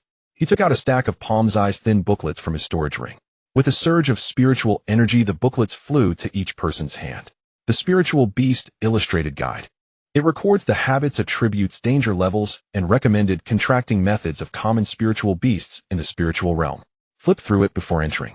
Don't just rush after spiritual beasts. As soon as you enter, chasing them will only make them run farther away. Li Xiaochuan glanced down at the booklets. They weren't thick, but the information density was very high. Each type of spiritual beast came with a simple drawing marked with attribute preferences, personality tendencies, and activity areas. Last point. Lu Chongfeng closed the fan, his tone becoming serious. If you encounter an unmanageable danger, immediately crush the distress talisman. Life is more important than face. Li Xiaochuan tucked the distress talisman into his inner pocket, close to his heart. Life-saving items should be kept closest to where life resides. Ding. Detecting that the host is about to enter the Myriad Beast spiritual realm. Supreme opportunity. Deep in the spiritual realm is sealed the ancient monster, the world-destroying demon phoenix. Suggesting the host immediately head to the forbidden area. Awaken the demon phoenix. Dominate the 9 regions. Chicken. World-destroying demon phoenix. Chicken. Ancient supreme demon phoenix. The wings of the phoenix can burn the 3,000 realms. Chicken. The system fell silent. After a moment. Wishing you success in contracting a chicken. Thank you for your good wishes. By the way, how did the myriad beast spiritual realm seal such a thing? Can we find a big shot to destroy it? Sealing like this clearly seems unreliable. Which novel has ever had a seal that wasn't eventually broken? Isn't a seal just a time bomb left for later? On the northern side of the square a cave opened. The entrance was 10 zhang high and over 100 steps wide.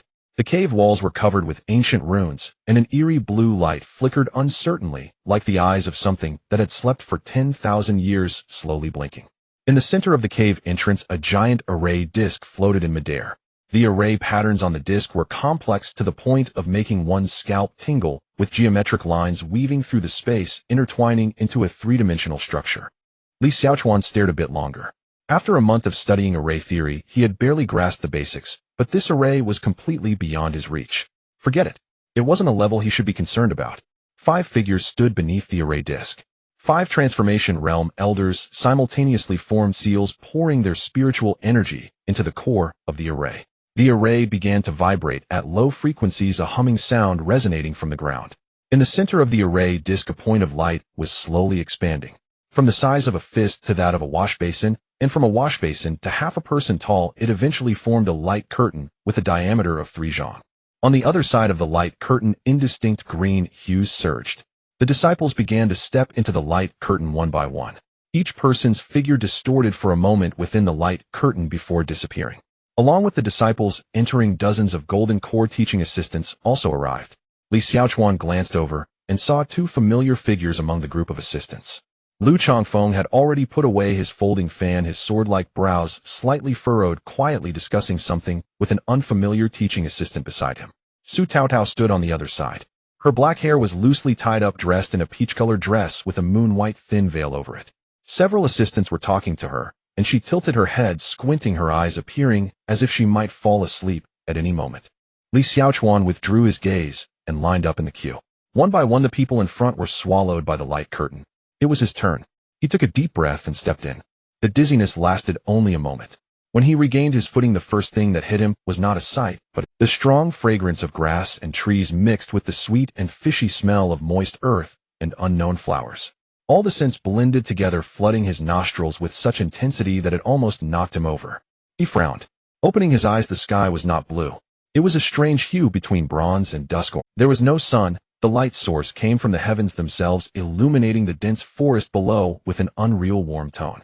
Beneath him were knee-high ferns, their broad and thick leaves glistening with dew. Beyond the ferns was a dense forest. The trees were thick enough for dozens of people to embrace, their trunks covered in vines and moss glowing with a faint green light. The tree crowns layered upon each other, weaving a dome overhead, blocking most of that strange sky.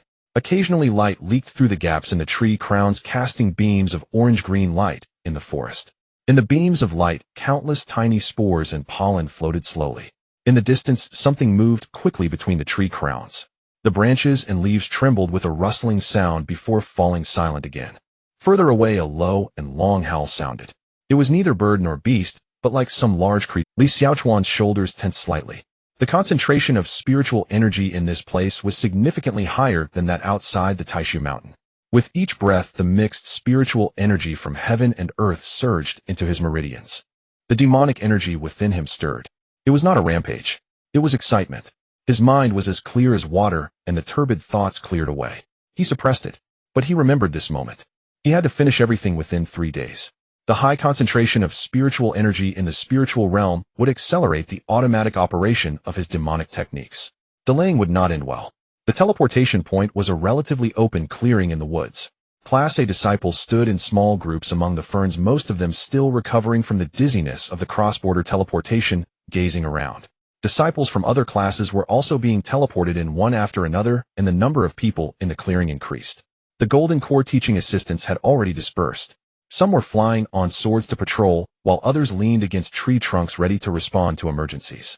Lu Changfeng stood atop the highest ancient tree, calmly surveying the scene. Su Taodao had vanished at some point. Perhaps she went to find a tree to sleep. Lin Fan and Wang Fuguei were huddled together, whispering about something, their gazes occasionally sweeping this way. Murong Jing headed east, striding alone into the dense forest. Before leaving, he glanced back at Li Xiaochuan, his gaze filled with weight. Until I contract a stronger spiritual beast than you, and then he'll come back for you. Li Xiaochuan expressionlessly watched him disappear among the trees. Go ahead, as long as you're happy. Just as he was about to move, a whiff of jasmine's scent wafted by. Your Highness. Bai Lu Shuang emerged from the crowd, her water-blue skirt swaying like a little wave that had strayed. Long Roli followed her, dressed in narrow-sleeved combat attire, moon white, with a silver belt at the waist, a white-sheathed long sword slung across her back. An iceberg in battle mode. Bai Lu Shuang panted as she ran up to him, looking up with her lake green eyes full of please. Agree quickly. Your Highness, let's team up. Just the three of us is perfect. Sister Ruoli has agreed too. Li Xiaochuan glanced at Long Ruoli. Long Ruoli's expression was emotionless. The meaning behind her gaze translated to I didn't agree. This fool made this decision on his own. But she didn't deny it either. No need. Li Xiaochuan replied flatly, I'll go alone. But Your Highness, be careful. He dropped this line and turned to step into the dense forest. The golden tips of his hair were swallowed piece by piece by the shadows of the giant trees. Bai Lu Shuang tiptoed and shouted after his back, then Your Highness, you must be careful too. Li Xiaochuan raised a hand. He did not look back. Deep within the forest, the light grew dim. Li Xiaochuan had been walking alone for about a quarter of an hour. The trees thickened and their canopies braided together. The strange orange-green sky overhead was obscured until only scattered fragments remained. Ferns rose from knee-height to his waist, and each step sent a spray of fine dew. Silence. Too much silence. Even the insects had fallen quiet. Normally, such a secluded corner would suit him. But this quiet felt wrong. It was not that there were simply no spirit beasts. It felt as if the spirit beasts had fled. He slowed his pace and scanned the ground. A swath of ferns had been flattened, all pushed in the same direction. Not wind. Something had trampled through. The imprints were fresh. Dew still clung to the fronds. He followed the trail for a dozen steps, and then a smell of burning slipped into his nostrils. Not the scent of burning wood, but the dry, bitter sting left when spiritual energy scorches organic matter. He stopped in his tracks. Ahead, the ferns were snapped off, revealing a small clearing. It was no larger than a few dozen zhang across, but it had already been ruined. The ground bore several half-foot-deep claw marks crisscrossing in disorder. Each groove was as wide as an adult forearm. Earth had been flung to both sides, still wet with freshness. On the east side of the clearing, an ancient tree thick enough to be embraced had been sheared in half. The trunk was jagged, fibers blown outward as if something had smashed it heated. A dark silver metallic sheen lingered on the broken surface. The grass at the clearing's center had been scorched in a ring. The burn fanned out irregularly, fern edges curled black, and thin blue smoke still rose. Beside the scorch lay a patch of frost. Real frost. Here in this warm, humid spirit realm forest, a thin white glaze stubbornly clung to blades and soil, its edge slowly melting. Fire and ice appeared within a few yards of each other. To the north of the clearing lay several chunks of broken stone, each about the size of a human head, their faces cleanly fractured, as if split from a larger rock. In the middle of the rubble, the ground was depressed into a shallow pit. The soil at the bottom was compacted and gleaming. A fight, and a fierce one. Li Xiaochuan stood at the edge of the clearing, his violet eyes slowly sweeping the battlefield. Then he saw them at each corner of the clearing. A spirit beast lay fallen. To the east, a python. Dark silver scales cloaked its body, thick as a water barrel. It had coiled into a lump beside the shattered trunk. Several scales had lifted, revealing pale, pink flesh beneath. Its head hung low, tongue flicking. Its breath was shallow and weak. To the south, an eagle. Its wings spread nearly 3 meters, feathers ice blue, its tail feathers crusted with thin rime. The left wing drooped at an unnatural angle. A patch of feathers at the wing root had been torn away, blood seeping. The eagle's eyes were half closed, its chest heaving rapidly. To the west, a bear. The largest of them, its gray-brown hide was veined with stony patterns, as if draped in natural rock armor. It lay on its side, a long burn scar across its belly, blackened flesh flayed, breathing heavily. To the north, a lion. Its mane was dark crimson, cascading from crown to shoulders, at the tips faint ember-like sparks. Juvenile in size, not much larger than a mature hunting dog, yet even wounded and unconscious, its mane faintly radiated heat. Under its right forepaw, a patch of turf had been smashed, claws sunk 3 inches into the soil. 4 spirit beasts. 4 directions. Mutual devastation. No, fourfold mutual ruin. At the very center of the clearing, where the 4 sets of claw marks converged, a spirit herb stood quietly, half an arm high. A faint golden light flowed through it. Its leaves were like jade. The soil around its roots had been dug loose in a ring, yet the herb itself remained unscathed. Li Xiaochuan watched for 3 breaths in silence. He understood they had fought over food. The 4 spirit beasts had battled for this herb. In the end, no one had prevailed, they all collapsed. He pulled the spirit beast guide from his storage pouch, flipped to the matching pages, and compared them one by one. Xiantai Jiaomang, 4th rank juvenile. Innately attuned to metal attributes, spiritual energy of scales, are hard adept at coiling and constriction. Matures to 4th rank. Note a popular contract for Kai branch disciples. Shuangyi Bingying, 4th rank juvenile. Innately ice attributes, spiritual energy exceptionally fast, excels at diving strikes. Matures to 4th rank. Note an aerial spirit beast favored by sword branch disciples. Song Yanxiong, 4th rank juvenile. Innately earth attributes, spiritual energy extremely defensive and possessing enormous strength. Matures to 4th rank. Note the body branch disciples top choice. Yan Zhongshi, 5th rank juvenile. Innately fire attributes, spiritual energy, its offensive power ranks among the best of its tier. Matures to 5th rank. Note these star spirit beasts are fought over by disciples of every branch, among the most sought-after contract targets in the myriad demon spirit realm trials. Li Xiaochuan closed the guide. For high-rank spirit beasts, all prime specimens, any one of them would set an ordinary disciple trembling with excitement. And now they lay grievously wounded, immobile, practically free for the taking. And in the middle stood an exquisitely formed spirit herb. Spirit beasts plus spirit herb, an unexpected windfall. Any normal disciple would proceed thus: first harvest the herb, then contract the strongest beast. The beast grateful would acknowledge its master, and from then on man and beast would cultivate together, fortune favoring every step. Li Xiaochuan stepped back without a change of expression. Something felt wrong. Too wrong. Every element of the scene was practically shouting at him, come and seize this treasure. Spirit herb. It's yours. For spirit beasts. Pick one. Both sides wounded. No fight needed. It was as if heaven had fed you, and even tenderized the meat. The problem was this: he was the antagonist. When an antagonist picks up such a bargain, the next moment is almost always the start of a plot twist. Either the contract would go berserk and turn on him, or the herb would be toxic and lead to internal calamity, or the 4 beasts' mother would come charging over the hill. He would not touch them. Li Xiaochuan prided himself on principles. Taking advantage of beasts in distress ran counter to his personal creed. It had absolutely nothing to do with high-rank spirit beasts being too conspicuous. Completely unrelated. He closed the guide without expression and intended to detour around the clearing. The instant he turned, something in the corner of his vision moved. The shrub's leaves trembled and revealed a tuft of furry white ear tips. The ear edges faded to gray-brown fuzzy, as if dusted with cocoa powder. Li Xiaochuan halted. He crouched and parted the branches. Hidden deeper in the shrub was a small white rabbit. Very small, not much larger than his fist. A ball of fluffy white fur, round and plump like a tuft that had rolled free from cotton. A pair of round pink eyes stared nervously at the 4 large creatures in the clearing. Its pink nose twitched and its whiskers trembled. It had likely been frightened by the beasts fighting and cowered in the shrub. Not a spirit beast, or if it was, surely the weakest in this spirit realm. A plain, tender little white rabbit. Li Xiaochuan stared for 3 breaths. Decision made. You're my little Pika rabbit. Ding. Host. Those 4 are high-rank juveniles. Release a trace of demon lord domineering aura, and they'll submit obediently. All at once. Contract the strongest Yin Zone lion immediately. No. Xiantai Jiaomang would work too. The metal attribute spiritual energy pairs perfectly with the host's Wuxing Yintianju. No. Shuangyi Bingying, king of aerial combat. It can fly across sky and land. Riding it would be awe-inspiring. I look awe-inspiring riding my big black dog as well, thanks. Song Yanxiong, tough-skinned and thick-bodied. Can carry and can fight. A demon lord standard mount. No. Want. Host, are you serious?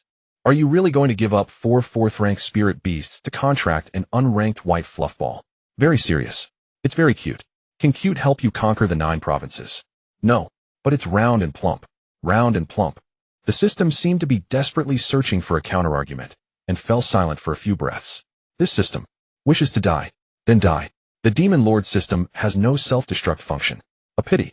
Li Xiaochuan stepped towards the bushes. The logic of choice was simple. A 4th-tier spirit beast was too conspicuous. Signing it meant putting a notice on his forehead. A non-tier little white rabbit would not attract anyone's attention. Safe Loki, perfectly fitting the standard of a passerby. And it was really very cute. It had been 2 months. The fluffy little head next door had been bobbing on the wall every day, yet he had never touched it even once. Today he was going to set himself free. He lowered his body, extending his hands forward, approaching with an extremely professional rabbit-catching posture. 3 steps. 2 steps. 1 step. His fingers were already outstretched less than half a foot away from the pair of white long ears.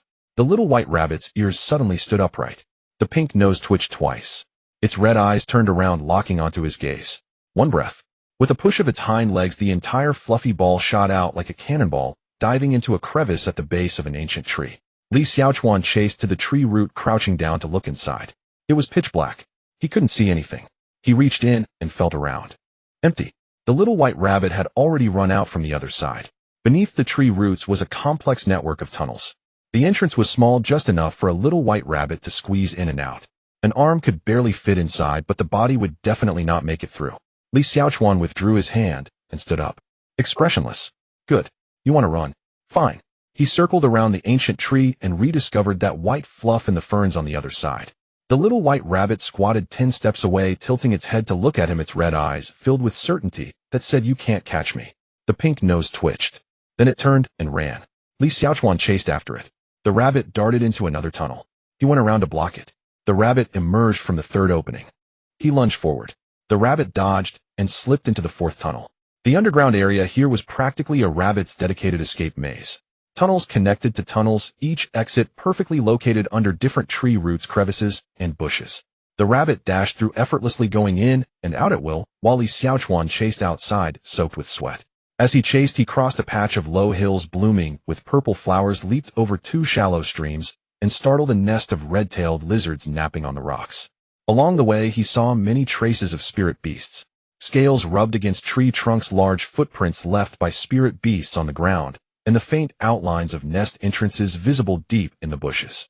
The ecology of the myriad beast spirit realm was far richer than what was described in the guide, but he was not in the mood to appreciate it. Half an hour. A full half hour. Li Xiaochuan stood in front of an ancient tree, slightly panting. His dark blue robe was soaked with dew, mud spots, and bits of leaves. The left sleeve had been torn by thorns, and a few strands of golden hair stuck to his forehead. The little white rabbit squatted on a rock, 3 zhang away, looking at him with its red eyes. It even started to wash its face. With its front paws holding its face, it quickly rubbed, then perked up one ear and scratched its back foot. The movements were skilled and leisurely. It had a look of, "Are you still chasing me?" Li Xiaochuan stared at it. "Host, it's been half an hour. You, a third-layer Qi refining practitioner with a celestial-grade mixed root enhanced by the indestructible demonic body of the great wilderness, have been toyed with by a rabbit that is not even a first-tier beast for half an hour. Shut up. This system suggests you use demonic energy to shock it and directly stun it. Save time and effort. How do you sign a contract if it's stunned? A contract requires the spirit beast's consent. Then you can use the attached skill all beasts submit from the yin-yang harmony technique. How many times have I told you? Do not utter the name of that technique in my mind." He took a deep breath. "Calm down. Brute force wouldn't catch it." This rabbit was well acquainted with the terrain of this area. The tunnel network was its home turf. He could never catch up in a direct chase. Change tactics. Li Xiaochuan straightened his body, brushed off the mud from his robe, and turned around, walking calmly in the opposite direction. The footsteps gradually faded away. The forest quieted down. After a long time, the woods were silent, filled only with the sound of the wind and the occasional chirping of birds in the distance. From beneath the bushes came a faint rustling sound. A tip of a white ear cautiously peeked out. The gray-brown gradient under the light looked like a soft fur border. Both long ears stood upright, turning left and right. After confirming safety, a round little white head slowly emerged. The pink big eyes scanned the surroundings warily, and the pink little nose twitched rapidly. No one. That annoying golden-haired biped had left. The little white rabbit completely crawled out of the hole. It squatted at the entrance, first perking up its ears to listen for a while, then began to groom itself seriously after confirming that there was no movement around. With its front paws holding its face, it rubbed, then smoothed its fur down from its ears, untangling the messy hair one by one. After rubbing its face, it rubbed its belly, and after its belly, it rubbed its hind legs. It even stretched. The hind legs kicked back straight, the front paws stretched forward, and its whole body stretched into a line. Then it shrank back and let out a tiny yawn. The pink nose twitched. Safe. Just at that moment, a figure silently fell from the treetop. Li Xiaochuan leaped down from a branch 3 zhang high with precise angle and perfect timing. The rabbit's ears perked up suddenly, but it was already too late. A bony hand firmly grasped its 2 long ears. The rabbit was lifted up, its 4 legs kicking frantically in the air, its body twisting, and its pink eyes wide open. Useless. Li Xiaochuan held the rabbit's ears with one hand and brushed off the leaves on his shoulder with the other, revealing a smug and mischievous grin that would never appear before the white dew frost. As expected, humans are indeed cunning. The little white rabbit hung in midair, its four legs kicking frantically again, its pink eyes bulging with disbelief. It had actually fallen for it, deceived by a biped using the oldest and most primitive tactic of pretending to give up. How embarrassing. Such a great humiliation. Stop struggling. Li Xiaochuan brought it closer to his face, leveling with those round, pink eyes. Sign a contract. Follow me from now on. Food and lodging provided with occasional pats. Not a bad deal, right? The little white rabbit stopped struggling. It quietly hung in the air, staring at Li Xiaochuan with its pink eyes for 2 breaths. Then it resolutely turned its head to the other side. It had the attitude of give me a quick death, prepared to face its fate. Li Xiaochuan's mouth twitched. Not signing. You, a mere rabbit, actually looked down on him. He had a celestial-grade mixed-Ruta prince of the great Yin, the future villainous boss. To lower himself to sign a contract with you, a non-tiered fluffball, was a favor. How could you put on such a heroic expression of defiance? Do you have any idea what level of treatment you are rejecting right now, eh? The little white rabbit turned its head even more away. Its ears followed, one in front and one behind, firmly pointing elsewhere. I promise you fresh spirit herbs every day. The tips of its ears twitched slightly. Its head slowly turned back, extremely reluctantly, just a tiny bit. The pink round eyes glanced at him from the corner, filled with vigilance and suspicion. Li Xiaochuan looked at its expression of I don't trust you, but am listening, and sighed inwardly. In this lifetime, besides the system, he actually had to negotiate with a rabbit. Forget it. No rush. There were still 2.5 days. He could take his time. He adjusted his grip, changing from holding the ears to cradling the bottom. The little white rabbit struggled a couple of times in his arms, but a warm hand firmly pressed down on its back. The grip was gentle, yet it couldn't escape. Furry, warm, and cozy. The feel was excellent. Li Xiaochuan expressionlessly held the rabbit and walked towards the teleportation array. He had chased the rabbit too far. If first he needed to return to a safe area, and then negotiate slowly. As for whether this rabbit would agree to sign a contract, he had plenty of time and patience. Mainly it was the feel of this rabbit. It had been a month. The fluffy little head next door had been bobbing on the wall every day, and he had never touched it even once. A month of repression, a month of restraint, a month of reach out, withdraw, reach out, withdraw. Today he would make up for it all. As he walked, Li Xiaochuan naturally stroked the rabbit's back. The little white rabbit stiffened all over. Its ears stood up like 2 antennas, its pink eyes wide open, filled with humiliation. He stroked it again. The rabbit's hind legs kicked once. Unsuccessful. He stroked it again. This time the rabbit didn't kick at all. It simply turned its head to the other side, refusing to engage in any form of eye contact. Li Xiaochuan was in a very pleasant mood. All the exhaustion from half an hour of chasing was worth it at this moment. As for whether this rabbit could assist in battle or not, forget it. In this lifetime, one cannot only fight and kill. Happiness is the most important. In the dense forest of the Wan Yao spirit realm, Li Xiaochuan carried a rabbit that refused to sign a contract and had been walking for most of the day. To be precise, he was walking while the rabbit was lying down. The little white rabbit nestled in his arms, its round body curled up with its pink eyes fixed ahead, its ears standing in a vigilant posture, keenly alert. But it had stopped struggling.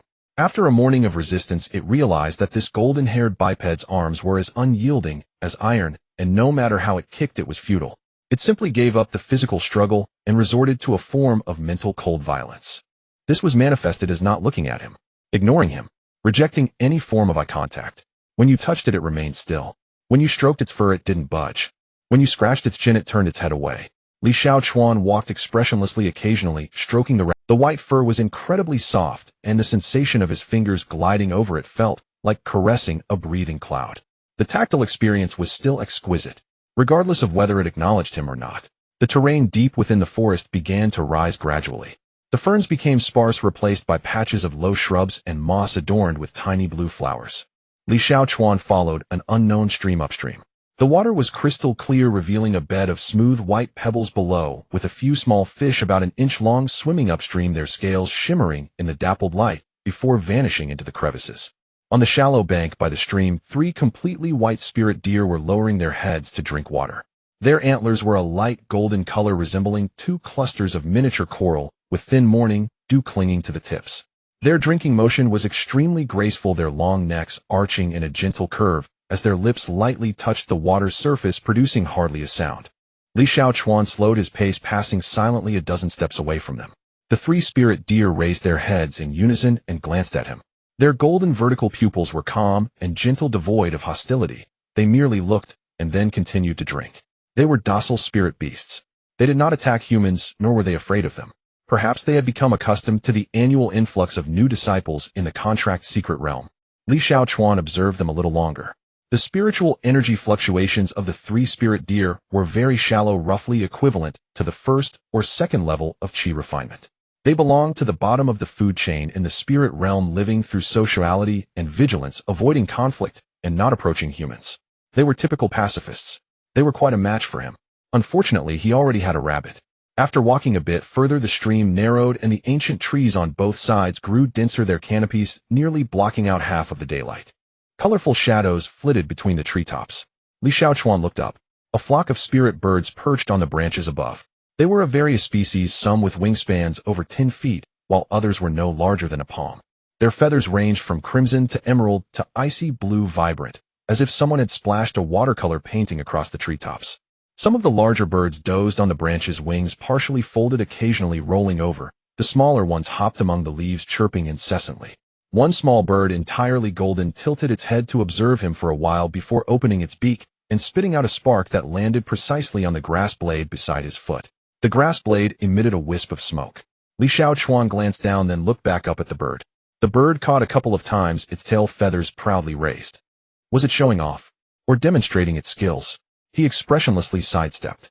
What a pity. He was now a man with a rabbit. He continued walking. The stream took a bend around a stone wall covered in purple moss, and suddenly the view ahead opened up. A riverbank unfolded from the edge of the dense forest, shallow water flowing over the pebbles, shimmering with dappled light. There was movement on the opposite edge of the forest. Li Xiaochuan squinted. Two disciples were crouched behind a fallen giant tree, anxiously staring at the bushes ahead. One of them was gripping a spirit beast orb, while the other held a cast iron sword, the kind distributed uniformly by the sect, requiring no contribution points. A deep growl emanated from the bushes. A gray spirit beast, roughly half a human's height, peeked its head out. It had a long snout, upright ears, and a lithe body with gray fur subtly shimmering with wind attributes, spiritual energy. It was a gray wind wolf, a second-tier spirit beast cub. Two new disciples at the first level of qi refinement faced off against a second-tier cub. The gray wind wolf bared its teeth at the two. The disciple holding the sword trembled slightly.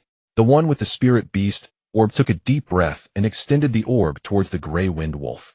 The gray wind wolf glanced at the spirit beast orb, then sneezed in apparent disdain and turned to retreat back into the bushes, not even flicking its tail. The two disciples exchanged glances, stunned. They had been rejected. The spirit beast refused the contract. Li Xiaochuan silently passed by on the riverbank, completely unnoticed. The two disciples sat dejectedly on the giant tree, beginning to discuss whether to try a different direction. This was the true state of most new disciples in the Wan Yao spirit realm. They were not the chosen ones blessed with golden light upon arrival, but rather they held spirit beast orbs and faced one rejection after another from the spirit beasts. Contracting a spirit beast was inherently a matter of fate. The spirit beast had to be willing. It could not be forced. Li Xiaochuan looked down at the little white rabbit in his arms. His right hand naturally stroked its fur again. You are unwilling to. That's okay. Take it slow. Host. The system's voice echoed, softly tinged with a hint of grievance. Speak. You have entered the Wan Yao spirit realm, and it has been over half a day. During this time your accomplishments include, but are not limited to, chasing a rabbit for half an hour, walking with a rabbit for 2 hours, stroking its fur 47 times, feeding spirit grass 6 times, all rejected, and lying on the grass in a daze for a quarter of an hour. So this system wants to ask, are you here for training or for a stroll? A stroll. This system is not giving you a choice. Li Xiaochuan's lips twitched slightly. That system that had nearly driven him insane back then should now experience a taste of madness. The orange-blue light of the sky gradually dimmed. The Wan Yao spirit realm did not have sunsets, but the hues of the sky would slowly shift with time from warm orange to cool blue, as if someone was gently adjusting the scales on a vast palette. Li Xiaochuan estimated the time. It had been about 3 to 4 hours since entering the spirit realm. Based on the total time limit of 3 days, the first day had already passed halfway. He originally intended to find a quiet place to spend the night, continuing to bide his time with the rabbit. After all, there was no rush, there were still 2 days left. Then he heard a sound. It was not the roar of a spirit beast. It was not the shouts of disciples chasing spirit beasts. It was the sharp sound of metal clashing mixed with the dull thud of spiritual energy exploding. There were also human screams. Li Xiaochuan's footsteps came to a halt. Li Xiaochuan's first reaction was to crouch down. It was not out of fear, but instinct. He lowered his body, one hand cradling the rabbit in his arms while the other pushed aside the ferns in front of him to look in the direction of the sound. The little white rabbit pressed its ears flat, its entire body tensed into a hard ball, its pink eyes wide open, even its breathing became shallow. Animals possess sharper instincts than humans. It was afraid. Li Xiaochuan did not rush over. Peeking like this would likely lead to trouble in a cultivation novel. Either he would stumble upon something he shouldn't see, or be discovered by the antagonist, or he might just happen to arrive right when the most critical blow was delivered, thus being forced to accept the entire plot. But if he turned and left without knowing what had happened, and if the situation was worse than expected, he would be unprepared, which would be even more disastrous. After weighing his options for a moment, he decided to take a look. He tucked the little white rabbit deeper into his arms and crouched, moving forward along the rocky bank of the stream. His footsteps were extremely light, and the hidden vitality technique suppressed the fluctuations of his spiritual power. Even his breathing was deliberately slowed. He had closed in by another 30 zhang. The sounds became much clearer. The sound of metal clashing was dense and urgent, not the rhythm of sparring, but of desperate combat. The muffled sounds of spiritual power exploding came one after another, intermingled with heavy gasps and suppressed cries of pain. There was another sound. Very small, very fragmented, like someone was biting their teeth while crying. Li Xiaochuan circled around a half-percent high mossy rock, using the cover of the rocks and bushes to see the situation ahead. A patch of trampled riverbank. Several bushes had been uprooted, pebbles scattered by the force of spiritual power, the shallow water mixed with mud and blood no longer showing its original clarity. 7 disciples. He immediately recognized the luster of the green jade tokens. It was exactly the same as the one hanging from his waist. They were new disciples of the Taishu Xianzong, who had entered the Wan Yao spirit realm together. But they were not from Class A.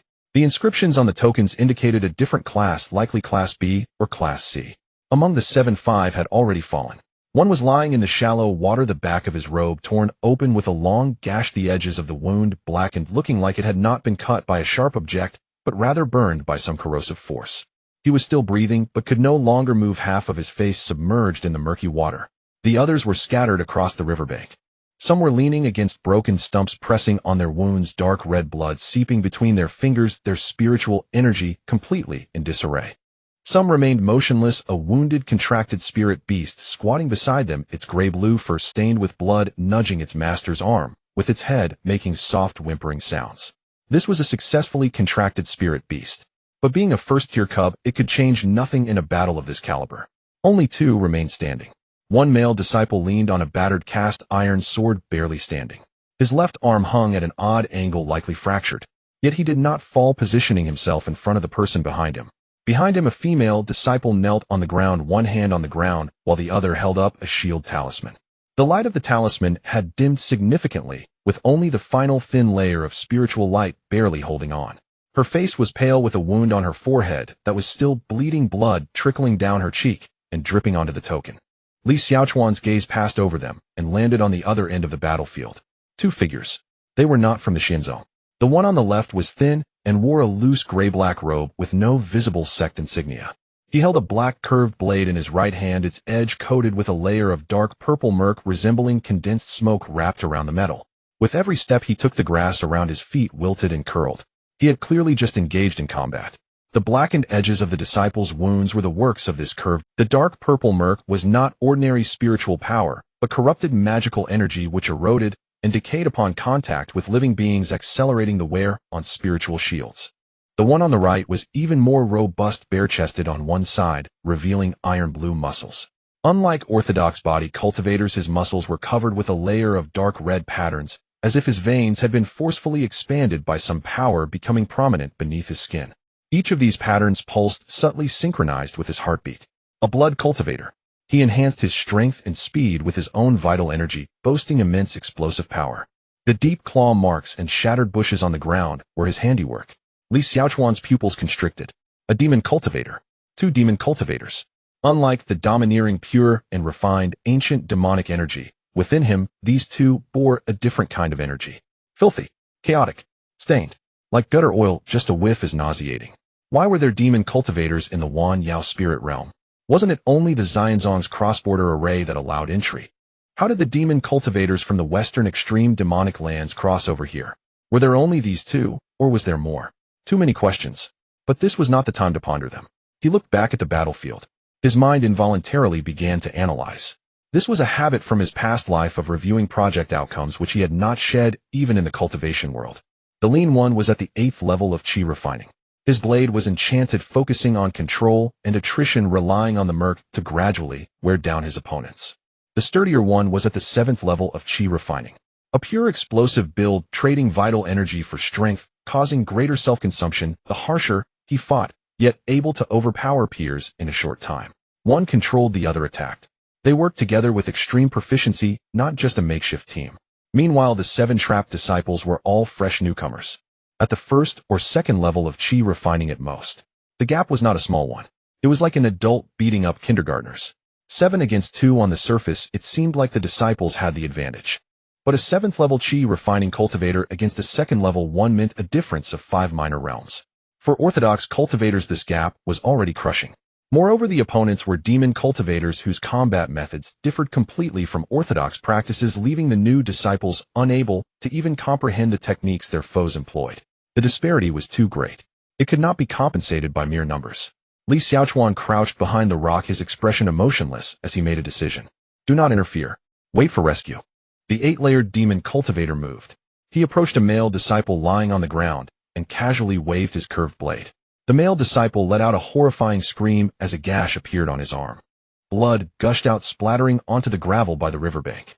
A layer of black mist immediately emerged around the wound, and the disciple's scream turned into a hoarse whimper as his entire arm began to spasm uncontrollably. He wasn't going to kill him. He was playing. The demon cultivator crouched down and tapped the disciple's face with the back of the curved blade. Is this all the ability of the pride of the Tai Su immortal sect? The demon cultivator's voice was hoarse and deep, laced with a sadistic amusement in playing with his prey. Just one encounter, and 5 are already down. I expected a bit more surprise from the number 1 immortal sect of the Jiuzhou. The 7-layered blood cultivator dragged the female disciple by her hair, pulling her up from the ground. Her face was smeared with mud and blood, her hair disheveled as she struggled desperately. The blood cultivator slapped her harshly, and with a sharp sound her head was knocked to the side, a red mark quickly swelling on her cheek. This one looks quite good. The blood cultivator grinned, revealing a row of yellowed teeth. Boss, should we keep her? The female disciple's eyes filled with fear and despair. She opened her mouth to scream, but a hand covered it tightly. The male disciple leaning on his sword saw this scene and let out a roar, charging forward. His sword thrust was crooked and slow, his arm trembling, channeling all his spiritual energy into this one strike. The 8-layered demon cultivator casually deflected it with a slash. The iron sword flew from his hand, bouncing twice on the pebbles before landing in the shallow water. A kick landed harshly on the male disciple's chest. He was sent flying 3 zhang, crashing onto a rock, spitting out blood as he slid down to the ground. After struggling for a moment, he couldn't stand up. You have some guts, young hero. The 8-layered demon cultivator strolled over leisurely, twirling the curved blade in his hand. Shall I let you die in a more handsome way? Behind the rock, Li Xiaochuan watched everything impassively. The little white rabbit in his arms had curled itself into the tightest ball, its pink eyes tightly closed, its whole body trembling slightly. Its ears were pressed against its back, and its fluffy tail was tucked under its belly. Li Xiaochuan glanced down at it. Then he lifted his head and continued watching the riverbank. He wouldn't intervene. The plan remained unchanged. The reasoning was quite sufficient. First, he didn't know them. These disciples were neither his classmates nor his friends, not even acquaintances he had met before. He couldn't care less about the lives and deaths of passers-by. Second, the risk was too high. There were 2 demon cultivators on the opposite side, one at the 7th layer and the other at the 8th. His true cultivation level was at the 3rd layer of chi refinement, with his outward display locked at the 2nd layer. Even if he unleashed all his power and relied on his celestial spirit root and demonic body to exert higher-level combat power, whether he could win was still debatable. If he lost, he would be the one to pay the price. Third, the consequences of exposing his combat power were incalculable. How could a new disciple displaying the 2nd layer of chi refinement suddenly defeat a demon cultivator at the 7th or 8th layer? How would he explain it afterward? I am actually at the 3rd layer of chi refinement, but managed to surpass 5 realms thanks to my spirit root talent. Any new disciple capable of such feats would surely be closely monitored by the sect, and what he feared most was being watched. Fourth, and the most reasonable reason, since the sect has arranged for dozens of golden core instructors to accompany the team into the spirit realm, the correct course of action when a disciple encounters danger is to crush the distress talisman and wait for rescue. This was the most rational, safest choice that adhered to the behavioral principles of a bystander. For reasons all perfectly logical and irrefutable. Yes. Right. Exactly. This is how it should be. Not to save. Definitely not to save. He wasn't the main character. There was no golden halo, no heavenly protection, no reader's expectations. He was just a cowardly, survival-seeking villain who only wanted to live until the end of the story. After all, he wasn't a good person. When Wang Fuguei was bullied by Ma Wankai and his group in the bamboo forest for protection money, didn't he watch coldly from the sidelines? Just hide away like this. Another scream echoed across the riverbank.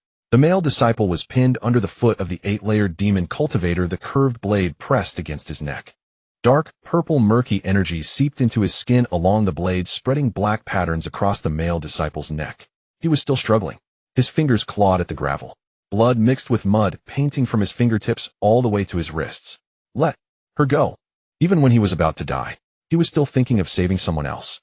Li Xiaochuan looked at the hand digging into the ground, now missing a nail. It was none of his business. He had no obligation. Moreover, if he rushed out to save someone, he would surely be ridiculed. In this day and age, who still engages in chivalry? If it goes wrong, he could end up in trouble as well. Was it worth it? What do readers nowadays hate the most? White knights.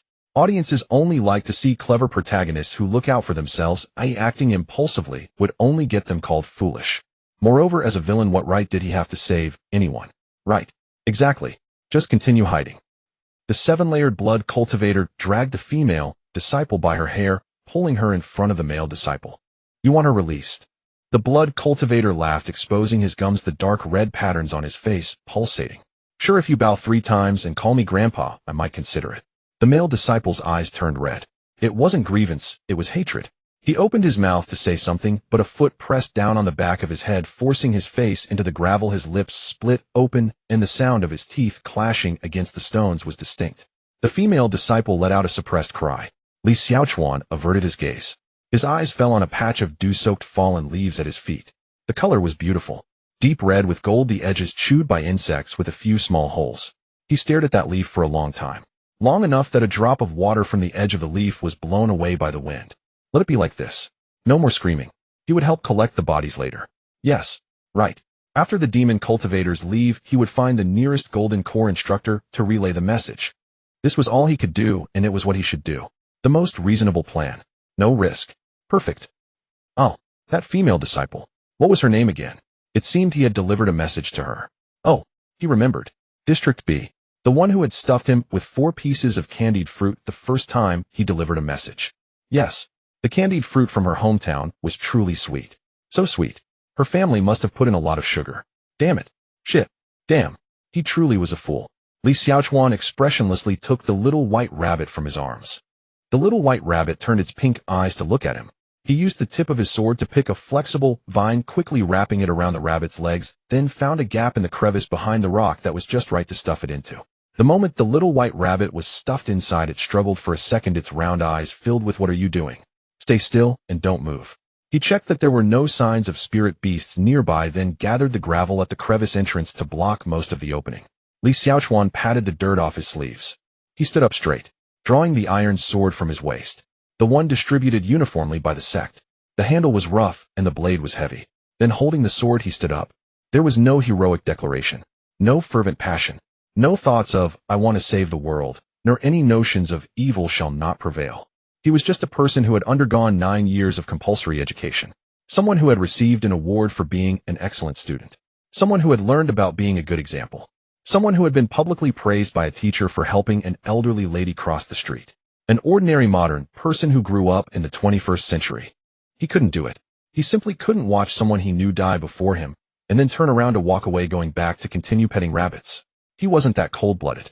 He couldn't be that selfish. He couldn't be a qualified villain. This was perhaps Li Xiaochuan's greatest flaw. The moment Li Xiaochuan stepped out from the shadow of the tree, at least 17 ambush plans flashed. He could hide in the trees waiting for the devil cultivator to pass by, then pierce through their skull with a sword. Each one was vivid in his mind. Yet every plan became void the instant he saw that female disciple being dragged away with her mouth covered. There was no time left. Thus he made an extremely simple and brutal decision. He bent down and picked up a fist-sized river stone from the ground. He weighed it in his hand. With a pull of his right arm and a twist of his waist, he combined the basketball throwing technique from his past life with the brute strength of his current devil body. He threw it. The instant the stone left his hand, a sharp screech tore through the air. The river stone shot out like a cannonball, brushing past the ear of the 7-layer blood cultivator and smashing into a massive ancient tree behind him. Boom. The entire tree trembled violently. The bark exploded, wood chips flew, and a fist-sized hole was left in the trunk. Fragments of stone shot out from the other side of the trunk, accompanied by a shower of splintered wood that crashed into the bushes. The blood cultivator instinctively released the grip on the female disciple and dodged to the side, his face changing dramatically. Unfortunately, he was just half an inch short. Had his childhood skill of throwing stones at sparrows dulled to this extent? He had aimed for the head. After not practicing for over a decade, his skills had become rusty. However, it was not a big issue. The goal was achieved. The two devil cultivators had both turned their heads to follow the direction from which the stone had come. Behind the shadows of the trees stood a golden-haired youth, hands clasped behind his back, expressionless, with cold purple eyes looking down from a height at everything on the riverbank. The late breeze lifted his clothes, and a few strands of golden hair outlining a stern silhouette in the orange-blue light. The power and speed of that stone just now were not something those beaten new disciples could achieve. The two devil cultivators exchanged glances. Li Xiaochuan slowly raised his right hand. Then he gave them the middle finger. The two devil cultivators were momentarily stunned. They clearly did not understand the cultural implication of this gesture on Earth. But some things transcend the barriers of worlds. That upright finger, that expression bordering on contempt, and that aura of "you two trash" are not worth. The mocking meaning needed no translation. The expression of the 8-layered devil cultivator darkened. Seeking death, he lifted his foot, kicking the male disciple. He was stepping on into the shallow water. The dark purple energy on the curved blade surged violently, rushing towards Li Xiaochuan along with the 7-layer blood cultivator. Li Xiaochuan twisted his neck. Then he turned and ran. What a joke. Why fight when he could run? He wasn't a battle maniac with a few screws loose. With the firepower drawn, those disciples were temporarily safe. There was no need to clash heat in here. He ran swiftly. Each step of his enhanced devil body could leap Tu Zhang forward, and the frequency of his toes touching the ground was so fast that the sound of landing was nearly inaudible. He slipped past the bushes and low branches in the woods without losing speed. The two devil cultivators chased after him, their cloaks rustling in the wind. They chased for a while. They could not catch up. Li Xiaochuan glanced back. The two shadows were 4 to 5 zhang behind him, still tightly pursuing, but the distance was gradually widening. Trash. Not even as good as a little white rabbit. However, he wasn't in a hurry to completely shake them off. If the devil cultivators fell behind, they might turn back to continue harassing those disciples, and he would have exposed himself for nothing. He needed to take the people away thoroughly. He slightly slowed down, maintaining a subtle distance that gave the impression of you can't catch up, but you feel like you can just a bit more. He dragged this way for about 2 li. Then he heard a new sound. To the front left, there were clashing metals and screams. As Li Xiaochuan passed by, he turned his head to take a look. An almost identical scene. 5 or 6 disciples were surrounded by 3 devil cultivators in a mountain hollow, bruised and battered. Among the 3 devil cultivators, one was enveloped in a dark red aura, the same as the previous blood cultivator. Another had both hands hidden in his sleeves, with wisps of gray-green smoke seeping through his fingers, wilting anything he touched. The third was the thinnest and fastest, appearing like a shadow blown by the wind among the trees. They were not from the same group. Not from 2 groups either. There were many groups. These devil cultivators were acting separately. Li Xiaochuan frowned slightly. There was no time to think. He bent down and picked up a stone. This time he aimed right. The stone struck the blood cultivator's head, causing him to stagger. The blood cultivator's protective aura rippled outwards from the impact, and though he swayed 2 steps without falling, the killing intent in his eyes instantly shifted from that group of disciples to the direction of the forest. The 3 devil cultivators turned back. They saw a golden-haired youth leaping out of the woods, followed by 2 furious black shadows. Come on. Li Xiaochuan expressionlessly beckoned to them. Then he continued to run. Behind him, 5 devil cultivators formed a line, chasing after him. He kept running. He encountered another group. 2 devil cultivators were hunting 3 disciples. One disciple could no longer run, cornered against a stone wall, unable to even hold his sword steady. Li Xiaochuan swept past from the side. Stone. Smash. Run. Behind him, it turned into 7. 7 devil cultivators radiating murky energy were furiously pursuing him. The leading 8-layer curved blade cultivator had been cursing all the way, his profanities evolving from seeking death to skinning and stripping tendons to refining your soul into lamp oil, becoming increasingly creative. Li Xiaochuan moved through the forest expressionlessly, his steps still smooth and steady. He was not flustered. Not because he was unafraid, but because he was observing while running. 7 devil cultivators, 7 different speeds. Leading was the thin one with a flickering figure of speed type, his steps erratic, moving left and right, but his straight-line sprint wasn't quick, excelling in agile direction changes. Second fastest was the earlier 7-layer blood cultivator, whose muscles bulged under chi activation, shaking the ground with each step. A brute force type stamina questionable. His dark red markings were 2 shades brighter than when he first started chasing, and his breathing was heavier, indicating a limit to his chi consumption. The 8-layer curved blade cultivator ran third. It wasn't that he was slow, he was controlling the pace, not exerting all his speed. The dark purple energy on his blade maintained its intensity, suggesting he was building up power while running. The most dangerous one. The last few had average speed, hindered by the bushes and terrain. The one with the gray-green smoke had to stop to catch his breath after a few steps, likely a common ailment among poison-type cultivators. 7 monsters. That was enough. Any more, and he feared he wouldn't be able to handle it. Besides, those disciples who had been attacked should have taken the opportunity to flee. Run. Keep running. He wasn't running aimlessly. From the start, his route had been leaning in one direction. The direction where the Golden Core instructor should be.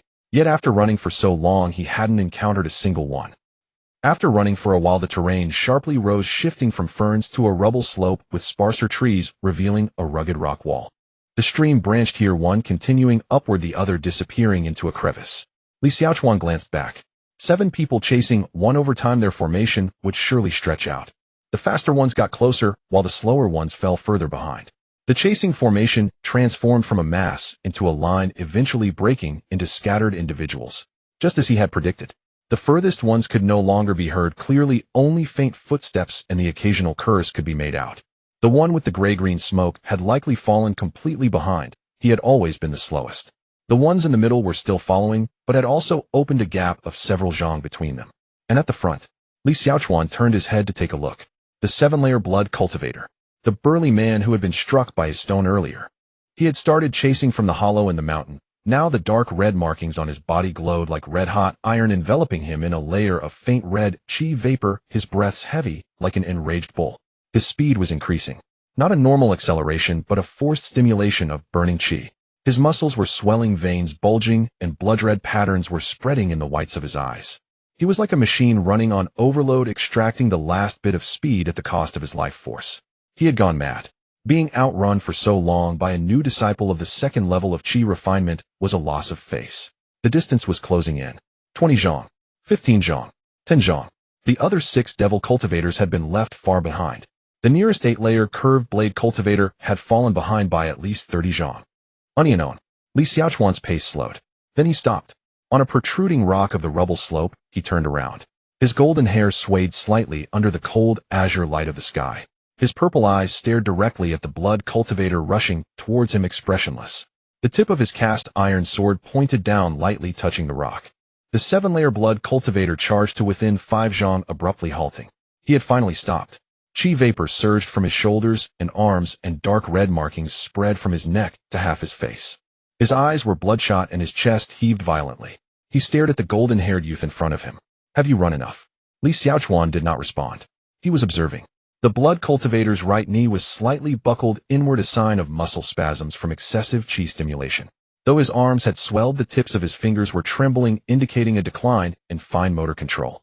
His breathing rate was very high, short inhales and long exhales, with his heart and lungs operating at overload. His body was nearing its limit. That chase just now had not been in vain. Li Xiaochuan gripped his cast-iron sword, standing atop the gravel slope. 5 zhang away, the blood cultivator wheezed like a dying ox. He did not rush to strike. He was not posing. He was making a decision he had never faced since entering the sect, releasing his suppression of the demonic art. 7/10 of his spiritual energy had long been devoted to containing the demonic chi, a standard practice in his daily cultivation. Yet now stood before him a blood cultivator at the 7th layer of chi refinement. Even weakened, the odds were dire. 3rd layer against 7th layer. 2/10 of orthodox spiritual energy would not suffice. He would not unleash it entirely. Only reduce the containment from 7/10 to 3/10. The surplus 4/10 of orthodox spiritual energy surged into his limbs and meridians as the 5 elements heaven-deriving art unfolded simultaneously. 5 faint glows, metal, wood, water, fire, and earth, flashing alternately deep within his dantian. His body flooded with a searing, radiant warmth. Every meridian hummed with resonant vibration. At that very moment, the demonic chi stirred. The ancient demonic energy suppressed for 2 months burst through half its dam, like a flood surging wildly along his meridians. It was icy domineering suffused with a primordial savagery, and collided heat-in with the orthodox spiritual energy. The two forces clashed violently within his meridians. Pain. Not ordinary pain, but the excruciating bone-deep agony of meridians stretched taut by two diametrically opposed forces tearing in opposite directions. Li Xiaochuan's expression remained unchanged, yet his jawline tightened imperceptibly, and the veins at his temples pulsed twice. The great wasteland indestructible demon god body activated, instinctively reinforcing his physical frame to withstand the meridian strain. His bones and muscle fibers amplified by the demon god body doubled in resilience, just barely containing the violent collision of opposing energies. He held, though not for long. His hand closed upon the sword hilt, the rough cast-iron grip whitening beneath his grip. The 5 elements heaven-deriving art, fire element. Fiery spiritual energy surged from his dantian, racing up his arm's meridians toward his palm. Li Xiaochuan did not resist the demonic energy surging alongside it. He let them collide, fiery spiritual energy meeting ancient demonic power. At the instant both forces converged within his palm, an unprecedented reaction occurred. Not mere superposition, not simple addition. It was fusion, the scorching heat of fire spiritual energy, and the frigid malevolence of demonic energy, devouring, permeating, and rewriting each other. Crimson flames in a fraction of a heartbeat were tainted by demonic essence, shifting from blazing red to deep indigo, then darkening further into an abyssal profound sapphire. A sapphire blue flame slowly kindled along the blade, not enveloping its surface, but welling forth from within the metal itself, as though the sword were burning from its core. The flame emitted no radiating heat, yet the air around the blade shimmered faintly, like the wavering haze above sunbaked asphalt at midday. Li Xiaochuan glanced down at his sword. Sapphire blue, strikingly beautiful, yet profoundly unstable. He felt the volatile power trembling violently in his palm, like gripping a live explosive charge on the verge of detonation.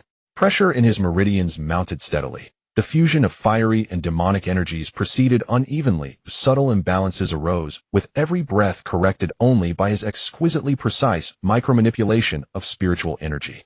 10 breaths. That was his limit. Enough. 5 zhang away. The blood cultivator roared and hurled a fist forward. Crimson killist wind erupted, scattering gravel from the slope, stones hurtling toward Li Xiaochuan's face.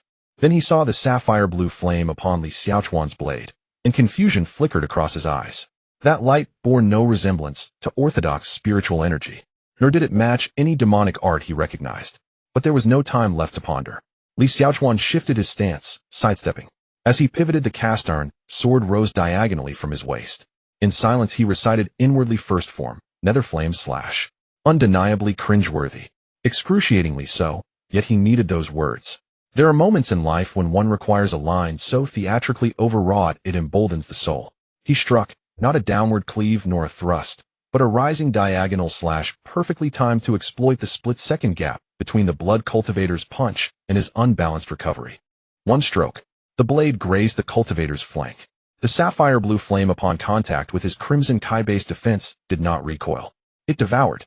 Like ink dropped into clear water, the crimson chi aura corroded, unraveled, and extinguished where the flame touched, visibly dissolving before the eye. His chi barrier ruptured at the point of contact, and the sapphire flame slipped through the breach, crawling along the dark crimson traceries etched across his skin. Confusion hardened into raw terror. What is this?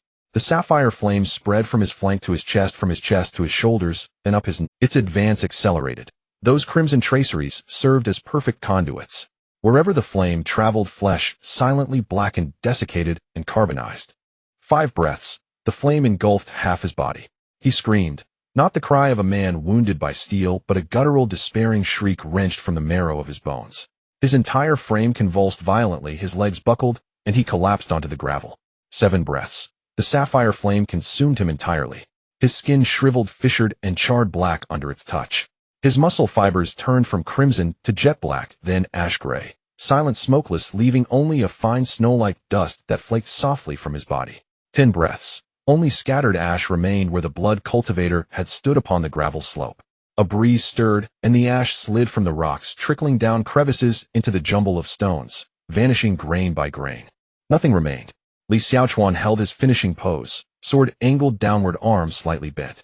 The sapphire flame had died, Fine cracks now webbed the cast-iron blade. The blow had exceeded the weapon's endurance. He stared blankly at the empty space where the man had been. He paused, 2 breaths of silence, then lowered his gaze to his sword, then back to the vacant ground, and inwardly uttered with eerie calm a single word. Damn. He had erased a man from existence. No scream, no struggle, no final defiant declaration. Simply gone. He had killed. Just now he had slain a living person. His grip on the sword trembled faintly. Back in his past life, he had never even slaughtered a chicken. Today, with one stroke, he had extinguished a human life. Though the man was a demonic cultivator, his hands stained with innocent blood, though sparing him meant certain death for himself. Though such was the immutable law of survival in the immortal cultivation world, still a suffocating churning wave rose in his chest, the urge to hurl the sword aside to retch. Uncontrollable, undeniable. His stomach churned violently. He stood rooted, sword tip pointing downward, throat constricted. He endured several breaths before suppressing the acidic surge. A dense, prickling ache now throbbed through his meridians, the damage inflicted during the fusion of fire and demonic energies. Not severe, but deeply irksome, like dozens of needles piercing him at once. Each movement sent fresh stabs of pain. Most of his spiritual energy was spent, and with demonic suppression reduced from 7/10 to 3/10, the excess demonic chi now stirred restlessly anew within his meridians. He retrieved a white porcelain bottle from his spatial pouch, poured out a spirit-gathering pill, and swallowed it whole. As its potency dissolved within him, orthodox spiritual energy began slowly replenishing. Too slow, but sufficient to stabilize. He tucked the bottle away and lifted his gaze toward the base of the gravel slope, where 6 demonic cultivators now stood waiting. Next, let's continue the escape. Li Xiaochuan had just taken a step when 6 shadowy figures turned around in unison. There was no eye contact, no pause, and no passionate words of revenge, not even a shout.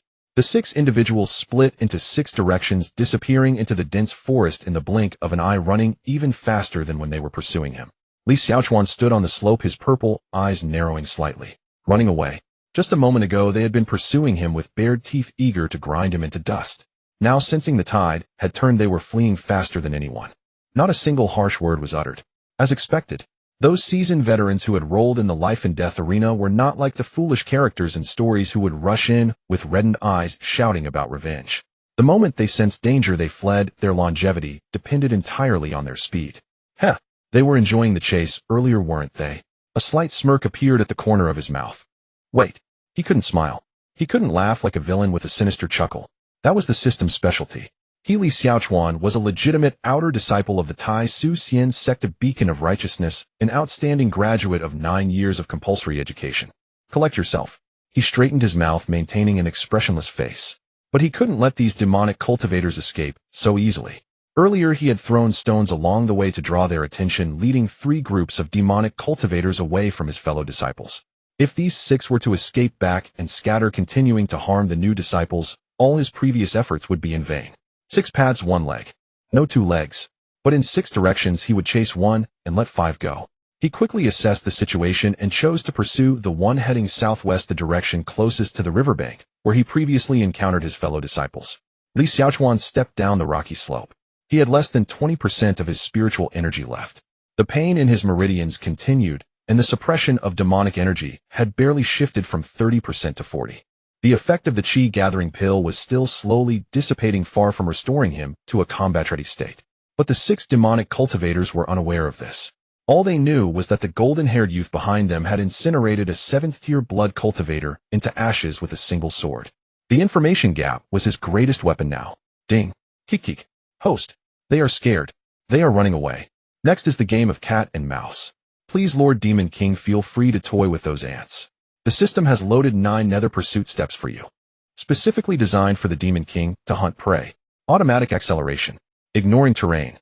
He didn't even catch what the system was saying. The name of the step was too long, automatically ignored.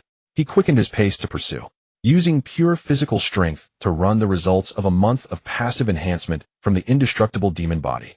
Without the boost of spiritual energy, his speed was slightly slower than when he was fleeing earlier, but maintaining pace without being left behind was sufficient. The righteous spiritual energy was replenishing at an extremely slow rate. He was regaining energy while running. In his past life, he never skimped on this. As he ran, he reviewed that last sword strike. The power of the azure demonic flame far exceeded his expectations. A 7th-tier blood cultivator with all defenses activated was obliterated by a single sword strike. It wasn't a death by cutting nor a death by burning. He was completely disintegrated into ashes. Too powerful. To achieve such an effect at the 3rd layer of chi refining, even accounting for the enhancements from the celestial grade spiritual root and the demon body, it should not have such a massive multiplier. The issue lay in the fusion. The combination of righteous fire spiritual energy and ancient demonic energy produced a qualitative change. It wasn't 1 + 1 = 2, but 1 + 1 = 100. The foundation of the ancient heavenly grade demonic arts was present. The purity of the demonic bloodline was evident, and the affinity of the celestial grade spiritual root to spiritual energy was also apparent. After the 3 factors were combined, the output was no longer at the level expected of the chi refining stage. It surpassed 4 minor realms in a counterattack. The cost was also evident. Meridian damage nearly depleted spiritual energy, a sudden drop in demonic energy suppression. The iron sword cracked with several lines. It would have to be used as a trump card.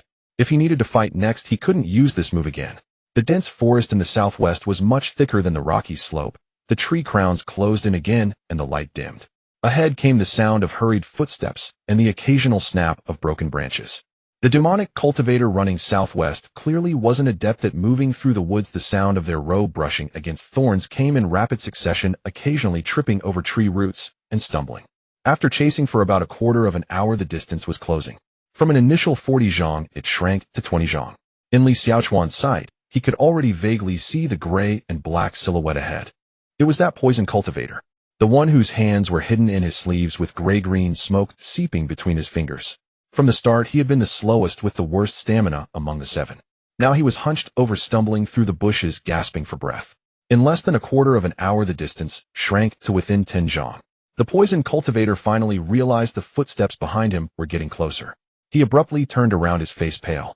"Don't come any closer." His hands shot out from his sleeves, fingers spread wide. Gray-green smoke surged forth from his fingertips, not the previous trickling seepage, but a torrent. Large clouds of gray-green poisonous mist erupted between them, like a murky wall, completely filling the space in the forest.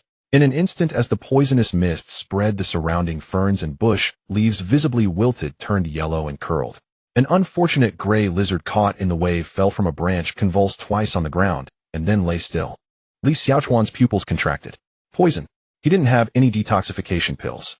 In the task hall, a bottle of detoxification pills cost 120 contribution points. He didn't have that in his already tight budget. He retreated to 30 zhang away before stopping, glancing back at the gray-green poisonous wall spreading in the forest, frowning slightly. Then he felt an itch on his body. On the sides of his neck and the outer side of his right arm, a layer of fine red dots surfaced on his skin, like he had been stung by something. The itch seeped from the surface of his skin, gradually penetrating into his muscles, bringing a slight numbness. Oh! He slowed down a step. He had brushed against the edge of the spreading poisonous mist. Was he poisoned? Li Xiaochuan's face changed dramatically. Then his expression shifted subtly. Finally, he returned to an expressionless face. Because he realized that the toxins seeping into his skin upon contacting the swirling demonic energy in his meridians reacted like a drop of water falling into a hot oil pan. Hiss! Gone. The ancient demonic energy wrapped that tiny bit of toxin, chewed it, and swallowed it. Not a trace remained. Kik. Inferior poison cultivator impurities. How dare they tarnish the supreme demonic energy of the Demon King? Demon King, please allow this system to purify your meridians in 12 different ways. This system just sensed it. Those low-grade toxins touched your noble demonic energy. It was sullied. The Demon King was sullied. You're the one who's sullied. Li Xiaochuan ignored it. He looked down at the layer of red dots on his arm, rapidly fading. In just a few breaths, it cleared completely, restoring his skin to its original state, without leaving a mark. He looked again at the still spreading gray-green, poisonous wall. Tentatively, he took 2 steps closer to the poisonous mist. A wisp of gray-green mist drifted over, touching the bare skin of his hand. His skin itched slightly, but it soon disappeared. He took 2 more steps forward. This time there was no itch at all. His skin seemed to have recognized and adapted to this toxin. When the poison gas contacted the thin layer of demonic energy overflowing from his surface, it was directly decomposed. TSK. What garbage. Li Xiaochuan walked into the poisonous mist with an expressionless face. In the poisonous mist, visibility was reduced to only a few feet due to the gray-green smoke. The smell was indescribable, like rotting leaves mixed with some kind of sour herbal residue. It was a bit nauseating after a while. He slowed his pace, relying on sound for direction. Ahead came the sound of rapid breathing and stumbling footsteps. The poison cultivator was still running forward, tossing poisonous mist behind him as he ran, evidently believing that this murky wall of poison was sufficient to keep pursuit at bay. He didn't realize that his pursuers were already within the poisonous wall. Li Xiaochuan silently passed through the mist, closing the distance between him and the poison cultivator from 10 zhang to 5, then from 5 to 3. The shadow of the poison cultivator became clearly visible. His gray-black robe was tattered from being snagged by bushes, and his disheveled black hair was covered in gray-green dust. He ran while glancing back, his movements not as agile as before, and the smoke he sprayed from his fingertips was growing thinner. Li Xiaochuan began to gather his strength. His spiritual energy had replenished a little, not much, but it was enough to deal with a poison cultivator whose stamina and toxins were both over half depleted. 5 elements, transforming heaven technique. Gold element. Golden spiritual energy surged from his dantian, flowing through his meridians into his right arm that held the sword. Unlike the searing heat of fire element, the quality of golden spiritual energy was sharp, refined, carrying a penetrating will. At the tip of the iron sword, a dazzling, blinding platinum light gathered. He didn't use demonic power. His meridians couldn't temporarily withstand a second fusion. Pure righteous spiritual energy condensed to the extreme point of golden light, all energy compressed to that single point on the sword tip. Surface is inferior to line is inferior to point. With insufficient spiritual energy, he concentrated everything on the smallest point of contact. This principle didn't require any ancient inheritance to comprehend. It was taught in high school physics in his past life. Pressure equals force divided by area. The poison cultivator finally sensed something unusual behind him. He suddenly turned around. Within the gray-green poisonous mist, a golden-haired youth stood 3 steps away. His purple eyes were calm, expressionless. At the tip of his iron sword, a blinding point of platinum light hovered. The poison cultivator's pupils constricted sharply.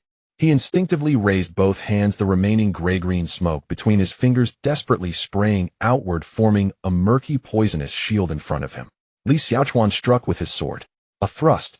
Gold element. He silently chanted in his heart. What was the name? Never mind. There was no time to think. Flowing light thrust. Let's name it this. He admitted he was terrible at naming. But that was unimportant. The point of golden light on the sword tip plunged straight into the center of the poisonous shield. The poisonous shield was pierced through the gray-green smoke, exploding outwards from the puncture like it was stabbed by a heated iron rod. The penetrating force of the golden light showed no signs of weakening upon contact with the shield. It drove straight through. The sword tip embedded into the poison cultivator's chest, protruding an inch from his back. The platinum light flickered at the moment of penetration, bursting forth with blood mist from behind, splattering onto the bushes behind the poison cultivator, staining them a dark red. The poison cultivator's body stiffened for a moment. He looked down at the half of the iron sword embedded in his chest, then looked up at the golden-haired youth before him. He opened his mouth, seemingly wanting to say something. But no words came out. He fell straight down, crashing into the pile of fallen leaves, sending a shower of dead leaves flying. Li Xiaochuan sheathed his sword. A chip appeared at the tip once more. 2 additional cracks had spread across the cast-iron blade's surface, and a visible notch now marred its edge. The standard-issue cast-iron sword issued by the sect was forged from ordinary mortal iron, never meant to withstand spiritual energy infusion beyond the 3rd cultivation layer. 1 or 2 more strikes, and it might shatter outright in his grip. He would buy a spirit-forged blade when funds allowed. Standing motionless, he gazed down at the lifeless body sprawled before him. This one differed from the first. The first had been utterly consumed by azure demonic flame, reduced to nothingness, leaving no trace. This corpse remained intact. Blood seeped slowly from the wound in its chest, spreading a dark stain across the dry leaves. His stomach churned again. Li Xiaochuan turned his head aside and closed his eyes. Deep breath. Once. Twice. 3 times. He forcibly suppressed the rising sourness in his throat. Better than the first time. At least nausea did not rise to the brink of vomiting. Remarkable progress, deserving of praise. Dong dong dong. Congratulations to contestant Li Xiaochuan. Following his lightning-fast elimination of a 7th-layer blood cultivator in round 1, he has claimed victory again in round 2, defeating a 6th-layer poison cultivator despite being only at the 3rd cultivation layer. 2 wins, 2 flawless victories. His momentum burns fiercely. Let us anticipate his continued dominance in upcoming matches. Internally, he delivered this flat, broadcast-style encouragement to himself, a calculated countermeasure against the disquiet stirred by taking a life. The effect was modest, but better than nothing. From his spatial pouch, he withdrew a white porcelain vial and tipped out a spirit-gathering pill, swallowing it whole. As the pill's essence dissolved within him, orthodox spiritual energy began to replenish, slowly, steadily. There was no time to wait for cultivation alone to restore his reserves. Who knew how many demonic cultivators still prowled the Wanyao spirit realm? He needed to remain battle-ready at all times. He closed his eyes to meditate, using the brief interval as the pill's potency unfolded to replay both battles in his mind. He had employed fire element and metal element once each. Fire element excelled at annihilation, wide-area explosive force. Its strength lay in its unparalleled peak output. Fused with demonic energy, its power became absurdly overwhelming. Yet its drawbacks were steep, immense consumption and fleeting duration. It served best as a finishing strike, not suited for prolonged engagement. Metal element specialized in penetration, precise, targeted breakthroughs. Exceptionally effective against defensively oriented opponents. Its spiritual energy cost remained manageable, though precision demanded rigorous control. It required only pure orthodox spiritual energy, no demonic fusion necessary. He had yet to employ water element, but according to the scripture 5-element heaven-deriving art, and his own intuitive sense, it leaned toward control and incision, binding, dissipating force, yielding to overcome rigidity. Earth element remained untested as well, solid, grounded, emphasizing defense and suppression, likely used to reinforce his own defenses or restrict an enemy's movement through earthen spiritual energy. Wood element governed restoration and support, growth, mending, nurturing. He paused, then guided a thread of wood elemental spiritual energy into his meridians via the 5-element heaven-deriving art. Faint emerald motes shimmered into existence above his palm, drifting gently along his channels. Indeed, the sharp, pervasive ache subsided slightly as the wood energy flowed past injured meridians. Yet the relief was meager. Pain dulled by only a fraction, while microscopic fissures still lined the meridian walls, far beyond rapid repair. Better than nothing. 5 elemental energies. 5 distinct modes of combat. This was the foundational logic of the 5-element heaven-deriving art, not 5 separate skill trees, but 5 divergent philosophies of battle. Choose the most appropriate element based on an opponent's traits. Understood. Committed to memory. He opened his eyes and stared silently at the poisoned cultivator's corpse for 2 full breaths. A black waste token, rough-hewn, neither jade nor iron, but seemingly carved from some beast bone. A crooked, irregular symbol was etched onto its front. A serial number ran across. A black waste token, rough-hewn, neither jade nor iron, but seemingly carved from some beast bone. A crooked, irregular symbol was etched onto its front. A serial number ran across its reverse. It resembled standardized identification issued by a low-tier organization. A coarse cloth pouch. Untying its cord revealed several low-grade spirit stones. Their spiritual energy content was thin, their quality mediocre, dwarfed in refinement by even the lowest-grade stones sold at the Taisu Immortal Sex Alchemy Artifact Hall. He continued searching. A sealed bamboo tube. Slightly thicker than a finger, 2 inches long, sealed at one end with wax. Removing the wax cap revealed gray-green powder, the same source as the earlier toxic mist, concentrated countless-fold. When brought near his nostrils, a rancid, putrid stench assaulted his senses. He immediately resealed the tube. Beside it lay 3 black-brown pills. Their surfaces gleamed with an oily sheen. Up close, they exuded a pungent, acrid rot, likely derived from the same toxin, compressed into pill form for swift deployment. Toxic powder. Toxic pills. Keep them. They might yet prove useful. Li Xiaochuan tucked the bamboo tube and pills into his spatial pouch, then gathered the low-grade spirit stones as well. Even a fly's leg is meat. These could be exchanged for contribution points back at the Sectanov for half a meal. The black beast bone waste token followed. Intelligence, potentially valuable upon return. Then he sat cross-legged, turning his thoughts toward next steps. The situation had crystallized. The Wanyao spirit realm had suffered a coordinated invasion by demonic cultivators. Not isolated stragglers, but organized waves deliberately dispersed across multiple zones, launching synchronized hunts. Along his flight path, he'd encountered 3 such groups, each comprising 2 or 3 cultivators targeting lone novices or small clusters. And he had traversed only a sliver of the realm's outer fringe. Extrapolating from that density, dozens, if not hundreds, of demonic cultivators likely infested the entire realm. Why had no nascent soul elders or golden core mentors intervened? Had this been mere sporadic harassment, any single nascent soul elder could have quelled it instantly. Yet none had appeared. They were occupied, engaged elsewhere, and almost certainly pinned down by adversaries of equal or greater cultivation. These mid-level demonic cultivators were merely foot soldiers. Stronger forces, golden core cultivators perhaps even higher, must be operating deep within the realm, holding the sect's elite warriors at bay. A feint. A diversion. Lure the guardians away, then unleash the grunts to harvest isolated novices. A sapphire blue figure flashed unbidden through his mind. Bai Lu Xuan. She had headed west. What awaited her there? Had she been ambushed? Li Xiaochuan instinctively shook his head. Stop thinking. She was after all one of the fated heroines. By immutable narrative law, heroines in major trials suffer only minor wounds or perilous entrapment, always rescued in time by protagonist or patron. True calamity was impossible. Lung Ruoli stood beside her, possessing a heavenly grade ice spiritual root and trained as a sword cultivator. Protecting a cousin even briefly posed no challenge. She would be fine, so why fret over her? Better to worry about tonight's meal. Li Xiaochuan banished these thoughts, his gaze settling instead upon the poisoned cultivator's ashen-black cloak. He hesitated for a breath, then bent low, lifting one corner of the cloak with his sword tip. He shook loose grass fragments and gray-green dust, or a rank blend of sweat and herbal residue, rose sharply. Frowning, he flipped the cloak inside out and draped it over himself. He pulled the hood low, casting his face entirely into shadow, leaving only his chin visible. He tucked his golden hair deep beneath the fabric, checking repeatedly until not a single strand escaped. Wearing a dead man's garment felt deeply unsettling. But demonic cultivators swarmed everywhere, and his golden hair made him a beacon. Survival came first. He could bathe thoroughly upon returning.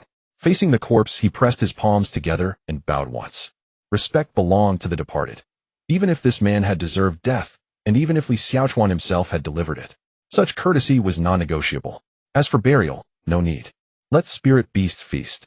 The Wanyao spirit realm's ecological cycle demanded your contribution. Drawing the cloak tighter and lowering the hood further, Li Xiaochuan set off toward the general direction of the transmission formation.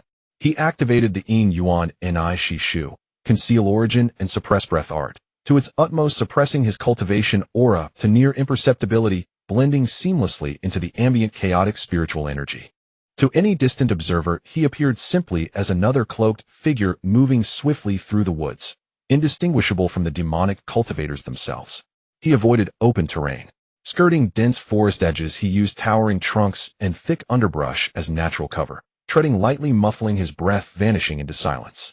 After walking for about half an hour, Li Xiaochuan slowed his pace as he passed the area where he had rescued those 3 waves of disciples. He climbed up a sturdy ancient tree and crouched down on its crown. Looking down through the gaps in the leaves, a fallen giant tree formed a natural depression. The upturned roots and the nearby rock wall enclosed a semi-closed space with a narrow entrance that was mostly covered by interlaced tree crowns. It could barely be considered a place to hide. Inside the depression, there were more than 10 people cramped together. They were the 3 batches of disciples he had saved earlier, now gathered. The injured leaned against the innermost tree roots, half reclining, while someone crouched beside them, applying pressure to their wounds, their palm emitting a faint glow of spiritual light. The situation wasn't good, but for the moment they weren't in danger of dying. Li Xiaochuan shifted his gaze away from the wounded and slowly scanned the perimeter of the depression. The defenses were adequate. At the entrance crouched an armored badger. Its stout body blocked most of the entrance, its back covered with dark gray iron armor, and its small eyes glared fiercely at the outside, ready to pounce on anyone who dared to approach. Perched on the top of the giant tree was a crimson fire feather sparrow. Its feathers glimmered with a warm light as its small head turned nimbly, vigilantly scanning the surroundings. In the side bushes stood a blue-patterned deer. Its long neck was slightly raised, and its large ears twitched constantly, like a living radar capturing sounds from afar. 3 first-level spirit beast cubs each played their roles. The fire feather sparrow kept watch from above, the armored badger guarded the entrance, while the blue-patterned deer was responsible for distance sensing. Their roles were clearly defined, and they cooperated seamlessly. They knew how to hide and how to let the spirit beasts help with the defenses. Not bad at all. 60 out of 100 with 40 points deducted for concealment. The bushes at the entrance showed clear signs of being trampled, indicating that someone had entered and exited. The fallen leaves around the depression were disturbed in a large area, particularly standing out among the untouched layers of leaves nearby. The armored badger indeed could block the entrance, but the reflection from its iron armor was too bright. A glance from afar would easily reveal its location. It was almost like drawing a circle on the ground and writing "no one here" in the center. Li Xiaochuan crouched on the treetop and sighed silently after observing for a while. Forget it. All of them were newcomers who had just entered for a little over a month. The fact that they could find a place to hide after being attacked, use spirit beasts for defense, and still have the energy to help each other bandage wounds was already better than most of their peers. If it were him at that age encountering such a situation, he would probably just huddle in place and cry. Wait a minute. He seemed to be about the same age as them. Not important. He crouched in the tree for a moment longer, confirming that there were no other spirit beasts or rogue cultivators nearby, before silently leaping down. Instead of heading toward the depression, he circled around the perimeter. First, he picked up some soft fallen leaves and moss from the ground, and gently covered the footprints left by the disciples. His movements were light, aligning the angle of the leaves with the natural accumulation of the surroundings, and he also covered any broken branches. Then he found a fallen tree covered in gray-green moss, and used his iron sword to peel off several palm-sized pieces of bark. The moss was still alive, blending in with the color and scent of the surrounding environment. He placed the bark near the entrance of the depression, leaning it against the roots of the bushes to cover the side of the armored badger that reflected the most light. From a distance, the entrance transformed from what is hidden behind the bushes into a pile of ordinary fallen trees and moss. Not perfect, but sufficient. Next, he took out a handful of fragmented spirit grass from his storage bag and scattered it on the ground in the depression. The scent was very faint, imperceptible to humans, but sufficient for spirit beasts. Spirit beasts in the spirit realm tended to avoid areas marked by the scent of other spirit beasts. This fragmented spirit grass could somewhat mask the scent of the 10 or so people inside. Finally, he carved several shallow scratches on the trunks of a few trees 30 zhang away from the perimeter with the tip of his sword. The direction was consistent with equal spacing, mimicking the marks left by large spirit beasts sharpening their claws. In his past life, he had volunteered at a zoo and observed the angles and force used by tigers when sharpening their claws. He took special care with this detail. If a passing rogue cultivator noticed these scratches, they would likely conclude that a high-level spirit beast was active nearby. As long as they didn't want to stir up trouble, they would choose to take a detour. Throughout the process, he remained silent, never approaching within 30 zhang of the depression. The fire feather sparrow on top of the giant tree turned its head several times, as if sensing something, but did not sound an alarm. It was probably because the cloak of a rogue cultivator obscured his silhouette and his aura was suppressed to a minimum by the hidden essence technique. In the perception of the spirit bird, he was no different from a moving stone. After handling the perimeter, he leaped back to the treetop, crouching among the branches and leaves. Inside the depression, the disciples were still whispering to one another, their voices drifting up intermittently with the wind. Dingban Luji, have you seen him? The one who came in with me got separated. Silence. Our group also has 3 people who haven't joined us. Class C is worse. When I encountered them, there were only 4 left who could still run. Senior brother Zhou was slashed by a man in a black robe, and I don't know. Died. I don't know. At that time I was just focused on running. Another silence ensued, longer than the previous one. Did the distress talismans actually work? We've sent out 5, and there was no response. What about the golden core teaching assistant? What about the inner door core senior brother? I don't know. These 3 words fell into the depression, and no one responded. Li Xiaochuan crouched in the treetop, his expression unchanged as he listened. Attacks were happening everywhere. Every class had been ambushed. Casualties. Disappearances. Distress talismans without a response. The golden core teaching assistant was missing. Each piece of information confirmed his earlier deductions. The depression fell silent for a moment. A female disciple suddenly spoke up, her voice very soft, as if talking to herself. That, the one with golden hair. What? The one who saved us earlier. Did you see his face? I didn't catch a glimpse. He ran. I didn't see clearly either. I just saw golden hair that looked like it was shining. Do you think he could be the one from Class A? The Crown Prince of Dian? Impossible, right? How could the 11th prince come out alone to save us? But if it wasn't him, who else could it be? That hair was pure gold. Have you seen a second one in the outer sect? Another silence fell. No matter who he is. The speaker paused, their voice dropping even lower. If it weren't for him, we might have already. The rest of the sentence went unspoken, but everyone in the depression. In the treetop, Li Xiaochuan crouched in the shadows of the leaves. The hood was pulled low, covering most of his face, and his purple eyes were slightly downcast. He showed no expression. There were no particularly strong feelings either. He simply felt that it was about time. It was time to go. He silently leaped down from the treetop, landing in the shadows of the trees, and continued walking in the direction of the teleportation array, without looking back. After another half-hour's trek, the traces grew more frequent. Not scattered skirmish remnants like those encountered earlier, but widespread contiguous devastation. An ancient tree thick enough for 2 men to embrace snapped cleanly in half. Its charred cross-section bore outward, curling, wood fibers still radiating residual heat from spiritual energy combustion. A 3-hanglong furrow had been plowed into the adjacent earth, soil heaved high, ferns uprooted and strewn across the ground. Li Xiaochuan slowed his pace, his gaze sweeping to the furrow's far end. A black-robed corpse slumped crookedly amid broken stones. Its cloak resembled his own. The hood had slipped off, revealing half of an unfamiliar face. Dried blood crusted at the corner of its mouth. Its chest had been pierced by some sharp weapon. The wound's edges blackened and carbonized flesh curled inward. Death had been instantaneous, clean and decisive. He knelt and swiftly searched the body. Just as with the previous poison cultivator, a concealed inner pocket yielded a black beastbone waste token inscribed with a serial number alongside several low-grade spirit stones. This one also carried a shattered protective jade talisman, its spiritual luster long extinguished, likely having absorbed a fraction of the fatal blow before failing utterly. Li Xiaochuan pocketed the token and rose. He pressed onward. The closer he advanced, the denser the battle scars became. A rift dozens of zhang wide tore through the forest, as if crushed beneath some colossal entity. Shattered trunks lay tangled in chaotic heaps. Canopies crashed down, rending the once dense undergrowth open to reveal a blinding expanse of light. Pale orangeandial skylight poured unimpeded through the fissure, illuminating every ruin with merciless clarity. 3 demonic cultivator corpses lay scattered along both sides of the rift. Low cultivation level, likely late chi refinement, to early foundation establishment, each slain in a different manner. One was impaled upright upon a tree trunk by jagged ice spears, another had been slammed, armor and all, deep into the mud by some blunt force. The third lay slumped beside a thicket, outwardly unmarked, eyes wide and pupils unfocused, its consciousness obliterated by a direct soul attack.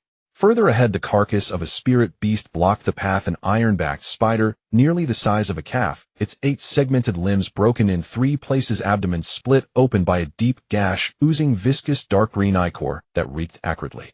Beneath it lay half a black ritual staff, shattered, perhaps bitten through in its final moments. Li Xiaochuan skirted the corpse without breaking stride, yet his pace subtly slowed. With every step forward, the scale of combat visibly escalated. From minor chi refinement scuffles to foundation establishment clashes of spiritual energy to that ravaged woodland just witnessed. Golden core. At least golden core. What tier lay beyond? He halted. Ahead, the terrain sloped gently downward. Beneath the forest canopy, faint light flickered. Not daylight, but rapid rhythmic bursts of spiritual energy collision, flashing once or twice per breath, unceasing. Through the dense foliage it shimmered like distant fireworks. The sound remained muted, distant, muffled, like great drums struck within fog. To draw nearer, Li Xiaochuan retreated into the woods, scaled a massive ancient tree via its thick, coiling vines, and climbed to the highest bough. Parting overlapping branches, he found a vantage point and crouched low. His field of vision suddenly widened. Below, the impenetrable forest stretched to the horizon, a frozen, deep emerald sea. At its far edge, the land dipped the canopy, sinking inward to form a vast bowl-shaped valley. At the valley's heart, something glowed, too distant for detail, only discernible as pulsing array patterns flaring and dimming in steady rhythm. The direction of the spatial transmission array. Before he could observe further, the heavens flashed. Then a phoenix of flame soared across the sky, wingspan blotting out half the firmament, body wreathed in incandescent crimson fire. As it swept past, a searing tail trail miles long burned the dull orangeandial sky into molten scarlet.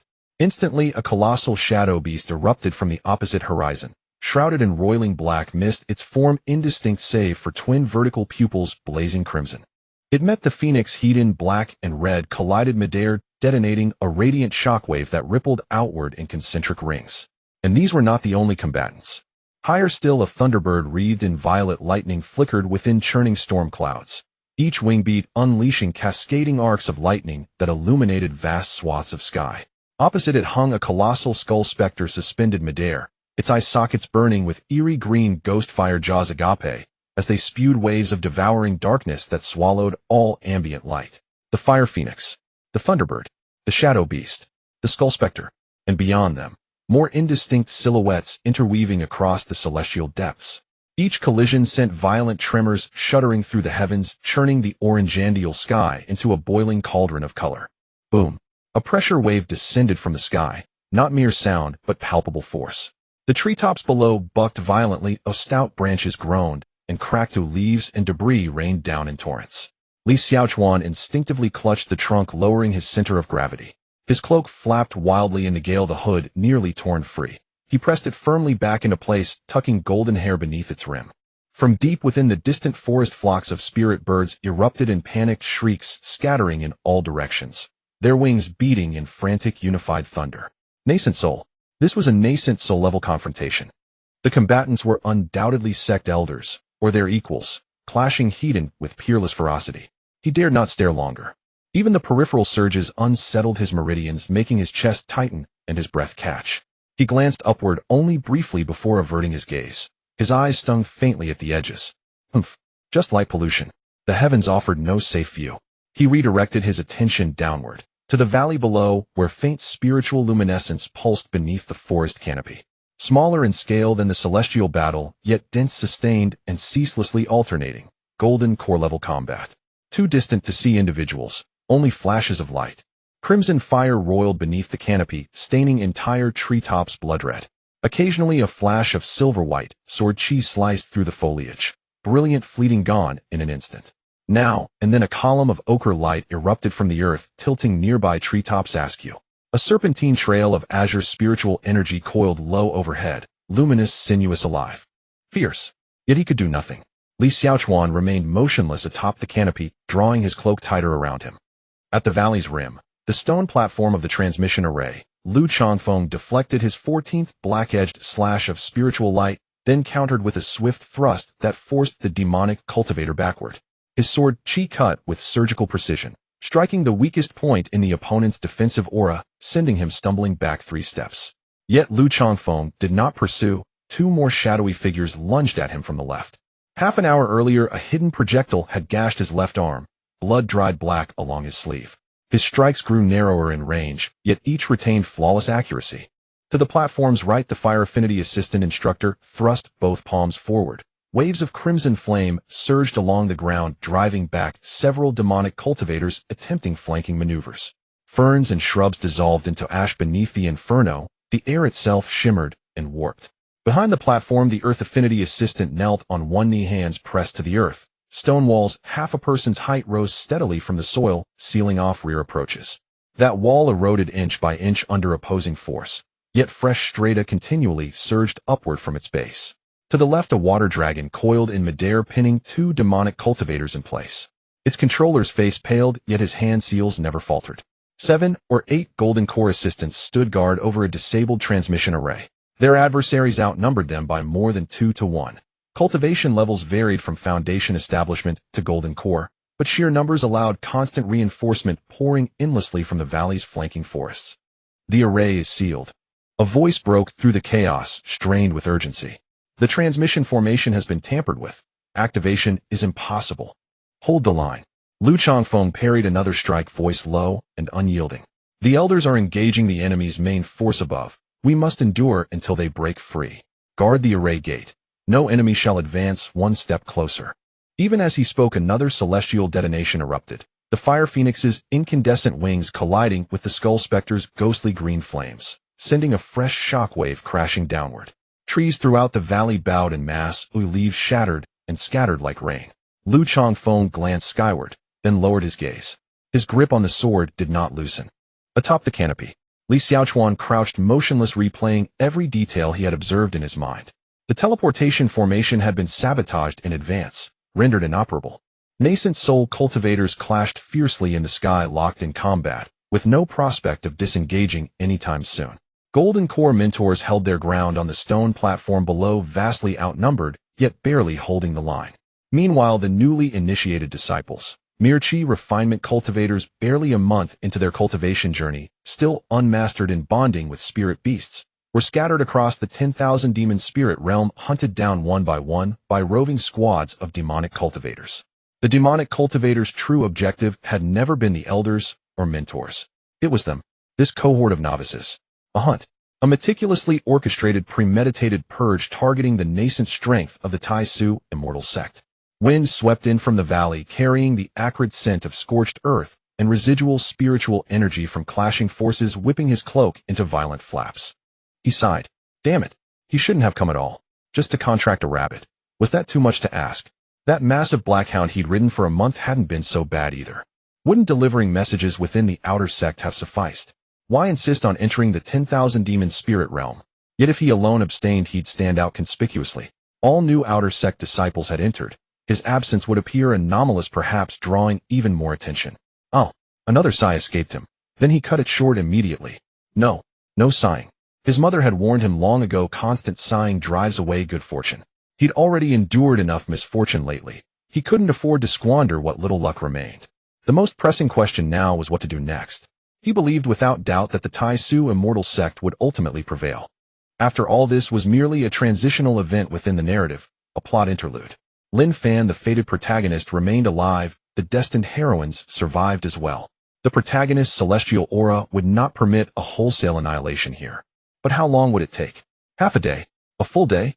Longer still? And before the sect resolved the crisis, how many more would perish? Li Xiaochuan closed his eyes. Who cares? How many die is none of his concern. He had already done all he could, rescued 3 groups, slain 2 demonic cultivators. With his genuine Qi refinement third-layer cultivation, this far exceeded the expected conduct of a mere background figure. The optimal course now was to find shelter and await the sect's resolution. Stay still. Don't intervene. It's none of your business. You're an outer sect disciple at Qi refinement third layer. You aren't even fully native to this world. Another violet lightning bolt tore across the heavens, illuminating half the sky. From the valley came a muffled clang of metal and a mentor's furious roar. Deeper within the dense forest, fluctuations of spiritual energy rose and fell. Scattered skirmishes continued unabated. Li Xiaochuan opened his eyes and rose to his feet. Enough thinking. If he dwelled any longer, he might truly crawl into a hollow tree and seal himself inside. Sliding down the trunk, he dropped into the undergrowth and moved swiftly onward. Direction west. Western woods were denser, ideal for concealment. Higher elevation afforded broader visibility, enabling better situational awareness. For prolonged hiding, elevated terrain offered greater security than low-lying areas. Distance from the central battlefield implied lower concentration of demonic cultivators. Logical. Entirely logical. Purely rational self-preservation. Absolutely no connection whatsoever to Bai Lushuang and Lung Roli happening to head precisely that way. Not a shred of correlation. Li Xiaochuan affixed his mental seal of approval to this conclusion. Then he quickened his pace. And Li Xiaochuan nearly died. A sword beam descended silently from the right. Soundless. Undetectable. No telltale surge of spiritual energy. No whistling cleavage of air. Nothing at all. By the time the crimson light flared within his pupils, the blade had already sliced to within 3 inches of his neck. His body reacted before his mind could register danger. The passive enhancement of the great wasteland indestructible demon god body activated instantly, muscles contracting at speeds surpassing Qi refinement limits. His upper torso lurched violently leftward while his foot struck the ground, propelling him sideways in a horizontal evade. The sword beam grazed past his right ear. So close he felt the searing heat of crimson spiritual energy scorching his earlobe, a stray lock of hair, severed cleanly, drifting slowly downward through the air. Before he regained balance, the second strike arrived, faster than the first. Its angle was viciously precise. Blade tip aimed directly at his throat, sealing off every possible evasion route. The crimson trajectory was immaculate, economical, and ruthlessly accurate. Golden core. The opponent was a golden core cultivator. That realization detonated in his mind, just as Li Xiaochuan reached his verdict. He couldn't win. He couldn't flee. Only one option remained. He snatched off his hood with both hands. Fellow sect member. His voice was quiet, but clear. The moment the hood fell away, his molten gold hair spilled forth, blazingly conspicuous even in the dim forest gloom, glowing incandescently under the crimson sword light. The sword halted. At that instant, its tip hovered a mere 0.01 centimeters from his throat. Crimson spiritual energy shimmered along the blade's edge, vibrating with suppressed force, as though forcibly restrained. Li Xiaochuan glanced downward at the blade. It was terrifyingly close. Close enough to trace the intricate patterns of flowing spiritual energy along its surface. Close enough to feel the razor's faint stinging pressure against his skin. His Adam's apple shifted subtly. Slowly he lifted his gaze. Within the dappled shadows between the branches, a figure hung, suspended midair, balanced upon a thick, diagonally protruding limb sword held in one hand. Her crimson skirt draped softly over the foliage. The translucent moon-white veil draped over it bore several fallen leaves, yet she made no move to brush them away. Her long black hair, loosely coiled earlier, now cascaded wildly, several strands clinging damply to her cheeks. The peach blossom hairpin tilted precariously, nearly slipping free. Blood stained her robes. Not her own. The splatter pattern and distribution unmistakably belonged. There was much of it. Dark and light splotches scattered across her crimson gown, less visible there, but starkly apparent against the pale moon-white veil. Her peach-shaped eyes were slightly lowered, The tear mole at the outer corner faded into obscurity beneath the dim light. Her face was exquisitely beautiful, so ethereal it seemed inhuman. Yet weariness shadowed her expression. Faint, bluish traces bruised the undersides of her eyes, her lips held less color than usual, her breathing was uneven. Though her spiritual energy remained steady, its depth had visibly thinned. She was severely depleted. Su Taotao, core disciple of the Mystic Arts Peak Golden Core Cultivator, assistant instructor of Class Gia's Spellcraft Division. His creditor. Her gaze lingered for a heartbeat upon his golden hair. Then she sheathed her sword. The crimson radiance vanished as the blade disappeared into its scabbard. Oh. One syllable. No apology. No explanation. Not even perfunctory pleasantries like she simply uttered that single word, then dropped lightly from the branch, landing 2 zhang ahead of him with such grace that scarcely a leaf crunched beneath her feet. Li Xiaochuan studied her for 2 seconds. Senior Sister Su. He decided against mentioning how narrowly he'd avoided decapitation. Surviving a golden core cultivator's sword strike and standing here whole and articulate was already testament to sheer fortitude. In truth, she wasn't unjustified. Wearing a demonic cultivator's cloak and skulking through the woods made him look suspicious to anyone who saw him. Su Taotao slid her sword casually back into its waist sheath, then glanced down at the bloodstains on her veil, unmoved. Why are you alone? Her tone was flat, like asking whether the dining hall had opened for lunch. Separated, Li Xiaochuan replied succinctly. And you seen your sister? Killing. Equally concise. Li Xiaochuan. She meant killing demonic cultivators. Su Taotao leaned lazily against a tree, her gaze sweeping over Li Xiaochuan's demonic cloak, yet asking no questions about why he wore it. You know about the teleportation formation? Yes, Li Xiaochuan nodded. Someone tampered with it. It won't activate. Su Taotao tilted her head, nudging the slipping peach blossom hairpin upward, only for it to slide back into place. She abandoned the effort. There's a temporary assembly point southeast of here, she said, pointing with a casual lift of her finger. Shun Jr. Brother is guarding it. Over 100 disciples have gathered there. The Shun Jr. Brother she referred to was assistant instructor of sword arts for Class E, a golden core disciple of the sword sect, whom Li Xiaochuan also knew. Li Xiaochuan hesitated. Are any Class Jia disciples there? Su Taotao glanced at him. Yes. One word. Li Xiaochuan waited 2 breaths. Nothing followed. Couldn't she elaborate just a little? Who'd been seen? Where? In what condition? She was Class Gia's spellcraft assistant instructor. Those were her students. He drew a slow breath and asked directly, are Bai Lu Shuang and Lung Ruoli there? Su Taotao turned her head slightly, pausing to consider. Not seen. 3 words. Li Xiaochuan's expression remained unchanged. His hood was off now, their faces exposed to the forest's muted light, his features calm and detached lips faintly pursed. Identical to the flawless, impassive visage of the prodigy he portrayed daily within the sect. Understood, he said. Su Taotao leaned against the trunk, her peach-shaped eyes half-lidded, gaze seemingly fixed on some distant point beyond the trees. Silence stretched for several heartbeats. There's something I need, she said. Li Xiaochuan waited. This realm is vast. I can't cover it alone. Your cloak, combined with your concealment technique, makes you safer moving along the periphery than most disciples. Her tone remained languid, but her eyes held no jest. Help me. If you encounter isolated demonic cultivators, eliminate them if possible. If you find trapped disciples, guide them towards safety. Li Xiaochuan fell silent. 100 contribution points per demonic cultivator slain. His expression stayed neutral, but his mind ignited into rapid calculation. 100 points per demonic cultivator. A basic spirit sword cost 500 points, 5 kills. Chi gathering pills cost 10 points apiece. 1 kill bought 10 pills. Monthly rent for a small courtyard, 300 points. 3 kills covered it. He'd killed 2 today, 200 points at this rate. A few more? Wait. He hesitated. Slaying demonic cultivators meant combat, and combat risked exposing his true strength. Worse, he might encounter high-level demonic cultivators. He lacked both wealth and life, both precious, both scarce. He paused for several breaths. I'll do my best. Su Taotao nodded once. Stay safe. With that, her feet shimmered with spiritual light. Crimson sword light lifted her aloft, threading seamlessly through the forest gaps before vanishing into the distant canopy. The sword light dissolved, silence reclaimed the woods. Li Xiaochuan stood rooted in place, watching the fading crimson trail, motionless for 2 breaths. Then he pulled his hood back up, tucking his golden hair tightly beneath the cloak.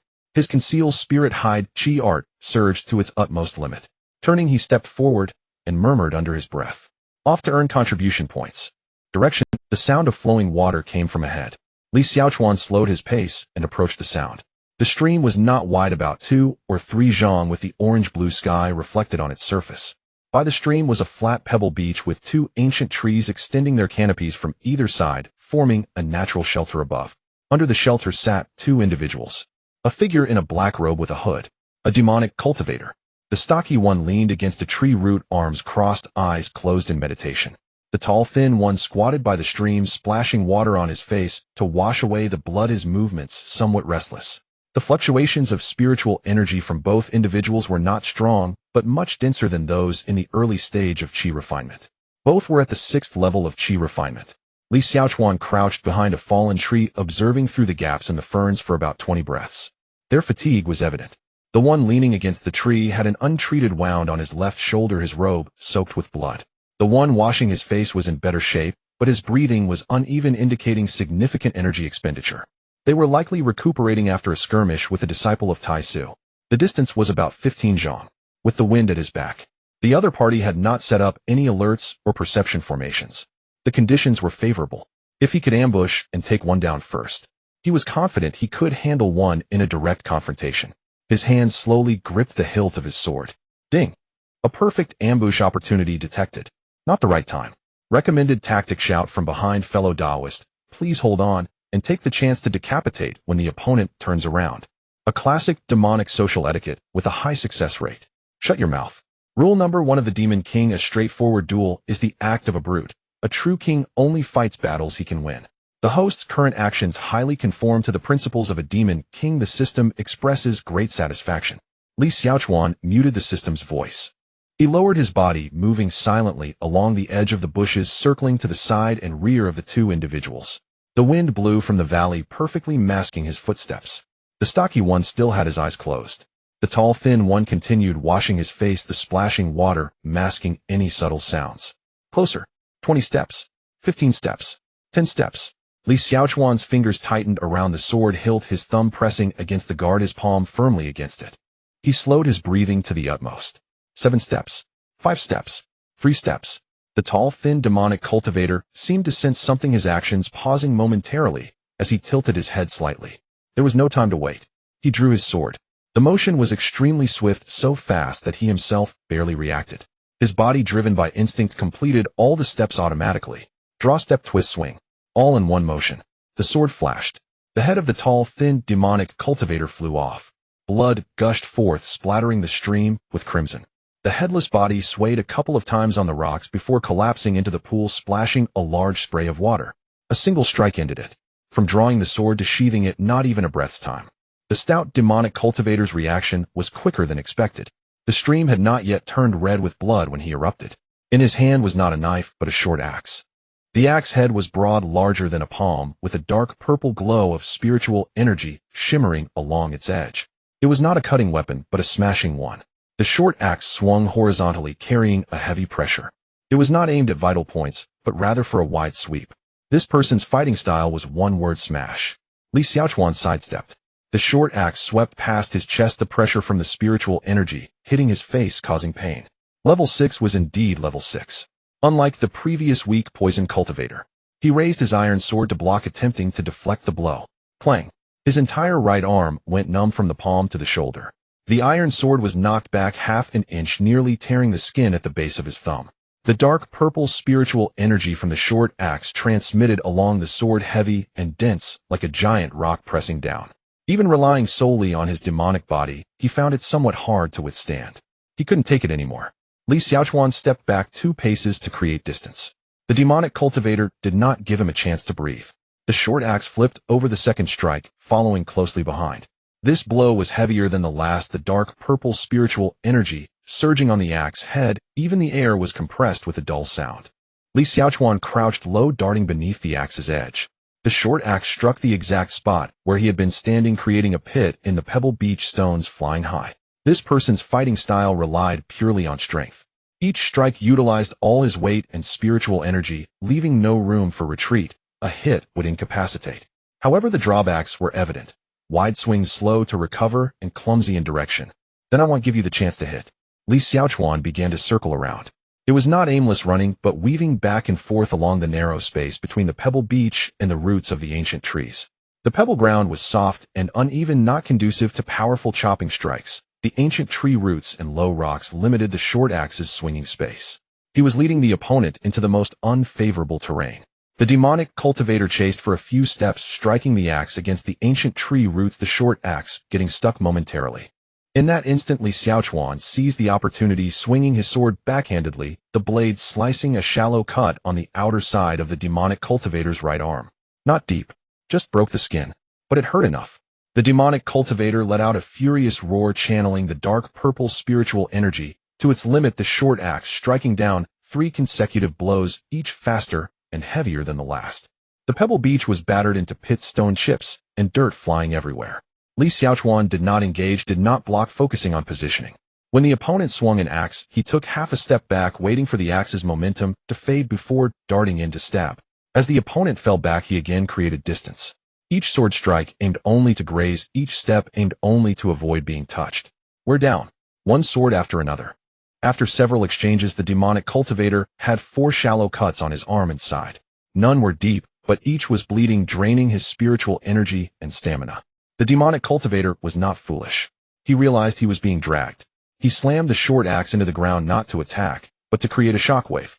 The dark purple spiritual energy surged along the axe's face into the ground, causing the pebble beach to explode outward from his position, a circle of stones shooting off in all directions like a barrage. Li Xiaochuan sidestepped to avoid most of it, but still had 2 stones hit his left shoulder and forearm, causing dull pain.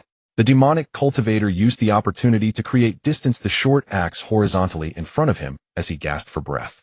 Then he switched the short axe to his left hand. His right hand reached into his sleeve, pulling out a fist-sized black iron ball. The surface of the iron ball was covered in intricate patterns, and as the dark purple spiritual energy poured into it, the patterns lit up, and the entire iron ball emitted a buzzing sound. Li Xiaochuan's eyelids twitched. A magic weapon. The iron ball was thrown. It did not fly in a straight line, but followed a strange arc, bypassing his front defense and coming in from the side. As the iron ball spun, the dark purple patterns continuously released waves of shock, making the surrounding air hum. A guided spell attack. He was controlling the ball. Li Xiaochuan sidestepped. The iron ball brushed past his back and struck the ancient tree behind him. Boom. The tree trunk, as thick as a bowl, was dented, its bark splintering, with chips flying. The iron ball bounced out of the dent, curving in the air, flying back into the demonic cultivator's hand. A return. This thing could be retrieved. The iron ball was thrown for the second time. This time it was 2 halves. The demonic cultivator used spiritual energy to split the iron ball into 2, attacking from both sides. The 2 halves approached from either side, the buzzing sound overlapping, making Li Xiaochuan's eardrums swell. There was no way to dodge, at least not purely by footwork. The arcs of the 2 halves blocked his retreat, perfectly trapping him in a narrow space. Li Xiaochuan extended his left hand, fingers spread. Spiritual energy property conversion. The iron sword flipped in his right hand, point facing down. Water element curtain. The sword tip sliced through the air, plunging into the stream. It was like a finger plucking a string, causing the surface of the stream to tremble suddenly. Several water columns as thick as arms surged up from the surface, extending along the arc drawn by the sword energy, weaving into a curved water curtain that silently spread before him. The 2 halves struck the water curtain. The water curtain was not a wall, but a living, flowing net. The moment the halves crashed in, the water curtain bent, twisted, and wrapped around them, forcibly changing their trajectory, like a stream flowing around a rock, directing them towards the open ground on either side. Boom, boom. The 2 halves smashed into the pebble beach and bushes, exploding into a shower of debris. Not a single one hit their mark. The demonic cultivator stared at the 2 halves embedded in the bushes, the muscles at the corner of his mouth twitching. He had not yet had the chance to call the iron ball back. Li Xiaochuan did not give him that opportunity. With a long stride, the power of the demonic body erupted, propelling him forward. In 3 zhang, he crossed the distance in a single step. Water element flow. The iron sword was raised diagonally from the right. The stream responded. A layer of transparent water flowed out from the sword's surface, tightly wrapping around the blade, extending outward along the arc of the swing. A flowing, spinning torrent twisted into a single stream. The water was compressed to the extreme by the spiritual energy as it spun at high speed, making the blade sharper than the iron itself by 10-fold. A horizontal slash. A transparent arc of water trailed the path of the strike, lingering in the air for half a breath before shattering and dissipating. The demonic cultivator's left arm was severed at the elbow. The short axe along with the severed forearm fell onto the pebble beach, the fingers still clinging to the hilt. The two halves that were spinning lost their spiritual energy tether momentum, suddenly failing, and they tilted awkwardly as they fell into the bushes. Oh! The demonic cultivator screamed, staggering back, his right hand clutching the wound where his arm had been severed, blood gushing between his fingers. Beautiful.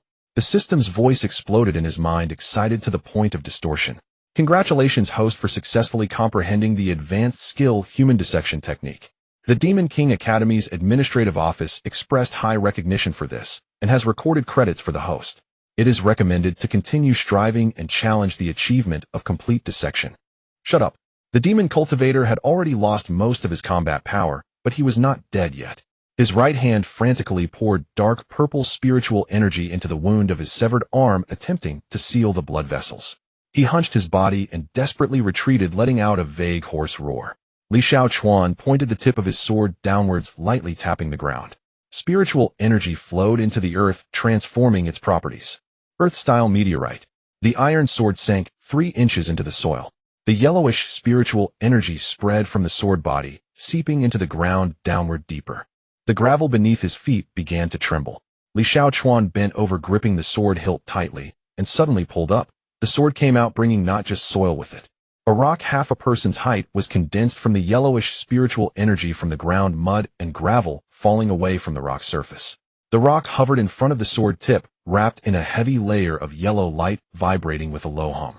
Twisting his waist, he shifted his hips, and his arms burst forth. With a throwing posture, he swung the sword down with great force. The sword's edge traced a yellow arc, whistling as it smashed towards the demon cultivator. The yellow spiritual energy wrapped around the surface, compressed continuously during flight, the rock's density increasing and the sound of breaking air becoming heavier. The demon cultivator raised his remaining right hand, dark purple spiritual energy, barely forming a thin protective barrier in front of him. The rock struck the barrier. The barrier shattered like a sheet of paper pierced by a giant hammer. The rock hit the demon cultivator squarely in the chest, sending him flying, his feet leaving the ground, crashing through a tree the thickness of a bowl and tumbling into the ferns 3 zhang away. The rock shattered into countless fragments upon impact, the yellow spiritual energy exploding, raising a dust cloud taller than a person. As the dust settled, he did not rise again. The valley fell silent. Only the sound of water remained. Li Shaochuan stood on the gravel beach, panting heavily. His hands trembled, not from fear, but from the normal reaction of muscles after intense combat. This time he did not feel like vomiting. He didn't know if it was because he had gotten used to it, or if he was numb. He won. Li Shaochuan was indeed quite capable. Although using earth-style meteorite was not necessary and a direct gold-style flowing light stab would have been faster and saved more spiritual energy, he just wanted to try it. He had been pondering this matter while on the road. During the month at the sect, he mainly practiced sword techniques along with some minor spells, like fireball technique, waterball technique, and wood-binding technique. The disciples in Class A had different spiritual roots, and the teachers taught more theory knowledge and arithmetic, leaving the rest to individual exploration. He had an idea early on to attach spell spiritual energy to sword techniques. Of course, this idea was not novel. The powerful techniques in the scripture pavilion were essentially the result of generations optimizing spiritual energy attachment to sword arts. But accessing the techniques in the scripture pavilion required contribution points, and he was poor. So he decided to figure it out himself. With his celestial mixed element spiritual root, he had an affinity for all elements, ignoring attribute barriers. This was his greatest asset. Now he finally had the opportunity to verify it in actual combat. The effect was quite good. Water-style screen, drawing water into a screen, dissipating impact. Water-style flow, water attached to the sword blade, doubling the cutting power. Earth-style meteorite, condensing stone and smashing down, delivering heavy strikes. All driven by the 5 elements transformation techniques, 5 elements spiritual energy. Although in theory his mixed element spiritual root could be compatible with any attribute, thunder, wind, ice, anything. But without corresponding techniques, mere affinity would not allow him to cultivate the relevant spiritual energy. He would talk about that later if he had the chance. For now, he would familiarize himself with these 5 types. He squatted by the stream and washed the iron sword in the water. Blood was diluted by the flowing water. Then he noticed cracks on the sword body. Another one had appeared. It extended from the middle of the sword body towards the guard, intersecting with the old cracks, resembling a dry riverbed. The blade now had another visible small chip. He flicked the sword body. The sound was dull, not crisp. This sword could not withstand many more uses. Li Shaochuan stood up, flexed his right wrist, and walked over to the 2 corpses. He bent down, removed their storage bags, and stuffed them into his own bag, without opening them on the spot. The stream continued to flow. The bloodstains on the gravel beach were diluted by the water, changing from dark red to light pink, flowing away downstream. His left hand rested on his right arm.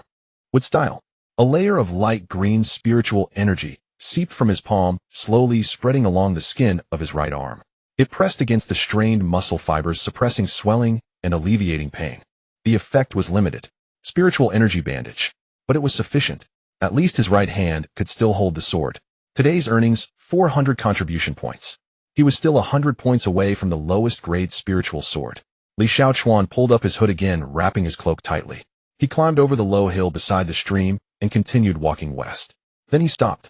The backside of the low hill was a patch of trampled grassland. There were signs of a struggle on the grass. Scorched marks from spiritual energy, broken branches, and blood. Dark red splattered on the grass, blades now dried up. And 4 corpses. The green jade waste, tokens of the Tai Su immortal sect. For people, they were all new disciples about the same age as him. Some had their shoulders cleaved open by blades, others had half their faces blackened by demonic energy. One lay on the ground, tightly clutching a torn rescue talisman. They were all new disciples about the same age as him. Some had their shoulders cleaved open by blades, others had half their faces blackened by demonic energy. One lay on the ground, tightly clutching a torn rescue talisman. He stood there for a long time. This was the true world of cultivating immortals.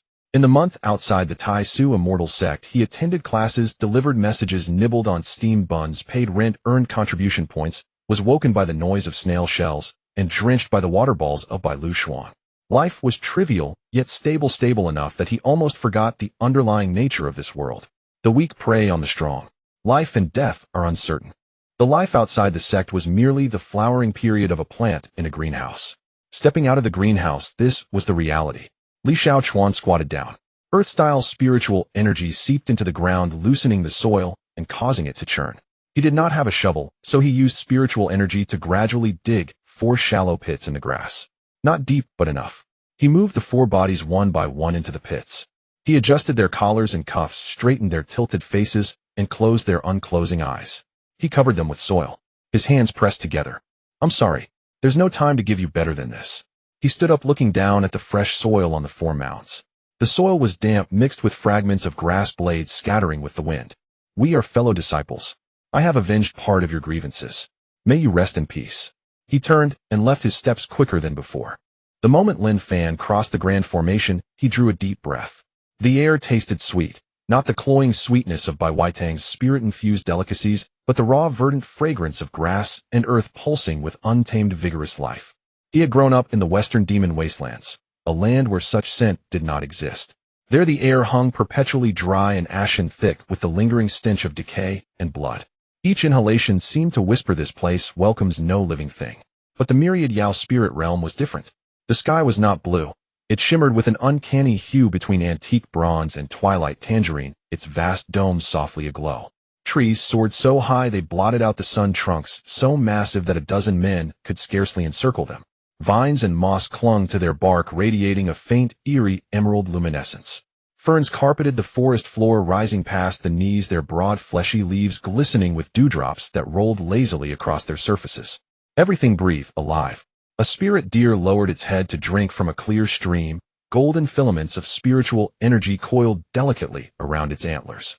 Hearing movement, it lifted its gaze toward them, then unhurried bent its neck once more. Spirit birds flitted among the canopy, weaving nests with feathers so vivid they seemed spun from dreamlight, darting back and forth with luminous spirit herbs clutched in their beaks. A crimson-tailed lizard basked on a sun-warmed river stone, its entire body blazing scarlet, its tail tip flicking occasionally to send tiny droplets dancing into the air. Deep gouges scarred the trunks of ancient trees, broad rough marks as if carved by the horns or claws of some colossal spirit beast. New bark had already begun healing over the edges, revealing these wounds were old. From the depths of the distant thicket rose the occasional low, resonant roar, deep and sonorous, echoing languidly through the layered canopy. Lin Fan stood upon the grassy teleportation platform, squinting for a long while at that strange, radiant sky. In the demon wastelands, the sky was always gray. So uniformly gray it erased the distinction between day and dusk, so utterly gray it made one forget what color the heavens were meant to hold. Wang Fugue shouted beside him, "Brother Lin, look, that tree's got a face growing on it." "Wait, No, it's a spirit monkey. Oh, huge. Lin Fan said nothing, yet the corner of his mouth lifted in a faint, quiet curve. 1 month had passed since his initiation. Truth be told, those 30 days had felt surreal. Taishu Immortal Sect was utterly unlike anything he had known in the Demon Wastelands. Rooms with roofs that never leaked. An endless supply of free steamed buns. Neighbors who would not slip into your tent at midnight to slit your throat. Yet during lectures, most of what the teaching assistant explained remained incomprehensible to him. It wasn't the complexity of the content. It was the characters themselves he couldn't read. And yet no one mocked him for it. This puzzled him deeply. In the Demon Wastelands, every weakness was a target. Illiteracy invited deceit. False contracts stripping you of supplies. Slowness meant being shoved forward as sacrificial bait when demons attacked. Illness demanded crawling alone through brambles for herbs, for no hand would reach out to help. But here Wang Fugue would sprawl beside him, his plump fingers pointing patiently, syllable by syllable, guiding him through each character. Erasing mistakes without impatience, rewriting again and again. Once Lin Fan reversed the lower component of the character, Ju Gather and Wang Fugue laughed until the flesh on his belly trembled. But when his mirth subsided, he calmly corrected the stroke once more. This round-cheeked boy possessed a thunderous voice and spoke before thought, his tongue sometimes wilder than any demon beast.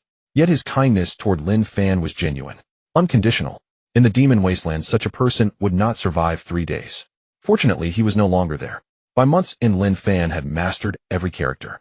His celestial-grade Heaven Sword Spirit Root lent him extraordinary comprehension and memory. Once fluent in script, his progress accelerated swiftly, allowing him to barely keep pace with the vanguard of Class Jia. His cultivation had also advanced, just barely, to Qi Refinement Level 2. Not swift, certainly, but given his late start, he found the achievement deeply satisfying. Wang Fugue selected a jade tablet for him from the Scripture Pavilion, 9 Heavens, Thunder Tribulation Sword Art. He claimed it was the most majestic, awe-inspiring manual, perfect for you. In truth, its cover illustration was simply the most dazzling. Only after mastering the script did Lin Fan begin deciphering its contents, and even now he had yet to fully master its techniques. Yet the iron-cast sword issued by the sect felt perfectly balanced in his grip. During swordsmanship lessons, Senior Brother Lu's foundational forms. He grasped them effortlessly, observing once yielded 70 to 80% accuracy. Practicing thrice brought full mastery. Within a month, his swordsmanship surpassed all others in Class Jia. Even Senior Brother Lu glanced his way more than once. In this domain, he held quiet confidence. There were other matters, however, where confidence eluded him, such as the 11th Prince of the Great Yin Kingdom. Lin Fan reflected and found his feelings toward the Prince complex. They were the only 2 celestial-grade spirit roots in their cohort. Entire Class Jia, indeed the whole outer sect, constantly compared them. Who cultivated faster? Whose talent ran deeper? Who would ascend farther along the Tao? Yet the Prince appeared utterly indifferent to such comparisons. During spellcraft class, when Senior Sister Su announced scores, he alone scored 70 points, while every other student failed. Lin Fan, unable to decipher a single character on the exam, had submitted a blank scroll. Yet he noticed, the Prince's expression upon hearing his name revealed no trace of pride. Instead, a faint, reluctant shadow crossed his features, as if silently asking, "Why me?" A most peculiar man. His spellcraft talent was prodigious beyond measure. His primordial spirit root granted mastery over all 5 elements. Every assignment Senior Sister Su set, he completed with ease. His precision in manipulating spiritual energy, even drawing 2 thoughtful glances from her. Swordsmanship class, however, told another story. Each session he sparred evenly with Senior Sister Long, neither gaining nor yielding ground, their exchanges always ending in perfect stalemate. To most in Class Jia, his skill appeared merely average. Yet Lin Fan sensed something amiss. An instinctive certainty the Prince was concealing himself. What he concealed, and how deeply, remained veiled. Between celestial-grade spirit roots, subtle fluctuations of spiritual energy could not deceive. The Prince's sword speed's spiritual output, even his physical reactions when struck, were unerringly uniform, as if calibrated by meticulous calculation. No mortal fighter moved like that. Lin Fan possessed neither proof nor standing to press further. If the Prince wished to remain hidden, let him.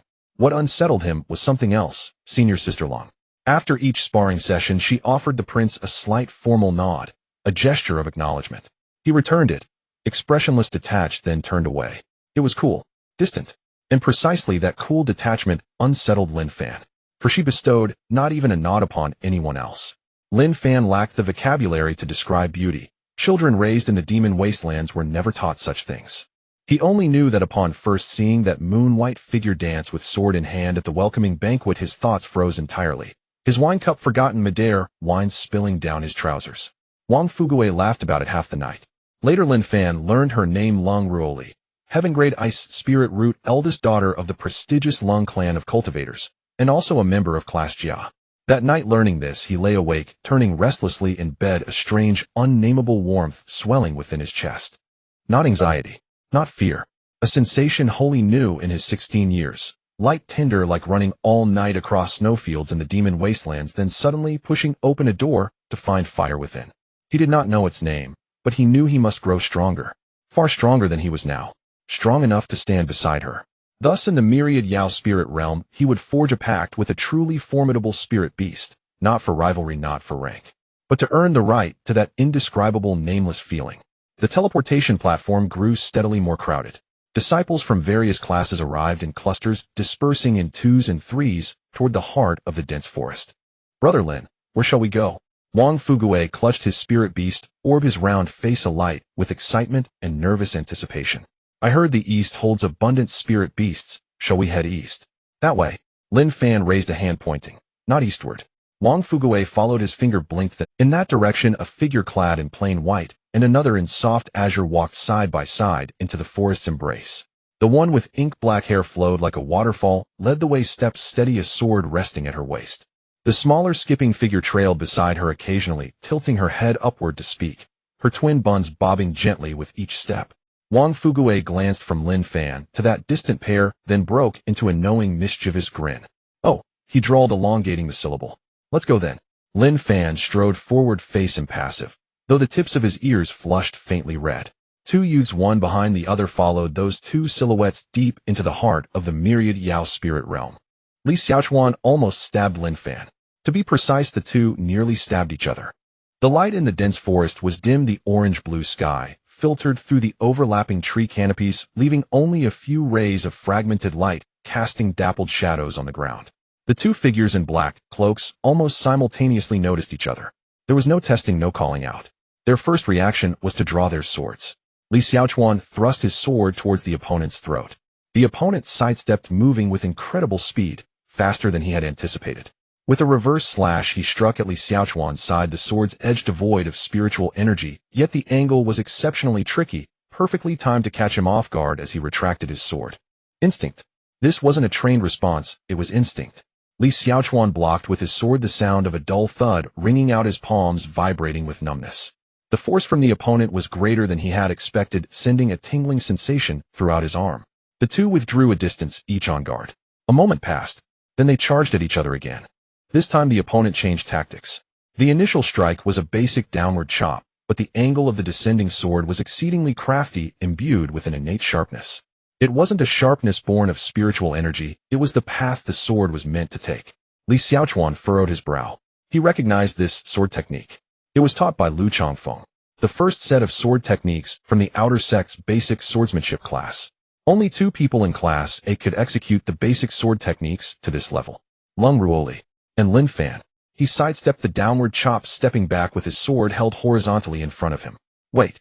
The opponent, ready to charge again, hesitated at the words, stopping 5 steps away. Not relaxing, he kept his sword raised, his eyes beneath the hood fixed on Li Xiaochuan. Are you Lin Fan? The person across clearly paused for a moment. A low, cautious voice came from beneath the hood. Who are you? Li Xiaochuan did not answer directly. He reached up to pull off the hood, revealing his golden hair. The orange-blue fragmented light leaked through the canopy, illuminating his golden locks. It's me. The other person fell silent for a moment. Then they reached up to remove their hood as well. Their black hair was tousled, and their bright black eyes stood out. Their face was thin with a taut jawline. A fresh scar ran diagonally from the corner of their brow to their cheekbone, crusted with a thin scab. Lin Fan, also wearing the black cloak of a demonic cultivator, also scavenged from a corpse. The two exchanged glances for a moment. Neither lowered their swords. After another moment, they both sheathed their swords almost simultaneously. It was a strange feeling. This was the first time they faced each other so closely since they began their training. In Class A, they had been separated by half the training ground, one in a back corner, and the other on the side, never having exchanged a single word. Now, deep in the dense forest of the 10,000 demons' spirit realm, 2 individuals, cloaked in demonic robes, almost cut each other down. You ran into demonic cultivators too. Li Xiaochuan said, not as a question. Lin Fan nodded slightly, saying no more. Li Xiaochuan's gaze swept over the scar on his face, then glanced at the hem of his cloak. The dark fabric bore several deeper, dark stains, remnants of dried blood. Not all of it was his own. The splatter angles were wrong, indicating some belonged to others. They had fought, and not just once. Neither of them was a talkative person. They fell silent for 2 moments. Lin Fan spoke first. Have you seen Long? Miss Long and the others. As he spoke, he fought to maintain his calm tone, but the last 2 words came out slightly softer.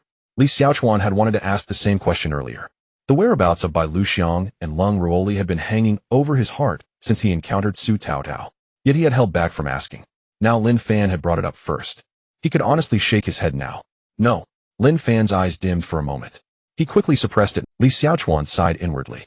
The destined protagonist and the destined heroine had yet to reunite. According to the standard plot of web novels, these two should have come together in the spirit realm, fighting side by side, trusting each other, and confirming their feelings through trials of life and death. What was going on? Where was the scriptwriter? Wang Fugui. It's safe. Come out. Lin Fan shouted towards the bushes behind. Amidst the rustling sounds, the chubby boy crawled out from a pile of grass. Leaves were stuck in his hair, his face was covered in mud, and his round body was covered in grass clippings resembling a spirit pig that had just emerged from the earth. Upon seeing Li Xiaochuan's golden hair, he was visibly startled, his mouth opening, but not a sound escaping. Just as Wang Fugui was crawling out, the ground beside the bushes suddenly heaved. The soil turned over and a yellowish creature burrowed out from beneath. It was about 1 meter long, as thick as an arm, with damp skin covered in a faint layer of spiritual light. It had no eyes. Or rather, its eyes were not visible, and its head and tail were almost indistinguishable.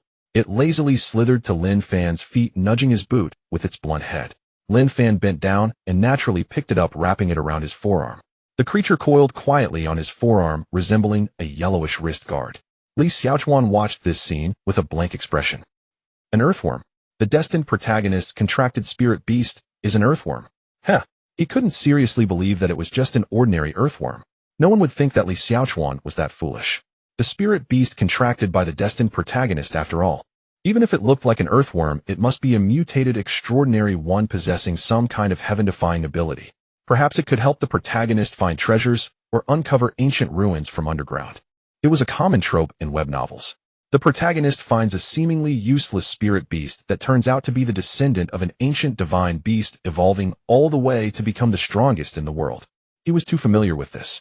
This trope had appeared at least 100 times in the novels he read. In contrast to himself, he had just randomly found a rabbit. It was indeed just a random find. Not a descendant of an ancient divine beast, not a mutated breed, just the most ordinary white rabbit in the spirit realm. The reason for the contract was simple. It was just there, he happened to need one, and it looked the least troublesome. Wait, his rabbit. He had stuffed the little white rabbit into that rock crevice several hours ago. Hopefully it hadn't been eaten by other spirit beasts. That breed of rabbit truly felt wonderful to the touch. Its fur was soft and dense, cradled in his hands like a breathing ball of warmth. It had been hard for him to find one with such perfect texture, and it would be difficult to find another of the same breed. He did not want to think about it. Right now there were more pressing matters. Wang Fugui approached Lin Fan, while brushing off the grass clippings on himself. Brother Lin, are you okay? Lin Fan shook his head. Li Xiaochuan had no intention of making small talk with Wang Fugui. He clearly remembered the whispered words he had overheard behind the scripture pavilion last time. Terms like hypocritical scoundrel and commanding subordinates to collect protection fees were fresh in his mind. He held no grudges. He simply did not wish to speak with this chubby boy. Humph. He glanced at Lin Fan and Wang Fugui's condition. Both had injuries, but they were not severe. He had just tested Lin Fan's combat capability. It was on par with his own. Even in pure swordsmanship, that innate sharpness surpassed his. Though Wang Fugui was inexperienced, with Lin Fan around, he would be safe. He briefly relayed the information Su Taotao had told him. There was a temporary gathering point in the southeast with over 100 disciples assembled, guarded by an instructor. There were no extra words. If something could be said in 10 words, he wouldn't use 11. Wang Fugui's eyes lit up, tugging at Lin Fan's sleeve as he exclaimed, "Did you hear that, Brother Lin? A gathering point. There's an instructor. Let's hurry and go. I'm about to be eaten alive by mosquitoes hiding in this forest." Lin Fan did not move. Is Lung Ruoli over there? Li Xiaochuan looked at him. He too wanted to know the answer to this question. But he knew the answer. She's not. Lin Fan fell silent. Wang Fugui was so anxious, he was stamping his feet. Brother Lin, your life is more important. Miss Lung is so capable, she must be fine. Oh, we need to ensure our own safety first. Li Xiaochuan did not wait for them to make a decision. He glanced at the sword at Wang Fugui's waist. A cast-iron sword. A standardized issue from the sect. The blade was intact without cracks, and the edge was sharp. It stood in stark contrast to the broken iron sword at his waist, which was ready to shatter at any moment. Wang Fugui had hardly used this sword. With Lin Fan in front, he most likely remained hidden in the bushes the whole time. This sword was a waste for him. Your sword, Li Xiaochuan spoke, let's trade. Wang Fugui was taken aback, looking down at his sword. Li Xiaochuan pulled out a cloth bag from his storage pouch and tossed it over. Wang Fugui caught it and opened it to take a look. His eyes nearly popped out. Inside were items scavenged from those demonic cultivators, a storage pouch, assorted materials, and a few low-grade spirit stones. The demonic artifacts that Li Xiaochuan could not use were also inside. Waste for him, but worth a lot of contribution points back at the sect. All of this is yours. Just trade for that sword. Wang Fugui gulped, glancing at Lin Fan. Lin Fan did not express his opinion, merely watching Li Xiaochuan quietly. In his bright black eyes there was an indescribable quality. It was neither hostility nor wariness. It felt more like a reevaluation of a person. Deal. Wang Fugui quickly and decisively unfastened his sword, handing it over. Li Xiaochuan accepted the sword and drew it halfway to test it. The blade was intact without cracks and felt just right in his hand. Although it was also a common cast-iron sword, at least it was in perfect condition. It was far better than his broken iron sword. He unsheathed his old sword and handed it back to Wang Fugui, fastening the new sword at his waist. Then he turned and walked away. Aren't you going to the gathering point? Lin Fan's voice came from behind. Li Xiaochuan raised a hand without looking back, walking westward. Lin Fan watched the silhouette of that black cloak disappear into the forest, remaining silent for a few moments. He wanted to follow. Lung Ruoli was not at the gathering point, and the direction Li Xiaochuan was heading was precisely where they had initially departed. But Wang Fugui had already grasped his sleeve, refusing to let go. Brother Lin, I beg you, let's go to the gathering point first. If something happens to you, how will I explain it to Brother Ma? Lin Fan stumbled slightly as he was pulled. He turned to look at Wang Fugui's pale, frightened face. The earth dragon worm on his arm coiled tightly, its blunt head glancing towards the direction Li Xiaochuan had disappeared, then slowly retracting back into his sleeve. Lin Fan sighed. Let's go. The two headed southeast. The sky darkened. The night of the myriad demons' spirit realm is utterly different from the day. The orange-blue sky gradually dimmed, resembling a lamp whose brightness is slowly lowered, ultimately extinguishing into a profound dark blue. Three peculiar celestial bodies rose from the edge of the sky. They were neither the sun nor the moon, but three orbs of varying sizes emanating a cool silver-blue light, casting a faint glow upon the treetops of the dense forest. 3 moons. Let's call them that for now. Li Xiaochuan lay on a tree branch of an ancient tree, his hands resting behind his head, gazing up at the 3 moons. He had no intention of moving any further. It wasn't that he didn't want to leave, it was simply that he couldn't. This wretched place lacked a sun, and during the day the sky emitted its own light, evenly illuminating like a massive light board, making it impossible to discern direction. The reason he hadn't gotten lost before was that he had been retracing his steps the entire time, relying on memory to navigate. He memorized every uniquely shaped tree, every protruding rock, and the direction of each stream, piecing together a rudimentary map in his mind. Otherwise, he was just walking by instinct. And now it was dark. His visibility was limited to the area illuminated by the moonlight, rendering his map entirely useless. Continuing to walk would only lead him further astray. Li Xiaochuan was fine at many things, but his sense of direction was practically non-existent. Previously, he had relied on the Great Black Dog to guide him while delivering messages for the sect. During the days without the Great Black Dog, he had once circled around 3 times from District B to District D before finally locating the recipient's courtyard, let alone navigating through a foreign forest where even the cardinal directions were hard to distinguish. Forget it. Let's rest. In the distance, the muffled sounds of spell clashes occasionally echoed, with deep rumbles rolling over from the depths of the forest, sounding particularly clear in the night. A flash of light flickered across the sky. It wasn't lightning, but the residual waves from a clash of divine abilities at the divine transformation level. It flashed and then vanished like a silent bolt of lightning in the distance. The battle was still ongoing. I hope everything goes well. He closed his eyes, began to cultivate, and simultaneously reviewed the battles of the day. The spiritual energy flowed slowly through his meridians. The righteous spiritual energy consumed during the day was gradually replenished with the aid of the gathering essence pill, and the suppressed demonic energy in his dantian calmed down a bit. He mentally reviewed the techniques of the 5 elements transformation technique. The fire and metal techniques had been validated in actual combat. The water and earth techniques were just used today, still feeling fresh. He needed to find opportunities to practice more. The wood technique could only be treated as a patch for now useless in combat. The hidden injuries in his meridians were not fully healed. The after effects of the Ming flame slash would not dissipate in a short time if he faced a tough battle again. He didn't want to think about it. First, he needed to recover his spiritual energy.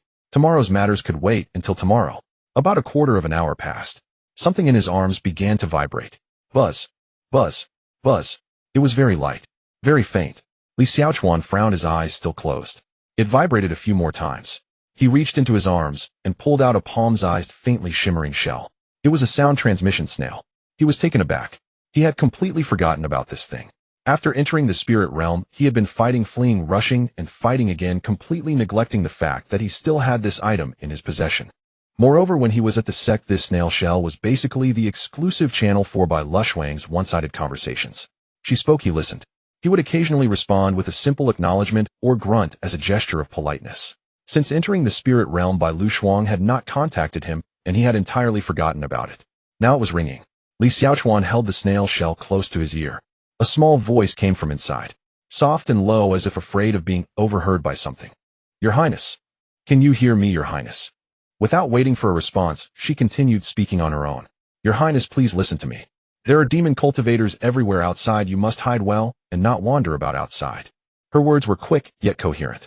It wasn't a frantic kind of speed, but rather a hurried urgency to finish her statement. If you encounter Senior Brother Lu or Senior Sister Su, please let them know. Sister Ruali has drawn away 5 demon cultivators by herself and is heading west. It has been over 2 hours and she has not returned. Those demon cultivators are very strong. Could you have them search in the west? She paused. Your Highness, you must also be careful. If you are in a safe place, stay there and do not come out. Li Xiaochuan remained silent. The snail shell was quiet for quite a while. He thought she had finished speaking. Then came a very soft, muffled sob. Just one sound. It sounded as if she couldn't hold back, and in the next moment it was swallowed back down. After that there was no more sound. Li Xiaochuan lay still on the tree branch. With the snail shell pressed to his ear, the silver-blue moonlight illuminated his face. His expression was blank. He was listening while simultaneously analyzing. Bai Lushwang was currently alone. Cold Ruali had drawn away 5 demon cultivators to protect her and had not returned for over 2 hours. 2 possibilities arose. First, Cold Ruali was still entangled in a battle with the demon cultivators and was unable to break free. Having a heavenly grade ice spirit root, and being a sword cultivator, her strength was not much inferior to his, but facing 5 demon cultivators. If their cultivation levels were high enough, even her strength would be in trouble. Second, Cold Ruali had already dealt with the demon cultivators, but encountered new enemies on her way back, or got lost. Regardless of either situation, Bai Lushwang was now on her own. That girl essentially had no combat power. Where are you now? The snail shell fell silent for a moment, then Bai Lushwang's voice burst forth. Your Highness. You're there. You're all right. Her voice shot from a suppressed sob directly to a New Year celebration, causing Li Xiaochuan's eardrum to buzz. It's great that you're okay, Your Highness. Are you injured? Where are you? Remember to hide well. There are many demon cultivators outside. Have you seen Senior Brother Zhu and the others? In one breath, she asked 5 questions. I'll go find them to rescue Sister Ruali, she said. I can't use the distress talismans, so Your Highness, please remember to hide well. Wait for me to find Senior Brother, and then I'll come to find you. Li Xiaochuan's expression remained unchanged. Where are you now? He repeated. I am currently in a cave. Bai Lushwang sniffled, her voice steadying a bit. Your Highness, I'm fine. I've been hiding here for a long time, and no one has come. I think it's dark now, and those bad people must be asleep, so I'm going out to look for Senior Brother Lu and Senior Sister Su. Li Xiaochuan's brow twitched. Going out to look. Going out alone at night. As a weakling in the spirit realm, stumbling around in the dark, those demon cultivators would probably think she was a delivery service of the spirit realm. Sister Ruali has been missing for so long, I'm afraid something has happened to her. Bai Lushwang's voice grew even softer. Li Xiaochuan no longer hoped she could provide a specific location.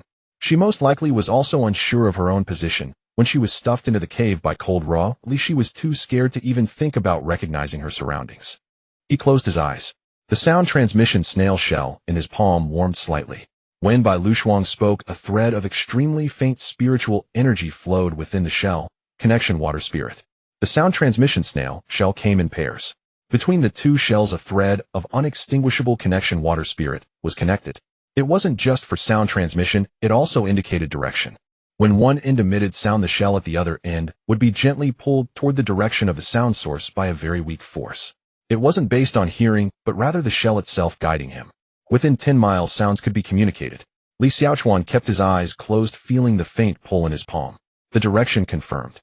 He flipped off the tree branch, landing silently on the ground. He tightened his hood, wrapped himself in his cloak, and ensured not a strand of his golden hair was visible. He tucked the snail shell back into his arms. Forget it. Let's see what the situation is. If he could avoid exposing himself, he would. It is October. The Wanyao spirit realm has no winter. Yet when the night wind sweeps through the dense forest, it still carries a hint of chill. Li Xiaochuan swiftly traverses through the woods, his palm pressed against the snail shell in his arms, feeling the faint tugging sensation. The silver-blue moonlight filters through the treetops, casting patches of alternating light and shadow on his face. His expression is emotionless. While hurrying along, he ponders. Lung Ruoli has gone missing. Bai Lu Shuang is alone. Perhaps he should seek help. His first instinct: find Lin Fan, the destined protagonist, the male lead of the original story, the child of fate. There is an official certified connection between him and Lung Ruoli, making it the most logical and safe choice to rescue her, as well as the one that aligns with the storyline. Then he realized a problem. Lin Fan went southeast. Where is southeast? He turned his head to glance around. 3 moons hung in the sky, their silver-blue light evenly drenching the surroundings. The dense forest transformed into a silhouette of varying shades of dark blue under the moonlight. Every direction looked the same to him.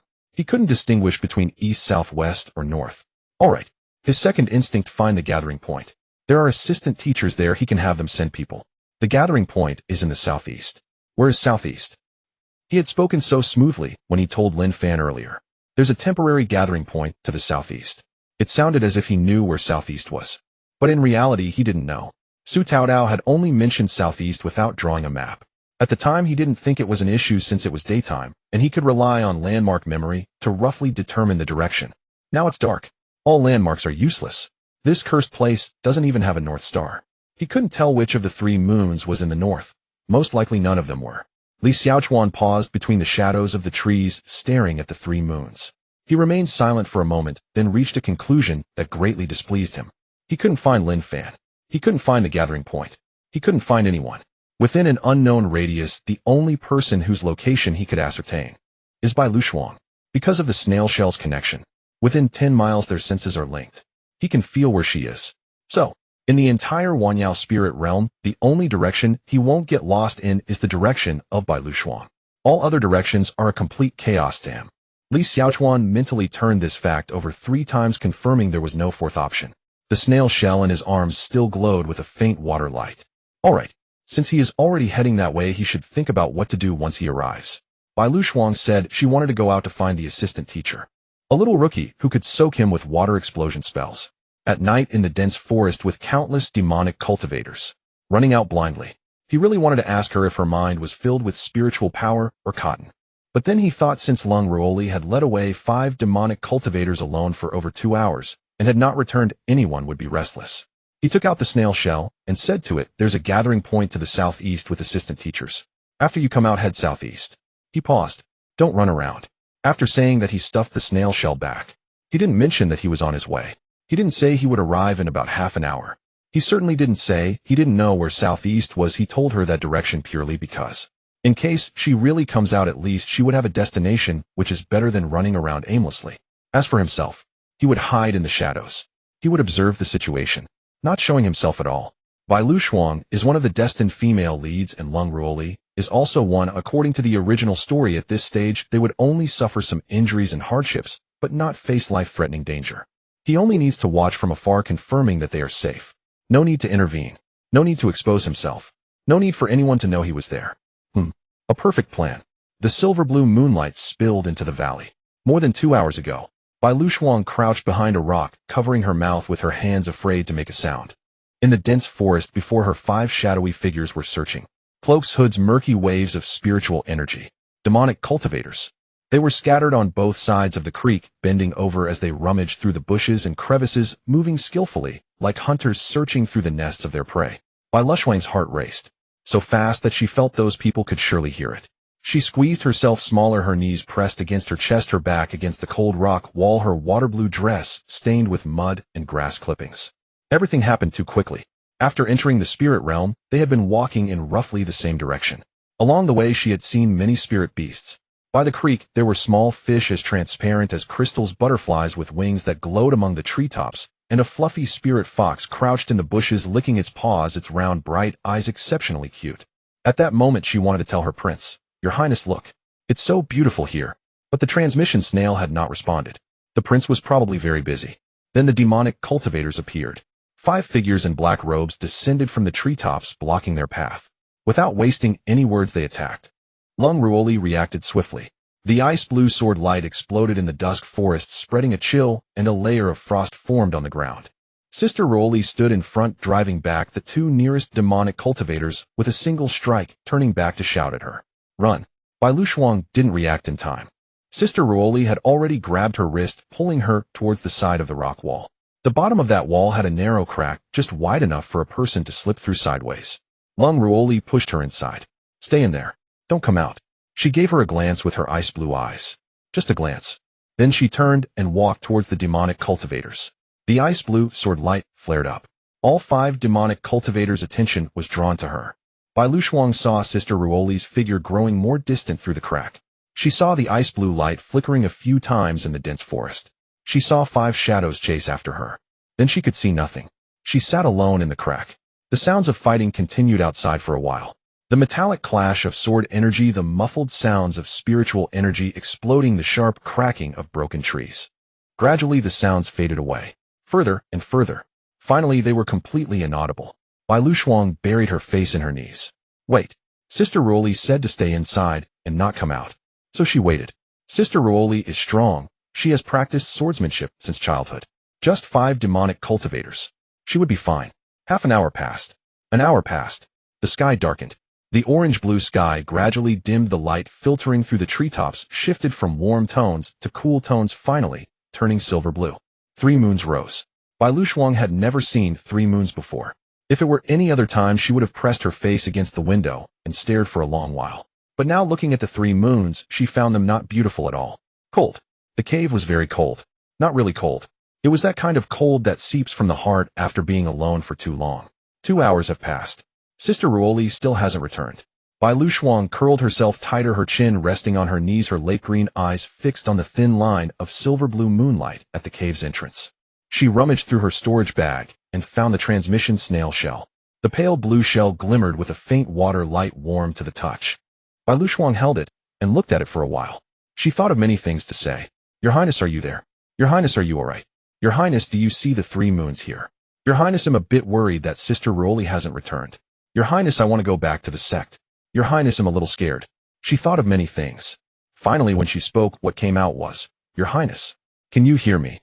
Her voice was tiny, soft, afraid of being heard by whatever was outside the cave. Yet she couldn't help but speak. No one responded. She sniffed and continued, "Your Highness, please listen to me. Now there are demonic cultivators everywhere outside. You must hide well and not wander outside.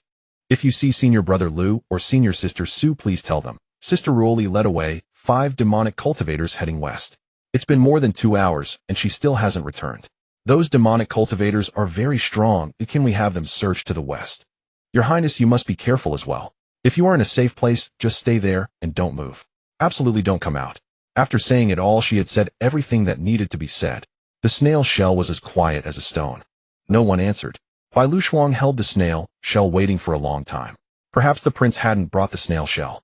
Perhaps the prince was far away beyond 10 miles. Perhaps the prince was hiding from the demonic cultivators and couldn't speak.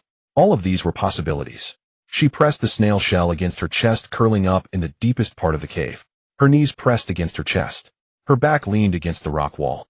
Her lake green eyes shone brightly in the silver-blue moonlight. "Don't cry." Sister Ruoli had said that crying solves nothing. Don't cry. But her throat felt very sore. A very soft sob slipped from her throat. Just one. The next moment it was swallowed back. She squeezed her eyes shut tightly. Her eyelashes were wet, but did not fall. Then the snail shell trembled. "Where are you now?" 5 words. Bai Shuang froze for a moment. Then her whole being felt as if it had been illuminated. Bai Shuang squeezed her body sideways and emerged from the crevice. It was not very smooth. She had been pushed in by her cousin in a moment of panic without thinking, just squeezing herself in. When she finally came out, she realized that this crevice was indeed very narrow. Her shoulder got stuck for a moment, and her water blue dress scraped against the rock wall, leaving several gray-white marks. She twisted her body with all her might and finally wriggled herself out of the crevice. The silver-blue moonlight blanketed the entire valley. The air was cool, imbued with the damp scent of grass and soil. The dense forest was quiet under the moonlight, like a painting, with only the occasional gust of wind rustling the treetops, creating a gentle whispering sound. Bai Shuang stood at the cave entrance looking left and right. The prince said to go southeast. Which way is southeast? She stared at the three moons and thought for a moment. She couldn't figure it out. She casually picked up a stick, closed her eyes, and muttered something. She didn't even know what she was saying, then tossed it into the sky with a shout. The stick landed on the ground, tilting awkwardly in one direction. Is it that way? Bai Shuang clenched her small fist, took a deep breath, and stepped forward in the direction the stick pointed. The snail shell nestled against her chest, warm and cozy. The prince was fine. He must be hiding in some safe place. The prince was very clever, 100 times smarter than her. He surely knew how to protect himself. Now she needed to find her senior brother. If she found her senior brother, she could go rescue Sister Ruoli. Bai Shuang quickened her pace. The night in the dense forest was darker than she had imagined. The moonlight only illuminated the tops of the trees, filtering out most of the light in the forest. The ferns and shrubs underfoot were obscured in dark blue shadows, making it difficult to see the path. The moonlight only illuminated the tops of the trees, filtering out most of the light in the forest. The ferns and shrubs underfoot were obscured. She got tangled up in some vines again. Breaking free, she continued walking. After about a quarter of an hour, a sudden rustling sound came from the thicket ahead. Bai Shuang abruptly stopped, holding her breath. Her heartbeat thudded loudly in her ears. The sound continued for a few moments before stopping. Nothing appeared. It might have been the wind. Or perhaps a small spirit beast was foraging. Bai Shuang stood there for a long while, confirming there was no more movement before slowly taking a step forward. It's all right. Lolo, don't be afraid. Sister Ruoli is still waiting for you. She continued walking. The path was becoming increasingly difficult. The ferns were knee-high, and each step required her to pull her legs free from the entangling leaves. Several times she felt like she stepped on something soft, startling her into a jump. Looking down, it was just a piece of rotten branch. As she walked, a strange hissing sound suddenly came from the left ahead. It sounded like a snake. Bai Shuang's entire body was covered in goosebumps. She stood still, afraid to move. Her lake green eyes widened, staring intently in the direction of the sound. The hissing noise lasted for 3 or 4 moments before abruptly cutting off, as if something had interrupted it. After that, there was no sound at all. It was so quiet that it felt as if the previous few seconds had never existed. Bai Shuang waited for a long time again. Nothing appeared. Perhaps it was an illusion. In the night of the spirit realm, every sound could be mistaken for something else. Even the wind rustling the leaves sounded like a snake. She swallowed, continuing on. The snail shell in her hand was gripped tighter.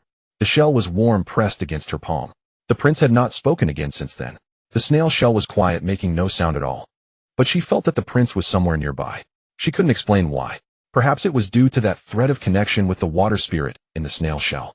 It kept pulsing gently, slightly, and almost imperceptibly. It was not the vibration of a voice transmission, but a different, more subtle and gentler wave. Like someone plucking a string from far away, the sound could not reach her, but the vibration lingered. The prince must be in some safe place. She thought this as she continued walking. Another noise suddenly came from the depths of the right side thicket. It was louder than the previous one, like a heavy object falling to the ground. Bai Shuang did not stop. She bit her lower lip and quickened her pace. Not afraid. Not afraid. Run. Keep running. The snail shell pressed against her chest, warm. Tenjong away. Li Xiaochuan squatted on a thick branch of an ancient tree, watching the little water-blue figure stumble through a thicket. She tripped again. Her knee hit the ground, and she got up, brushed off her dress, and continued running. This was the 3rd time. At his feet, a black-robed corpse hung upside down between the tree branches. A clean sword mark across its neck showed that it had bled out. Foundation Establishment 6th layer. This one had heard Bai Shuang snap the branch, and had stepped out from the bushes, approaching her direction for 2 steps. Then it had a new sword mark across its neck. Li Xiaochuan dragged the corpse up into the tree. Along the way, he cleared many obstacles for Bai Shuang. 3 poisonous snakes. 2 of them were coiled in the bushes along her path. He had gone around them beforehand, skewering each one into the grass. The 3rd one was larger, as thick as an arm, slithering towards her with its tongue flicking. He jumped down from the tree, stepped on the snake's head, and stabbed it into the ground with his iron sword. Drawing the sword, dragging it away, and throwing it far. There was no sound throughout the process. The snake did not have time to make a sound except for the last one. The large one hissed twice before he sealed its mouth with a sword. But the sound had already traveled out. Bai Luoxuang stopped for a moment ahead. Fortunately, she thought it was just an illusion. Aside from the poisonous snakes, there were also 2 demonic cultivators. The first one was Isolated Foundation Establishment 5th layer, crouched behind a fallen tree, gnawing on rations, likely having gotten separated from the main group. He approached from behind and resolved it with one sword. Clean and efficient, the opponent didn't even have time to put down their food. The second one was the one at his feet. There were also a few minor troubles. Abnormal traces left by trampling in the bushes, suspiciously loose stones by the creek, a weak, but indeed present simple alert formation. A high probability was set by the demonic cultivators as a warning. He circled around to dismantle these one by one, and when he returned, Bai Luoxuang had just walked past that segment of the path. She had not triggered anything. She had not touched anything. She knew nothing. The distance was 10 zhang. Not far, not close. She could not see him. He could see her. Li Xiaochuan squatted on the tree branch, watching Bai Luoxuang's figure disappear among the thickets ahead. She was running very slowly. Her untrained stamina had her panting after less than half an hour of running in the spirit realm's dense forest.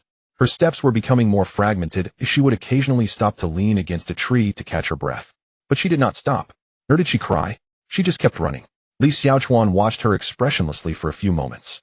Then he silently leapt down from the branch and continued to follow. Bai Luoxuang could no longer run. She leaned against the root of an ancient tree, bent at the waist and gasping.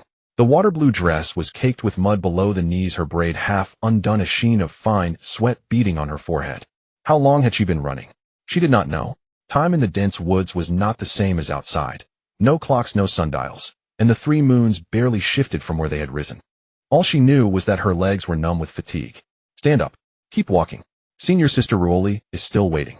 Bai Luoxuang bit her lip and pushed herself forward. After a dozen steps, the forest suddenly thinned. Between the crowns of the trees, a vast silver-blue vault opened. Moonlight poured down, illuminating an open ravine. The brook threw up silvered sparks in the moonlight, and flat stretches of pebble beaches lay on either bank. Bai Luoxuang let out a breath she had not realized she was holding. An open space. At least she could see her surroundings. She hurried to the stream, crouched, and cupped a handful of water to wash her face. The water was ice-cold and made her shiver, but it cleared her head. They walked abreast, cloaks fluttering in the night breeze. Demonic cultivators. 3 of them. The spiritual energy emanating from them was weighty and far stronger than hers. Bai Luoxuang's heart leapt. In the moonlight, 3 black figures emerged from the bend. Black robes. Hoods. They walked abreast, cloaks fluttering in the night breeze. Demonic cultivators. 3 of them. The spiritual energy emanating from them was weighty and far stronger than hers. Her pupils constricted sharply. Run. Run faster. She turned and fled, sprinting upstream along the brook. The pebbles beneath her feet clattered. Not 10 steps later, a shadow swept in from the side and cut off her path. Too fast. She spun to the other side, but a second shadow had already moved there. 3 of them from 3 directions had trapped her on a stretch of pebble beach no larger than 5 zhang across. Bai Luoxuang stood in the middle, her chest heaving. She could not escape. The lead demonic cultivator cocked his head and glanced at the sect insignia on her chest. Little girl, how did you come running out here alone? Lost, I suppose, another sneered. For a tender sprout to run about alone at night. Brave, aren't you? Bai Luoxuang took a step back, her heels sank into the stream, and icy water lapped over her boot. She drew a deep breath. She would not run. If she could not flee, she would stand and fight. She closed her eyes, raised her hands, and summoned the little spiritual energy she had. A water spirit root. A heavenly grade water spirit root. Though she was only refining Qi level 2 though, she had only practiced a few basic spells, though her aptitude did not match Senior Sister Ruoli's. Still, she had trained. Water burst technique. A water sphere the size of a basketball slowly coalesced in her palm, transparent and rounded, its surface shimmering in the moonlight. It took 3 breaths to form. It wobbled as if it might disperse at any moment. The 3 demonic cultivators stared at the sphere, and silence held for a breath. Then they laughed. The leader did not even bother to raise his blade, his mouth split in a sneer, yellow teeth bared. The others laughed too. One folded his arms and watched as if at a circus. Bai Luoxuang gritted her teeth and flung the water sphere. It did not fly fast, wobbling as it went, toward the nearest cultivator. Like a soap bubble. Harmless. Destined to shatter upon the other's protective aura. The cultivator did not even bother to dodge. He stood there with a mocking smile, waiting for the sphere to meet him and pop. The water sphere arrived. What he did not see was that directly behind the water sphere, and clinging to its trajectory, a fist-sized black iron ball screamed forward at a completely different speed. The iron ball was perfectly concealed by the water sphere. The transparent film of water blended the iron's outline into the scatter of moonlight. In the final short distance, nothing could be seen. The water sphere arrived first. Pop. Water splashed the cultivator's face. He still smiled. Half a breath later, the iron ball followed. Boom. The smile froze. The iron ball struck squarely in the face. The force of a full-strength throw combined with the iron ball's own weight shattered his protective aura. The iron ball did not stop. It drove through, carrying shards of fractured, dark purple aura into his facial bones. A muffled crack. The cultivator's body lurched back, feet leaving the ground. He flew back to Zhang and struck the rock wall of the ravine with the back of his head. He did not move again. From the moment the water sphere left her hand to the iron ball's impact, less than 2 breaths had passed.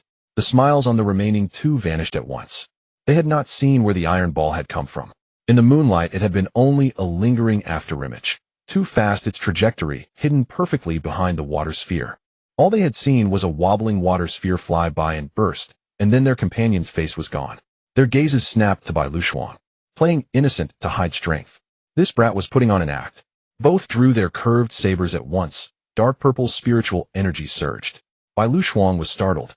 Was her water burst so powerful? She meant to try again, raising her hands to form a second sphere. Already a cultivator had lunged, blade raised. Too fast. Too fast. The curved blade rhymed with a dark purple gleam, slashed down toward her head. The wind lifted the stray hairs at her brow. Bai Luxuan blinked shut instinctively and thrust her hands out to shield herself. The clash of metal exploded at her ears. Clang. Had she blocked it? She eased an eye open. A tall figure in a black cloak stood before her. A cast-iron sword was held horizontally, meeting that below Hedon.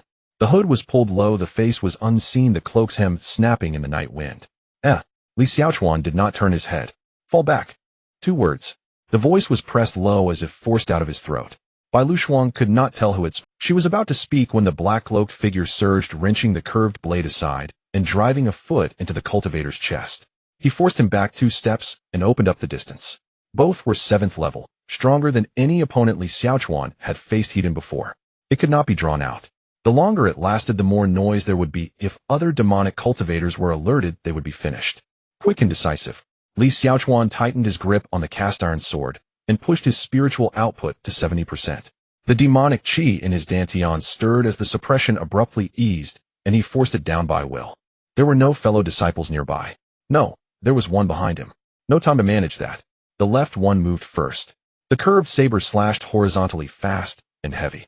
A 7th-level cultivator was an entire rank above 6th. The pressure was felt even before the blade reached his face. Li Xiaochuan did not take the blow Hedon. He stepped aside and let the blade pass, then flicked the cast-iron sword backhandedly. Not to cut, but to shear the blade's momentum. The sword's edge slid along the saber's spine, using the foe's forward lean to displace his balance half an inch. The right-hand cultivator followed up, driving a short blade toward his ribs. Li Xiaochuan ducked. The short blade skimmed over his head. At the same time, his left hand thrust forward. Water walk flow. A transparent current swelled along the blade of the cast-iron sword, enveloping the edge and compressing as it spun with brutal speed. He reversed the blade in a slash. The sword's edge sliced the right cultivator's forearm. The water-clad blade bit like a searing knife through butter. Blood spurted. Not a severed arm. 7th-level protective aura partially held at the last moment, and the cut ran only half an inch deep. Half an inch was enough. A tendon snapped. The short blade flew from his grasp. The cultivator screamed and recoiled. The left one had recovered. The curved saber flipped, and the second strike came faster and harder, aimed at Li Xiaochuan's nape. He had no time to turn. Li Xiaochuan did not turn. He launched himself forward, diving toward the injured right cultivator and rolling out of the arc of the left blade. The curved saber grazed his back, shaving a piece of the cloak. He rose. The right cultivator could still use his left hand. Dark purple spiritual energy coalesced in his palm, and he struck toward Li Xiaochuan's chest. Li Xiaochuan planted the cast-iron sword vertically to parry. The palm force transmitted through the blade. His chest thudded as if struck, and he was shoved back 2 steps. A metallic sweet taste swelled in his mouth. He swallowed it down. 2 layers of the qi formation surrounded him, leaving him with only a moment to think. Not enough. Then don't think at all. Golden element flowing light stab. The remaining golden spiritual energy in his body concentrated at the sword tip. Compress, and compress again. A glimmer of platinum sharpness sparkled at the tip of the iron sword, blinding and sharp like a star pushed to its limits. The right arm of the demon cultivator on the right was ruined and was retreating. Li Xiaochuan did not stab him. He aimed for the one on the left.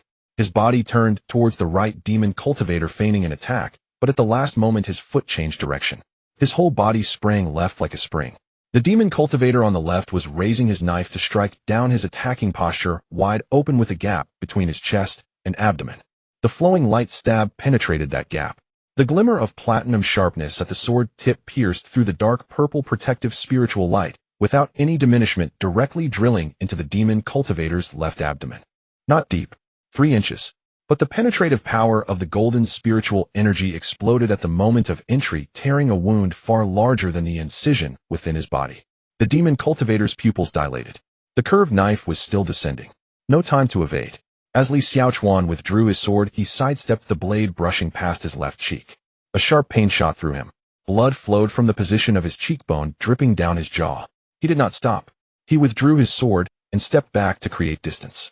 The demon cultivator, bent over from the flowing light stab, was propping himself up with his curved knife, a trickle of dark red spilling from the corner of his mouth. The internal injury was not fatal, but he could not fight again in a short time. Only the one on the right remained. His right arm was broken, and he couldn't use the short blade. However, a 7-layered cultivator did not rely solely on weapons to fight. Dark purple spiritual energy gathered in his left palm, forming a pulsating sphere of light. A long-range spell. Li Xiaochuan did not give him a chance to unleash it. He charged in. Close combat. The iron sword swung horizontally. This strike carried no elemental spiritual energy. It was the most straightforward slash. But the angle was tricky and the timing precise, catching the opponent during a moment of build-up. The demon cultivator withdrew his left hand from blocking, and the sphere of light dissipated. The second sword followed closely. A reverse thrust aimed at the throat. The demon cultivator leaned back to evade, adding a line of blood on his chin. The third sword. There was no more. Midway through the thrust, the backlash from the palm strike to his chest surged up, causing his blood to churn, and his arms suddenly went limp. The sword tip deviated by 2 inches. The demon cultivator saw the opening. His left palm struck out, without any spiritual energy gathering, purely a physical attack, slamming into Li Xiaochuan's chest. He let out a muffled groan. His whole body flew backward, his back crashing against the rocky wall of the valley. A trickle of blood seeped from the corner of his mouth. The old injury on his chest was aggravated by this strike. Bai Lushuang screamed from behind. Li Xiaochuan leaned against the rock wall, gritting his teeth to steady himself. The demon cultivator charged forward, wanting to deliver a finishing blow. He reached into his sleeve with his left hand, gripping the iron ball. The iron ball that had previously crushed the first demon cultivator was picked up and stuffed into his sleeve after bouncing back. The demon cultivator rushed within 3 steps. Li Xiaochuan smashed the iron ball out. It was not a throw. It was a close-range smash. From a distance of 3 steps, the iron ball left his hand and hit its target in less than half a breath. The demon cultivator's left hand was still in the motion of striking and could not retract. The iron ball struck his temple. A muffled thud. The demon cultivator's body tilted. His eyes momentarily glazed over. A moment was enough. Li Xiaochuan sprang up from the rock wall, thrusting the iron sword. Piercing the throat. He withdrew it. The demon cultivator's body stiffened for a breath, then collapsed onto the gravel. Li Xiaochuan stood in place, gripping the sword, gasping heavily. His chest ached as if someone had hammered it. Blood continued to flow from the corner of his mouth. The cut on his left cheek burned fiercely, blood dripping from his jaw onto his cloak, indistinguishable against the black fabric. He glanced back at the demon cultivator, who had been pierced by the flowing light stab in the left abdomen. Still alive, bent over, crawling away. Li Xiaochuan walked over. One sword. Motionless. The valley quieted down. Only the sound of water and his own heavy breathing remained. 3 corpses. Ding.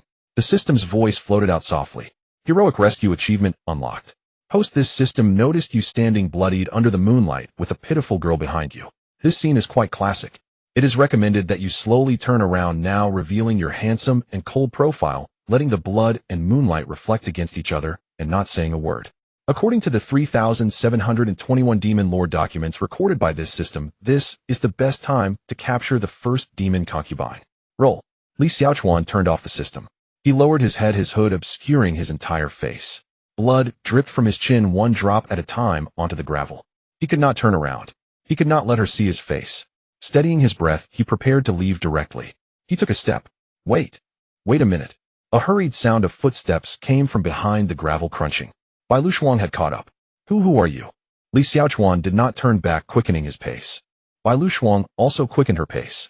Are you from the Taishu Xianzong? No answer. He continued walking. Bai Luoxuang jogged around to his side, trying to see his face. He turned his head using the shadow of his hood to cover his face completely.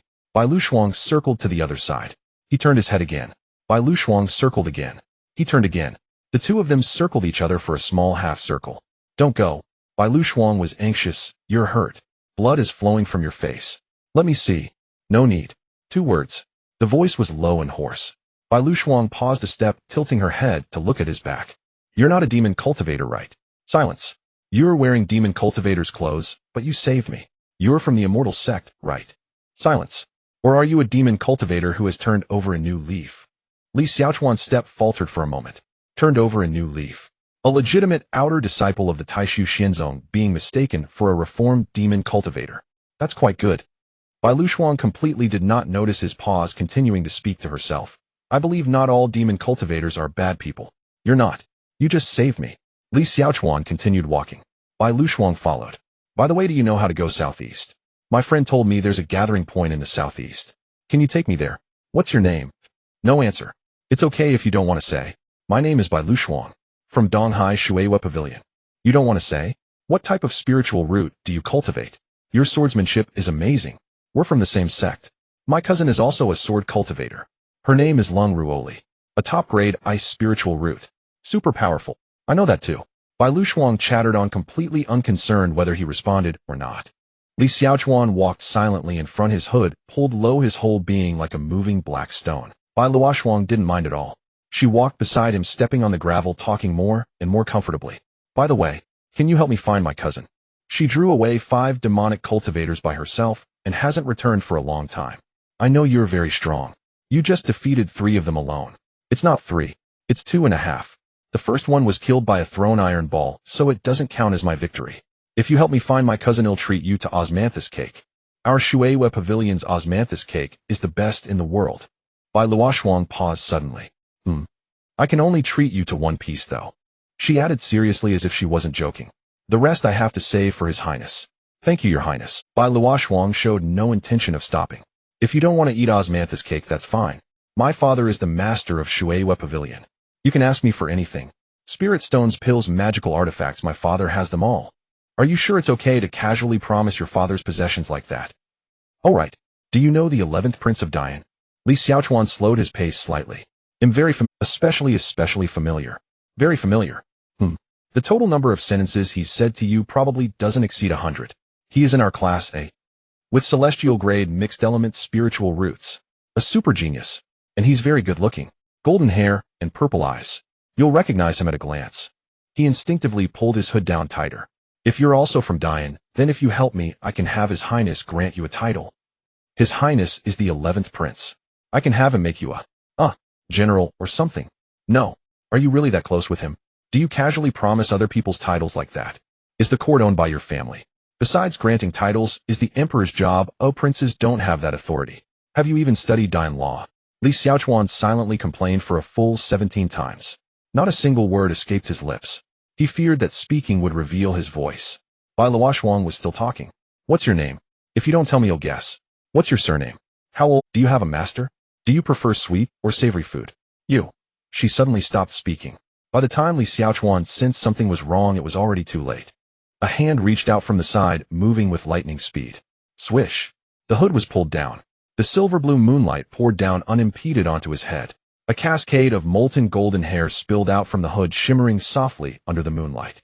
Bai Luoxuang's hand remained in the motion of pulling the hood. Her entire person froze. Her lake green eyes widened in shock. Li Xiaochuan slowly turned his head. His purple eyes met hers. His expression was devoid of emotion, with blood still trickling down his cheek. Bai Luoxuang's expression quickly shifted through shock, confusion, disbelief, reaffirmation, and repeated confirmation within 2 breaths. Then, Your Highness. Li Xiaochuan looked at her. He remained silent for 3 breaths. Bai Luoxuang's eyes turned red. Your Highness. How did you get here? Didn't you tell me not to run around? How did you? You're bleeding. You're hurt. You. Keep your voice down. Why are you wearing demonic cultivator's clothes? Why didn't you tell me earlier? I asked you so many questions and you didn't respond to a single one. You, keep your voice down.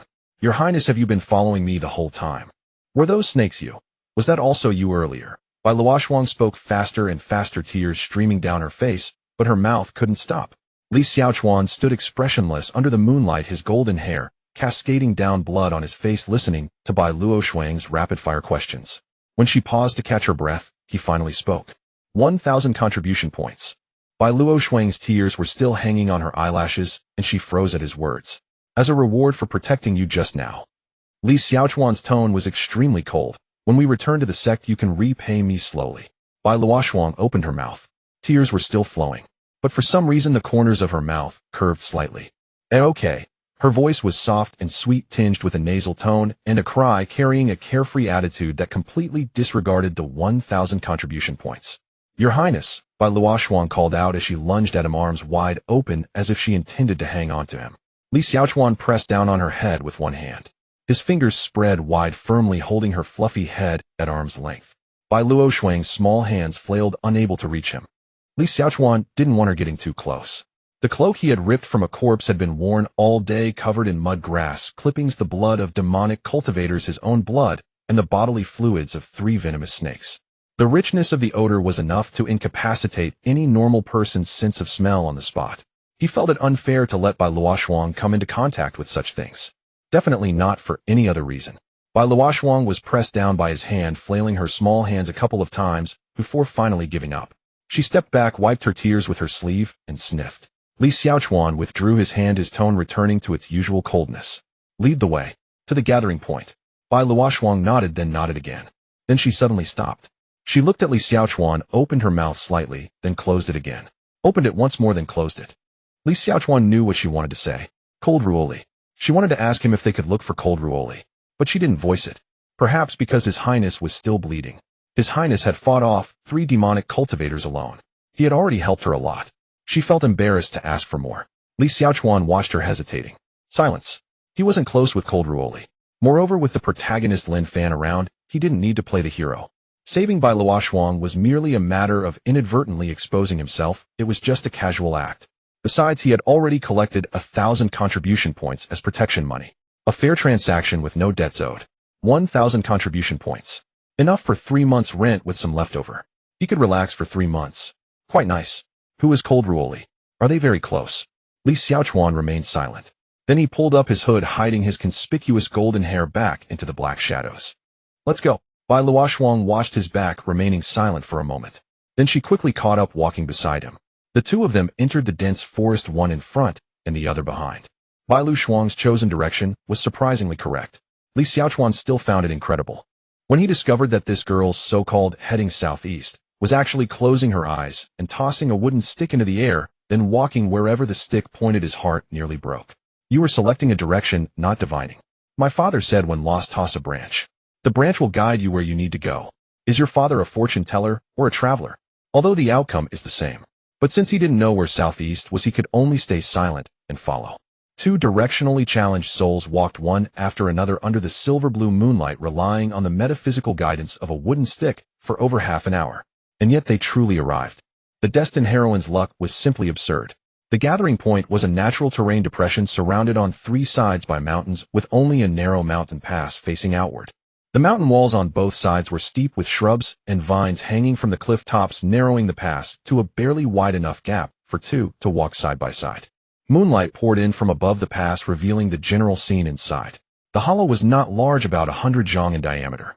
The ground was relatively flat, scattered with several stout ancient trees whose canopies formed natural shelter. Within the gaps of tree roots, hollows in the rock walls, and beneath shrubbery, people were everywhere. Over 100 disciples, most already asleep. Some curled up, leaning against tree roots, others wrapped in their outer robes, huddled beneath the rock, while some clustered in small groups to share warmth. In corners untouched by moonlight, wounded were occasionally seen resting on fern leaf bedding, guarded by others whose palms glowed faintly with spiritual energy to maintain the sealing of their injuries. It was very quiet. Only occasional low moans and murmurs from dreams, accompanied by insect chirps. At the mountain pass entrance, someone sat cross-legged. Before they approached, Li Xiaochuan sensed it. A sharp sword intent swept through the air, as if an invisible blade silently passed over his entire body. Fast, precise, cold, without any extraneous emotion. He quickly pulled down his hood, revealing golden hair. The sword intent receded, vanishing without a trace, as if it had never appeared. Li Xiaochuan took a few steps forward and clearly saw the person. Wearing a faded pale blue long robe, and resting an ancient sword with a weathered scabbard across his knees. Tall and slender, sitting cross-legged with eyes closed, motionless. Shen Mo, the swordsmanship assistant instructor of Class B, the sword cultivator, who led them across the suspended bridge on their first day. Li Xiaochuan remembered him not because of looks. Though not unattractive, his face was only moderately handsome among the many spiritrute blessed beauties and handsome men of the Tai Su immortal sect. It was his aura, taciturn and silent, never uttering nonsense. He was often seen outside the outer sect alone, walking alone, practicing swordplay alone, eating alone. He was the complete opposite of Lu Chongfeng, the senior brother, with a warm and radiant social aura. Li Xiaochuan had thought he was very handsome. A kind of handsomeness not relying on face or clothes, but purely sustained by presence. The true image of a swordsman. Sometimes Li Xiaochuan wished that if he could choose his own persona, he would want to be like Shen Mo. Quiet and peaceful, needing no socializing, no explanations, no performances before anyone. One sword, one person, enough. Unfortunately, he had a head of golden hair radiating an aura screaming, "Pay attention to me," making it impossible to keep a low profile. The two reached the entrance. Shen Mo's eyes remained closed. Bai Lu Shuang hesitated but stepped forward. Senior brother Shen. Shen Mo opened his eyes and looked at her, silent, waiting for her to speak. Bai Lu Shuang took a deep breath and briefly recounted the situation. Sister Ruoli. Our class A's Long Ruoli, an ice spiritual root of heavenly grade, a sword cultivator with great talent. She once lured away 5 demon cultivators alone and has not returned for over 3 hours. Senior brother Shun, could you try to find her? Shen Mo looked at her. Where exactly? Approximately. West from here, about 20 li. Shen Mo formed hand seals, lips moving softly. He was clearly establishing a telepathic connection. After a moment, he furrowed his brow, then formed hand seals again and moved his lips once more, his frown deepening. He repeated this several times, each time his frown growing heavier. After a brief silence, he lowered his hands. The assistant instructors responsible for search and rescue are all currently engaged with demon cultivators and cannot be freed for now. He said in a calm tone. I have informed them. After handling their situations, I will go to search. Then he closed his eyes and fell silent. Bai Lu Shuang stood still, her lips pale from biting them. When would, after handling, be? Half an hour. An hour. Dawn. Her late green eyes shimmered with unshed tears that circled twice but stubbornly refused to fall. She turned her head and looked at Li Xiaochuan. Li Xiaochuan tilted his head. He had no solution either.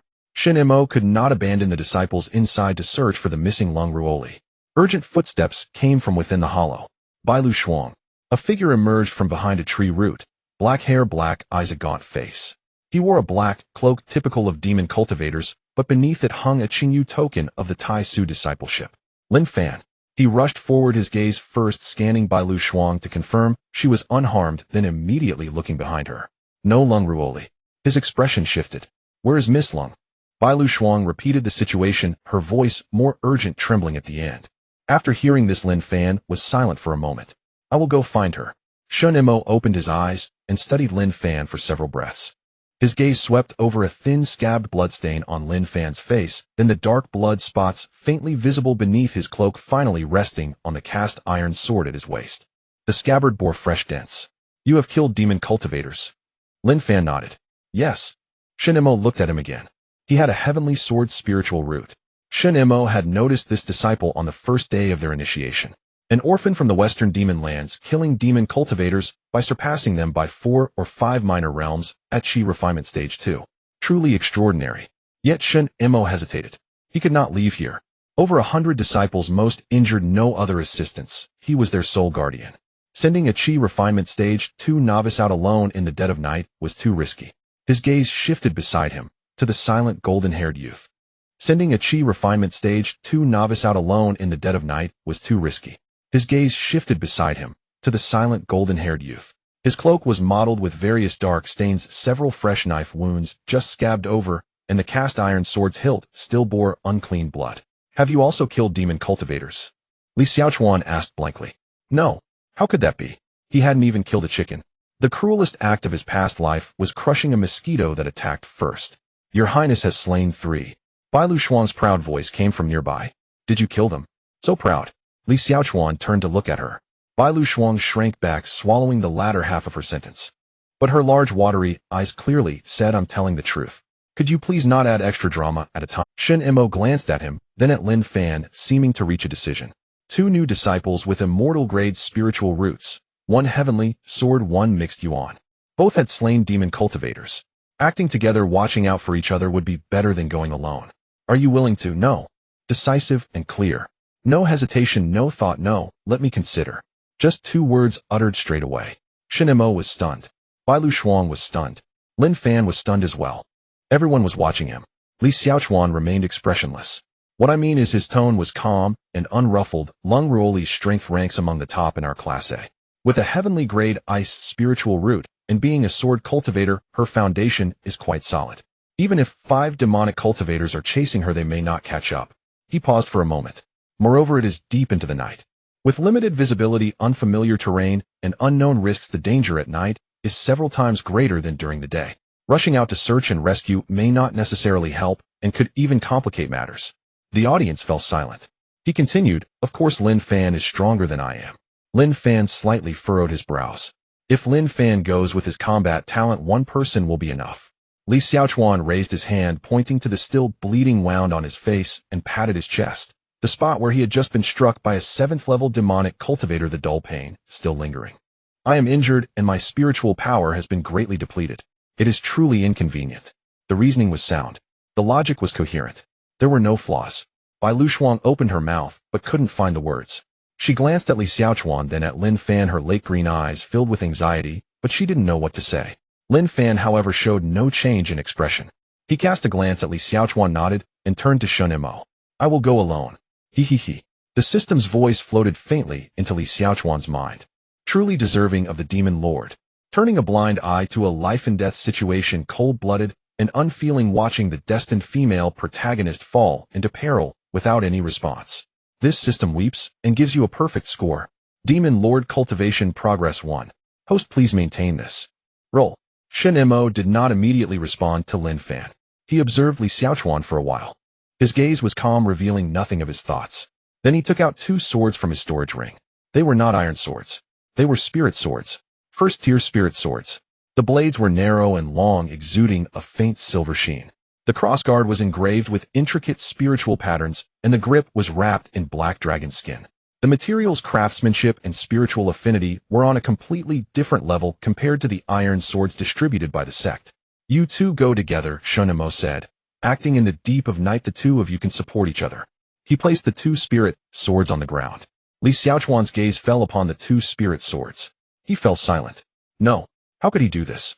What did he take Li Xiaochuan for? Did he think that just by offering a spirit sword he could win him over? Did he think Li Xiaochuan was the type to nod along when there was profit to gain? He had his bottom line. He had principles. Shen Mo took out 4 pill bottles from his storage ring and placed them beside the spirit swords. 1 bottle of Qi gathering pills for each person and 1 bottle of blood vitality pills for each person. Li Xiaochuan gazed at the 4 bottles on the ground. Spirit swords, Qi gathering pills, blood vitality pills. He quickly calculated in his mind for 3 breaths. First-tier spirit sword, the selling price at the sex pill and weapon hall, 500 contribution points. A bottle of Qi gathering pills, 60 contribution points. A bottle of blood vitality pills, 200 contribution points. Total. Thank you, senior brother. Li Xiaochuan bent down to pick up one of the spirit swords and 2 bottles of pills, his movements smooth and fluid. I will definitely live up to expectations. Bai Lu Shuang was left dumbfounded. Lin Fan also cast a glance at him. Li Xiaochuan remained expressionless, but inside, he was smiling. What a freebie. This task, to put it plainly, was just to be Lin Fan's sidekick. With Lin Fan stepping in, the destined female protagonist Lung Ruoli would surely be safe. He could just follow along shouting 666 and earn a spirit sword and 2 bottles of pills for free. He opened the bottle cap to take a glance. 6 Qi gathering pills and 2 blood vitality pills. Senior brother is generous. He stuffed the pills into his storage bag and hung the spirit sword at his waist. The moment the new sword was in hand, a warm flow of spiritual power feedback coursed through his palm, completely different from the rough and sluggish feel of the iron sword. When the spiritual energy was infused, the sword hummed lightly, as if greeting him. A good sword. All right. This trip was worth it. Lin Fan walked over, picked up the other spirit sword, tried its feel, and nodded. The pills were also collected. The 2 stood at the mountain's mouth. One expressionless, the other taciturn. One wanting to freeload a spirit sword, the other wanting to save his beloved. Their motives were worlds apart, yet their destination was the same. Shin Imo looked at them, his lips moved slightly, as if he wanted to say something of caution. In the end, he only said 2 words. Stay alive. Bai Luxuan clenched her small fist, her eyes reddening again, feeling frustrated for being unable to help. Go for it, Your Highness. Go for it, Lin Fan. Find Sister Ruoli, and come back safely together. Lin Fan gripped the spirit sword tightly, his gaze resolutely fixed on her. Rest assured, I will definitely bring Miss Lung back. Li Xiaochuan lazily waved his hand and turned to walk out of the mountain pass. Let's pull an all-nighter. After all, overtime pay was provided. Hope everything goes smoothly. 2 figures in black darted swiftly through the dense forest. It was deep into the night. The 2 figures in black dashed rapidly through the dense forest. Lin Fan ran swiftly. He was completely familiar with the environment of the forest, leaping from one tree to another, landing accurately, his movements sharp, never pausing. A child raised in the demonic soil. Nighttime actions felt as natural to him as breathing. At first he had some concerns, afraid that the 11th prince behind him couldn't keep up, so he intentionally slowed down a bit. But with his mind preoccupied with Lung Ruoli, his pace remained swift. After running for a while, he glanced back. The golden-haired youth was less than 5 zhang behind him, his footsteps silent, breathing steady, expression impassive. There were no signs of lagging behind. Lin Fan no longer slowed down. The 2 moved one after the other, traversing the dense forest under the silvery blue moonlight, with neither speaking a word. Li Xiaochuan followed closely behind Lin Fan, remaining silent. Overtime indeed. Even with overtime pay. But running at midnight in a foreign forest filled with demonic cultivators, one's mood couldn't be good. Along the way they encountered 2 waves of demonic cultivators. They were both lone teams of 2, likely patrolling the forest at this late hour. The first wave consisted of 2 5th-level chi refiners. Lin Fan maintained his speed and charged forward with his sword drawn. Li Xiaochuan flanked from the side to circle behind another. Each handled their target, resolving the situation in less than 10 breaths. Clean and swift. There was no communication, no cooperation, just each engaged in their own fight. Yet their rhythms coincidentally aligned, one facing Hedon and the other from the flank, as if rehearsed. There was no rehearsal. It was purely the result of 2 individuals with sharp combat instincts coming together. The second wave consisted of 2 6th-level chi refiners. It took a bit more effort, but it didn't delay them for long. The feel of Lin Fan's new spirit sword was evidently far superior to that of the iron sword, allowing for faster strikes and smoother spiritual energy conduction. Li Xiaochuan experienced the same.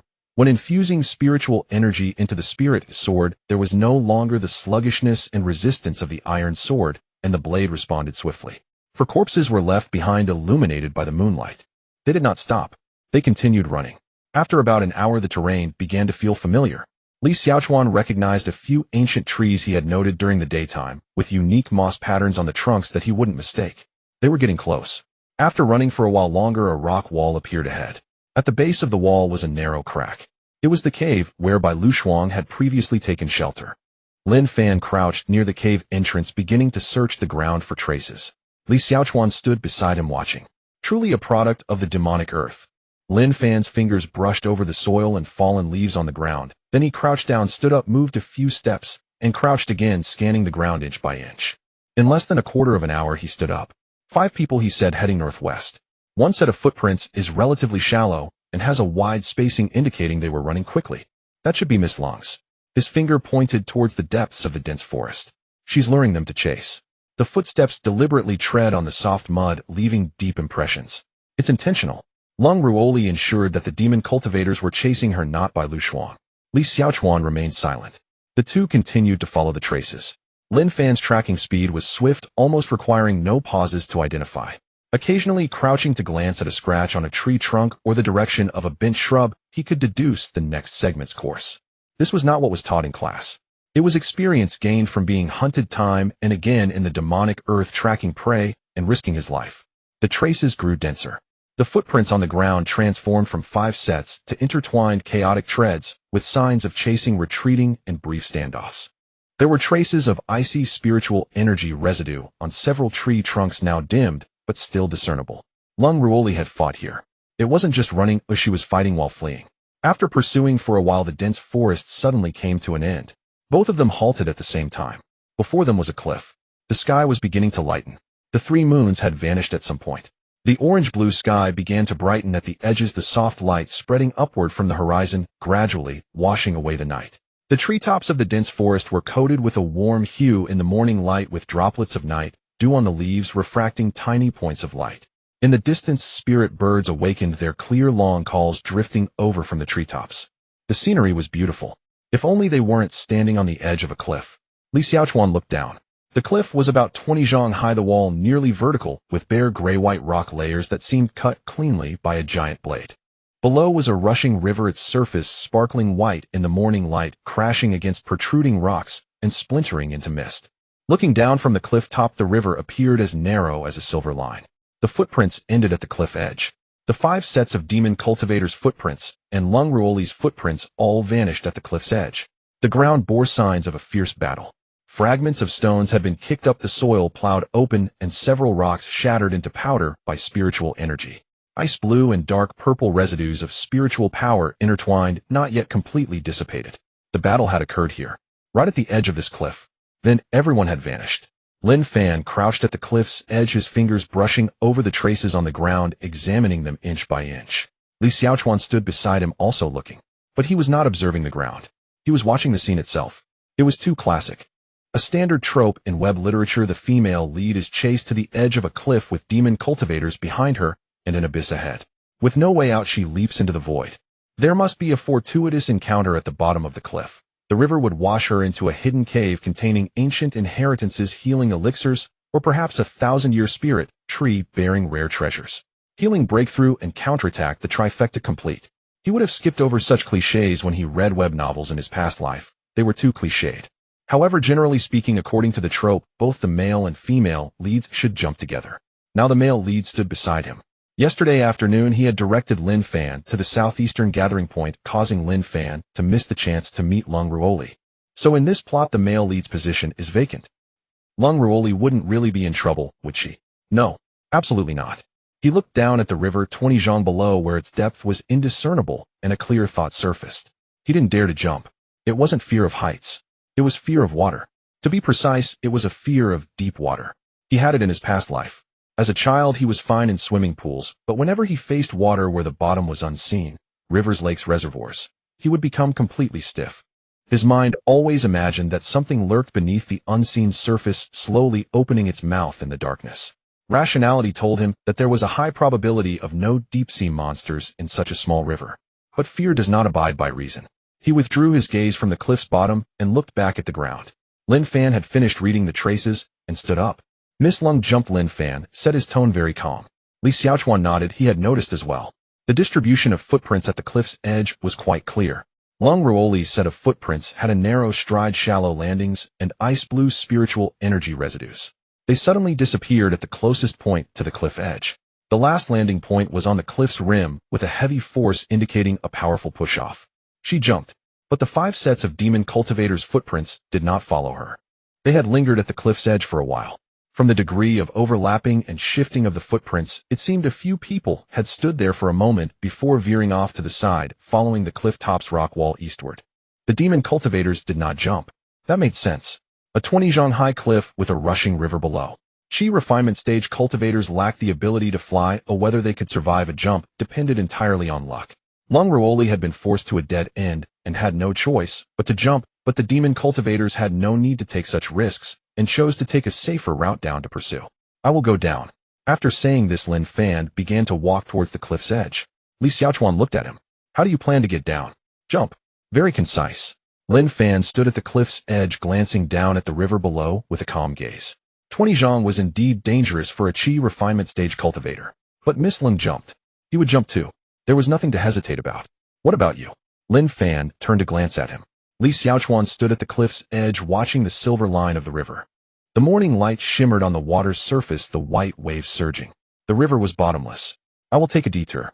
Lin Fan did not ask why. Li Xiaochuan did not explain either. The bottom of the cliff converges, he said. Lin Fan nodded. Then he turned, facing the abyss. With a push from his feet, he leapt. The black cloak flared wide in the morning wind like a diving eagle. His figure plunged down, rapidly growing smaller and more distant. Splash. Water exploded. The white waves engulfed that figure. Li Xiaochuan stood at the cliff top, watching for 2 breaths. Then he turned and walked east along the edge of the cliff. to find a way down. He was not worried at all that Lin Fan would get into trouble. The destined protagonist. Don't mention 20 zhong. Even falling from 100 or 1,000 zhong wouldn't kill him. In his words, even 10 zhong had to be weighed carefully. At the bottom of the cliff, Li Xiaochuan stood expressionless by the riverbank, gazing at the turbulent waters before him. The sound of rushing water was overwhelming as white waves surged and crashed against the rocks on either side, scattering mist all around.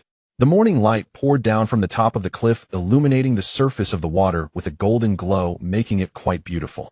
Unfortunately, he had no mood to admire it. Lin Fan was missing.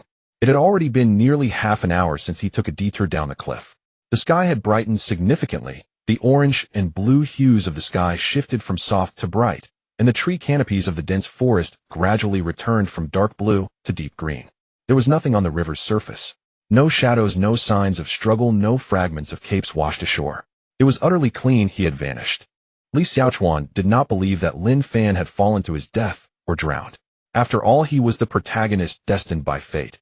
Even if he jumped from 20 zhong high or fell from the sky to create a crater, he would still be alive and well the next day. He simply felt that Lin Fan had likely encountered something after jumping. What could it be? A fortuitous encounter. A 100% fortuitous encounter.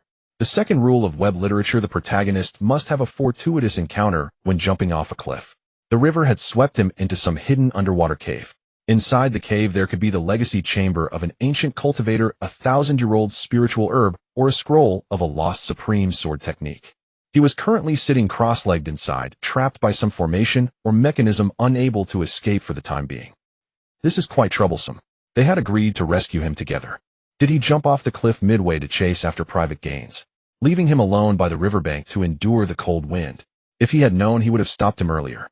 He actually forgot the universal law of the protagonist must have a fortuitous encounter when jumping off a cliff. 20 years of experience in web literature wasted. Li Xiaochuan squatted on the rocky riverbank, staring at the swirling river, expressionless as he contemplated his next move.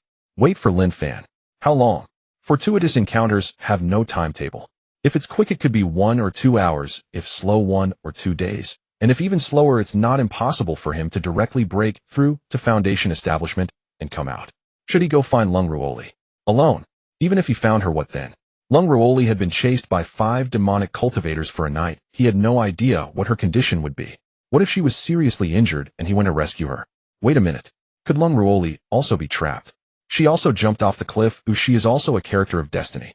If there is a place of fortuitous encounter at the bottom of the cliff and Lung Ruoli jumped first, she likely was swept in ahead of Lin Fan. Then Lin Fan jumped down and was swept in as well. The two of them might meet inside. Then they could deepen their understanding, enhance their feelings, and face hardships together.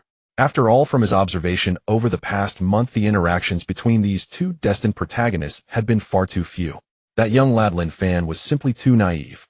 Having spent a month in class, he hadn't dared to approach Lung Ruoli even once. He had followed her with his gaze many times, but it was as if his mouth had been sewn shut. This incident in the spiritual realm was likely a plot device arranged by the original work to advance the relationship between the male and female leads. Forced to jump off a cliff encounter at the bottom, facing difficulties together, supporting each other, building trust, developing feelings. A standard process. Very good. Even though he hadn't read this part of the original work, based on his 20 years of web literature reading experience, he could infer it would be close to this. The problem is, what should he do now? If the male and female leads were nurturing their feelings in the secret realm at the bottom of the cliff, should he just wait outside? What kind of character positioning is that? A security guard at the entrance? A spare light bulb? Or is it NTR? However, all of the above are just his speculations. Standing here, he couldn't figure out what the real situation was. Forget it, let's take a look around. See if there are any clues nearby, and enjoy the scenery. Also, alright, his rabbit. The little white rabbit had been stuffed between the rocks for almost a day. He prayed again that it wouldn't be eaten by other spirit beasts. That breed, when petted, felt absolutely amazing. If it was gone, he would have to find another one of the same breed, and it seemed that such white, round, and soft rabbits were not common in the spiritual realm. It had been a day, and he had only seen one. Let's wander around. Look for clues. Enjoy the scenery. Also see if there are any rabbits of the same breed. In case the little white rabbit was gone, at least he would have a backup. Prioritization 1. Find a rabbit. 2. Find Lung Ruoli. 3. Wait for Lin Fan. No, wait. 1. Find Lung Ruoli. 2. Find a rabbit. 3. Wait for Lin Fan. This order seems more like a normal person. Li Xiaochuan stood up, brushed the gravel dust off his cloak, and walked downstream along the riverbank. After walking for a while, he discovered traces about 300 zhang downstream. There was an area of disturbed ground on the gravel beach by the riverbank. A few moved stones formed a circle with charred ashes and unburnt charcoal in the center. A campfire. He squatted down and reached out to probe the ashes. It was cold, but the cross-section of the charcoal had not completely weathered. It had likely extinguished a few hours ago. Nearby there were several sets of footprints on the gravel. 5 sets.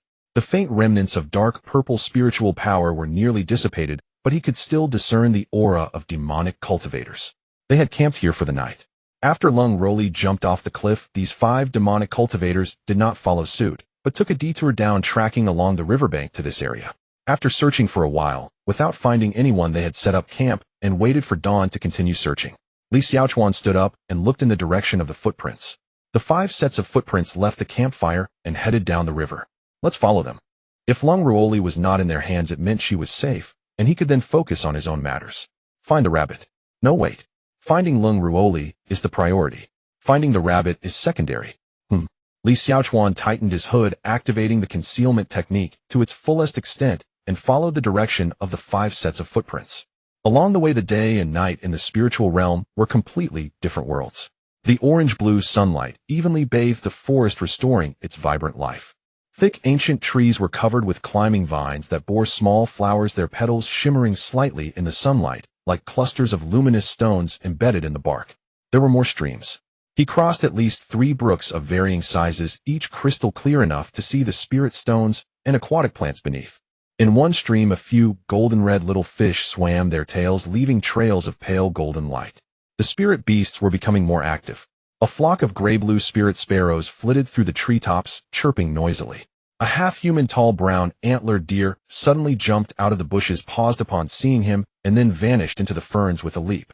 On a rock by the stream lounged a plump toad, its back covered in dark green fungal spots, squinting its eyes in the morning light, completely indifferent to anyone passing by. There were all kinds of spirit beasts, just no rabbits. He had been keeping an eye out during the journey, turning over countless bushes, yet he hadn't even seen a single rabbit ear. Rabbits are a rare breed in the myriad spirit realms. If it gets eaten, where would he find another one? Just then something red caught his eye in the high branches of an ancient tree up ahead. Li Xiaochuan looked up. A spirit fox. Its entire body was crimson, its fur vibrant like a mass of solidified flames. It had a long and elegant figure, slender limbs, and a tail so fluffy it resembled an expanded red feather fan. It stood gracefully on a high branch, looking down at him with an air of superiority. Its golden vertical pupils reflected his figure. Disdainful. Extremely disdainful. That kind of arrogance, as if to say, "You lowly creature are not worthy of my attention," permeated from every single hair. Li Xiaochuan stood under the tree, gazing up at it. So beautiful. Truly beautiful. The crimson fur glimmered softly under the orange-blue sunlight, the tip of its tail swaying gently in the wind. It was so stunning that it hardly seemed like a spirit beast, it looked like a painting. Unfortunately, it was clear that it was not an ordinary creature. Moreover, the way it looked at him, it was as if it were gazing at an ant. What a pity. Li Xiaochuan stared at the spirit fox for quite a while. It stared back at him for a time as well. Then, with a flick of its red tail, the spirit fox turned and leaped through the branches, disappearing into the depths of the forest. It left. Li Xiaochuan withdrew his gaze and continued on his way silently, making a decision in his heart. You will be my backup. If he couldn't find his little white rabbit, he would come back to find you. Let you take the main position, regardless of whether you are willing or not. Of course, it's likely that you wouldn't be. But that doesn't matter. Just occupying a spot in his heart for now. Li Xiaochuan filed this matter away and continued to track the traces of the demonic cultivators. He followed for about over an hour. The terrain was changing. The dense forest gradually thinned, the spacing between ancient trees grew wider, and the ferns underfoot were replaced by low shrubs and wild grasses. After walking a while longer, the tree line completely receded, and his view suddenly opened up. A vast plain. The orange-blue sunlight poured down unobstructed, illuminating the plain completely. The wild grass reached waist-high, swaying like waves of green in the gentle breeze. In the distance, a few massive gray-white rocks stood abruptly on the prairie, resembling the spines of ancient beasts. He crouched low and peered through the gaps in the last row of bushes. Towards the center right of the plain, about 100 zhang away, 5 black figures formed a semicircle. At the center of the semicircle stood a figure dressed in simple white, holding a sword. Her ink-black hair was mostly let down, flowing over her shoulders, tousled by the wind. Her white dress was stained with dirt and blood, the sleeve on her left arm, torn almost entirely from the elbow down, revealing a wound that was still bleeding. With her right hand gripping the sword, a thin layer of ice blue spiritual light condensed on the blade. Lung Ruoli. She was still alive. Li Xiaochuan lay in the bushes, peering through the gaps in the grass at the plain. Where was Lin Fan? His gaze quickly swept across the area. Nothing. Apart from 5 demonic cultivators and 1 Lung Ruoli, there was nothing else. OMG. Are you still caught up in that broken fortuitous encounter? Is the female lead important for a fortuitous encounter? Hurry up and come save the beauty, you bastard. Li Xiaochuan's gaze returned to Lung Ruoli. She was nearly at her limit. Even though her sword was still raised, her posture remained that of Lung Ruoli, straight, cold, and unassailable. But her left foot was slightly trembling, and the hem of her skirt below her knees was soaked with blood, darkening in color. There was a fine wound on her sword-holding wrist that was seeping blood. It wasn't deep, but the continuous bleeding would cause her grip to weaken. She was holding on by sheer willpower. Who knows how much longer she could last? Hold on. Be patient, Li Xiaochuan. One must not be hasty. This was the critical moment. The protagonist always appears at the last second. He just needed to wait a bit longer to safely hand the scene back to Lin Fan. He couldn't steal the protagonist's spotlight. Didn't Grandpa teach him that? The more critical the moment, the less one should panic. What if Lin Fan was on his way? What if he rushed out now and bumped into Lin Fan? That would be so awkward. How can there be 2 heroes surrounding one beauty? How would the beauty choose? The handsome offers his life, while the ugly pledges to be his servant in the next life. Wait, it seems he is more handsome than Lin Fan. Then he really couldn't be hasty. Let Lin Fan come. Hold on, Li Xiaochuan. On the plain, Lung Ruoli moved. She had no intention of waiting to die.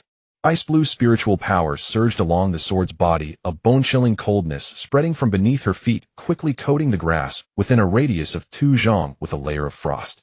This was her last bit of spiritual power. She poured all her remaining strength into this sword, the tip carving out an ice blue arc aimed directly at the throat of the nearest demonic cultivator. Quick! Even though she was already weakened to this extent, the speed of Lung Ruoli's sword was still astonishing. The demonic cultivator sidestepped his right shoulder, grazed by the sword's energy. The fabric tore, and a thin layer of ice instantly formed on his skin. Hiss! He took 2 steps back, shaking off his frozen shoulder, his expression darkening. Lung Ruoli didn't give him a moment to react. The second sword followed closely, the blade flipping as it swept upward towards another demonic cultivator. But this sword was slower than the last. Clearly much slower. The second demonic cultivator blocked with his sword, and with a clang, Lung Ruoli's arm trembled from the impact. The third demonic cultivator moved in from the side, a chain whistling through the air, its end a hammer wrapped in dark purple light, crashing heavily towards her back. Lung Ruoli swung her sword to block. She blocked the hammer, but couldn't stop the chain. The links wrapped around the sword's body, suddenly binding her right arm, dark purple spiritual power seeping into her veins, causing her ice blue spiritual power to momentarily stagnate. And it was at that moment the fourth demonic cultivator charged straight at her. The person was the most robust, even not using a weapon, just a punch to her chest. A muffled sound. Lung Ruoli was sent flying, rolling twice upon landing, her long sword almost slipping from her grasp. Gritting her teeth, she held on to the sword, trying to stand up. Halfway up, her knee buckled again. Kneeling on one knee, the leading demonic cultivator approached slowly, resting the heavy blade on her shoulder. Dark purple spiritual power flowed slowly along the blade's edge, as if waiting for the perfect moment to strike. Not bad, girl. His voice was hoarse, carrying a leisurely malice. Running all night, another person would have died by now. Lung Ruoli did not respond. She raised her gaze from her disheveled hair, her ice blue eyes fixed on the heavy blade before her, unblinking. Hold on. It's time, Lin Fan. If you wait any longer, it will truly be too late. The blade pressed down an inch. A line of blood opened on Lung Ruoli's shoulder. It drew blood. It truly drew blood.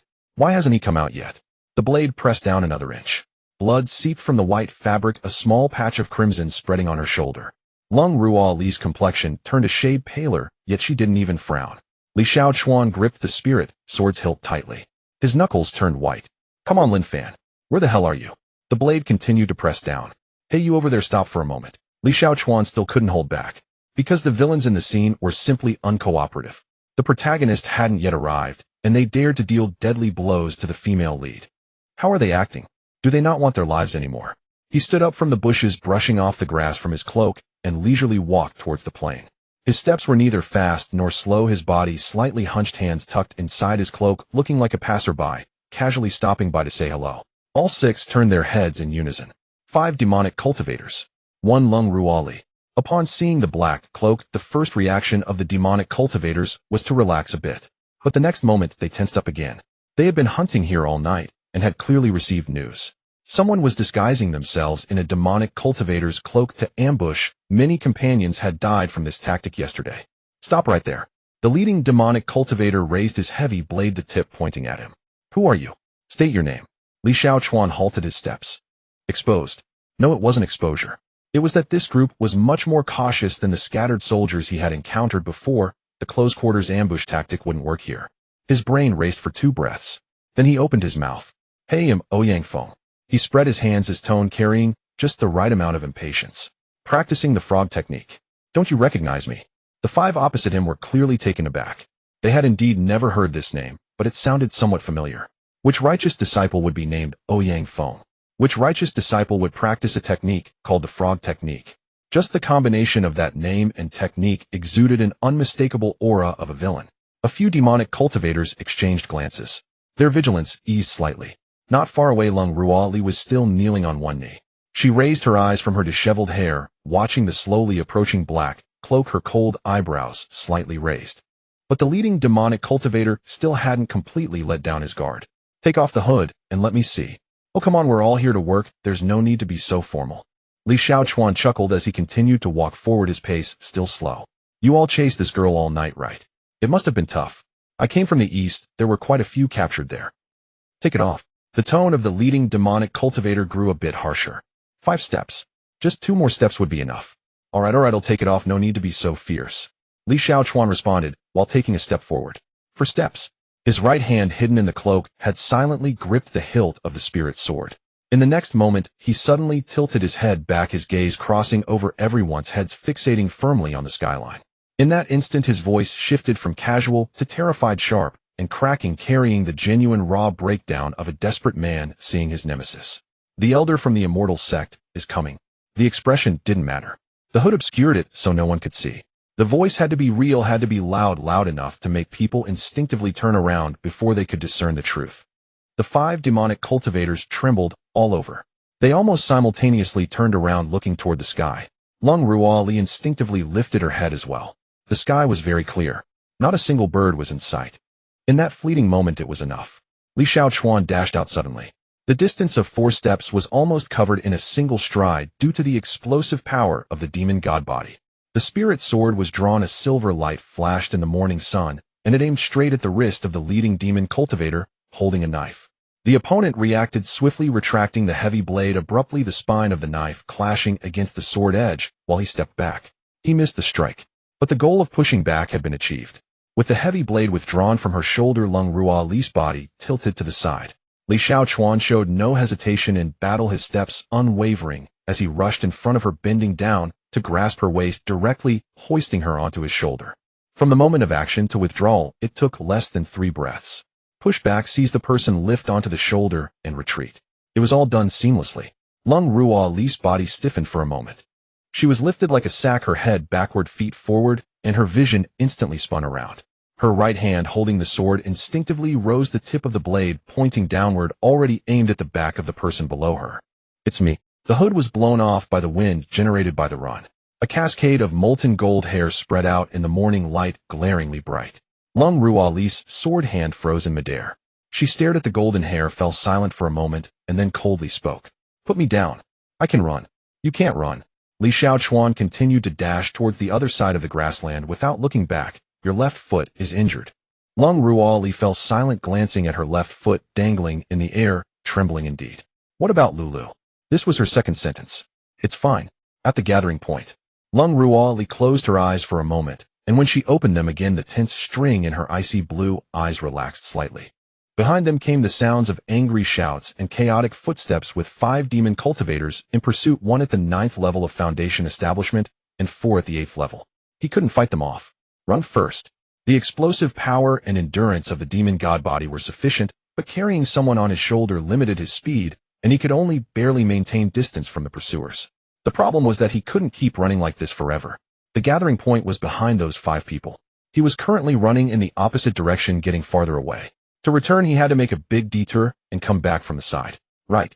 Lin Fan's jumping off point was also behind him. He couldn't stray too far from the protagonist. If he came out of the fortuitous encounter, he would need to be able to catch up. Li Xiaochuan immediately adjusted his direction and charged toward the edge of the dense forest. The grassland was unimpeded, only in the woods would there be room to maneuver. With Lung Ruoli's head backward, her view was directly facing the pursuer's direction. 20 zhong. Her voice was steady, showing no hint of panic. The one at the 9th level is the fastest, leading the pack, with the other 4 trailing by 5 or 6 zhong. Li Xiaochuan nodded. It was useful information. Although this woman was exhausted, her mind remained alert. Are you seriously injured? I can fight. You can barely stand. I can fight. The voice showed no sign of yielding. Li Xiaochuan sighed inwardly. This Ice Queen's stubbornness was indeed comparable to his own. Don't push yourself. He charged into the edge of the dense forest while branches and shrubs brushed against the cloak. Right now you have only one task: hold on tightly and don't fall off. Lung Ruoli fell silent for 2 breaths, then extremely reluctantly stretched out a hand, gripping the back of his collar. Her strength was not great, but her grip was firm. The light in the dense forest suddenly dimmed as the ancient tree canopies intertwined, blocking out most of the daylight. He weaved between the trees, his speed slightly slower than on the grassland, but the pursuers faced the same obstacles in the forest, and the distance between them did not shorten. While running, Li Xiaochuan freed one hand to retrieve a bottle of blood chi pills from his storage bag, biting open the bottle cap and pouring out one pill. Open your mouth. Lung Ruoli remained still. Blood chi pill. For healing. Open your mouth. After a moment of silence, she slightly parted her lips. Li Xiaochuan stuffed the pill into her mouth. The motion was quick, with no unnecessary contact. Remember to return it to me as a contribution when we get back to the sect. Lung Ruoli swallowed the medicine without saying a word. Li Xiaochuan pulled out another bottle of qi-gathering pills, biting open the bottle cap again, and poured out one pill. Open your mouth. This time she did not hesitate, and slightly opened her mouth. The pill entered and was swallowed. She still said nothing, but her grip on his collar tightened slightly. After running for about a quarter of an hour, Lung Ruoli suddenly spoke. How long can you run? Depends on my mood. Carrying someone consumes a lot of energy. I know. Put me down. He'll hold them off. You go. Li Xiaochuan did not slow his pace. Not letting go. I'm not negotiating. Lung Ruoli's voice turned cold. Neither am I. Li Xiaochuan's tone was even colder than hers. Heh. Li Xiaochuan was more resistant to hard tactics. The harder she pushed, the less he would give in. Lung Ruoli fell silent for several breaths, her grip on his collar tightening again. Yet her mouth remained unwilling to yield. Put me down. Li Xiaochuan ignored her. Run. Keep running.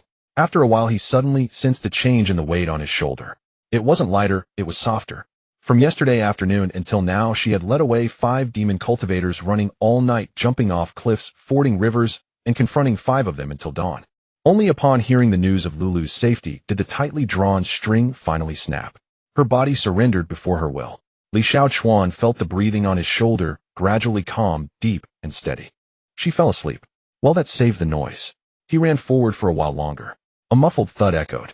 Li Xiaochuan glanced sideways. Oh, he was running too fast. After Lung Ruoli fainted, her head drooped backwards, swaying in rhythm with his running, and she had just bumped her head against a passing tree branch. It shouldn't hurt. After all, she had already fainted. TSK. He really didn't do it on purpose. Then he noticed another issue. She was being carried head down, with several wounds still bleeding on her body. This position would cause blood to flow to her head. It was not good to stay inverted for long. He glanced back. The 5 pursuers were still behind, but the dense forest terrain had created some distance, giving him a few breaths of respite. Li Xiaochuan slowed his pace and set Lung Ruoli down from his shoulder. Her body was as soft as if it had no bones. Her head tilted and nearly fell to the side, her black hair obscuring her face, her pure white dress stained with deep and shallow blood, and the wound on her left arm continued to bleed. Her complexion was almost transparent. Li Xiaochuan reached out, supporting her knee with one hand and her back with the other, lifting her in a princess carry. Oh. To clarify in advance, Li Xiaochuan was not taking advantage of the situation. The readers can bear witness. Ding. Classic hero saving beauty posture detected, princess carry. Congratulations, host, on achieving the hidden achievement. The overbearing demon lord falls in love with me. Reward love points 100. What exactly are love points? You are a demon lord cultivation system, not a modern urban romance system. This system suggests that the host take advantage of the opponent's unconsciousness and kiss her. You've changed. The you from before wasn't so romantic. This system has always been this way, or it just didn't have suitable material before. Hee hee. Li Xiaochuan directly turned off the system sound. Run. Keep running. holding an unconscious ice-cold beauty in his arms, chased by 5 murderous demon cultivators with a system in his head continuously stoking the fire. He had never experienced such excitement in his life. Why does he feel a bit relaxed?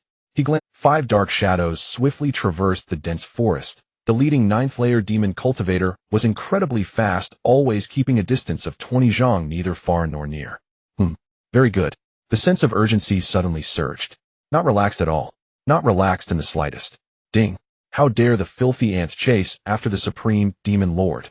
Such blasphemous acts should be punished with a blood sacrifice. Have you finally remembered that you're the demon lord's assistant system? What was that tone about romance just now? Are you having a mental breakdown? Demon Lord, this system offers the following world-destroying plans for your selection. Plan 1. Take out the demon device and counterattack. Crush the ants with the demon lord's might. 5 sacrifices today, and tomorrow all demons will return to their hearts. Plan 2. Delve into the depths of the spirit realm. Contract the ancient demon beast, the hell 3-headed dog, and let it chase them. Let them experience the joy of being pursued by the demon lord's beloved dog. Can you let it go and bite them? After running for about half an hour again, the person in his arms still hadn't woken up. Her breathing was steady and her pulse was strong, deeply asleep. Li Xiaochuan kept an eye on her condition while running. The blood key pill was taking effect, the wound on his left arm had scabbed over, and the bleeding had stopped. Her complexion had regained some color from the ghostly pale state earlier. Her spiritual energy was slowly replenishing. She was improving. But speaking of which, where is Lin Fan? He had been running for so long, why hasn't Lin Fan shown up? How long could this adventure possibly last? Has the author finished writing? Wait a minute. Where is this? He looked around. Dense forest, ancient trees, ferns. Just like the dense forest, ancient trees, and ferns he saw half an hour ago, they looked exactly the same. A faint, irritable voice floated from behind. Boss, why has he been leading us in circles? Another darker voice continued. Southeast is the direction of the teleportation array. He's running further off track. Does he want to lead us somewhere? Who cares what his thoughts are? The voice of a kid in the 2nd layer of chi refinement. No matter how strange his physique, he can't last long. Once his energy is depleted, well, chop him and that female cultivator together. The strongest among the demon cultivators chuckled twice. Daring to toy with us 5 brothers, hell no, what regret means soon enough. Li Xiaochuan. Everyone. Is there a chance he doesn't know where Southeast is? Forget it. Just cold. Ruoli was jolted awake. When Li Xiaochuan crossed over a fallen dry tree, she jolted heavily in his arms. Her ice blue eyes suddenly opened, pupils constricting, and her muscles tensed all at once. It was the battle instinct ingrained in her bones. Before her consciousness fully returned, her body was already prepared to draw her sword. Her fingers tightened, firmly gripping the sword hilt. Having fainted for so long, she hadn't even loosened her grip on the sword. But she didn't move. First, she checked her own condition. The wound on her left arm had stopped bleeding, leaving only a thin scab. Her internal spiritual energy had recovered about 50 to 60%, and the medicinal effect of the gathering chi pill was continuously attracting the world's spiritual energy. Her condition was improving. She was capable of fighting. But her state wasn't peak. Suddenly she felt a bit of pain on her forehead. It wasn't the pain from the wound. More like she had bumped into something hard, and there seemed to be a small bump on it. She didn't probe further. Her gaze fell on the person holding her. His golden hair was whipped back by the fierce wind, his purple eyes gazed forward, and his expression was cold with a tightly drawn jawline. The knife wound on his left cheek had formed a new scab, dark in color. The bloodstains on his robe and the knife marks were ones she had seen before fainting. Now, there were several new scratches sticking to bits of grass. She wasn't the only one fighting. This person had also gone through something challenging. How long have we been running? Li Xiaochuan didn't look down, his pace not slowing in the slightest. Half an hour. Half an hour. He had been running while carrying someone for a full half an hour. Cold Ruoli turned her head to look over his shoulder at what lay behind. The light and shadows in the dense forest flew backward rapidly. Occasionally, she could catch glimpses of fleeting dark shadows through the gaps in the trees. They were still pursuing. The distance had widened a bit, but they hadn't shaken them off. Put me down. I can run. Your left foot is still shaking. Cold Ruoli glanced down at her left foot. It wasn't shaking anymore, it was just swaying due to the inertia of running. The medicinal effect of the blood key pill was taking effect, and the muscle spasms had eased significantly. I'm not shaking anymore. Li Xiaochuan glanced down slightly. Indeed, she wasn't shaking. Yet he didn't let go. Let's run a little longer. Let her rest a bit more. Where's this? The rhythm of Li Xiaochuan's running momentarily stuttered. It was so brief that if she hadn't been pressed against him, she wouldn't have noticed that almost imperceptible stiffness. The spirit realm. Cold Ruoli's brows moved slightly. What direction? Li Xiaochuan stared ahead, his expression emotionless. I don't know. Don't know. Hadn't he been the one leading her while running? Her ice blue eyes fixated on his purple eyes gazed straight ahead, chin slightly raised, mouth corners pressing down ever so slightly. As always, he exuded an air of aloof nobility. Yet his pace was evidently a bit faster than before. Cold Ruoli understood. He was lost. The 11th Prince of Dian, with a celestial grade mixed origin spiritual root, a genius in both spellcasting and mathematics. Directionally challenged. Cold Ruoli silently processed this information for 2 breaths. She didn't pursue the question. Now wasn't the time to delve into this. She tilted her head again to confirm the position of the pursuers, and after recognizing the terrain and the angle of the celestial light, she quickly estimated which area they were roughly in within the spirit realm. Shift left by 30 degrees. She spoke, her tone calm. The current direction is going in circles. Li Xiaochuan adjusted his pace slightly. Without a rebuttal. Not a single word. The adjustment was seamless, as if those 30 degrees had always been part of his plan. Cold Ruoli observed for a few breaths before speaking again, her tone changing. Can you hold off that 9th layer and those 2 8th layers? Li Xiaochuan raised an eyebrow. I'll deal with the other 2 8th layers, then come to help you. True to Cold Ruoli's character. After fainting for half an hour, her first reaction upon waking wasn't to ask how to escape, but to calculate how to counterattack. However, he still asked, are you confident? No. She replied crisply, without a hint of hesitation. Li Xiaochuan's lips twitched. Then why mention it at all? We can only try. Lung Ruoli's voice was calm. If we keep running, once your stamina is exhausted, we will both die together. It is better to take action while you still have some strength left. Li Xiaochuan fell silent. She was right. His stamina was continuously depleting, and his spiritual energy was being consumed. The distance to the pursuers was gradually shortening. If he continued to exhaust himself, the moment he could no longer run would be the moment they were both surrounded and killed. But he did not want to fight here. After a moment, he suddenly spoke up. Do you still remember the direction we jumped off the cliff? Lung Ruoli frowned slightly. What did this question have to do with their current situation? But she did not ask further. She tilted her head to survey the surrounding terrain and raised her eyes to confirm the angle of the light from the sky. Li Xiaochuan had run too far while carrying her, and most landmarks were already unrecognizable. He could only roughly deduce the direction based on the inclination of the light. To the northeast. Li Xiaochuan's expression remained unchanged as he continued to run forward. There was no reaction. Lung Ruoli fell silent for a moment and pointed in a direction. That way. Li Xiaochuan turned his steps in the direction she indicated. There was no explanation. His intention was quite simple, to see if Lin Fan had come out yet. What if the protagonist had already escaped from his fortuitous encounter and was searching for them nearby? If the 3 of them could meet up, the destined male protagonist, the destined female protagonist, and him, the nominal villain, wouldn't defeating 5 minor henchmen be a piece of cake? Then he could gloriously retreat to the second line, simply cheering them on from the side. After running for nearly half an hour, he also began to feel tired. It was not ordinary fatigue, but a soreness seeping from his bones. After all, he had been sprinting with a heavy load for nearly an hour. Even with the enhancement of the demon god body, the strain on his muscles and meridians was approaching its limit. To maintain his spiritual energy, he had already swallowed 2 chi-gathering pills while running and operating his techniques to slowly absorb the spiritual energy from heaven and earth. His spiritual energy was barely holding on, but his stamina was visibly plummeting. Lung Ruoli had been observing his condition. She did not speak, but she could clearly feel that the arms holding her had become heavier than half an hour ago, and his breathing had quickened considerably. He was also nearing his limit. The terrain suddenly changed. The line of trees receded, and the sound of flowing water came from ahead. They had reached the bottom of the cliff. It was still that river. The water surface shimmered with glistening white light in the morning sun, and the waves crashed against the rocky banks, drowning out the sound of footsteps behind them. Li Xiaochuan stood on the riverbank, his gaze sweeping upstream and downstream. No one was there. The river was empty, with not a single shadow in sight. Lin Fan had still not appeared. He silently calculated the time in his heart. It had been at least 3 hours since Lin Fan jumped off the cliff. 3 hours. Was this fortuitous encounter of dungeon-level difficulty? Or was it layered, needing to be cleared before one could emerge? He stared at the river's surface for 2 breaths, suddenly having an absurd thought. What if he tossed Lung Ruoli in as well? Let her be swept away by the current, and the male and female protagonists could have a fateful meeting in the secret realm, while he simply turned and walked away. No, that wouldn't work. What if there was nothing at the bottom of the river? What if Lung Ruoli drowned? Was he being too ridiculous? Lung Ruoli did not understand why Li Xiaochuan had specifically run to this place, as she only felt that his posture standing by the river and staring at the water's surface was very strange, as if he was contemplating something abnormal. But she did not ask, because there were more pressing matters. The pursuers had arrived. At the edge of the dense forest, 5 dark figures rushed out from behind the trees and halted on the gravel bank of the river. They had reached the end of their escape. Behind them was the rushing river, and in front were 5 demonic cultivators.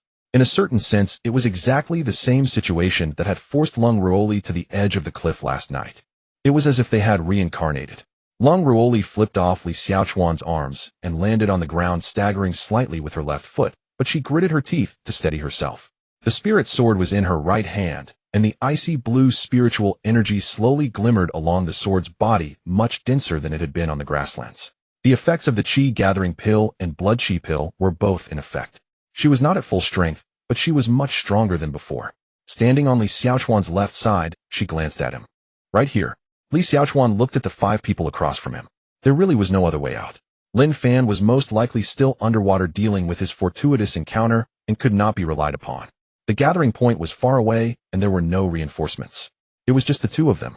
Opposite them stood 1/9 layer and 4/8 layers. All right. Li Xiaochuan drew out his spirit sword, and a layer of cold silver light glimmered along the blade. Then let's fight. The 5 people across clearly were not in a hurry. The leader, a 9th layer heavy knife demonic cultivator, stood at the front.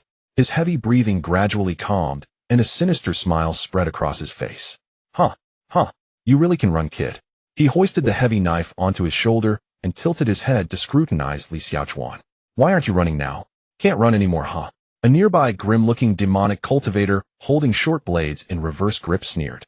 You two, are you the geniuses of this generation from the Void Immortal sect? One at the 2nd layer of chi refinement, and one at the 3rd layer of chi refinement, and you dare to collide with us 5 brothers. The chain-wielding demonic cultivator took 2 steps forward, dragging the iron chain that scraped against the gravel with a piercing sound. Boss, he just led us in circles for a long time, or I thought he had some tricks up his sleeve. The bulliest physical cultivator chuckled twice, the iron spikes on his gauntlets glinting coldly in the morning light. Tricks? Old 3, you're overthinking it. He probably just got lost. Li Xiaochuan's eyelids twitched. This could be a trick. It really could be. He just hadn't thought of it before. It was not that he was lost. The slender demonic cultivator took a bone flute from his waist and slowly rubbed its surface with his fingers. I wonder what those old demers will look like if we kill you 2 geniuses. They'll probably be furious. All right. The leader of the 9th layer lowered the knife from his shoulder and held it horizontally in front of him. No more nonsense, kill them, and we'll split the bounty. The 5 of them closed in, all wearing the same condescending expressions. One exhausted sword cultivator and a golden-haired boy who had run all the way here. Both were at the early stage of chi refinement. On their side, there was 1/9 layer and 4/8 layers. They outnumbered them and had a higher cultivation level. This was not called overwhelming the weak. This was called harvesting. Li Xiaochuan looked at them expressionlessly. He never understood the point of trash talk. Why waste time talking when they could just strike a blow? Besides, did throwing out threats before a fight actually help? Was it meant to psychologically attack the opponent? Then could he say something that would truly break their defenses? For example, you 3 are really ugly. Li Xiaochuan calmly uttered 5 words, his gaze sweeping across the 3 opponents. They were not chosen at random. The leader, the 9th layer heavy knife demonic cultivator, was the strongest, and as previously discussed, he would take the lead. As for the other 2, they were genuinely ugly. The 3rd, wielding chains, had a face full of flesh, while the 4th, a physical cultivator, had a crooked nose and a lopsided mouth. He was merely stating the facts. From the corner of his eye, he noticed Lung Ruoli slightly tilt her head to glance at him. He understood that look. Was this it? This was it. And oddly enough, it was effective. The 3 faces simultaneously flushed crimson. You're seeking death. The 3 of them charged forward together. Excellent. He had broken their defenses. Moreover, he had successfully aggroed them. Li Xiaochuan suddenly exerted force beneath his feet, the demon god body erupting, and he rapidly retreated to the left, creating distance between himself and Lung Ruoli. His 3 opponents. Her 2. Lung Ruoli did not even glance at him. The icy blue sword light flashed, meeting the remaining 2. The 4th brother, a physical cultivator, arrived first. There was no flashy initiation, no preliminary display of spiritual power. It was simply a punch. A stocky figure as robust as a calf channeled all his spiritual energy into his body. The iron spikes on his gauntlet glimmered in the morning light as he swung a punch towards Li Xiaochuan's face. Before the punch arrived, the debris on the ground was already lifted by the shockwave. Li Xiaochuan did not take it heed, and he sidestepped to the right while extending his left hand towards the ground, channeling earthy spiritual energy below. Earth technique rock wall control. A half-man-high rock wall shot up from the ground enveloped in a glow of spiritual energy standing between the two. The fourth brother did not slow down. His fist crashed directly into it. Boom. The rock wall was not blasted away but exploded from the center. Debris flew everywhere as earthy spiritual light dissipated in the punch's wind, the fragments striking against the cloak with a series of sharp sounds. The fourth brother's fist emerged from the rubble with only a bit of stone powder clinging to the iron spikes. There wasn't even a scratch. With a single punch, he shattered the earth-based defense he had fully concentrated. Li Xiaochuan's pupils constricted. Truly hard. The physical strength of an 8th-layer body cultivator far exceeded expectations. If that punch had landed solidly on him, he would have been providing a local delicacy for the Wanyao spirit realm tomorrow. Li Xiaochuan meat pie. There was no time to think further. He exerted force with his feet and dodged again. A crisp sound rang from his ankle. It was a chain. A dark purple chain unexpectedly swung in from his right rear, and the barbed iron ring perfectly ensnared his right ankle. It was the third brother. His attention had been entirely on the fourth brother's fist, and the chain struck from his blind spot. By the time he noticed, it was already entangled. The chain tightened suddenly. A tremendous force surged from his ankle, causing his right foot to slip. He gritted his teeth and infused spiritual energy into his ankle, attempting to break free. But a heavy blade was already descending upon him. The eldest brother had somehow circled to the side, the heavy blade cleaving down from above, dark purple spiritual energy swirling around, carrying the full weight of his 9th-layer cultivation. Li Xiaochuan crossed his sword to block. Clang! It was not the sound of ordinary metal clashing, but a dull thud that reverberated from the soles of his feet up to his crown, shaking even his internal organs. His arms instantly lost sensation, and he was knocked off his feet, flying backward. He crashed violently against an ancient tree, causing a crack to splinter in the trunk as bark fragments rained down. A surge of metallic sweetness filled his mouth, which he swallowed back down. 1 round. Just 1 round. From the fourth brother's charge to the eldest brother's withdrawal, it had taken less than 5 breaths. The fourth brother charged heat in to shatter defenses. The third brother ensnared his ankle from the side, and the eldest brother waited for a gap to strike down. This was not 3 loose cultivators fighting independently, but a well-rehearsed hunting formation. No wonder Lung Ruoli had been pursued for an entire night. It was not that she was weak, but this combination was too mature. Li Xiaochuan leaned against the tree trunk, breathing quickly for a moment. The chain around his right ankle loosened. The eldest brother's strike had sent him flying, inadvertently pulling the angle of the entanglement, allowing the iron ring to slip free. But the cost was not small. His right arm felt numb, unable to exert full strength from palm to shoulder. The impact against the tree had sent a tremor through his insides, exacerbating the old wounds left by the 7 layers of demon cultivators, leaving him gasping for breath. He could not fight like this. A direct clash would not last long. Li Xiaochuan wiped the blood from the corner of his mouth and turned to dash into the dense forest. The canopy of ancient trees reclosed overhead, dimming the light. Li Xiaochuan darted among the trees, his steps swift and silent. The dense forest worked to his advantage. The heavy blade could not be fully unleashed in the woods. Every ancient tree as thick as a hug served as a natural obstacle. Wide swings would be obstructed by tree trunks tangled by branches and tripped by roots. The fourth brother's charge was also restricted. The underbrush and ferns diminished the space for his massive body to gather strength. The iron-spiked gauntlet only left a fist imprint on the trunk, far less powerful than when he shattered a piece in the open. Only the third brother's chain was unaffected. In fact, it became even more troublesome. The chain swung between the trees, its arc strange and angles tricky, utilizing the trunks to ricochet and alter its trajectory, making it harder to predict than on flat ground. But at least he had gained some room to maneuver. Li Xiaochuan circumvented an ancient tree, suddenly shifting his spiritual energy beneath his feet. Water technique, wave treading leap. A surge of blue water rose beneath him, curling into a short wave. He tapped the wave's crest with his toes, using the force to leap gracefully, soaring over the fourth brother's charge. The fourth brother's punch missed the punch's wind, crashing against the tree trunk, shattering the bark. Li Xiaochuan circled behind him, the spiritual sword slicing back. The chain was coming. It whipped in from the right thicket, and the iron hammer at its end howled as it swung towards his sword arm. Sheath the sword block. Clang. The iron hammer was deflected, but the chain wound itself around the sword, dark purple spiritual energy spreading along the chain, sending a wave of numbness through his arm. He abruptly swung his sword, hurling the entire chain and iron hammer towards the fourth brother, who was turning to pursue. The fourth brother crossed his arms defensively. Boom. The hammer struck against his forearm with a muffled thud. No injuries were sustained, but the pursuit route was thoroughly blocked by his own weapon. The eldest brother's heavy blade had already swung in from the left. Li Xiaochuan crouched low and dodged, thrusting his sword upward. Metal technique, flowing light stab. A platinum brilliance coalesced at the sword's tip, aimed directly at the eldest brother's armpit. The eldest brother sidestepped to evade, flipping the heavy blade around, in response the back of the blade sweeping in. Sheathed the sword, retreat. Although he did not strike, he forced them back. He quickly calculated during his retreat. After several exchanges, each time he attempted to focus his fire on one person, the other two immediately filled the gap. Did he want to eliminate the third brother to cut off the chains? The fourth brother blocked his way. Did he want to bypass the fourth brother and directly target the eldest brother? The third brother's chains sealed off his movements tightly. The three of them were like interlocking gears turning together, seamlessly, unable to detach any one of them, and they became increasingly synchronized. Ugly as it was, their professional capabilities were truly impeccable. He wondered how Lung Ruoli was faring. According to the plan, she would deal with two before coming to assist him. But he could not stake his life on another. What if she also couldn't handle it? These five were unlike any demon cultivators he had encountered before. They were not scattered soldiers. They were not weaklings, they were a well-coordinated elite squad. Lung Ruoli was also not having an easy time. The second brother was extremely agile, wielding dual blades in a reverse grip, his posture low, with every strike cutting in from the edge of her vision. He never approached from the front, always from the side or behind. The 3-inch short blade was nearly invisible in the shadows of the dense forest, and by the time she saw it clearly, the blade was already at her skin. The several wounds on her body that had been oozing blood earlier were all inflicted by this person.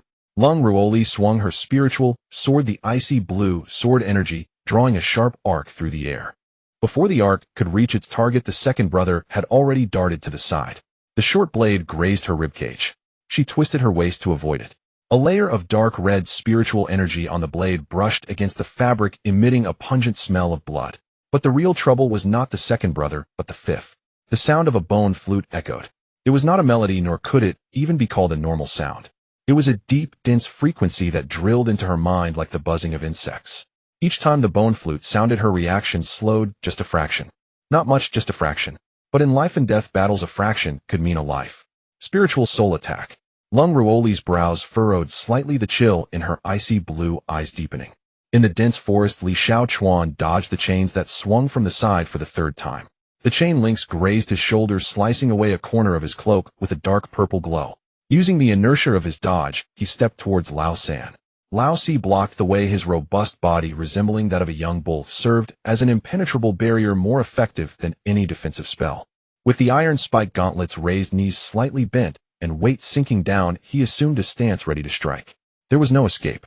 Li Xiaochuan kept moving, raising his spiritual sword, with crimson fire energy spreading along the blade, forming a layer of scorching flames. Fire technique, crimson flame slash. A red arc of fire was drawn from the sword's edge, enveloped in a wave of scorching air, slashing directly at Lao Si's front. Lao Si did not evade. The body cultivator did not need to dodge.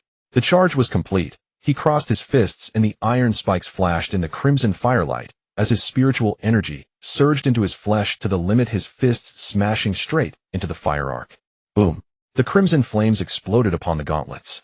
Sparks flew, shockwaves spread, and fallen leaves on the ground ignited, rising in small flames.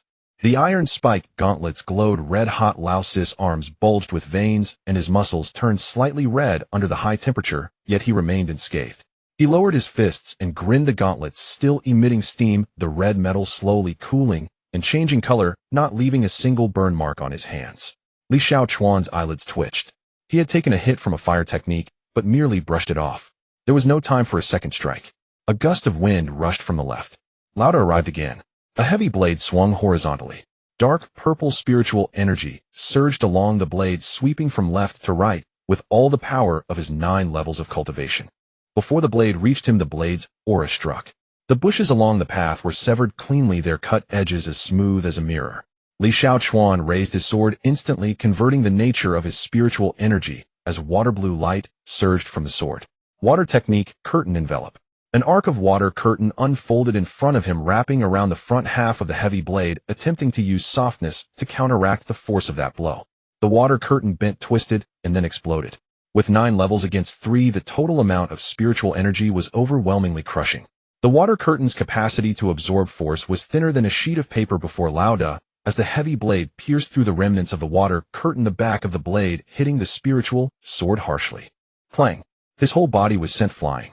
His back slammed against a tree trunk, compounding previous injuries, and his chest surged violently. This time he could not suppress it. A mouthful of blood mist was sprayed out, landing on the cloak of vivid crimson. Fragments of the water curtains scattered in midair, falling softly into the ferns. Not good. I can't win. Li Xiaochuan leaned against the tree trunk. Waves of pain surged in his chest, and the blood at the corner of his mouth had not yet been wiped clean. Out of the corner of his eye he glanced towards Lung Rua Li's direction.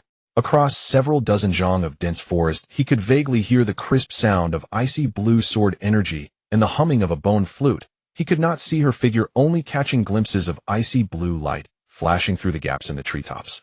Far enough. She can't see this side. Li Xiaochuan lowered his eyelids. No need to hide anymore. He released the gate, suppressing his magical power. Not just a partial release, not reducing from 70% to 30%. It was a full release. The demonic energy surged forth from deep within his meridians, wildly spreading through his limbs and bones. Chilling, domineering, and infused with an ancient, brutal aura, the power filled every meridian, every muscle, and every pore. Black energy seeped out from his body's surface.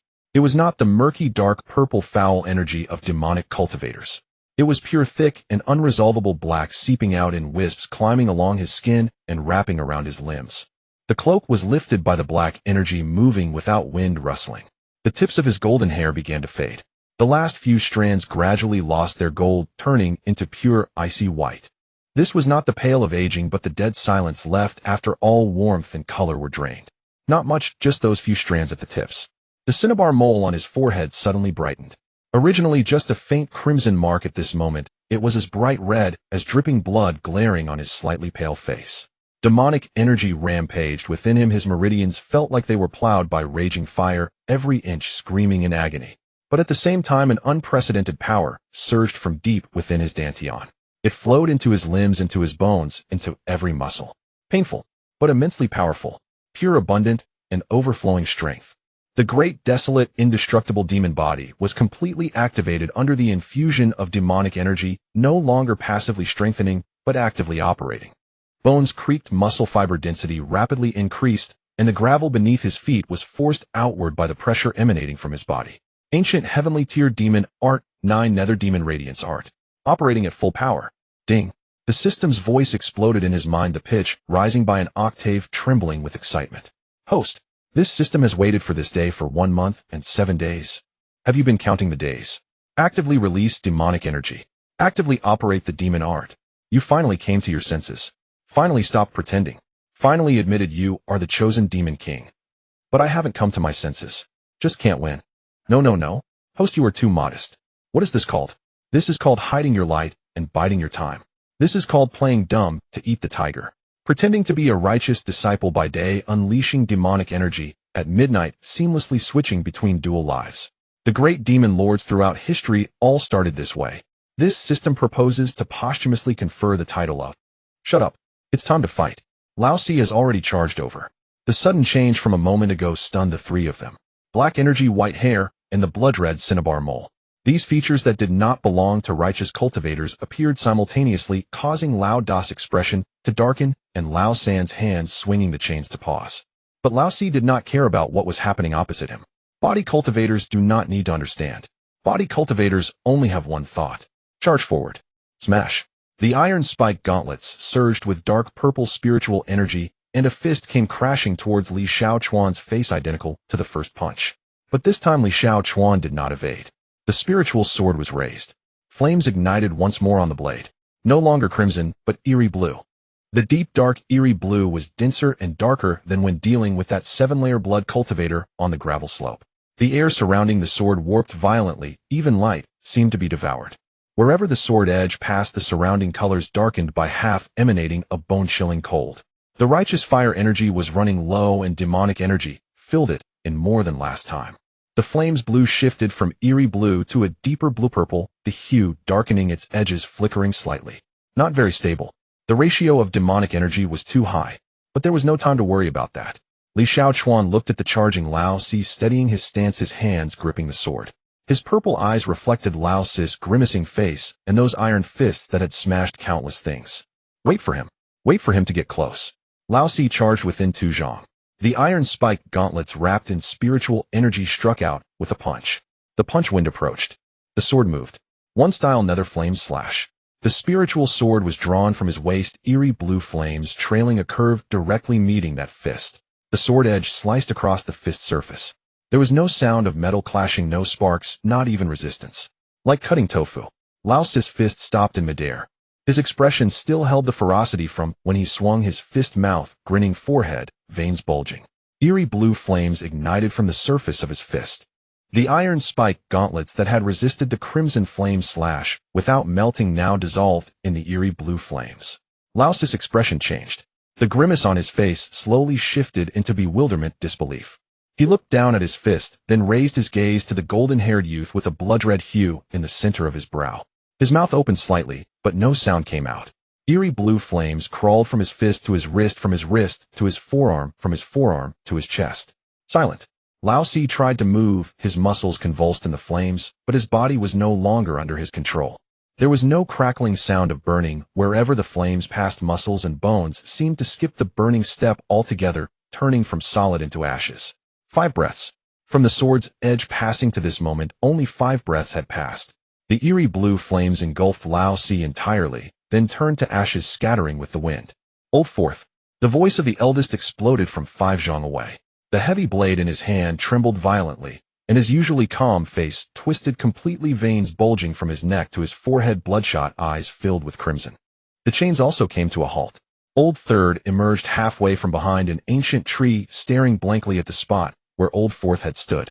White ashes floated in the air, landing on fallen leaves, on ferns, and finally resting on his chains. Old Fourth. What the hell did you do? The voice trembled. The usually talkative and sarcastic Old Third was now shaking. Li Xiaochuan did not answer. He was panting. The consumption of the azure flame was greater than expected. That one sword strike had drained most of the remaining righteous fire energy, with demonic power rampaging through his meridians, barely maintained in balance by sheer will. And maintaining that balance itself was consuming his energy wildly. Give me back Old Fourth. The eldest swung his heavy blade once more. The dark purple spiritual energy surged up a whole level, the full power of 9 layers unleashed, and the momentum of the blade was more ferocious than before. He charged forward, enveloped in murderous intent and sorrow, every strike made with a life-or-death determination. His anger made him stronger and faster, but it did not make him reckless. Li Xiaochuan had thought that the enraged eldest would lose control, charging in a straight line with wild, simplified moves, making it easier to predict. But that was not the case. The first strike aimed at his left shoulder, and he dodged to the side. The second strike did not follow the left shoulder, but directly cut horizontally at his waist. The angle changed, the trajectory adjusted. Clearly furious, yet the swordplay remained tactical. It was not brute force. It was precision laced with murderous intent. Li Xiaochuan cursed inwardly. Indeed, he was not a mindless villain. He raised his sword. Block. Clang. The demonic body operated at full capacity, his feet planted firmly on the ground, sending shattered stones flying in a circle. This time he was not knocked back. The great, desolate, immortal demon's body, enhanced by the full activation of demonic arts, had increased his physical strength by more than 1 level, barely able to withstand the weight that had previously been impossible. But it was only barely. The skin of his hands split, blood seeping between his fingers, trickling down the sword handle. The eldest's pupils constricted slightly. His full power strike had been caught. A 3rd-layer chi refining cultivator had caught the strike of a 9th-layer master. Yet he did not freeze. The 3rd strike followed closely. The blade turned, slashing upwards from below. Li Xiaochuan leaned back, the sword energy grazed an inch from his chin, severing several strands of golden hair. He instinctively retreated to create distance, but the eldest did not give him that chance. The heavy blade spun around the 4th strike, sweeping horizontally. It was not a chop, but a slam. The back of the blade, infused with 9 layers of spiritual energy, slammed down like an iron plate, directly pressing against his face. Li Xiaochuan positioned his spiritual sword in front of him. Clang. His whole body was knocked sideways, 2 zhang, his feet carving deep grooves in the ground.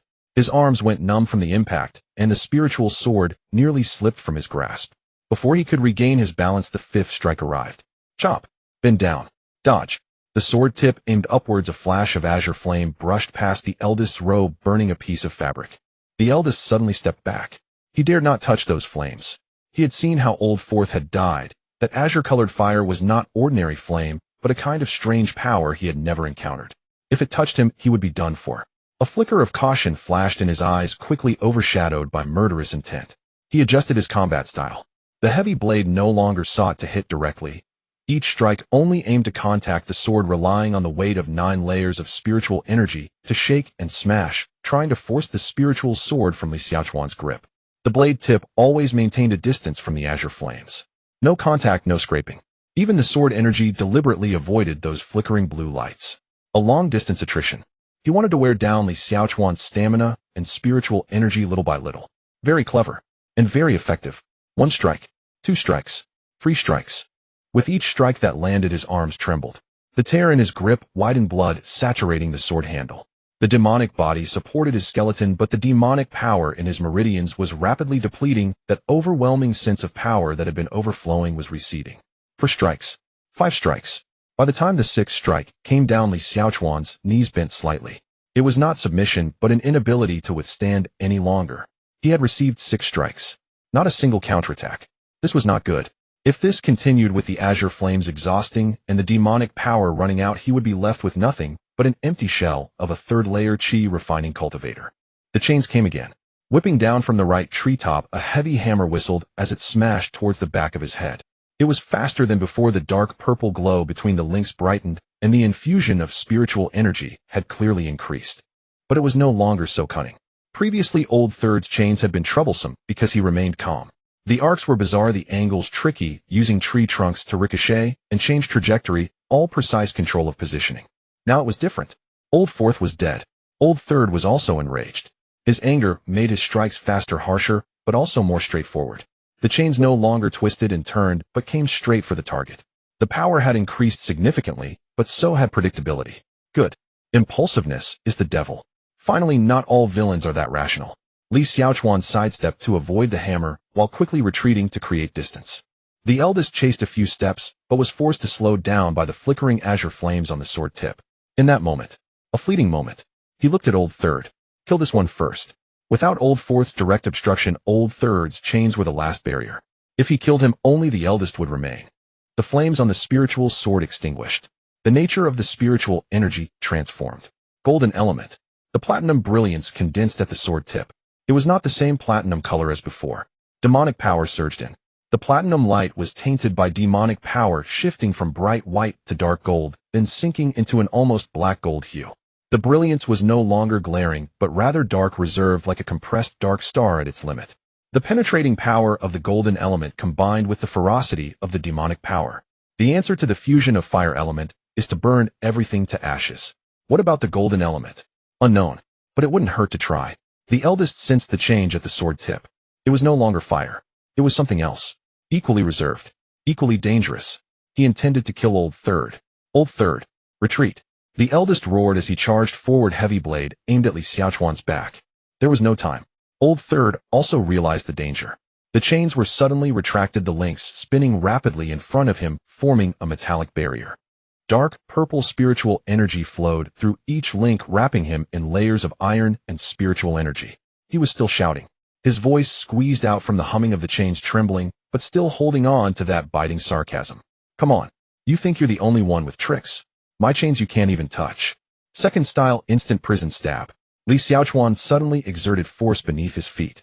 The demonic body, under the enhancement of the 9 nether demonic radiance technique, exploded with full might. It was not the speed driven by righteous spiritual energy. It was a violent acceleration with demonic power directly flooding into his muscle fibers. The ground beneath him exploded. Shattered stones flew in all directions. A golden afterimage trailed a black tail flame. And then it vanished. Old Third's chain cocoon was still spinning. Buzzing. The links spun rapidly, weaving layers of metal curtains in front of him. Dark, purple spiritual energy poured in recklessly. This was his strongest defense. Boom. A violent shockwave surged past him. The shockwave sent leaves flying, whipping up sand and stones against the chains, crackling loudly. A straight, deep trench was plowed from the point of explosion to the landing point, with shattered stones rolling to the sides. Old Third's pupils suddenly constricted. Li Xiaochuan was already standing 3 steps behind him. The spiritual sword hung at his side, the tip pointed downwards. His back was turned to him. With a clear sound, the first layer of chains snapped. The second layer of chains snapped. The third layer of chains snapped. In the center of the intertwined layers of 7 or 8 chains, a straight penetrative mark appeared. Old Third looked down. There was a hole in his chest. not large, about the size of a fist, with charred edges glowing with a ring of dark gold embers. His sarcasm caught in his throat. He opened his mouth, but no sound came out. The black gold brilliance exploded within him. It was not burning nor spreading, but exploding. The penetrating essence of the golden element, combined with the violent attribute of demonic power, detonated at the point of entry, shredding outward in all directions. Crackling, it smashed against tree trunks, fallen leaves, and ferns. The remaining chains lost their spiritual energy tether, scattering in midair into a pile of scrap metal, clattering to the ground. Old Third's body swayed, collapsing into the pile of stones and leaves. The hole in his chest still emitted faint dark gold light points, flickering before extinguishing. Li Xiaochuan sheathed his sword. A drop of dark red blood slid from the blade, falling onto the dead, leaves seeping in. He stared at Old Third's corpse, then glanced at the spot where only ashes remained of Old Fourth, remaining silent for a moment. New cracks appeared on the surface of the spiritual sword. A first-tier spiritual sword was significantly stronger than ordinary iron, but it was nearing its limit after taking on the load of fused demonic power repeatedly. The sensation in his meridians felt strange. It was no longer painful. Only an empty, hollow feeling remained, as if he had been completely drained. The righteous spiritual energy was almost depleted, barely sustained by the residual demonic power. 10 zhang away, the eldest's heavy blade hovered in midair. His steps, which had surged halfway, came to a stop. Li Xiaochuan slowly turned around. A new streak of white appeared at the tip of his golden hair. The eldest brother did not immediately give chase. He stood rooted in place, his heavy blade planted firmly into the earth, eyes locked unblinkingly upon Li Xiaochuan. For 3 heartbeats. Then slowly he turned his head, scanning first over the ashen remains of the fourth brother, then lingering coldly upon the corpse of the third brother. When he turned back, his gaze had transformed. No longer seething with rage, now it was ice. Cold, not born of fury, but forged in its aftermath, the ruthless stillness that follows a storm's collapse, when every volatile emotion is forcibly suppressed, and the mind snaps back into razor-edged combat focus. He lifted the heavy blade with deliberate slowness. No war. No taunt, only the act of lifting. The dark violet spiritual energy along its length now fully reined and no longer surging outward, but drawn tight against the steel like a gossamer veil. More dangerous than rage. Li Xiaochuan watched the shift and felt his own heart sink a fraction deeper. He had calmed. This was the most perilous state of all. Earlier, in blind fury, the eldest brother had been fiercer, swifter, but his killing intent had spilled recklessly outward. Each strike carried raw emotion, and emotion bred openings. Now he had withdrawn every trace of feeling behind impassive eyes, leaving only one purpose undiluted: to kill him, then clean up the aftermath. Li Xiaochuan steadied his breath, raising his spirit sword before him. The hilt was slick and sticky, blood from his torn palm refused to clot. Each grip squeezed fresh crimson between his fingers. He shifted his hold, wrapping the hilt instead with the fleshy pad of his palm to ease the pressure on his wound. It would suffice for now. The eldest brother moved, not with a charge, but with measured steps forward. One footfall, another. Each step settled with crushing weight, fissuring the gravel beneath him, sending shards skittering outward. His heavy blade rested crosswise before him, tip slightly lowered, poised for either downward cleave or upward thrust. Li Xiaochuan retreated 1 step. The eldest brother advanced 1 step in reply. Distance held unchanged. Another retreat. Another advance. He was pressuring with space itself. Not rushing the strike, but methodically narrowing escape routes inch by relentless inch. Back pressed against tree bark, no ground left to yield. The eldest brother struck, not a downward slash, but a straight, brutal lunge. His blade's tip, wreathed in dark violet spiritual energy, drove directly for Li Xiaochuan's chest, unadorned, blindingly fast, affording no room for flamboyant evasion. The simplest killing technique, and the deadliest. Li Xiaochuan twisted sideways. The blade grazed his ribs, its dark violet aura stripping away layers of cloak and cloth, skin burned with sharp, stinging pain. His flesh remained unbroken, but residual spiritual energy seeped deep into muscle, leaving a dull, suffocating ache. He used the momentum of his twist to launch his counterstrike. A flicker of indigo flame bloomed at his sword's tip. Faint, flickering near extinction. The eldest brother caught sight of that fragile blue light and recoiled instantly. Clean, decisive. He would rather forfeit the opening than risk contact with even that whisper of azure.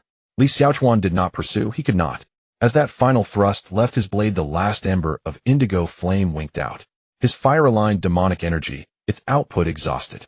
The orthodox spiritual energy coursing through his meridians had fully depleted. Only demonic energy remained. The eldest brother approached again, this time slower. He had seen it. The blue flame was gone. The one thing he feared most vanished. His blade swept down from the right.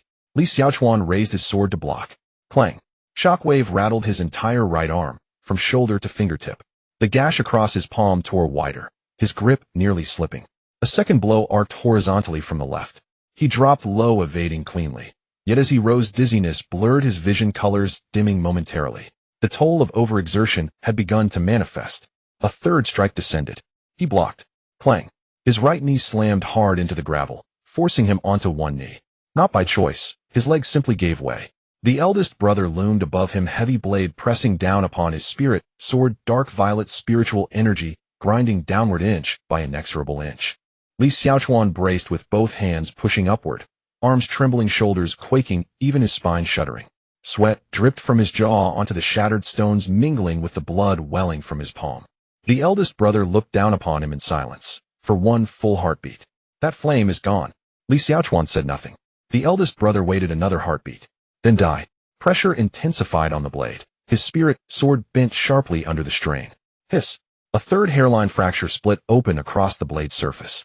Lord Demon Sovereign. The system's voice resonated within his mind, not its usual cackling. Its tone was unfamiliar, low, deep, unervingly calm, utterly unlike any system interface he had ever known. It sounded like someone murmuring softly, lips brushing his ear. It hurts, doesn't it? Yes, it hurts. His right hand was nearly losing purchase on the hilt. Each tremor widened the gash across his palm, blood and sweat soaking the grip until it slipped like wet clay. His fingers shook, not from fear but from muscular convulsion pushed far beyond endurance. Your meridians are nearing rupture. He felt it. Demonic energy raged unchecked through his channels, each collision thinning their walls further. No telling when they would finally shatter. The eldest brother pressed down another increment. His spirit sword bowed more severely. Cracks spread silently, a faint metallic groan rising from within the metal. There's a blade inside your storage pouch, isn't there? Li Xiaochuan's pupils contracted minutely. Deep within the pouch lay ancient demonic artifacts, rewards granted by the system, never yet discarded. Just draw it. The system spoke without urgency, without excitement, without its signature maniacal laughter, merely stating fact. Calmly, utterly matter-of-fact. One swing is all it takes. He's merely Foundation Establishment Level 9. It's simple. Li Xiaochuan clenched his teeth, forcing his spirit sword upward once more. The eldest brother's blade crashed down anew. Clang. His right knee scraped raw against the gravel, drawing blood. You've always feared pain most, haven't you? Yes. He feared it. In his past life, and in this one. You've always despised fighting for your life. Yes. Despised it. Hated the bloodshed, hated being reduced to this broken, half-dead wreck. You've always wanted nothing more than quiet comfort, earning cultivation points, eating 3 meals a day, sleeping 8 hours nightly. Yes, just an ordinary outer sect disciple, no killing, no dying, no entanglement with destiny's script. So why are you letting yourself fall apart like this? No answer. The eldest brother's blade bore down heavier still. A fourth fracture erupted, spreading from guard to mid-blade, its groan sharpening into a brittle, sibilant hiss. Something inside him was fracturing. Deep, irreversibly. He couldn't hold on much longer. No one will ever know. The system's voice softened further, no longer speaking to him, instead seeping inward along the flow of demonic energy, tracing his meridians, riding his blood, threading through the cracks. Fatigue and agony had torn in his will. This is not the Tai Su immortal sect. Lung Ruoli is pinned down by 2 other demonic cultivators. She cannot see. She cannot see. And the dead speak no truths. Dead. Just draw the blade. Kill this Foundation Establishment Level 9 cultivator. Then sheath it. Return to the sect. Return to the sect. Claim your reward. Exchange for contribution points. Eat spirit food. Sleep. Eat spirit food. Sleep. No one will learn you wielded a demonic artifact. No one will learn you cultivate demonic arts. You will remain the Tai Su immortal sect's prodigious disciple. You will remain the exalted 11th prince of Great Yen. Nothing will change. Nothing will change. But if you refuse it, the system paused, just long enough. You will die here. You will die? Lung Ruoli will die here too. Are you truly prepared to sacrifice your life, on principle, to this nameless forgotten place? His hand faltered, just once. His spirit sword still resisted the elder brother's blade, yet strength ebbed from his arms, fractures spread across the steel, blood streamed steadily from his palm. Everything worsened, each heartbeat harder to endure than the last. Lord Demon Sovereign.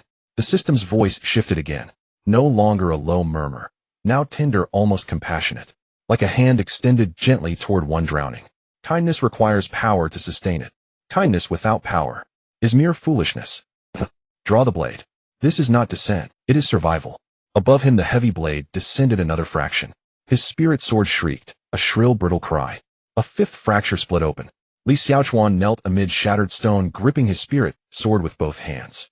Sweat and blood merged, dripping steadily from his fingertips. Colors bled from his vision. Tree canopy, great sky light dulled, even the dark violet spiritual energy clinging to the elder brother's blade faded to ash gray. Only one thing remained starkly clear.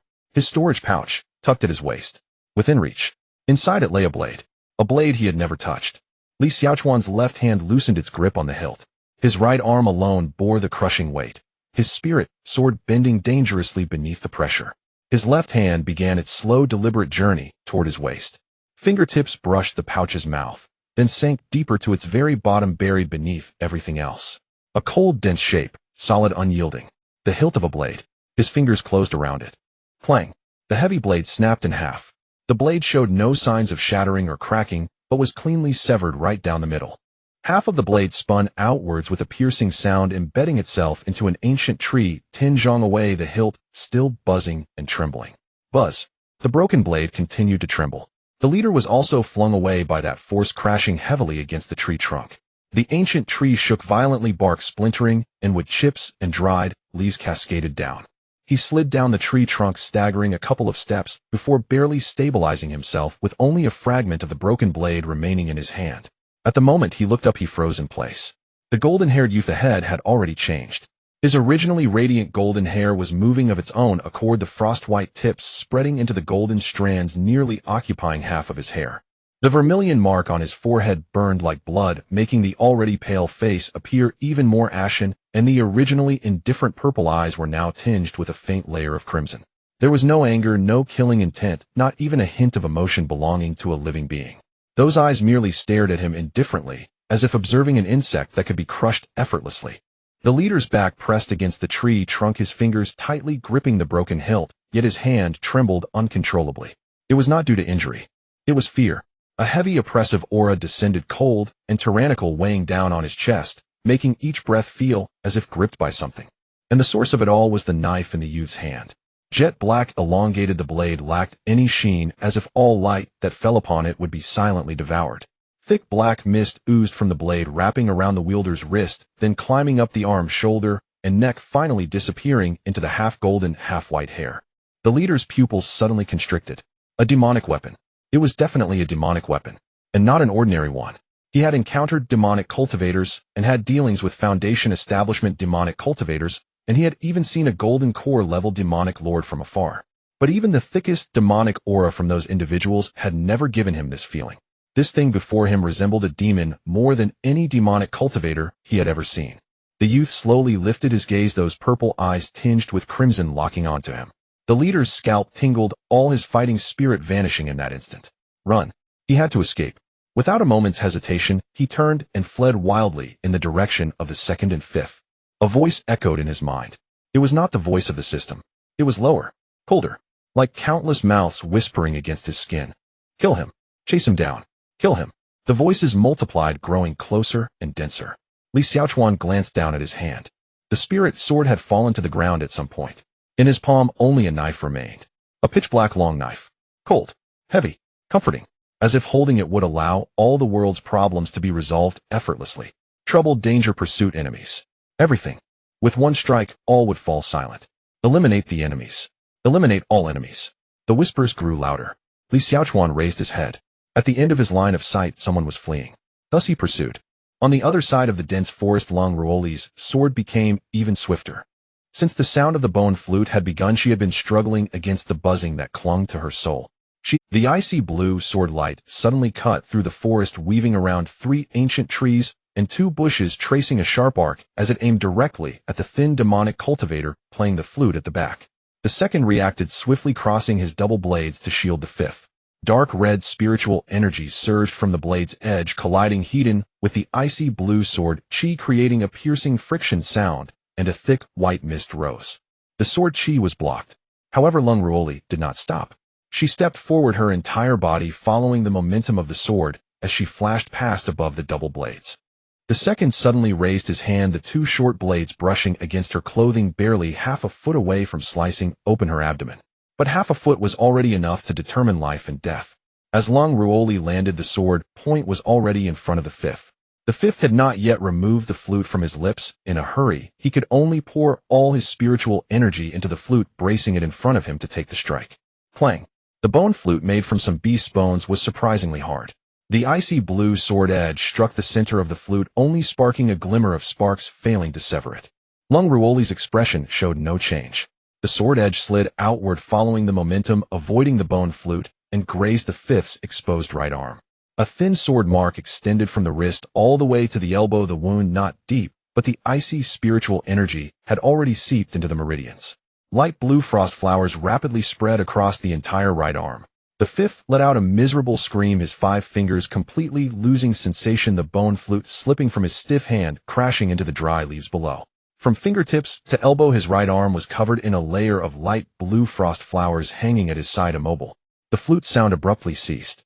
The buzzing that had entangled the sea of consciousness instantly dissipated, and the entire forest seemed to fall silent along with it, even breathing becoming much clearer. Long Ruoli took a half-step back horizontally, positioning her sword in front of her, quickly adjusting her breath. That previous advance had not come without a price. To swiftly sever the flute sound, she had willingly given up defense on her side, receiving a wound on her shoulder as she swept past the second. The wound was not deep, but the dark red, poisonous spiritual energy on the blade was constantly corroding inward. Half of her shoulder had begun to feel numb, and the hand gripping the sword felt heavier than before. There could be no more delays. The second stood in front of the fifth, holding the double blades in a reverse grip, his body low, his gloomy gaze shifting between Long Ruoli and his companions. Without the disturbance of the bone flute, his greatest advantage had vanished. Long Ruoli stepped forward, icy blue spiritual energy rapidly spreading along the spine of her sword, forming a thin layer of frost. At the same time, the second stepped in, the 2 short blades attacking her throat and underarm from the front and back, each strike aimed directly at vital points. The two clashed again. This time Long Ruoli's sword was no longer hindered by any sluggishness.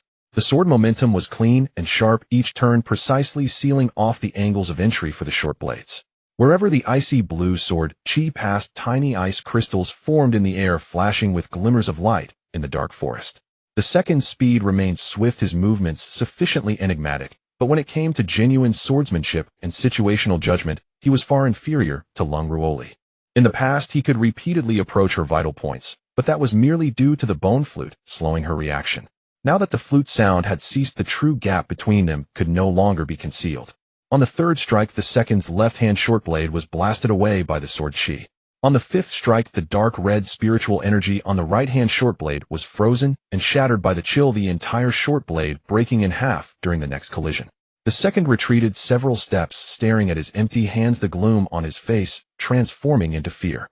He grabbed the fifth behind him and turned to flee, wanting to regroup with the other 3. Long Ruoli did not immediately pursue. It wasn't that she didn't want to. The wound on her shoulder was still bleeding, and the previously injured wrist had reopened, blood trickling down the sword hilt bit by bit. Her vision began to whiten at the edges, and she could only prop herself up with the sword, forcing her slightly swaying body to stabilize. She paused for only 2 breaths before standing straight again. The commotion on the other side had already ceased. What was that person doing now? Long Ruoli suppressed her chaotic breath just as she was about to raise her sword to pursue. A sudden flurry of hurried and chaotic footsteps echoed from the depths of the forest. Someone was rushing this way. She immediately raised her sword, her icy blue eyes peering past the sword edge, locking onto the direction from which the sound came. The next moment, the leader burst through a thicket, charging out of the dense forest. His lips were pale, his eyes bloodshot, and the calm demeanor he had earlier was nowhere to be seen, with only a half-blade of the heavy sword remaining in his hand. Long Ruoli slightly furrowed her brows. A demonic cultivator had emerged. What about Li Xiaochuan? The leader did not even look at her. He first glanced at the second and fifth, who were preparing to flee, then turned back to look toward the dense forest from which he had come, as if something far more terrifying than death was chasing after him in the darkness. Run! The second was momentarily stunned. The 5 of them had cultivated together for many years and had killed a fair number of people together. No matter the situation, the leader had never lost his composure like this. What about the third and fourth? Before he could ask, a terrifying aura slowly pressed over from the depths of the forest. Lung Ruoli felt it too. That was not the aura of the righteous path. Nor was it the murky, dark, purple demon energy of the demonic cultivators. It was a more ancient, purer power. Cold, tyrannical, carrying an innate sense of superiority. Wherever it passed, the forest's insect chirps completely vanished. A fine shiver crept over her exposed skin, and her hand gripping the sword instinctively tightened. The second's face changed dramatically, and the fifth's remaining left hand trembled uncontrollably. A figure silently crossed the shadows of the forest, appearing before them. The black cloak was tattered and worn, half golden, half white. Long hair flowed slowly in the windless forest. In his hand was a pitch-black long knife, and wherever the knife tipped past the grass, and leaves wilted silently. Lung Ruoli did not move. She stood where she was, her spirit sword held diagonally before her, the hand that gripped it tightening little by little. The man before her was indeed Li Xiaochuan. His outline, his brows and eyes, that conspicuous mane of golden hair, though nearly half of it had gone white, were all familiar. Yet something about his condition was unmistakably wrong, as if he were being puppeted by some outside force. Lung Ruoli's gaze fell upon the black blade. The second reacted fastest. Almost the moment he recognized Li Xiaochuan, he seized the fifth and retreated. The fifth's right arm had already been frozen stiff by icy spiritual energy. He could only stagger along, his boots crunching dead leaves in a discordant crackle. The leader, however, did not move. The second's weapon was ruined, reduced to a broken half. The fifth had lost an arm. Li Xiaochuan's heavy blade had also been severed. None of the three retained anything like their original fighting strength. In the next instant, the leader flung the broken sword aside, suddenly spun on his heel, and bolted into the thicket. He did not head toward the second and the fifth, but fled alone in the opposite direction. He cast aside half a broken hilt as he plunged into the forest, not once looking back. Leader. The second's steps faltered noticeably. The fifth's expression also went white. You? Before he could finish, a shadow moved. Lung Ruoli only saw the fallen leaves beneath Li Xiaochuan suddenly sink, as if an invisible weight pressed them into the earth. The next moment, Li Xiaochuan had crossed several zhang and stood before the second. So fast there was no afterimage left. It was a speed unlike any he had shown before. Rather, it was the human body driven to absolute extremes, every ounce of strength unleashed in a single burst. The second's pupils shrank, instinct flared, and he raised the remaining half of his blade. Dark crimson spiritual energy gushed from his palm, condensing into a thin protective aura across his chest. The black blade descended. No flourish, no bladiki, not even an unnecessary movement. Simply a plain downward cut, as ordinary as any other stroke. SFXPFT. The dark crimson protective aura split. The half-broken blade shattered silently into fragments. The second still held his posture, yet a thin black line slashed from his left shoulder to his right rib. He looked down at the wound, which had not yet bled externally. His lips moved faintly. The next instant, blood surged out. But that blood did not fall to the ground. The moment the blood flowed, the black vapor on the blade seemed to scent the iron, sprouting countless thread-like tendrils that wrapped the streaming blood, forcibly dragging it toward the edge of the blade. The second's eyes flew wide, and a muffled, faltering scream escaped his throat. He tried to step back, but the suction pinned him immovably in place. He could only watch, helpless, as his lifeblood and spiritual energy poured from the wound toward the jet-black blade. Lung Ruoli's ice-blue eyes tightened. In a matter of breaths, the second's solid body rapidly withered. His cheeks hollowed, his lips cracked, eye sockets sunken into bone. Even the fingers clinging to the broken haft lost their last strength and drooped one by one. The black blade withdrew from his body. The husk, almost thoroughly drained, collapsed and fell into the dry leaves, the sound it made far too slight for a grown man's fall. Lung Ruoli had seen demon cultists slaughter before. She had never seen a death so terrifying. From Li Xiaochuan's strike to the second's collapse, the whole thing had taken only a few breaths. By the time she snapped out of the uncanny suction, the fifth was screaming and sprawled on the ground. He shook off the second's desiccated hand and groped desperately among the leaves until he grasped the bone flute he had dropped earlier. With his right arm useless, he raised the bone flute to his lips with his left and blew with all his might at the approaching Li Xiaochuan. The flute's shrill note pierced the grove like a blade. An invisible tremor condensed into needle-like threads that stabbed at the spirit. Lung Ruoli's sea of consciousness shuddered. That sluggishness returned, and she immediately had to marshal her icy spiritual energy to shield her mind. Li Xiaochuan did not pause. The flute's tones sank into his spiritual sense like pebbles into a bottomless abyss, eliciting not a single echo. That space was already filled with deeper, denser sounds that would not allow the flute's tone to exist. Kill him! Kill him! Kill them all! Li Xiaochuan walked toward the flute and stood before the fifth, raising his blade to strike. Crack! The bone flute split cleanly in two, the dark crimson veins along its body exploded outward. The remaining spiritual energy tried to spill free, but the black vapor rising from the blade swallowed it in one gulp. The soul-tied artifact shattered, and its backlash rushed into the spirit. The fifth's body bent forward as if struck at the base of his skull by an invisible heavy hammer. Blood gushed from his 7 apertures, his harrowing scream barely forming before the black blade pierced his chest and cut it off. The tip of the blade emerged from his back, the black vapor coiling around it slowly unfurled. The fifth's mouth hung open, only ragged breaths left in his throat. His blood, his spiritual energy, even the already chaotic ripples of his spirit were all torn toward the blade by an irresistible force. This time the black blade consumed even faster.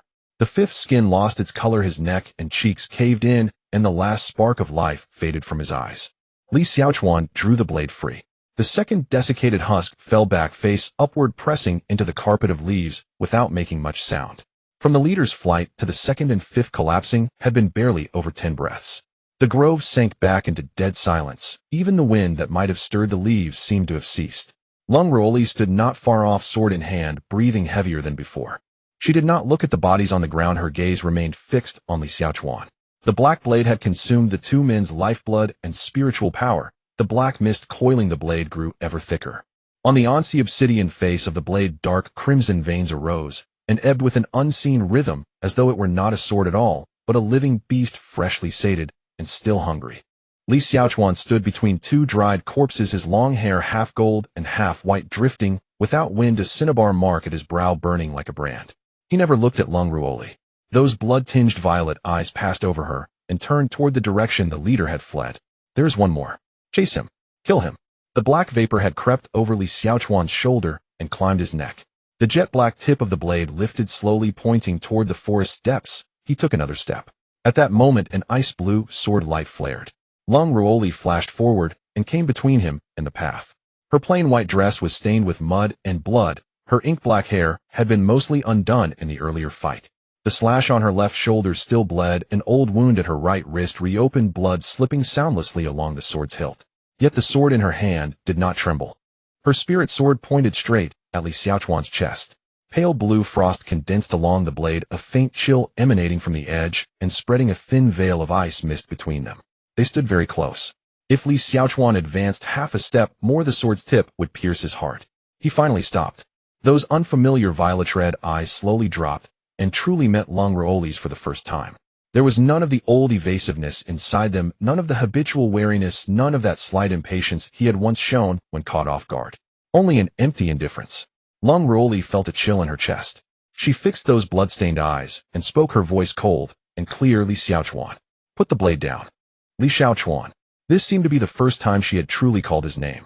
A month had passed since she entered the sect, and she had never taken the initiative to address him, not even by his former name, Li Tianxia. If there was something to say, just say it directly or notify coldly. Hey, you, that person. More often than not, she skipped even the address and simply spoke of matters. Because it was unnecessary. They were not familiar at all. At least until today, she had always thought so. But now, with the icy blue spirit sword pointed directly at his chest, she gazed into those blood-soaked purple eyes and inexplicably recalled many things she had never noticed before. For instance, he did not resemble a prince.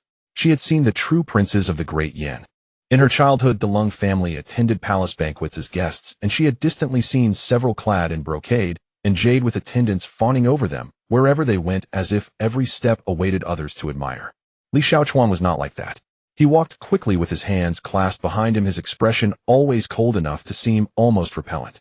Without attendants by his side, he did not display the airs of a prince. Most of the time he was alone.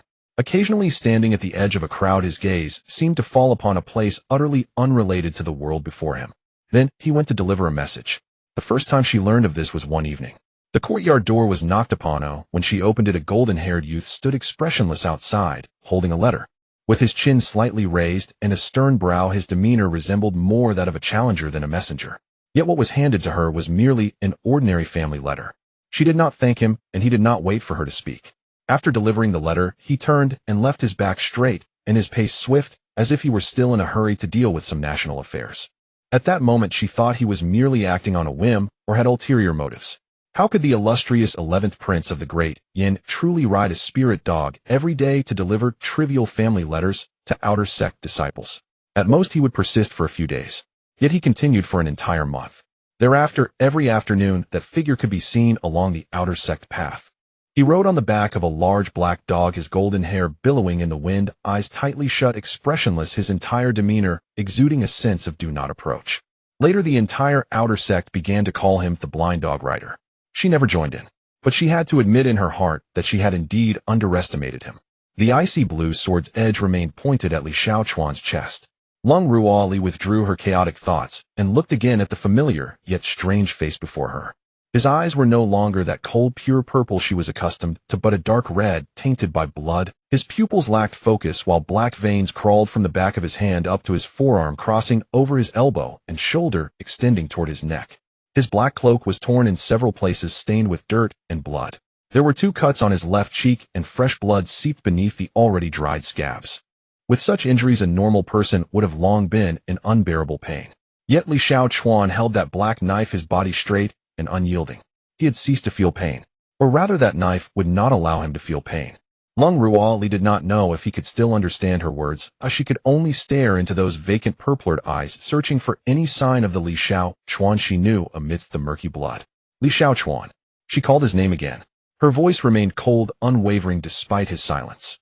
But those eyes still did not respond. After all, she was not much stronger than Lulu. Throughout this day and night, she had been afraid. From the moment she hid Lulu in the cave and turned to lead away 5 demonic cultivators, that fear had settled deep within her heart. It was not a fear that made one scream uncontrollably, but rather like a cold lead weight hanging in her chest, sinking deeper with each step. The distress signal had long been torn apart by her. The light of the rune only flickered for an instant before extinguishing. No elders arrived, nor did any assistants respond. She understood clearly that something greater must have occurred outside. The elders and assistants were most likely restrained. She did not remain in place waiting. She channeled all the spiritual energy she could into her legs, leading the 5 demonic cultivators far away from the cave where Lulu was hidden. Those 5 kept closely behind her. During the day she could still manage to evade them. In the dense forest with trees, streams, and undulating terrain, she left thin ice on the branches she passed, so that the pursuers would slip when they tried to use them for leverage. When crossing streams, she quietly infused cold energy, creating an invisible brittle shell on the water's surface.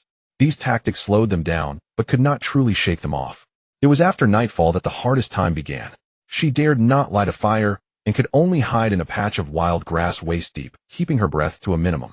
The 5 demonic cultivators searched nearby, the sounds of their boots crushing leaves fluctuating in proximity, echoing repeatedly from the darkness. At one point a muddy boot landed less than 3 feet away from her. She lay hidden in the grass, her right hand gripping the sword hilt tightly, her nails digging deep into her palm. She had even calculated the angle to strike. As long as he stepped forward once more, she would pierce his ankle first, then kill her way out before the others could surround her. That foot ultimately did not come down. The boot's owner paused for a moment before turning to walk elsewhere. She waited for a long time until no footsteps could be heard nearby, before slowly releasing her grip on the sword hilt. After dawn she continued to flee. Her left ankle had been cut by the second one, and the blood could not be stopped. She had no time to treat it. She could only carry those 5 shadows that could not be shaken off, traversing through dense woods, jumping off cliffs, swimming across rivers, crossing streams and low hills, finally breaking free from the cover of trees and bursting into an open grassland. There were no cover ahead, and the 5 demonic cultivators had finally caught up, forming a semicircle that sealed all escape routes. In that moment, she felt strangely calm. Since she could not run away, then she would not. If she could kill one, she would. If she truly could not, the last sword would be left for herself. She did not know what fate awaited her if she fell into the hands of the demonic cultivators, nor was she interested in finding out. The swords of the Lung family could sever. The Lung family would not kneel. She raised her sword, ready for a life-and-death struggle. Then from the thicket at the edge of the grassland, a figure in a black cloak stepped out. The hood was pulled low, concealing a single golden hair. The voice of the newcomer was deliberately deep and hoarse. Yet Lung Ruoli recognized him at a glance. Not because of his appearance, but because his disguise was simply too poor. His steps were his steps, and his figure was his figure. Even the sort of rigidness that conveyed, "I am seriously disguising myself, and everyone better not see through it," was identical to when he desperately tried to hide his flaws in Class A, unaware that he could not hide them at all. At that moment she did not speak. Not because she was uncertain, but because she could not comprehend. She had been chased for a whole day and night, and she could not even count how far she had run. From the dense forest to the cliff, from the base of the cliff to the grassland, how many streams she had waded through, how many low hills she had crossed, and how many patches of forest with no paths she had traversed, she herself could not recall. How did he find her? And why was he there? Hey, Ouyang phone practicing the frog technique. What nonsense is this? Even now she could not figure out who Ouyang phone was, or what the frog technique entailed. But in that instant her heart raced significantly.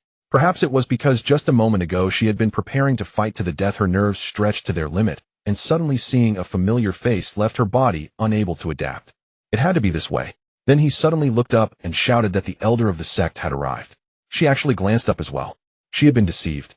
That kind of clumsy and almost unbearable bluff was something she would never fall for on a normal day. But at that moment she had not truly rested for a whole day and night, and her divine sense had been tense for so long that her reactions were inevitably affected. Moreover, that shout had been too sudden and too loud. Fine. This time she would not blame him. Later he rushed over, grabbing her waist and hoisting her onto his shoulder. At that moment, she nearly stabbed down with her sword. The prolonged chase had already allowed her battle instincts to take over her body, though anyone who approached suddenly would be seen as an enemy. Had she not recognized him from the start, that sword would have truly fallen. He carried her across the grassland at a run. Her head was facing down, her view flipping with each step, and her stomach churned. The hood fell off during the run, her golden hair flying in the wind, and he could only say one thing. It's me. She of course knew it was him. So she did not struggle. It was just very bumpy and uncomfortable. But as she lay on his shoulder, feeling the intense warmth of his body, she finally found those relentless footsteps behind her no longer so terrifying. She asked him to put her down. He refused. She said she would stay to hold off the pursuers, letting him go first. He still refused. She repeated the same sentence 3 times, but he did not listen once. This person, when stubborn, was surprisingly her match. Eventually she did not know when, but he probably realized that carrying a bag of potatoes was not suitable for escaping with an injured person, and he set her down from his shoulder, switching to a horizontal hold. At that moment she was already beginning to lose consciousness. The effects of the blood chi pill and gathering chi pill were spreading within her, slowly healing her wounds and meridians. Once her body stopped issuing dangerous warnings, the tension that had lasted a day and night finally could not hold up. Her last clear memory was of his heartbeat. Fast and heavy it pulsed through her robes, accompanied by a burning warmth. It was reassuring. Now was not the time to think of those things. The person who had carried her out of the grassland, who would not put her down no matter what, now stood before her, slowly being consumed by the black knife in his hand. The icy blue glow of the sword gradually intensified, and the chill spread along the blade, silently colliding with the cold black energy surrounding Li Xiaochuan. His footsteps halted, but the hand gripping the knife did not waver in the slightest. The black veins had already crawled up to his neck. Lung Ruoli took a step forward. The blade moved first, without warning, without preamble. In the instant before it hung motionless at Li Xiaochuan's side, a blade of utter blackness. In the next it tore through the icy mist between them and cleaved straight toward Lung Ruoli's face. Lung Ruoli crossed her sword to block. Clang! Steel met steel. The azure frost blooming along her blade shattered instantly, and the clinging cold was devoured whole by the black blade. Then came a force, brutal and unyielding, surging up the blade into her arms. A weight so immense it threatened to drive her sword and all deep into the earth. Her feet lifted from the ground, she flew backward over Tinzhong, snapping low branches in succession before crashing hard among the gravel and withered leaves beside the riverbank. A metallic tang rose in her throat, blood spilled from the corner of her mouth. The tiger's mouth of her right hand split open once more, her fingers, numb from the shock, nearly lost their grip on the hilt. Just one strike. Lung Ruoli braced herself upright with her sword forcing her body to stand. The trees before her swayed twice before settling into sharp focus again. She had sensed it the first time they crossed blades in swordsmanship class, that Li Xiaochuan concealed far more than he revealed. With every encounter thereafter, her estimation of him rose anew until she believed she had already gauged him at his true height. Only now did she realize she had still underestimated him. Li Xiaochuan advanced, sword in hand, slowly, each step unervingly steady. The tip of the black blade dragged across the earth, grass and leaves not yet touching its edge withered instantly, then crumbled silently into ash. His violet-red eyes fell upon Lung Ruoli, yet held no focus, no recognition. To him, now there was no distinction between Lung Ruoli